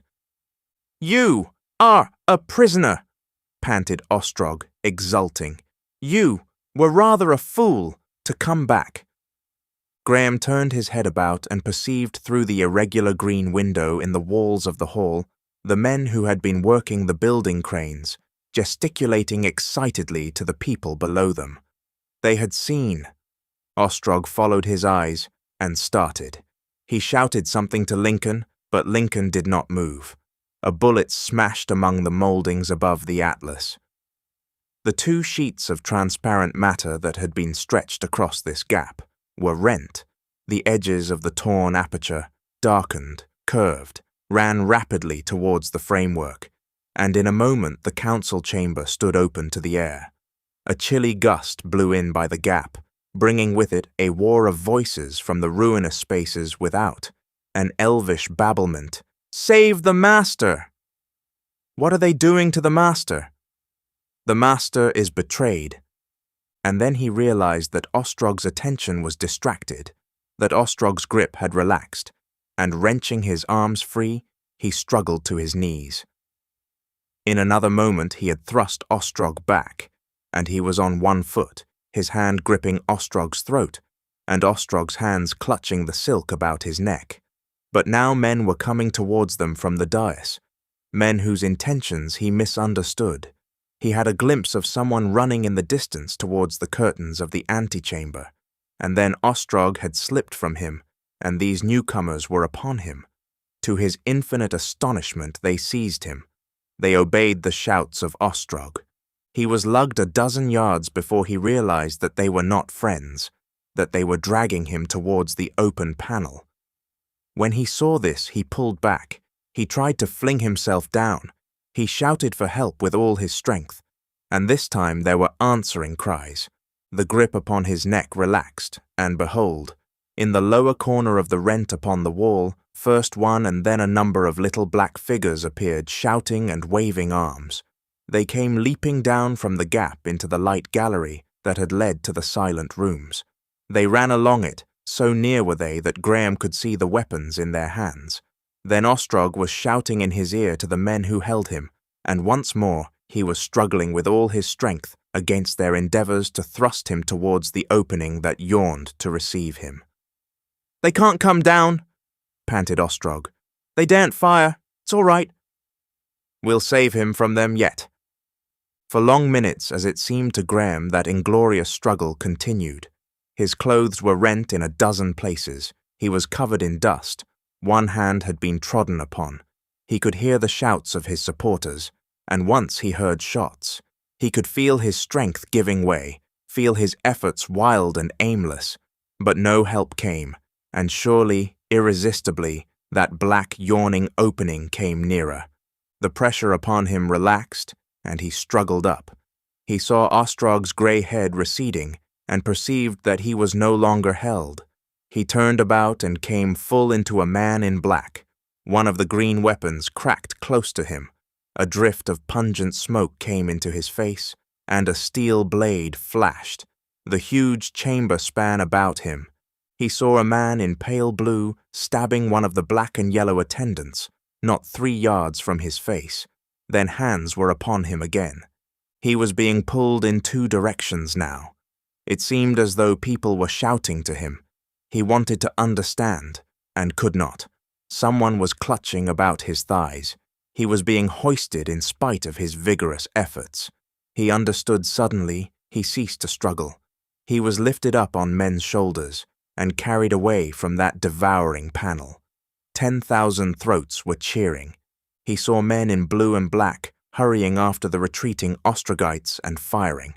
Lifted up, he saw now across the whole expanse of the hall beneath the Atlas image, saw that he was being carried towards the raised platform in the center of the place. The far end of the hall was already full of people running towards him. They were looking at him and cheering. He became aware that a sort of bodyguard surrounded him. Active men about him shouted vague orders. He saw close at hand the black-moustached man in yellow, who had been among those who had greeted him in the public theatre, shouting directions. The hall was already densely packed with swaying people. The little metal gallery sagged with a shouting load. The curtains at the end had been torn away, and the antechamber was revealed densely crowded. He could scarcely make the man near him hear for the tumult about them. "Where has Ostrog gone?" he asked. The man he questioned pointed over the heads towards the lower panels about the hall on the side opposite the gap. They stood open, and armed men, blue-clad with black sashes, were running through them and vanishing into the chambers and passages beyond. It seemed to Graham that a sound of firing drifted through the riot. He was carried in a staggering curve across the great hall towards an opening beneath the gap. He perceived men working with a sort of rude discipline to keep the crowd off him, to make a space clear about him. He passed out of the hall and saw a crude, new wall rising blankly before him, topped by blue sky. He was swung down to his feet. Someone gripped his arm and guided him. He found the man in yellow close at hand. They were taking him up a narrow stairway of brick, and close at hand rose the great red painted masses, the cranes and levers, and the still engines of the big building machine. He was at the top of the steps. He was hurried across a narrow-railed footway, and suddenly, with a vast shouting, the amphitheatre of ruins opened again before him. "The Master is with us! The Master! The Master!" the shout swept athwart the lake of faces like a wave, broke against the distant cliff of ruins, and came back in a welter of cries. "The Master is on our side." Graham perceived that he was no longer encompassed by people, that he was standing upon a little temporary platform of white metal, part of a flimsy-seeming scaffolding that laced about the great mass of the council house. Over all the huge expanse of the ruins swayed and eddied the shouting people, and here and there the black banners of the revolutionary societies ducked and swayed and formed rare nuclei of organization in the chaos. Up the steep stairs of wall and scaffolding by which his rescuers had reached the opening in the Atlas chamber clung a solid crowd, and little energetic black figures clinging to pillars and projections were strenuous to induce these congested masses to stir. Behind him, at a higher point on the scaffolding, a number of men struggled upwards with the flapping folds of a huge black standard. Through the yawning gap in the walls below him, he could look down upon the packed, attentive multitudes in the hall of the Atlas. The distant flying stages to the south came out bright and vivid, brought nearer as it seemed by an unusual translucency of the air. A solitary aerophile beat up from the central stage as if to meet the coming aeroplanes. "What had become of Ostrog?" asked Graham, and even as he spoke, he saw that all eyes were turned from him towards the crest of the council house building. He looked also in this direction of universal attention. For a moment he saw nothing but the jagged corner of a wall, hard and clear against the sky. Then in the shadow he perceived the interior of a room and recognized with a start the green and white decorations of his former prison. And coming quickly across this opened room and up to the very verge of the cliff of the ruins, came a little white-clad figure followed by two other, smaller-seeming figures in black and yellow. He heard the man beside him exclaim, "Ostrog," and turned to ask a question, but he never did because of the startled exclamation of another of those who were with him and a lank finger suddenly pointing. He looked, and behold, the aerophile that had been rising from the flying stage when last he had looked in that direction was driving towards them.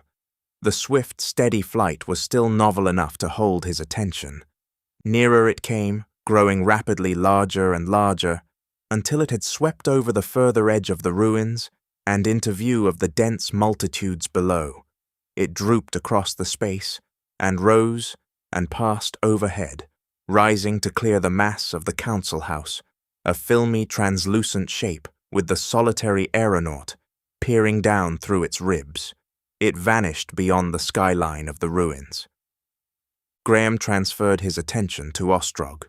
He was signaling with his hands, and his attendants busy breaking down the wall beside him. In another moment the aerophile came into view again, a little thing far away, coming round in a wide curve and going slower. Then suddenly the man in yellow shouted, "What are they doing? What are the people doing? Why is Ostrog left there? Why is he not captured? They will lift him. The aerophile will lift him. Ah!" The exclamation was echoed by a shout from the ruins. The rattling sound of the green weapons drifted across the intervening gulf to Graham, and, looking down, he saw a number of black and yellow uniforms running along one of the galleries that lay open to the air below the promontory, upon which Ostrog stood.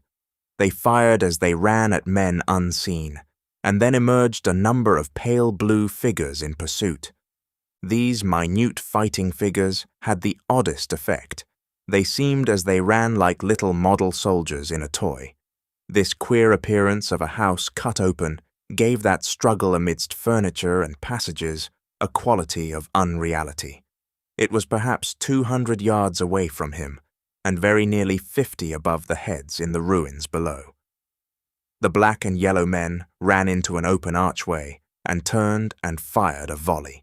One of the blue pursuers, striding forward close to the edge, flung up his arms, staggered sideways, seemed to Graham's sense to hang over the edge for several seconds, and fell headlong down.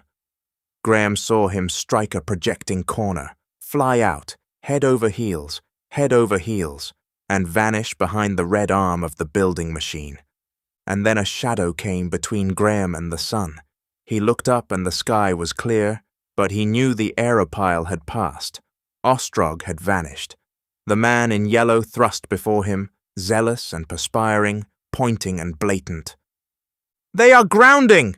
cried the man in yellow. "They are grounding! Tell the people to fire at him!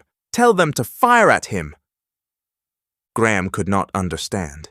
He heard loud voices repeating these enigmatical orders. Suddenly, over the edge of the ruins, he saw the prow of the Aerophile come gliding and stop with a jerk. In a moment, Graham understood that the thing had grounded in order that Ostrog might escape by it. He saw a blue haze climbing out of the gulf, perceived that the people below him were now firing up at the projecting stem. A man beside him cheered hoarsely, and he saw that the blue rebels had gained the archway that had been contested by the men in black and yellow a moment before, and were running in a continual stream along the open passage. And suddenly the Aerophile slipped over the edge of the council house and fell. It dropped, tilting at an angle of 45 degrees, and dropping so steeply that it seemed to Graham, it seemed perhaps to most of these below, that it could not possibly rise again. It fell so closely past him that he could see Ostrog clutching the guides of the seat, with his grey hair streaming, see the white-faced aeronaut wrenching over the lever that drove the engine along its guides. He heard the apprehensive, vague cry of innumerable men below. Graham clutched the railing before him and gasped. The second seemed an age. The lower fan of the Aerophile passed within an ace of touching the people, who yelled and screamed and trampled one another below. And then it rose. For a moment it looked as if it could not possibly clear the opposite cliff, and then that it could not possibly clear the wind wheel that rotated beyond. And behold, it was clear and soaring, still heeling sideways, upward, upward into the wind-swept sky. The suspense of the moment gave place to a fury of exasperation as the swarming people realized that Ostrog had escaped them. With belated activity, they renewed their fire until the rattling wove into a roar, until the whole area became dim and blue and the air pungent with the thin smoke of their weapons. Too late. The Aerophile dwindled smaller and smaller and curved about and swept gracefully downward to the flying stage from which it had so lately risen.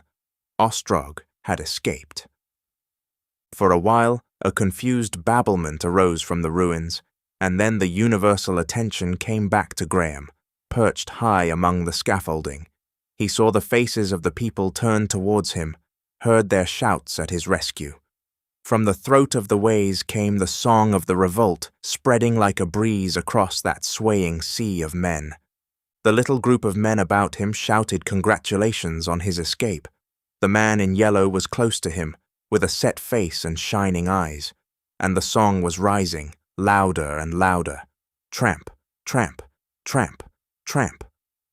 Slowly the realization came of the full meaning of these things to him, the perception of the swift change in his position. Ostrog, who had stood beside him whenever he had faced that shouting multitude before, was beyond there, the antagonist. There was no one to rule for him any longer. Even the people about him, the leaders and organizers of the multitude, looked to see what he would do, looked to him to act, awaited his orders. He was king indeed. His puppet reign was at an end. He was very intent to do the thing that was expected of him. His nerves and muscles were quivering, his mind was perhaps a little confused, but he felt neither fear nor anger. His hand that had been trodden upon throbbed and was hot. He was a little nervous about his bearing. He knew he was not afraid, but he was anxious not to seem afraid. In his former life, he had often been more excited in playing games of skill. He was desirous of immediate action. He knew he must not think too much in detail of the huge complexity of the struggle about him, lest he should be paralyzed by the sense of its intricacy. Over there, those square blue shapes, the flying stages, meant Ostrog. Against Ostrog, he was fighting for the world. This concludes Chapter 22 of When the Sleeper Wakes. Chapter 23, While the Aeroplanes Were Coming. For a time the master of the earth was not even master of his own mind. Even his will seemed a will not his own. His own acts surprised him and were but a part of the confusion of strange experiences that poured across his being. These things were definite. The aeroplanes were coming. Helen Wotton had warned the people of their coming, and he was master of the earth. Each of these facts seemed struggling for complete possession of his thoughts. They protruded from a background of swarming halls, elevated passages, rooms jammed with ward leaders in council kinematograph and telephone rooms, and windows looking out on a seething sea of marching men. The man in yellow and men whom he fancied were called ward leaders were either propelling him forward or following him obediently. It was hard to tell. Perhaps they were doing a little of both.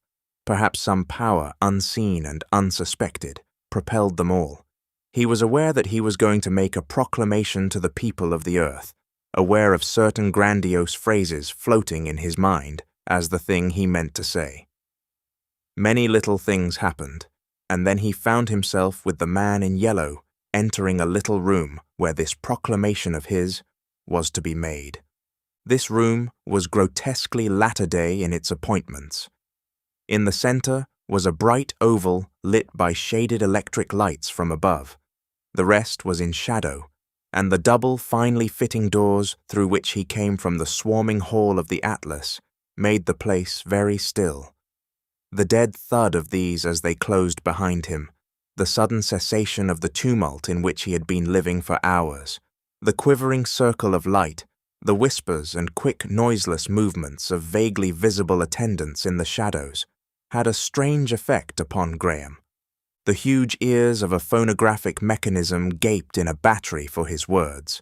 The black eyes of great photographic cameras awaited his beginning. Beyond metal rods and coils glittered dimly, and something whirled about with a droning hum. He walked into the center of the light, and his shadow drew together black and sharp to a little blot at his feet. The vague shape of the thing he meant to say was already in his mind. But this silence, this isolation, the sudden withdrawal from that contagious crowd, this silent audience of gaping, glaring machines had not been in his anticipation. All his supports seemed withdrawn together. He seemed to have dropped into this suddenly to have discovered himself. In a moment he was changed. He found that he now feared to be inadequate. He feared to be theatrical. He feared the quality of his voice, the quality of his wit. Astonished, he turned to the man in yellow with a propitiatory gesture. "For a moment," he said, "I must wait. I did not think it would be like this. I must think of the thing I have to say." While he was still hesitating, there came an agitated messenger with news that the foremost aeroplanes were passing over Arawan. "Arawan," he said. "Where is that? But anyhow, they are coming. They will be here. When?" "By twilight." "Great God, in only a few hours. What news of the flying stages?" he asked. "The people of the southwest wards are ready." "Ready!" He turned impatiently to the blank circles of the lenses again. "I suppose it must be a sort of speech. Would to God I knew certainly the thing that should be said. Aeroplanes at Arawan. They must have started before the main fleet, and the people only ready. Surely— Oh, what does it matter whether I speak well or ill?" he said, and felt the light grow brighter. He had framed some vague sentence of democratic sentiment when suddenly doubts overwhelmed him. His belief in his heroic quality and calling, he found, had altogether lost its assured conviction. The picture of a little strutting futility in a windy waste of incomprehensible destinies replaced it. Abruptly, it was perfectly clear to him that this revolt against Ostrog was premature, foredoomed to failure. The impulse of passionate inadequacy against inevitable things. He thought of that swift flight of aeroplanes like the swoop of fate towards him. He was astonished that he could have seen things in any other light. In that final emergency, he debated, thrust debate resolutely aside, determined at all costs to go through with the thing he had undertaken, and he could find no word to begin. Even as he stood, awkward, hesitating, with an indiscreet apology for his inability trembling on his lips, came the noise of many people crying out, the running to and fro of feet. "Wait!" cried someone, and a door opened. "She is coming," said the voices. Graham turned, and the watching lights waned. Through the open doorway he saw a slight grey figure advancing across a spacious hall. His heart leapt. It was Helen Wotton. Behind and about her marched a riot of applause. The man in yellow came out of the nearer shadows into the circle of light. "This is the girl who told us what Ostrog had done," he said. Her face was aflame, and the heavy coils of her black hair fell about her shoulders. The folds of the soft silk robe she wore streamed from her and floated in the rhythm of her advance. She drew nearer and nearer, and his heart was beating fast. All his doubts were gone. The shadow of the doorway fell athwart her face, and she was near him. "You have not betrayed us," she cried. "You are with us." "Where have you been?" said Graham. "At the office of the Southwest Wards. Until 10 minutes since I did not know you had returned. I went to the office of the Southwest Wards to find the ward leaders in order that they might tell the people. I came back so soon as I heard." "I knew," she cried, "knew you would be with us. And it was I. It was I that told them. They have risen. All the world is rising. The people have awakened. Thank God that I did not act in vain. You are master still." "You told them," he said slowly, and he saw that in spite of her steady eyes, her lips trembled and her throat rose and fell. "I told them. I knew of the order. I was here. I heard that the Negroes were to come to London to guard you and to keep the people down, to keep you a prisoner, and I stopped it. I came out and told the people, and you are master still." Graham glanced at the black lenses of the cameras, the vast listening ears, and back to her face. "I am master still," he said slowly, and the swift rush of a fleet of aeroplanes passed across his thoughts. "And you did this? You, who are the niece of Ostrog?" "For you," she cried, "for you, that you for whom the world has waited should not be cheated of your power." Graham stood for a space, wordless, regarding her. His doubts and questionings had fled before her presence. He remembered the things that he had meant to say. He faced the cameras again, and the light about him grew brighter. He turned again towards her. "You have saved me," he said. "You have saved my power, and the battle is beginning. God knows what this night will see, but not dishonor." He paused. He addressed himself to the unseen multitudes who stared upon him through those grotesque black eyes. At first he spoke slowly. "Men and women of the New Age," he said, "you have arisen to do battle for the race.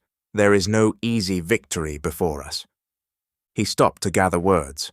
The thoughts that had been in his mind before she came returned, but transfigured, no longer touched with the shadow of a possible irrelevance. "This night is a beginning," he cried. "This battle that is coming, this battle that rushes upon us tonight, is only a beginning. All your lives it may be, you must fight. Take no thought though I am beaten, though I am utterly overthrown." He found the thing in his mind too vague for words. He paused momentarily and broke into vague exhortations, and then a rush of speech came upon him. Much that he said was but the humanitarian commonplace of a vanished age, but the conviction of his voice touched it to vitality. He stated the case of the old days to the people of the New Age, to the woman at his side. "I come out of the past to you," he said, "with the memory of an age that hoped.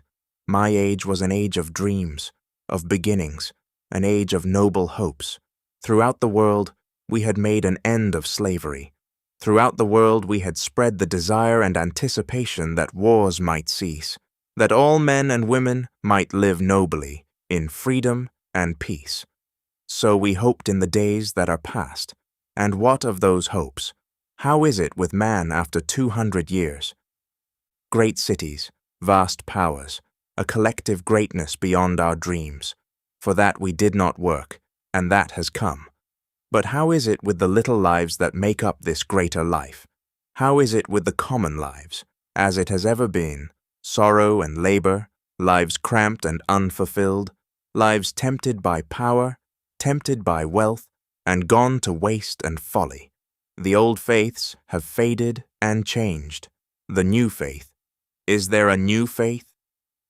Things that he had long wished to believe, he found that he believed. He plunged at belief and seized it, and clung for a time at her level. He spoke gustily, in broken, incomplete sentences, but with all his heart and strength, of this new faith within him. He spoke of the greatness of self-abnegation, of his belief in an immortal life of humanity, in which we live and move and have our being. His voice rose and fell, and the recording appliances hummed their hurried applause. Dim attendants watched him out of the shadow. Through all those doubtful places, his sense of that silent spectator beside him sustained his sincerity.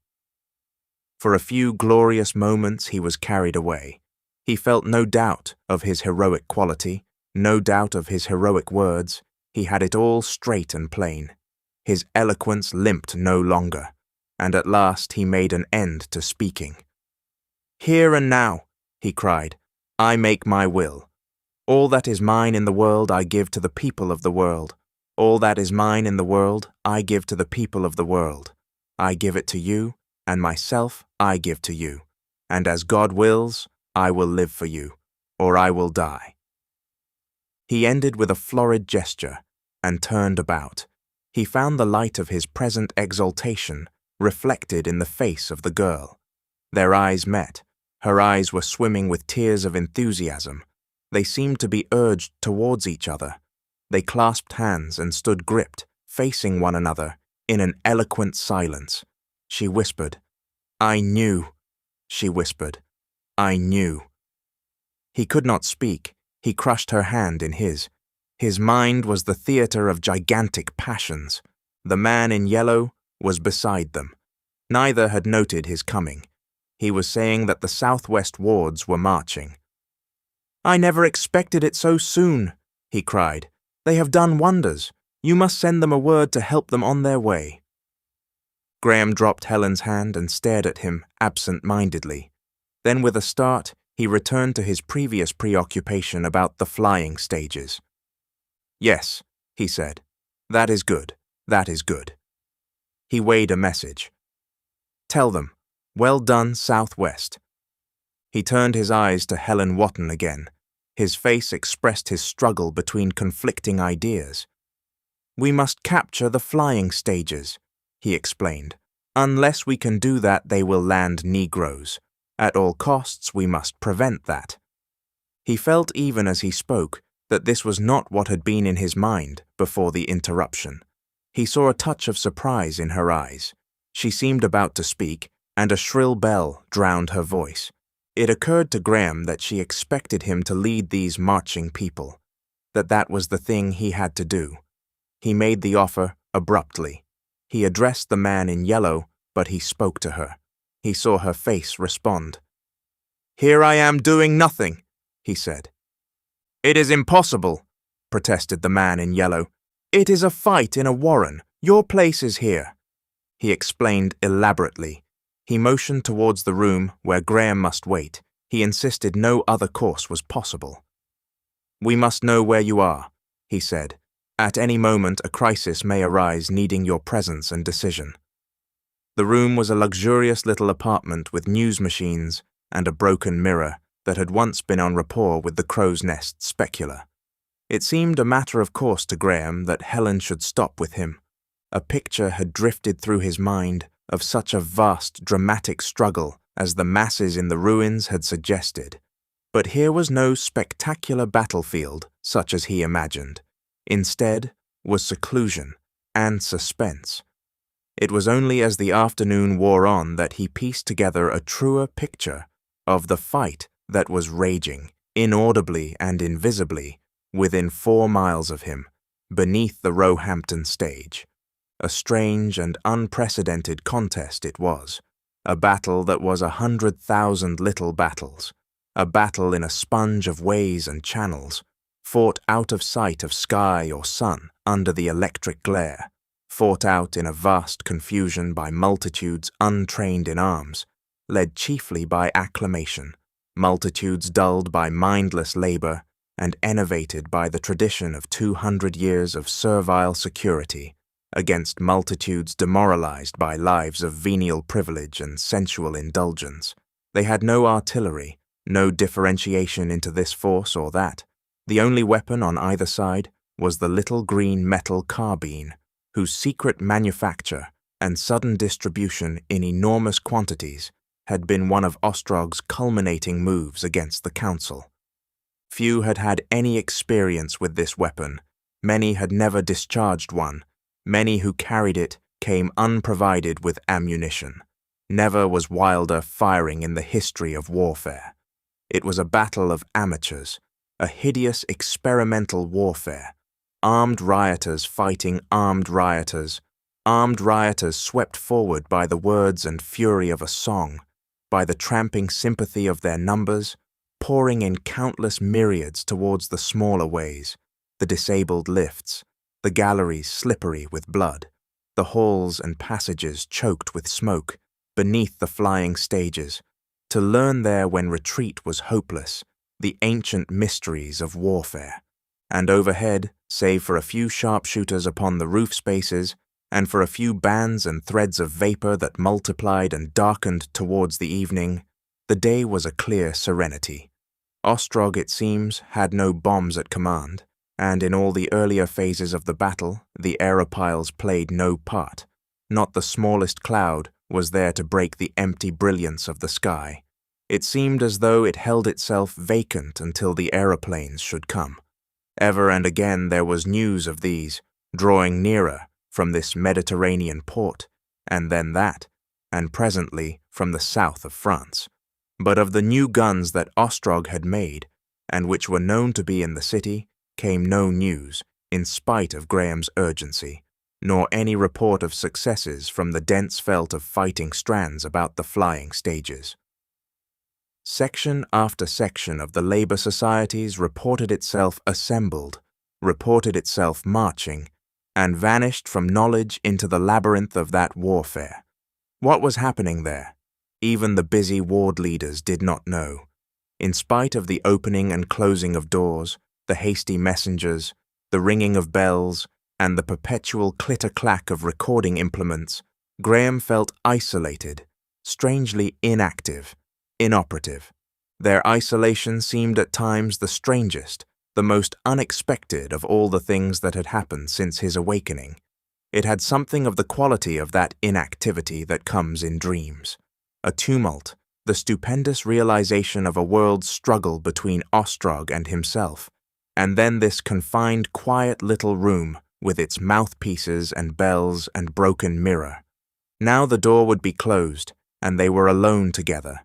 They seemed sharply marked off then from all the unprecedented world storm that rushed together, without vividly aware of one another, only concerned with one another. Then the door would open again, messengers would enter, or a sharp bell would stab their quiet privacy, and it was like a window in a well-built, brightly lit house flung open suddenly to a hurricane. The dark hurry and tumult, the stress and vehemence of the battle rushed in and overwhelmed them. They were no longer persons but mere spectators, mere impressions of a tremendous convulsion.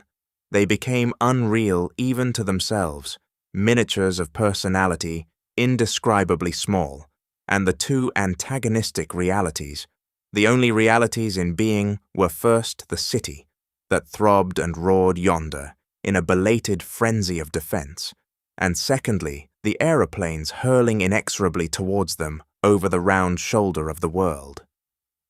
At first, their mood had been one of exalted confidence. A great pride had possessed them, a pride in one another for the greatness of the issues they had challenged. At first, he had walked the room eloquent with a transitory persuasion of his tremendous destiny, but slowly uneasy intimations of their coming defeat touched his spirit. There came a long period in which they were alone. He changed his theme, became egotistical, spoke of the wonder of his sleep, of the little life of his memories, remote yet minute and clear, like something seen through an inverted opera glass, and all the brief play of desires and errors that had made his former life. She said little, but the emotion in her face followed the tones in his voice, and it seemed to him he had at last a perfect understanding. He reverted from pure reminiscence to that sense of greatness she imposed upon him. And through it all, this destiny was before me, he said, this vast inheritance of which I did not dream. Insensibly, their heroic preoccupation with the revolutionary struggle passed to the question of their relationship. He began to question her. She told him of the days before his awakening, spoke with a brief vividness of the girlish dreams that had given a bias to her life, of the incredulous emotions his awakening had aroused. She told him too of a tragic circumstance of her girlhood that had darkened her life, quickened her sense of injustice, and opened her heart prematurely to the wider sorrows of the world. For a little time, so far as he was concerned, the great war about them was but the vast, ennobling background to these personal things. In an instant, these personal relations were submerged. There came messengers to tell that a great fleet of aeroplanes was rushing between the sky and Avignon. He went to the crystal dial in the corner and assured himself that the thing was so. He went to the chart room and consulted a map to measure the distances of Avignon, New Arawan, and London. He made swift calculations.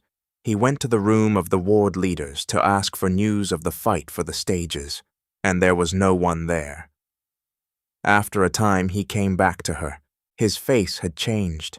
It had dawned upon him that the struggle was perhaps more than half over, that Ostrog was holding his own, that the arrival of the aeroplanes would mean a panic that might leave him helpless. A chance phrase in the message had given him a glimpse of the reality that came. Each of these soaring giants bore its 1,000 half-savage Negroes to the death grapple of the city. Suddenly, his humanitarian enthusiasm showed flimsy. Only 2 of the ward leaders were in their room. When presently he repaired thither, the hall of the Atlas seemed empty. He fancied a change in the bearing of the attendants in the outer rooms. A somber disillusionment darkened his mind. She looked at him anxiously when he returned to her. "No news," he said, with an assumed carelessness in answer to her eyes. Then he was moved to frankness. "Or rather, bad news. We are losing. We are gaining no ground and the aeroplanes draw nearer and nearer." He walked the length of the room and turned. "Unless we can capture those flying stages in the next hour, there will be horrible things. We shall be beaten." "No," she said. "We have justice. We have the people. We have God on our side. Ostrog has discipline. He has plans. Do you know, out there just now I felt, when I heard that these aeroplanes were a stage nearer, I felt as if I were fighting the machinery of fate." She made no answer for a while. "We have done right," she said at last. He looked at her doubtfully. "We have done what we could, but does this depend upon us? Is it not an older sin, a wider sin?" "What do you mean?" she asked. "These blacks are savages, ruled by force, used as force, and they have been under the rule of the whites 200 years. Is it not a race quarrel? The race sinned, the race pays." "But these labourers, these poor people of London—" "Vicarious atonement. To stand wrong is to share the guilt." She looked keenly at him, astonished at the new aspect he presented. Without came the shrill ringing of a bell, the sound of feet, and the gabble of a phonographic message. The man in yellow appeared. "Yes," said Graham. "They are at Vichy." "Where are the attendants who were in the great hall of the Atlas?" asked Graham abruptly. Presently, the babble machine rang again. "We may win yet," said the man in yellow, going out to it. "If only we can find where Ostrog has hidden his guns. Everything hangs on that now. Perhaps this." Graham followed him, but the only news was of the Aeroplanes. They had reached Orleans. Graham returned to Helen. "No news," he said, "no news. And we can do nothing?" "Nothing." He paced impatiently. Suddenly, the swift anger that was his nature swept upon him. "Curse this complex world," he cried, "and all the inventions of men, that a man must die like a rat in a snare and never see his foe. Oh, for one blow." He turned with an abrupt change in his manner. "That's nonsense," he said. "I am a savage." He paced and stopped. "After all, London and Paris are only two cities. All the temperate zone has risen. What if London is doomed and Paris destroyed? These are but accidents." Again came the mockery of news to call him to fresh inquiries. He returned with a graver face and sat down beside her. "The end must be near," he said. "The people, it seems, have fought and died in tens of thousands. The ways about Roehampton must be like a smoked beehive, and they have died in vain. They are still only at the sub-stage. The Aeroplanes are near Paris. Even were a gleam of success to come now, there would be nothing to do. There would be no time to do anything before they were upon us. The guns that might have saved us are mislaid. Mislaid. Think of the disorder of things. Think of this foolish tumult that cannot even find its weapons. Oh, for one Aerophile, just one. For the want of that I am beaten. Humanity is beaten, and our cause is lost. My kingship, my headlong, foolish kingship will not last a night, and I have egged on the people to fight. They would have fought anyhow. I doubt it. I have come among them." "No," she cried, "not that. If defeat comes, if you die. But even that cannot be. It cannot be, after all these years." "Ah, we have meant well, but do you indeed believe?" "If they defeat you," she cried, "you have spoken. Your word has gone like a great wind through the world, fanning liberty into a flame. What if the flame sputters a little? Nothing can change the spoken word. Your message will have gone forth. To what end? It may be. It may be. You know I said, when you told me of these things, dear God, but that was scarcely a score of hours ago. I said that I had not your faith. Well, at any rate there is nothing to do now." "You have not my faith. Do you mean you are sorry?" "No," he said hurriedly. "No, before God, no." His voice changed. "But I think I have been indiscreet. I knew little. I grasped too hastily." He paused. He was ashamed of this avowal. "There is one thing that makes up for all. I have known you. Across this gulf of time I have come to you. The rest is done. It is done. With you, too, it has been something more, or something less." He paused with his face searching hers, and without clamoured the unheeded message that the Aeroplanes were rising into the sky of Amiens. She put her hand to her throat, and her lips were white. She stared before her as if she saw some horrible possibility. Suddenly, her features changed. "Oh, but I have been honest," she cried, and then, "Have I been honest? I loved the world and freedom. I hated cruelty and oppression. Surely it was that." "Yes," he said, "yes, and we have done what it lay in us to do. We have given our message. We have started Armageddon. But now that we have, it may be our last hour. Together, now that all these greater things are done." He stopped. She sat in silence. Her face was a white riddle. For a moment they heeded nothing of a sudden stir outside, a running to and fro, and cries. Then Helen started to an attitude of tense attention. "It is," she cried, and stood up, speechless, incredulous, triumphant. And Graham, too, heard. Metallic voices were shouting, "Victory!" Yes, it was victory. He stood up also with the light of a desperate hope in his eyes. Bursting through the curtains appeared the man in yellow, startled and dishevelled with excitement. "Victory!" he cried. "Victory! The people are winning. Ostrog's people have collapsed." She rose. "Victory?" And her voice was hoarse and faint. "What do you mean?" asked Graham. "Tell me what?" "We have driven them out of the under-galleries at Norwood. Streatham is afire and burning wildly, and Roehampton is ours, and we have taken the Aerophile that lay thereon." For an instant Graham and Helen stood in silence. Their hearts were beating fast. They looked at one another.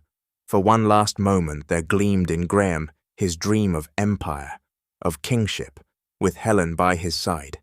It gleamed and passed. A shrill bell rang. An agitated grey-headed man appeared from the room of the ward leaders. "It is all over," he cried. "What matters it now that we have Roehampton? The aeroplanes have been sighted at Boulogne." "The Channel," said the man in yellow. He calculated swiftly. "Half an hour." "They still have 3 of the flying stages," said the old man. "Those guns?" cried Graham. "We cannot mount them in half an hour." "Do you mean they are found?" "Too late," said the old man. "If we could stop them another hour," cried the man in yellow. "Nothing can stop them now," said the old man. "They have near 100 aeroplanes in the first fleet." "Another hour?" asked Graham. "To be so near," said the ward leader. "Now that we have found those guns, to be so near, if once we could get them out upon the roof spaces." "How long would that take?" asked Graham suddenly. "An hour, certainly." "Too late," cried the ward leader. "Too late." "Is it too late?" said Graham. "Even now, an hour." He had suddenly perceived a possibility. He tried to speak calmly, but his face was white. "There is one chance. You said there was an Aerophile?" "On the Roehampton stage, sire." "Smashed?" "No, it is lying crossways to the carrier. It might be got upon the guides, easily, but there is no aeronaut." Graham glanced at the 2 men, and then at Helen. He spoke after a long pause. "We have no aeronauts?" "None." "The aeroplanes are clumsy," he said thoughtfully, "compared with the Aerophiles." He turned suddenly to Helen. His decision was made. "I must do it." "Do what?" "Go to this flying stage, to this Aerophile." "What do you mean?" "I am an aeronaut, after all. Those days for which you reproached me were not wasted." He turned to the old man in yellow. "Put the Aerophile upon the guides." The man in yellow hesitated. "What do you mean to do?" cried Helen. "This Aerophile, it is a chance." "You don't mean?" "To fight, yes, to fight in the air. I have thought before. An aeroplane is a clumsy thing, a resolute man." "But never since flying began," cried the man in yellow. "There has been no need, but now the time has come. Tell them now, send them my message, to put it upon the guides." The old man dumbly interrogated the man in yellow, nodded, and hurried out. Helen made a step towards Graham. Her face was white. "But how can one fight? You will be killed." "Perhaps, yet not to do it, or to let someone else attempt it." He stopped. He could speak no more. He swept the alternative aside by a gesture, and they stood looking at one another. "You are right," she said at last, in a low tone. "You are right. If it can be done, must go. Those days for not altogether." He moved a step towards her, and she stepped back. Her white face struggled against him and resisted him. "No," she gasped. "I cannot bear. Go now." He extended his hands stupidly. She clenched her fists. "Go now," she cried. "Go now." He hesitated and understood. He threw his hands up in a queer, half-theatrical gesture. He had no word to say. He turned from her. The man in yellow moved towards the door with clumsy, belated tact, but Graham stepped past him. He went striding through the room where the ward leader bawled at a telephone, directing that the Aerophile should be put upon the guides. The man in yellow glanced at Helen's still figure, hesitated, and hurried after him. Graham did not once look back. He did not speak until the curtain of the antechamber of the great hall fell behind him. Then he turned his head with curt, swift directions upon his bloodless lips.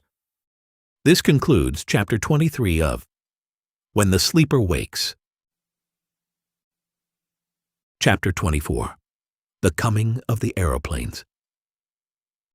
2 men in pale blue were lying in the irregular line that stretched along the edge of the captured Roehampton stage from end to end, grasping their carbines and peering into the shadows of the stage called Wimbledon Park. Now and then they spoke to one another. They spoke the mutilated English of their class and period. The fire of the Ostrogites had dwindled and ceased, and few of the enemy had been seen for some time.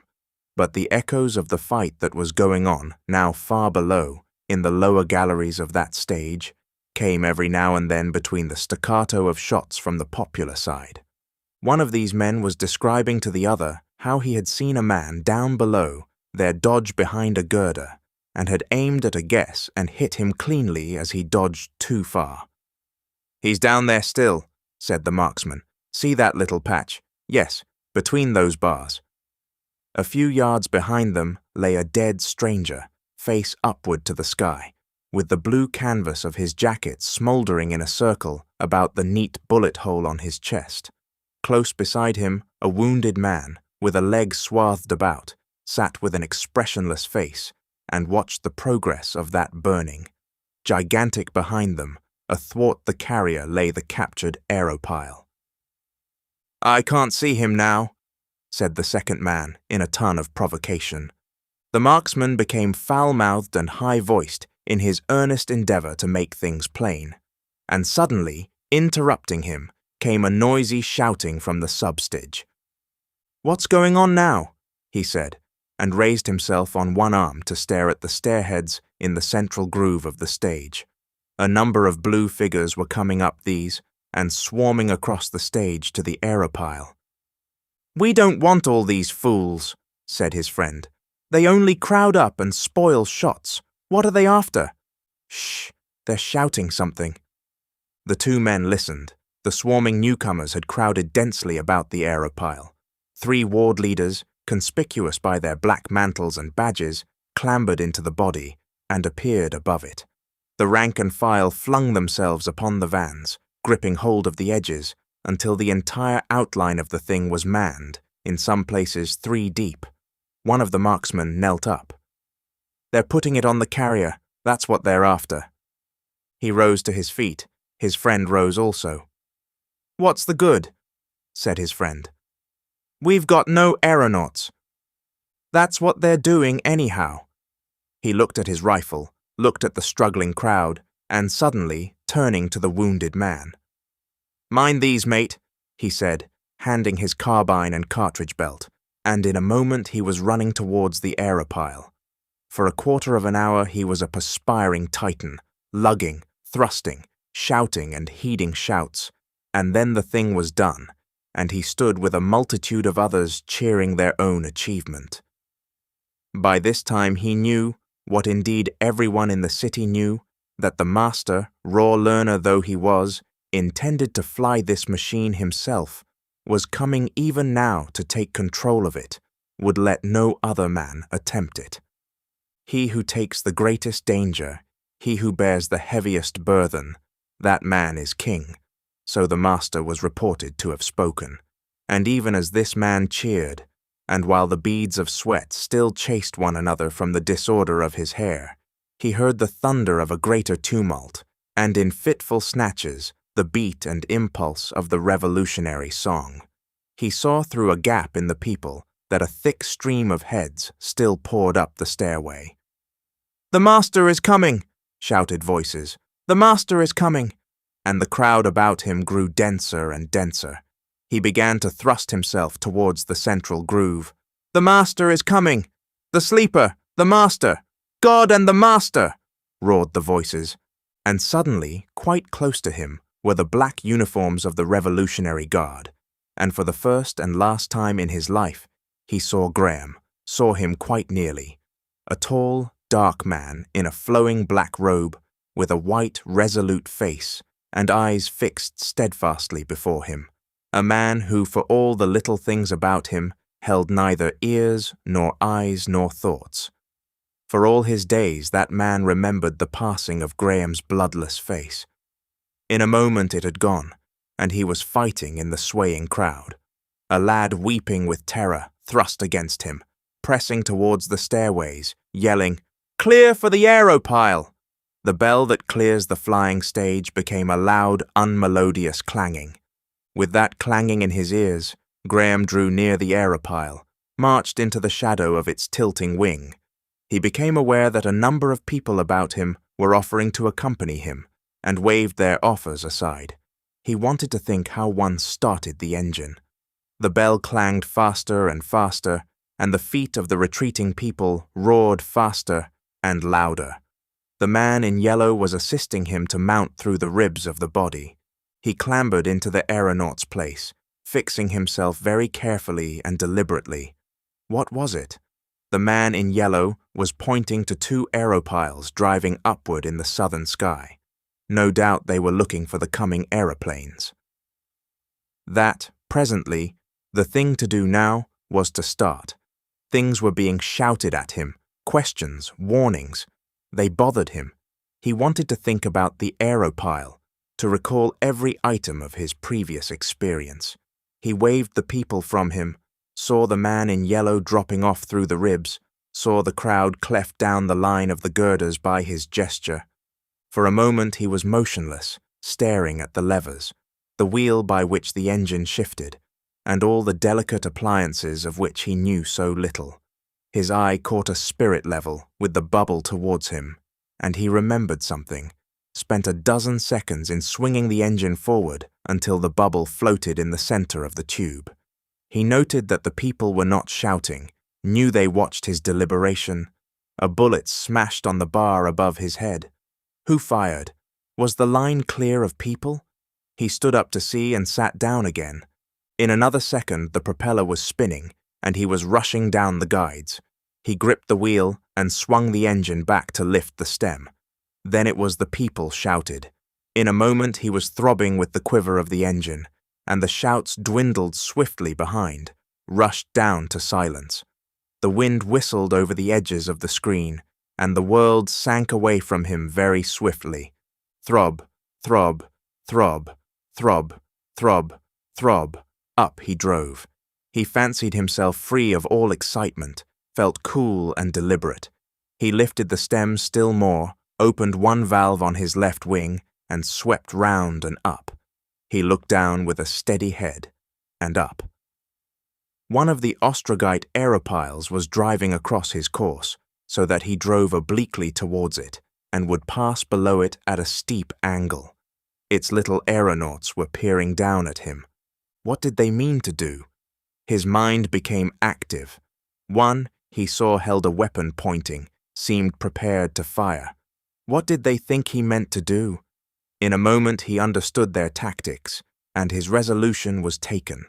His momentary lethargy was past. He opened two more valves to his left, swung round, end onto this hostile machine, closed his valves, and shot straight at it, stem and windscreen, shielding him from the shot. They tilted a little as if to clear him. He flung up his stem. Throb, throb, throb. Pause, throb, throb. He set his teeth, his face into an involuntary grimace, and crash! He struck it. He struck upward beneath the nearer wing. Very slowly the wing of his antagonist seemed to broaden as the impetus of his blow turned it up.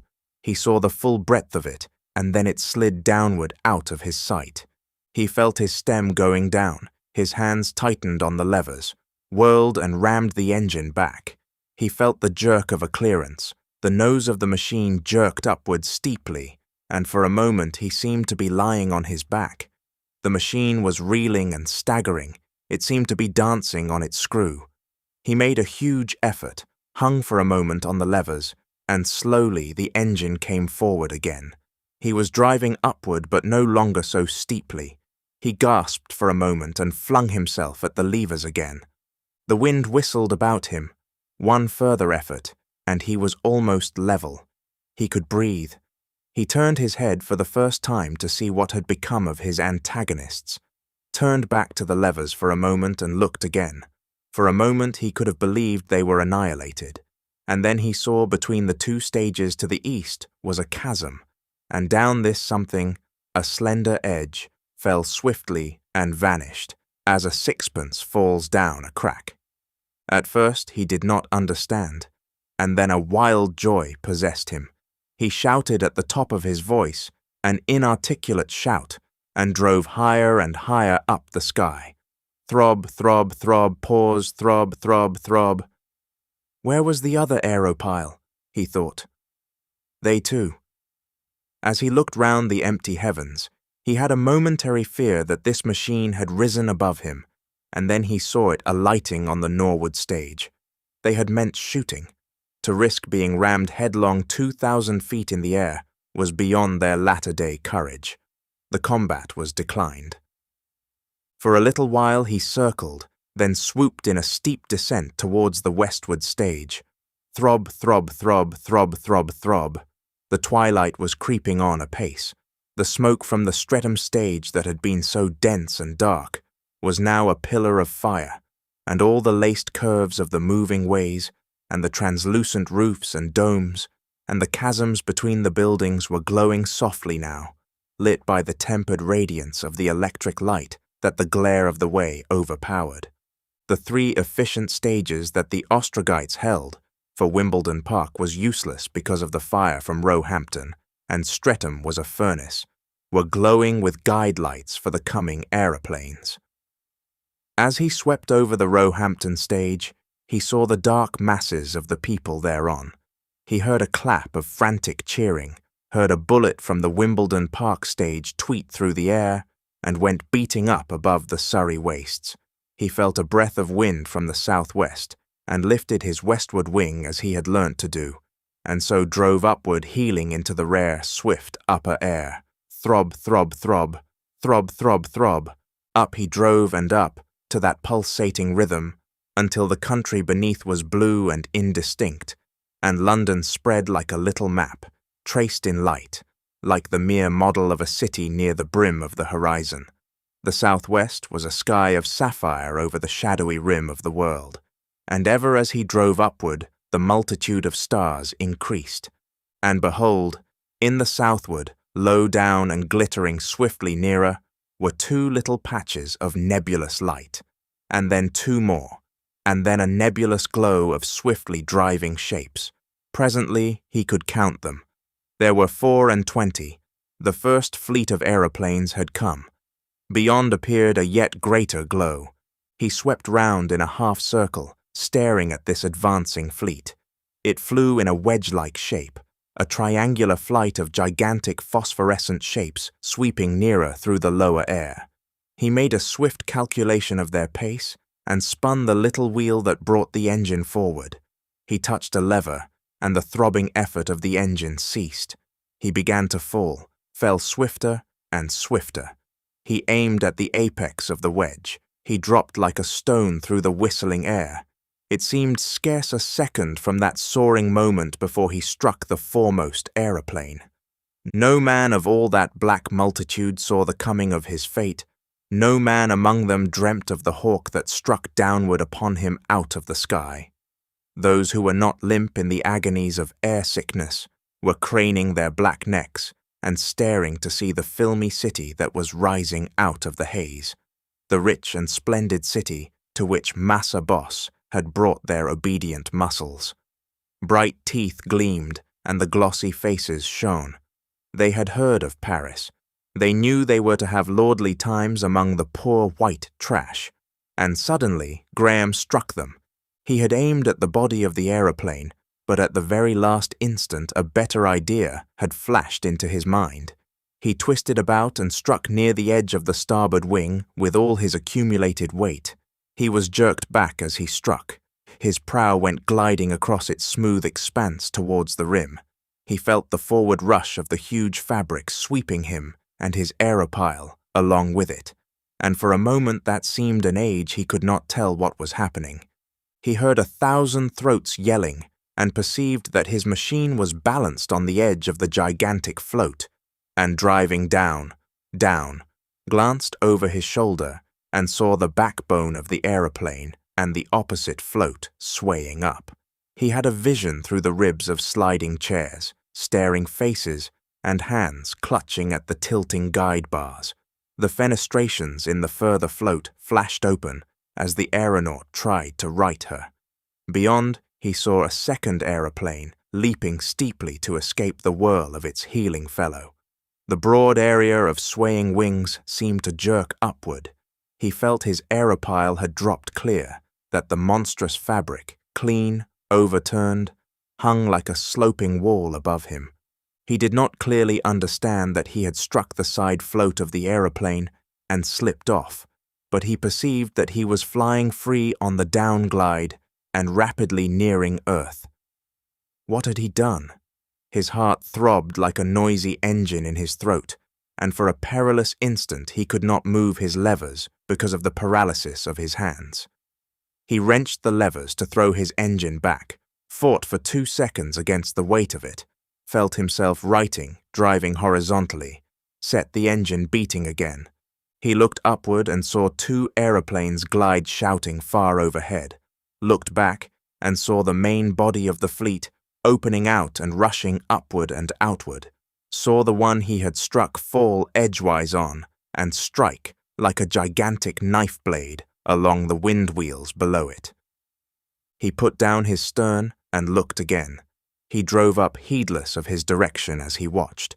He saw the wind vanes give, saw the huge fabric strike the earth, saw its downward vans crumple with the weight of its descent, and then the whole mass turned over and smashed, upside down, upon the sloping wheels.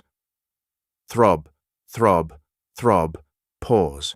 Suddenly, from the heaving wreckage, a thin tongue of white fire licked up towards the zenith, and then he was aware of a huge mass flying through the air towards him, and turned upwards just in time to escape the charge, if it was a charge, of a second aeroplane. It whirled by below, sucked him down a fathom, and nearly turned him over in the gust of its close passage. He became aware of 3 others rushing towards him, aware of the urgent necessity of beating above them. Aeroplanes were all about him, circling wildly to avoid him, as it seemed. They drove past him, above, below, eastward and westward. Far away to the westward was the sound of a collision and 2 falling flares. Far away to the southward, a second squadron was coming. Steadily he beat upward. Presently all the aeroplanes were below him, but for a moment he doubted the height he had of them, and did not swoop again. And then he came down upon a second victim, and all its load of soldiers saw him coming. The big machine heeled and swayed as the fear-maddened men scrambled to the stern for their weapons. A score of bullets sung through the air, and there flashed a star in the thick glass windscreen that protected him. The aeroplane slowed and dropped to foil his stroke, and dropped too low. Just in time, he saw the wind wheels of Bromley Hill rushing up towards him, and spun about and up as the aeroplane he had chased crashed among them. All its voices wove into a felt of yelling. The great fabric seemed to be standing on end for a second among the heeling and splintering vans, and then it flew to pieces. Huge splinters came flying through the air. Its engines burst like shells. A hot rush of flame shot overhead into the darkling sky. 2! He cried, with a bomb from overhead bursting as it fell, and forthwith he was beating up again. A glorious exhilaration possessed him now, a giant activity. His troubles about humanity, about his inadequacy, were gone forever. He was a man in battle, rejoicing in his power. Aeroplanes seemed radiating from him in every direction, intent only upon avoiding him. The yelling of their packed passengers came in short gusts as they swept by. He chose his third quarry, struck hastily, and did but turn it on edge. It escaped him to smash against the tall cliff of London Wall. Flying from that impact, he skimmed the darkling ground so nearly he could see a frightened rabbit bolting up a slope. He jerked up steeply and found himself driving over South London with the air about him vacant. To the right of him, a wild riot of signal rockets from the Ostrogites banged tumultuously in the sky. To the south, the wreckage of half a dozen airships flamed, and east and west and north, the airships fled before him. They drove away to the east and north and went about in the south, for they could not pause in the air. In their present confusion, any attempt at evolution would have meant disastrous collisions. He could scarcely realize the thing he had done. In every quarter, aeroplanes were receding. They were receding. They dwindled smaller and smaller. They were in flight. He passed 200 feet or so above the Roehampton stage. It was black with people and noisy with their frantic shouting. But why was the Wimbledon Park stage black and cheering too? The smoke and flame of Streatham now hid the three further stages. He curved about and rose to see them and the northern quarters. First came the square masses of Shooter's Hill into sight from behind the smoke, lit and orderly with the aeroplane that had landed and its disembarking Negroes. Then came Blackheath, and then under the corner of the reek, the Norwood stage. On Blackheath, no aeroplane had landed, but an aerophile lay upon the guides. Norwood was covered by a swarm of little figures running to and fro in a passionate confusion. Why? Abruptly, he understood. The stubborn defense of the flying stages was over. The people were pouring into the underways of these last strongholds of Ostrog's usurpation. And then, from far away on the northern border of the city, full of glorious import to him, came a sound, a signal, a note of triumph, the leaden thud of a gun. His lips fell apart, his face was disturbed with emotion. He drew an immense breath. "They win!" he shouted to the empty air. "The people win!" The sound of a second gun came like an answer, and then he saw the Aerophile on Blackheath was running down its guides to launch. It lifted clean and rose. It shot up into the air, driving straight southward and away from him. In an instant it came to him what this meant. It must needs be Ostrog in flight. He shouted and dropped towards it.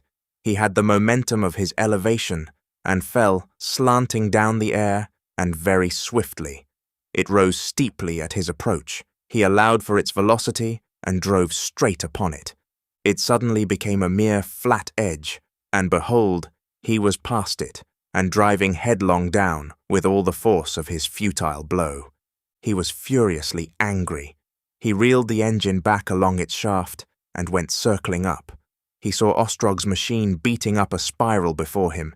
He rose straight towards it, won above it by virtue of the impetus of his swoop and by the advantage and weight of a man. He dropped headlong, dropped and missed again. As he rushed past, he saw the face of Ostrog's aeronaut, confident and cool, and in Ostrog's attitude a wincing resolution. Ostrog was looking steadfastly away from him, to the south. He realized with a gleam of wrath how bungling his flight must be. Below he saw the Croydon Hills. He jerked upward, and once more he gained on his enemy. He glanced over his shoulder, and his attention was arrested by a strange thing. The eastward stage, the one on Shooter's Hill, appeared to lift, a flash changing to a tall grey shape, a cowled figure of smoke and dust jerked into the air. For a moment this cowled figure stood motionless, dropping huge masses of metal from its shoulders, and then it began to uncoil a dense head of smoke. The people had blown it up, aeroplane and all. As suddenly, a second flash and grey shape sprang up from the Norwood stage. and even as he stared at this came a dead report, and the air wave of the first explosion struck him. He was flung up and sideways. For a moment the Aerophile fell nearly edgewise with her nose down, and seemed to hesitate whether to overset altogether.